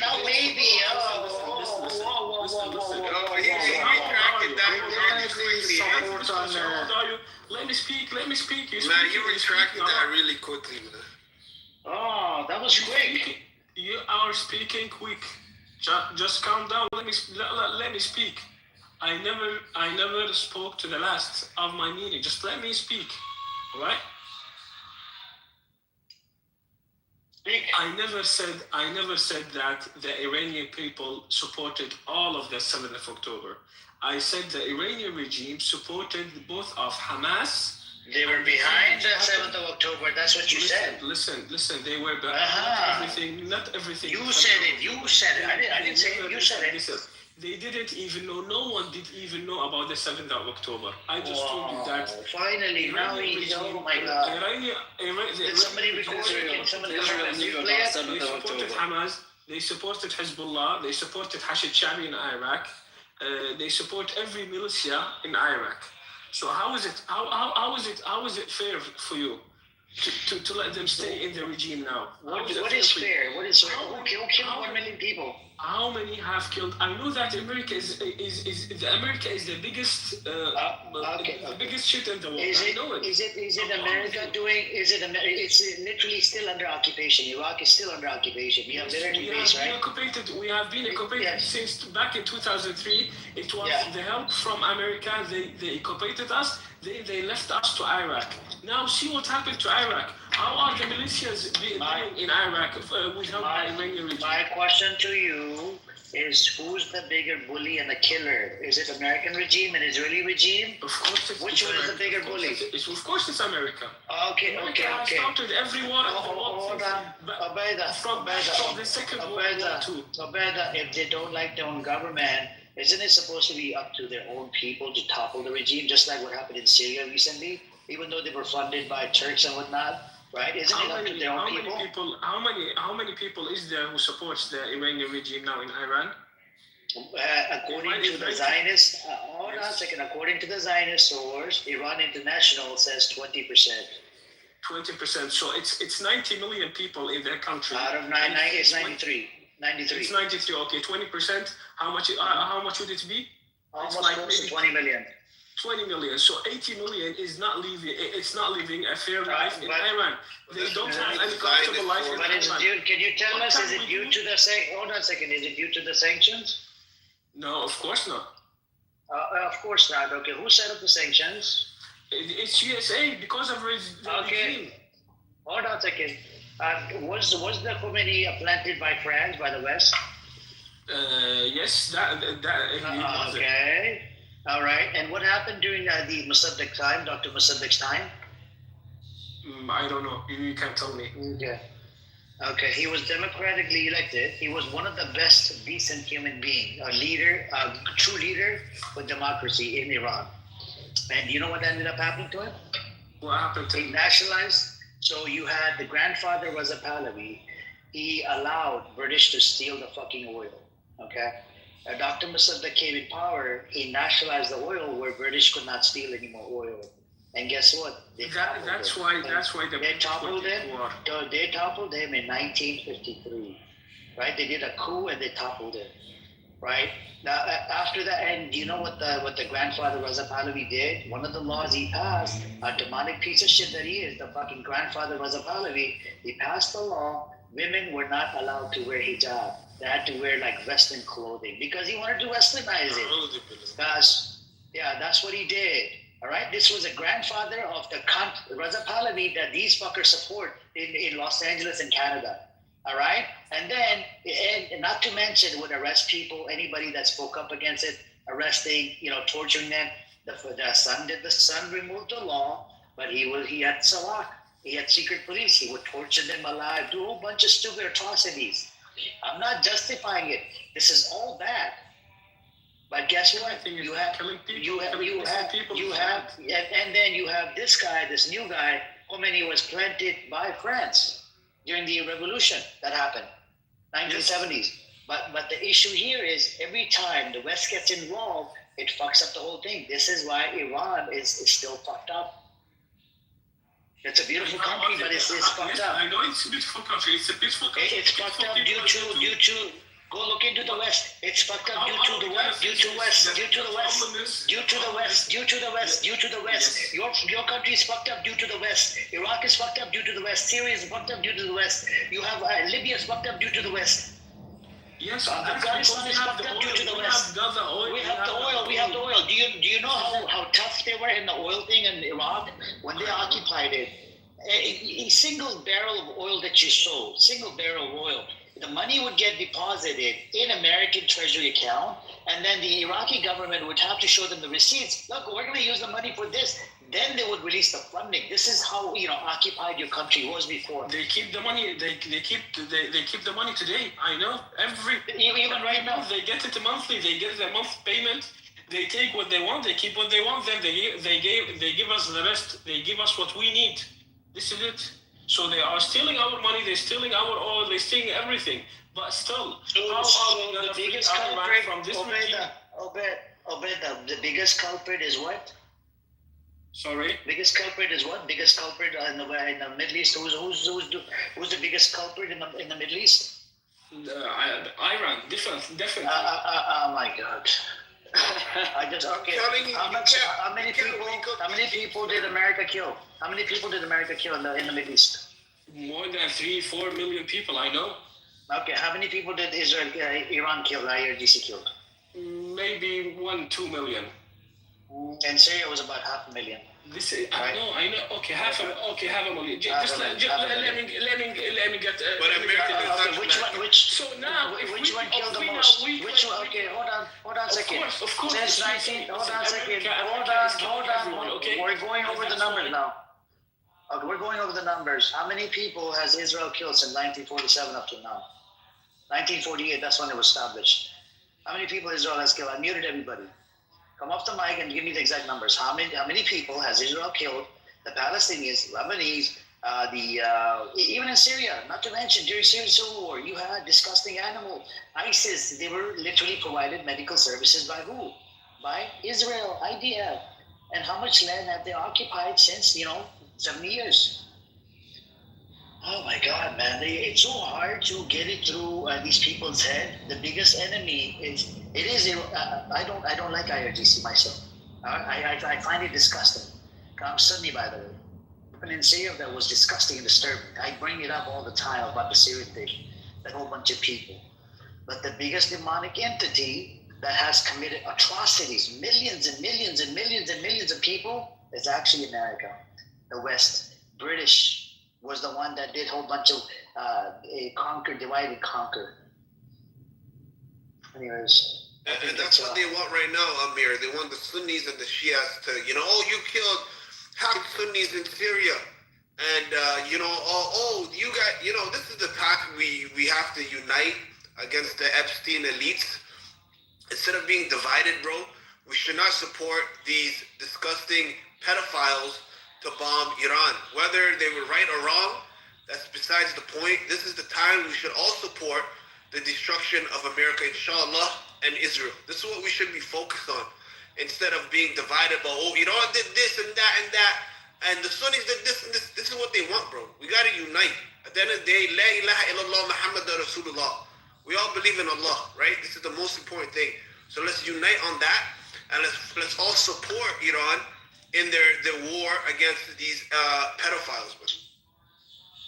Yeah, look, that thing right there, it need to be resolved within, within themselves, right? I'm for it. They can topple it, do whatever, right?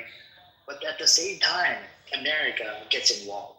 And right now, Ace, by the way, do you know they moved the nuclear airplane over there to Middle East? How do you want me to support I heard that. That's scary as hell. My people, my family. What did you say, brother? How do you want me to support the people who killed my own family? The Iranians did. Okay. The Iranian regime. Was it I'm talking about the Iranian people. Do you stand with the Iranian people?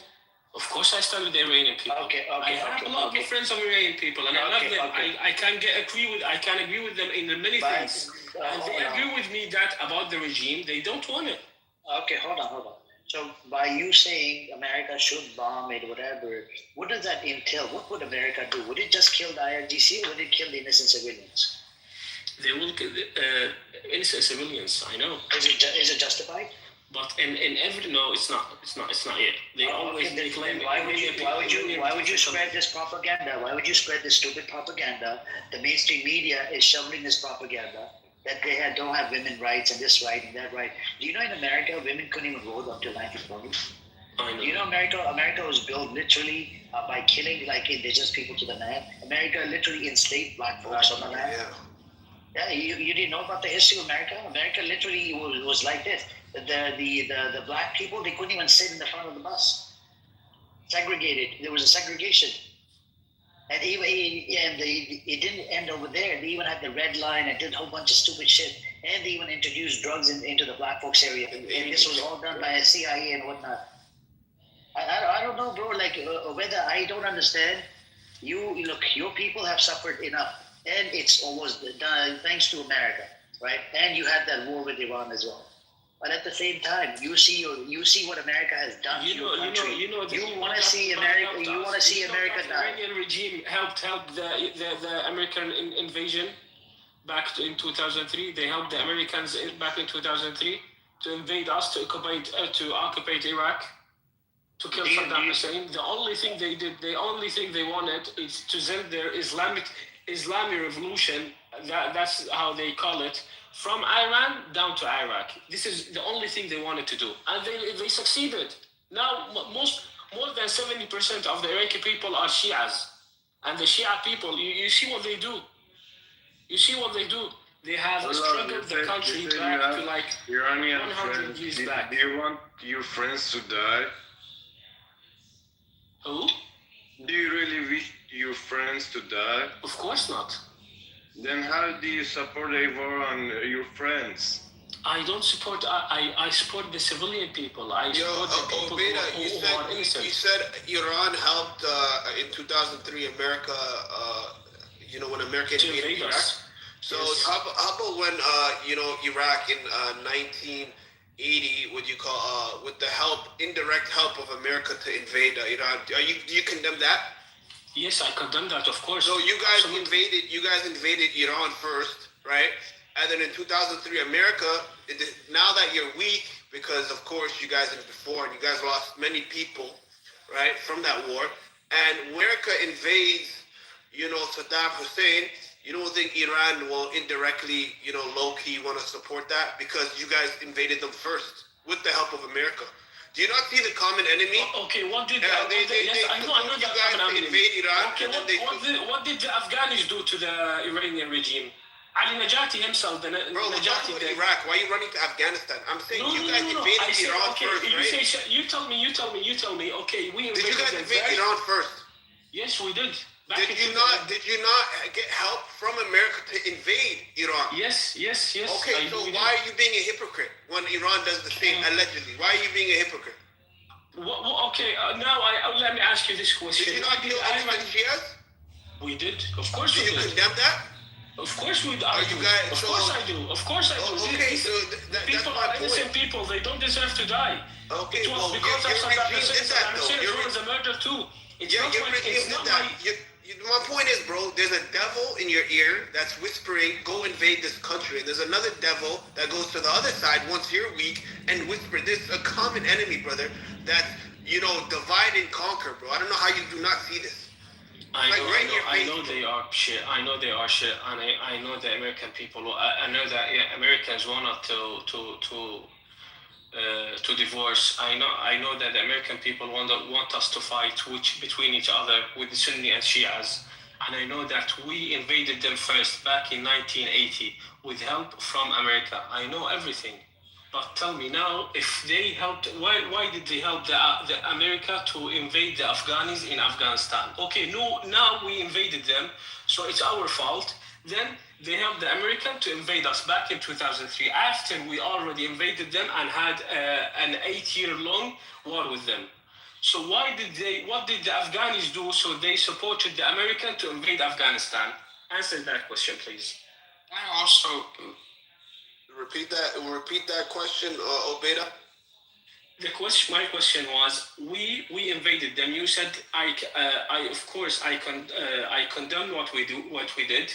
We invaded them first back in 1980s. Okay, we invaded Iran first. So we got the help from America. We invaded them, and then in 2003 they helped America to invade us. That's clearly right. They did what they had to do. Okay. What did the Afghans do? So the Iranian they didn't really help. They didn't really help. They stayed neutral. By the way, they didn't really help. They said Ali Najati, the president, said we helped the Americans. We helped the Americans. They called us. They called us the side who is bad. We helped them in Iraq. We helped them in Afghanistan. We helped them in Pakistan. We helped them everywhere. We helped them in Syria. They have helped Americans. They have cooperated with the American people. Can I reflect on that, please, as an Iranian? Yes, please. Yes. So, first of all, Ubaida, let me just clarify one thing. I detest, and I think one of the most useless wars in the 21st century was the war between two very similar nations of Iran and Iraq. Yes. And I am very sad about the death toll and the human cost that it inflicted on Iranians and Iraqi families, because the leaderships of those countries at that time. I also, based on what you talked, I also see that you have strong Sunni sentiment, and you kind of hold Iran accountable for, how to say, intervening in Arab world or Sunni world. Just few historical things to raise.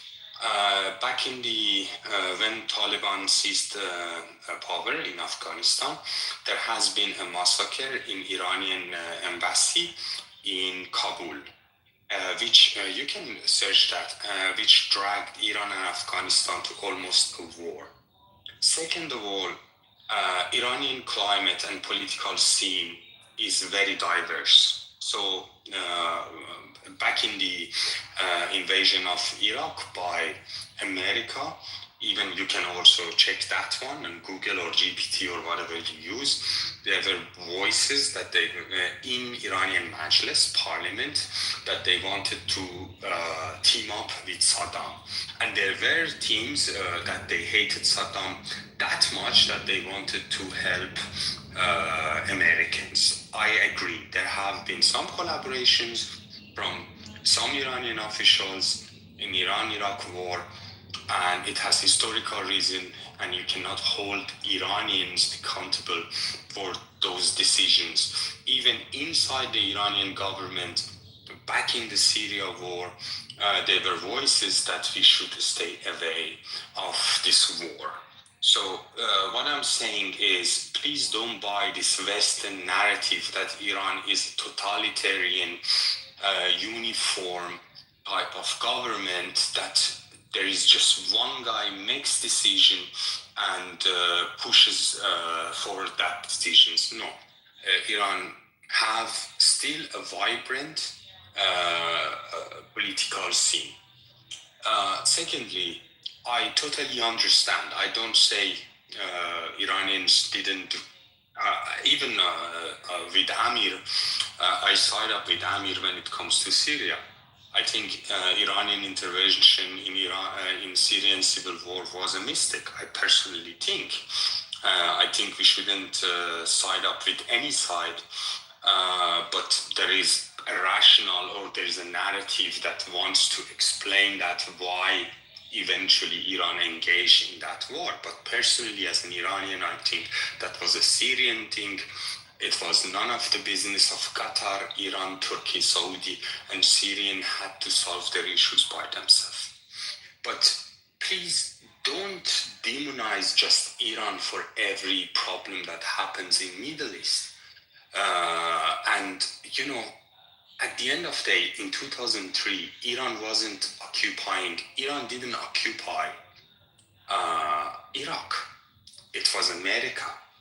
It's a bit unfair and a bit not true if you say Iran is the cause of all issues, but we were occupied by Americans. It's not true if you grossly simplify the problems in Yemen and say Iran is the cause of the problem in Yemen. As you know, Emiratis and Saudis conducted war against the Yemenis. Iran had a horse in the game? Probably yes. But you cannot say Iran was the cause. It wasn't Iranian airplanes bombing Sana'a, Iranian troops moving into Yemen. It was Saudis. So let's do not grossly simplify a very complex situation of the Middle East by saying, Iran is the root cause of the problem. To be honest, I take different standpoint. I think the biggest problem in the Middle East is a colonial expansionist project which tries to put Muslims against Muslims based on Shia, Sunni, evil Iran wants to export their revolution. Probably there are some people who want to export Iranian revolution to the neighboring country, but it's not the entire Iran that wants to export that. We need to be a little bit alert and see what is exactly the issue and what is the constant in ever-changing situation of the Middle East. The constant in ever-changing Middle East climate is Israeli expansionism. Bro, see the real issue. You can hold me accountable as an Iranian for some decisions, even me, which didn't have any horse in any game and never part of any government. But, bro, He's not here anymore. More, he left. Oh, sorry. No, I really like your perspective, and I just. I hear you, guys. I hear you clearly, and I agree with you. I agree with the guy who was speaking last. Who was it? It was me. Mo. Yes, Mo.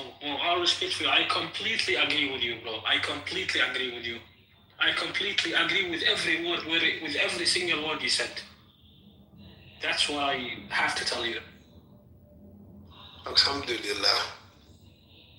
No, but you guys also have to take into account these things, that Iran is a producer of weapons. And weapon is something which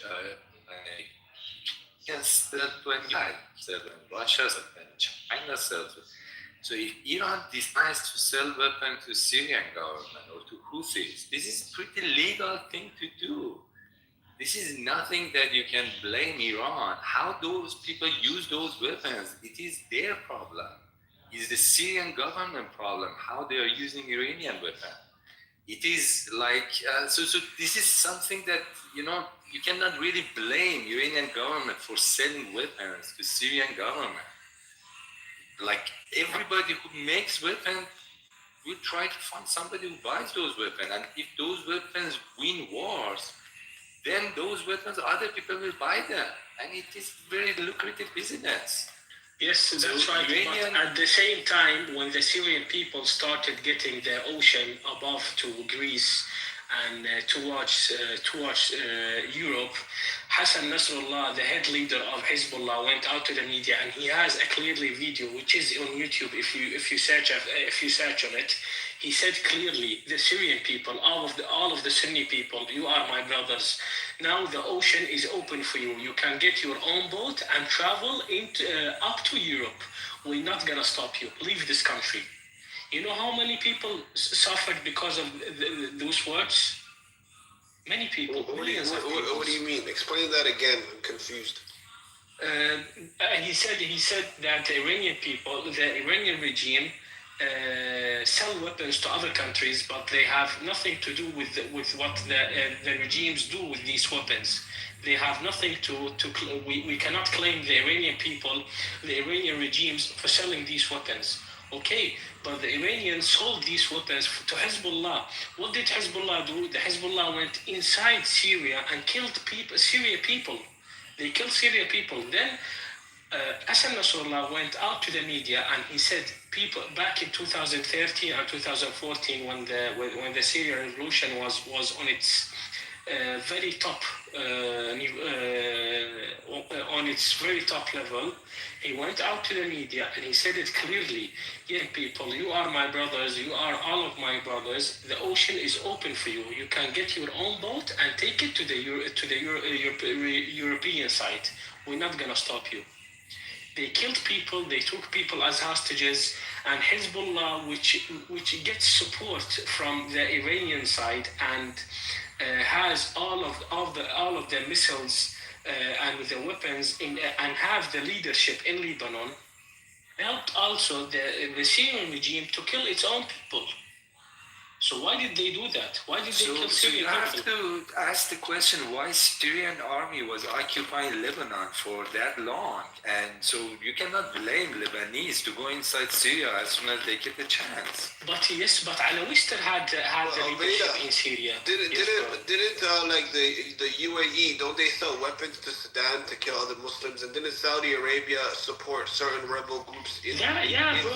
So why is it an issue if Iran does it, but not an issue in Saudi Arabia and the UAE? Of course it's issue, bro. Of course it's issue. Everything they do, all of them are murders. All of them are killing people. Everything everything which is happening down in Middle East is wrong. Yeah, that's my point. The Sunni people in UAE or in Lebanon or in Iran or Iraq, people are suffering. That's not right. This is it. It's not right. But how many days did the UAE regime support the people in Sudan, the militias in Sudan to kill other people? It lasted for like 1, 2, 3 months. Then it was finished. But the Syrian people, they're still supporting them right now. They're giving them weapons as we speak. Yeah, I know they do. But I said not as they did to the Syrian people, bro. The Sudanis are still in Sudan. The people from Syria, bro. Syria we can't say you know how the big population is in Syria? Sudan, brother, and the main cause is because the UAE is funding. The UAE is funding the RSF in Sudan. Saudi Arabia is working with the Sudanese government. I like the army, right? But the militia RSF is funded by Israel, and UAE is getting weapons from America. UN approached American government to do arms embargo, but American government is American government. They don't really give two shits. They have interest in the Red Sea, UAE, and the gold.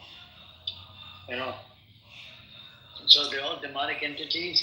I think Obeda said, Obeda, I have a big problem for you. A big problem with you is, look, you can hate the government. I don't like IRGC.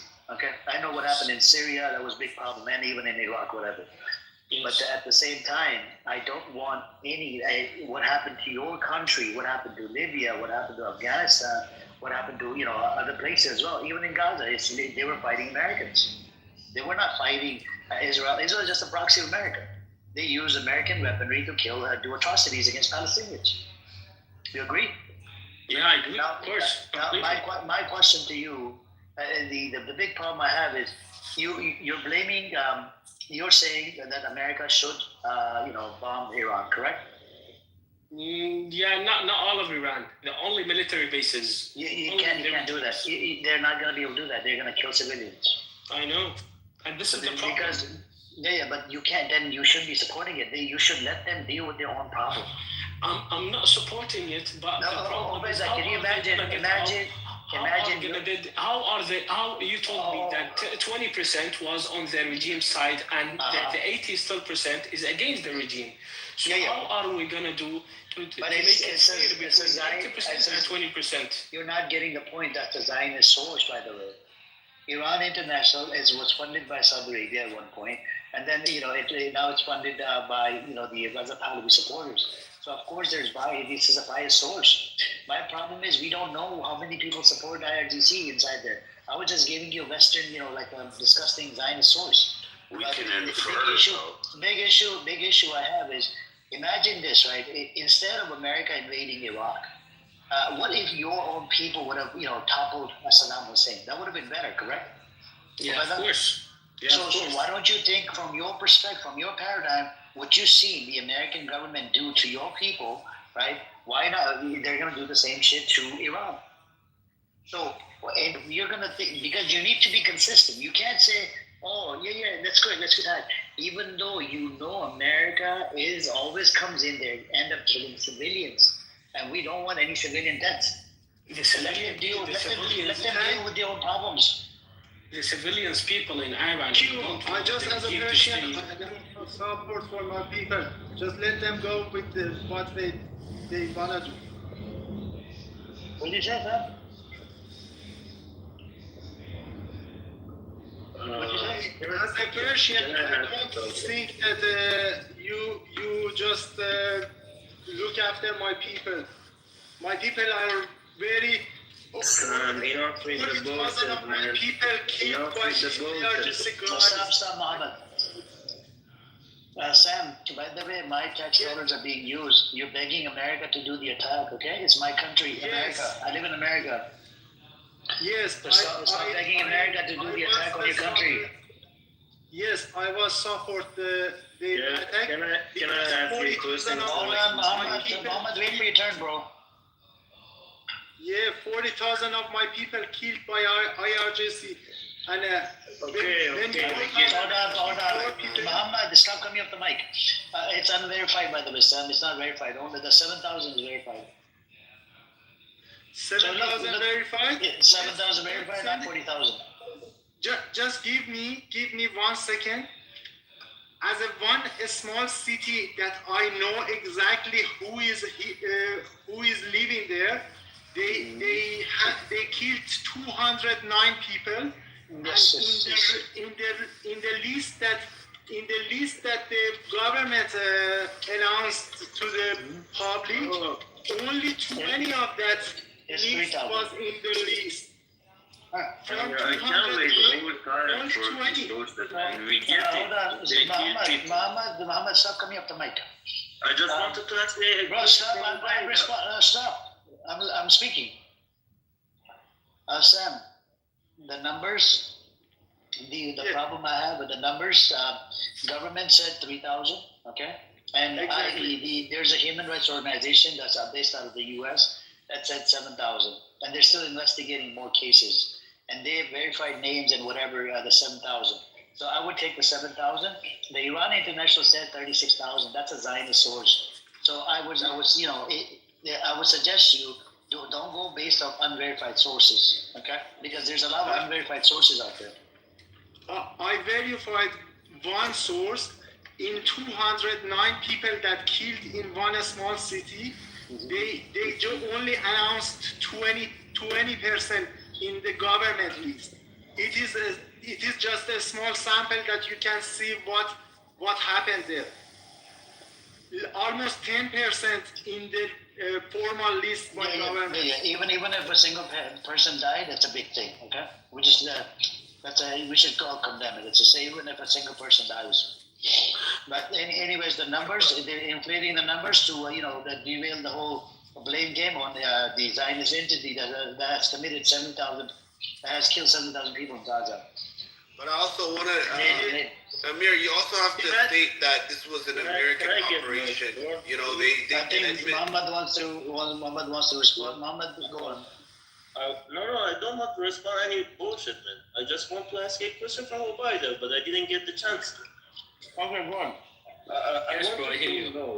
I wanted to know how is it, how does it make it any better if, let's say, you are correct, 90% of the people are against the regime.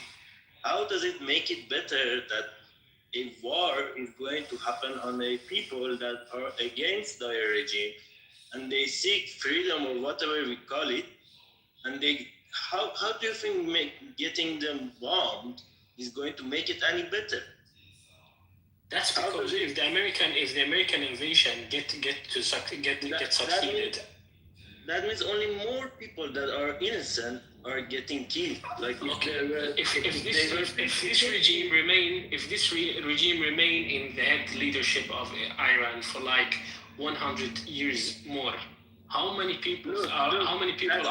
That's basic mathematics, man. If you bomb a country that 90% of them are against the regime, who is going to get killed more by the numbers? The thing is, you have to understand, every invasion which happens by the history, people has to die. People has to suffer. If you want to make a change, then you have to suffer. You have to suffer. You cannot make a change without any suffering. If you want to study and succeed, you have to get your study time. I understand. They have to suffer by your logic, but why they should suffer that way? Why they can't suffer the other way? Which other way do you think? Is it any free? Is it any free election? Is it any free election in Iran? Which make the people vote for their own leader in the future. They did a regime change in Iraq, right? Your country, right? Yes. They got rid of Saddam Hussein, right? Yeah. Who controls your oil right now? The Iraqi people or America? The American people. So did that regime change benefit the average Iraqi person living in Iraq? No. Okay, so now hold on. Logically, follow that train of thought, right? Right now, America is claiming they want a regime change in Iran, right? Yes. Donald Trump came out and said, we're going to control the oil. Literally, 2 days ago, he said, we are going to control Iran's oil if they achieve that, right? And he also said that we're not even looking for a regime change because it's highly impossible, pretty much, without boots on the ground. So do you think once America gets the oil for Iran, you think that's going to benefit the average Iran people, or they're going to live in poverty just like Iraq? I think it's going to be the same thing if the regime remains as it is. If the Khamenei family is still at the regime, at the leadership, it's going to remain. Okay, but what if we get rid of the regime and America controls the oil? Then what? Bro, it's gonna be very dark time for the Iranian people for like the coming 10, 15, 20 years. But after that, it's gonna get brighter. Is Iraq better? Is Iraq better? Yeah, Iraq it's is been way 20 better year now. Iraq is way better now. Look at the people. People you have guys more control families. your oil? You guys control your oil? It's not about the oil. The only thing. It's not about the. Listen, the only thing is not about oil. Bro, you can't even determine who benefits from the oil. The people of Iraq don't even benefit from their natural resources. I know, but oil is never about the people. There are people with more average now than before than under Saddam Hussein leadership.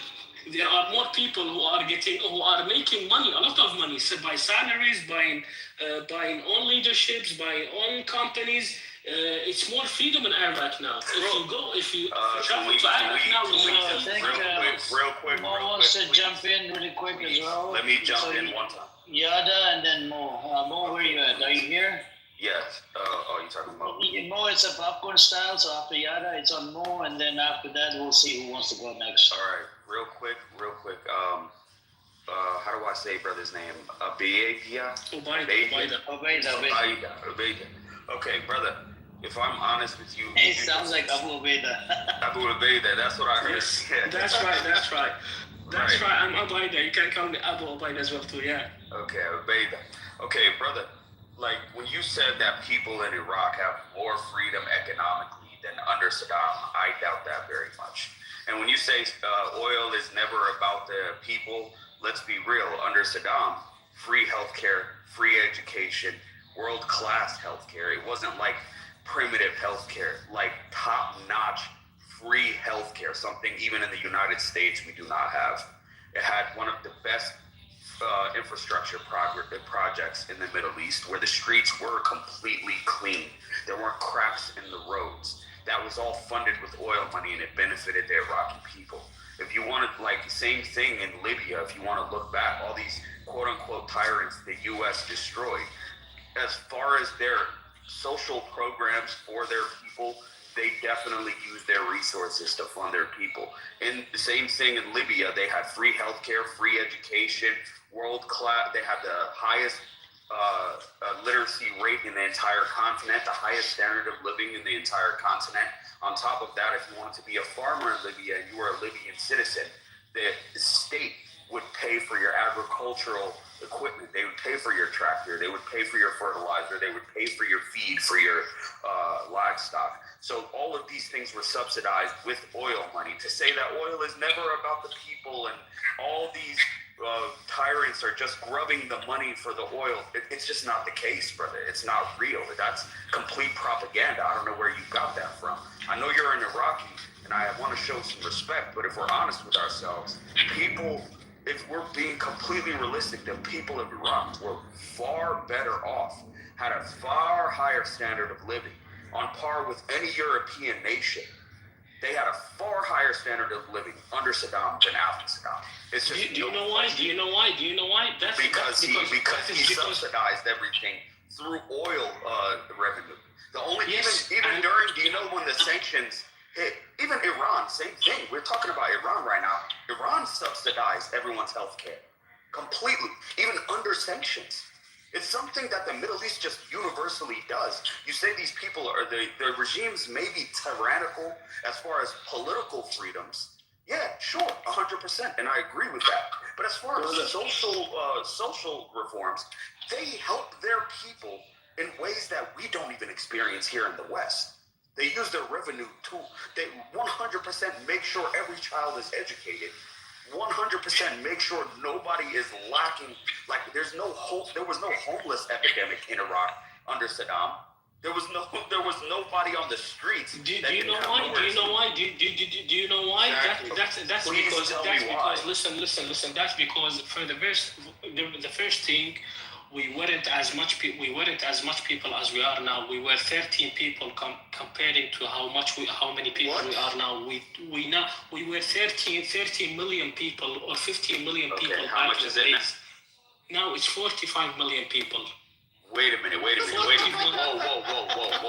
So Iraq ballooned, its population ballooned by 60% since the fall of Saddam. Where the fuck have you got this information? No, go check on ChatGPT or on Google. Go check. Say the numbers again. Are they? So where are these people coming from? Listen. Wait.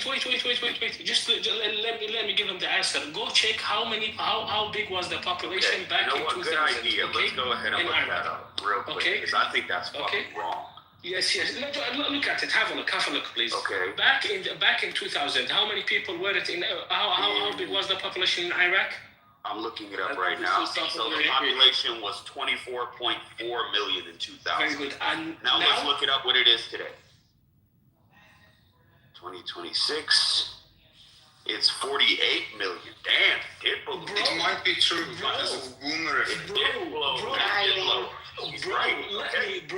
Bro, let me give you, bro. Listen, please, bro. Listen, we are speaking. 24 million to 40 million people in the space of 2 years. Yeah, can I tell you what I think? That's because, listen, that's because in the space of 2 decades. Decades. 20 years. Bro, listen, bro. Yes, bro. The corruption in Iraq is big. You know, it's not. We are not living on. Now today, the politician in Iraq. A lot of those people come from Syria because of the civil war in Syria. Bro, it's not Iraq. So wait a minute. It's Iraq. Where did you get the Iraq from? Hold on a second. Real quick, brother. You live in the West? Hold on a second. Yes. I live in the West. Yes. I want to give it to Yada. I respectfully, Mo's been waiting for a while. I want to give him the mic as well. But it's Iraq, not Iraq. What the hell did you get Iraq from? We can say Iraq. You're right. That's just something that's wrong here. Hamid, I'll give you the mic right after Mo. Mo, you can go, and then Hamid, it's you. It's on you because I want to get some good voices. Craig is here as well. I've been waiting for so long. Aras, I come to you tomorrow. All right, go on, Mo. I'm here listening. Trust me, I'm here listening. Mo. So go on. One of the things that made me very emotional tonight was some people were talking about Iraqi's death toll over the occupation of Iraq by American forces. And they were talking about 1 million death toll just as a number. I think the human cost for Iraq liberation or occupation, depending on where you stand, was very high. 1 million people with names. I'm very sorry that we all don't know their names, but they are people with the name and with the family. And I think Iraq paid a big human cost for whatever it is now. And the second thing that I want to raise about what has changed, I personally, as I believe, every nation has to be independent, have sovereignty. I think sovereignty of Iraq was violated. Why? Because right now, after 23 years, Iraqis are selling their oil and the money is deposited in American Federal Reserve, which it is not managed, controlled, or touched by Iraqis. This is a very important for me. And I think given the chance and time, Iraqi people, they probably could have rise against their oppressor and free their people. The entire narrative I have is the future of people in Middle East is up to the people of the Middle East, not a foreign countries or superpower to come, install or topple dictators in our region. We have, Iraq, just like Iran, is a historical nation. You have been through many events over the history, and Saddam wasn't the first oppressor. Yeah, your sovereignty was violated many times over the history, but you Iraqis over and over defined yourself as a nation and could survive. So I just cannot buy the abrupt injection of democracy is a solution. And I don't want to get into a very speculative conversation, but never gave a chance. Americans just came, occupied, toppled the regime. Now Iraqis selling their oil and the money goes to Federal Reserve. I cannot take, and I think that's outright wrong. Thank you very much. 100%. Also, Rebecca, didn't you acknowledge that you kind of aided my argument by exposing that massive? Yeah, I'll come back to you. I need to give mic to Hamid. Hamid has been waiting as well. Hamid and who was the guy who was speaking to me about who asked population of Iraq? It was that was Yada. That was Yada. Okay. Yeah, we can come back to Yada in a bit just so you go into it. I want to get some new voices as well. Go on, Hamid. I just heard about talking about the USA control about the oil. I want to add my opinion. So under the sanctions now, which countries buy oil from Iran? Maybe China, Russia. And another question: how much discount Iran give them? Maybe more than 80%, right? No, I think it was less than 15 or 20%. According to the AI, that's what it's telling me. No, but there was a barter system, so they would give them oil. In return, they would send out pencil, papers, and books and whatever they needed. I think that's how it worked. Yeah, it's a little bit different. I will explain to you. For example, a paper in China produced in three quality: bad quality, medium, and very high. And Iranian businessmen went to China and buy, when they want to buy the paper, they buy the fourth quality, and then they come to Iran, they sell them more than the high quality. You understand my meaning? So there is no... They do that everywhere, Hamid. No, listen, this is not normal. Yeah. I'll tell you, look, Hamid, in third world country, I've been to third world country, okay? I've been to a lot of different countries. Third world country, back in the days, the export quality. America used to get a different type of different quality than you would find it in India, Pakistan. Did you know this? I'm just letting you know. You have to stop saying these things. You people, right? Look, you people, you have to stop saying this bullshit, okay? It doesn't just happen in Iran. It happens all over the world. I'm accept that, but in Iran, the situation is every product has their own king. For example, king of the paper. So there is no free business. Every person can't do this business. You should have the connection, and that person just can order that product and can bring to the country. But that is to your answer about they give us, for example, paper or something like that. But my problem is, he says the USA control the oil. I'm telling you, in Iran, we don't benefit any. Besides the insurance, I think it's very important for American people. Besides that, we have no benefit from the oil. for example, Ahmadinejad, when he became president, he said, "I will bring the oil to your house like this, with this mottos." But never. They just you can search about that. The oil money goes to supreme leader account about 60%, 30% go to military, and 10% is going to for government. And my belief is if there's another government, another regime maybe. So, but openly people can trade, and we can sell our oil to other countries. Even the USA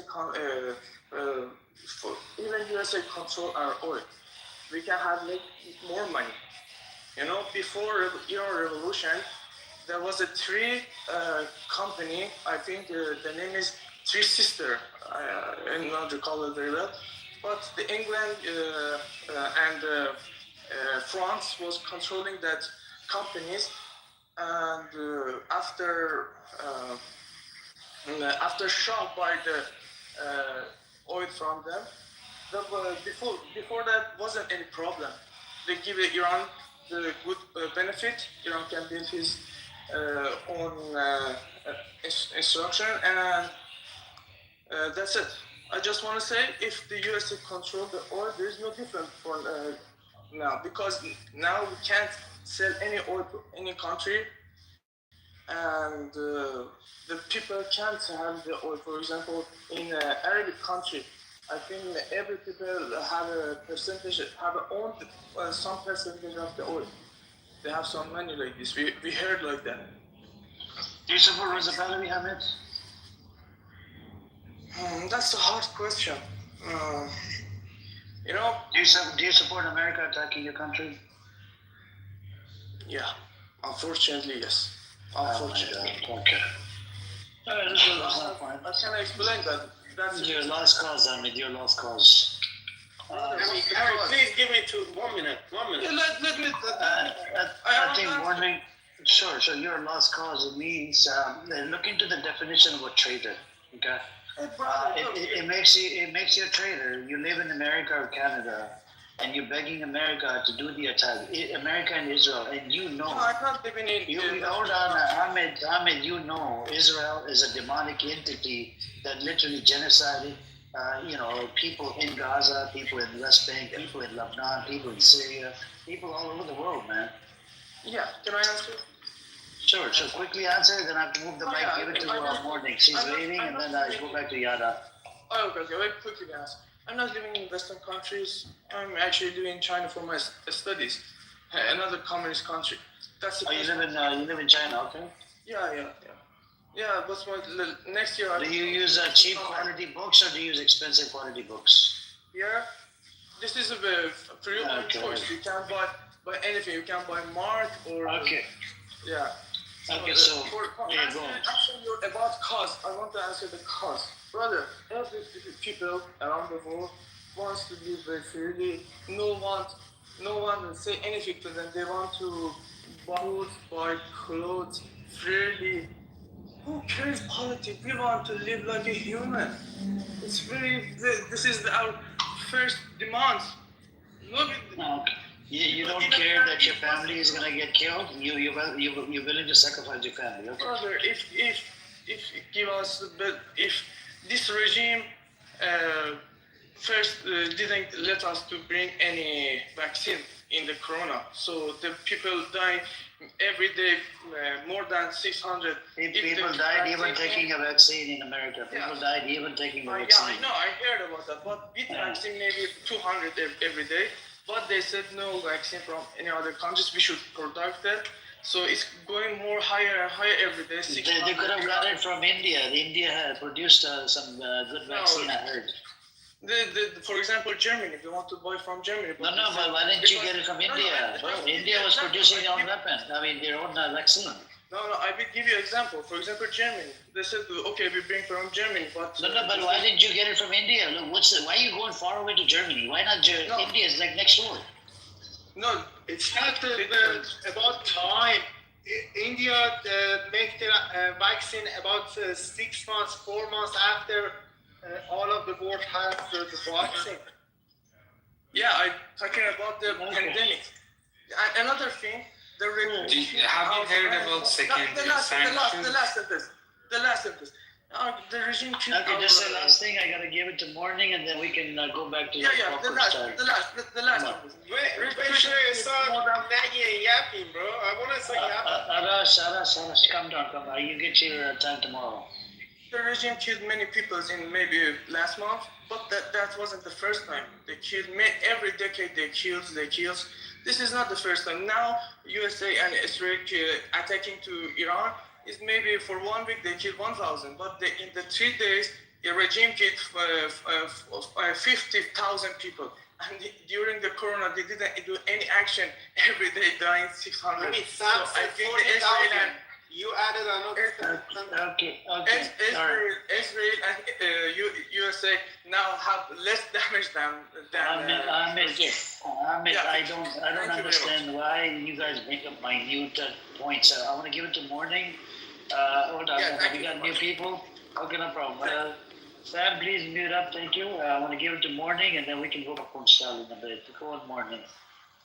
Thank you, Amir. I have issues with people that support Reza Pahlavi, and I have issues with people that want Israel or America to intervene with their own intergovernment problems. And I say this because as an American, no one is coming to save me from my own government, especially being a Western government, right? We hold this poster that we have true democracy in America, and we're pumping out propaganda like it's free, and it's crazy the ideology that people sign up to that want America's help, quote unquote help, right?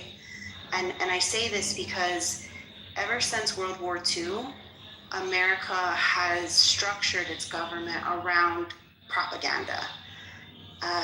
The fact that we make most of our money off of wars is insane to me, that we kill people to make money. And whether that's a war on drugs in America, or whether that's a war on healthcare, whatever that looks like. And I don't want to pretend like I'm not grateful for where I live. I am a proud American citizen because this is where I was born. However, how we got here is not something to be proud of. The fact that we are a colonial governance, right? We are built on a colony, and we colonized this region. And so the fact of how we became to own property, own wealth as a nation is not okay. And it's very problematic as we think of Native Americans. So going back to this Reza Pahlavi and this war that U.S. and Israel has taken to Iran, because Iran did not bring it to us. That's bullshit, excuse my language, but there are no weapons of mass destruction. It's the same ideology being regurgitated. It's the same propaganda that they did in Iraq. It's problematic, okay? And I'm gonna give you a name, and if you think that I'm lying, or if you think that I don't know, whatever, I don't really care what you think, but his name is Edward Bernays, and the U.S. used this individual to curate programming for U.S. citizens through our television, through our radio programs, through propaganda. And it's a psychological war that we're fighting right now, because once you have the emotion of individuals and you have their attention, what this does, his core idea, Mr. Bernays, his core idea is to take symbols, right? The American flag, the Iranian flag, the hijab, right? Sharia law, these type of things, and weaponize them. And then strip people of their identity, strip them of their quote unquote rights To be West is to have rights to run around in your bikini, or to have porn, or to drink alcohol and cheers cocktails, right? We sell this luxurious ideology or image rather of what it means to be American. And then we put a stamp on it and says, this is what wealth is, okay? And then not only do we do that, but then we evoke on fear. We place fear in the American people and say, oh, Iran has all these weapons of mass destruction, and if we don't go and get them, they're gonna come for us. False. That's so false. We've already seen that through my generation with Iraq, right? And then to add to that, they play on your emotion. So now the Iranian people have Reza Pahlavi for their savior. Reza Pahlavi is a goat on a leash. He will be sacrificed if necessary. They're not going to use this individual. They are not going to use Reza Pahlavi to improve the Iranian government or the Iranian people. Thank you, Amir. I think that was beautifully put. Reza Pahlavi is absolutely, I love how you put it, a goat on a leash. He's a sacrificial lamb. That's all he was. That's all he will ever be. He hasn't been inside his native country in 40 years. The vast majority of the population does not back him from what I can see outside looking in. I don't see enormous marches demanding his return. Sure, there is a notable and substantial minority in Iran that want him to come back, but I doubt even they want a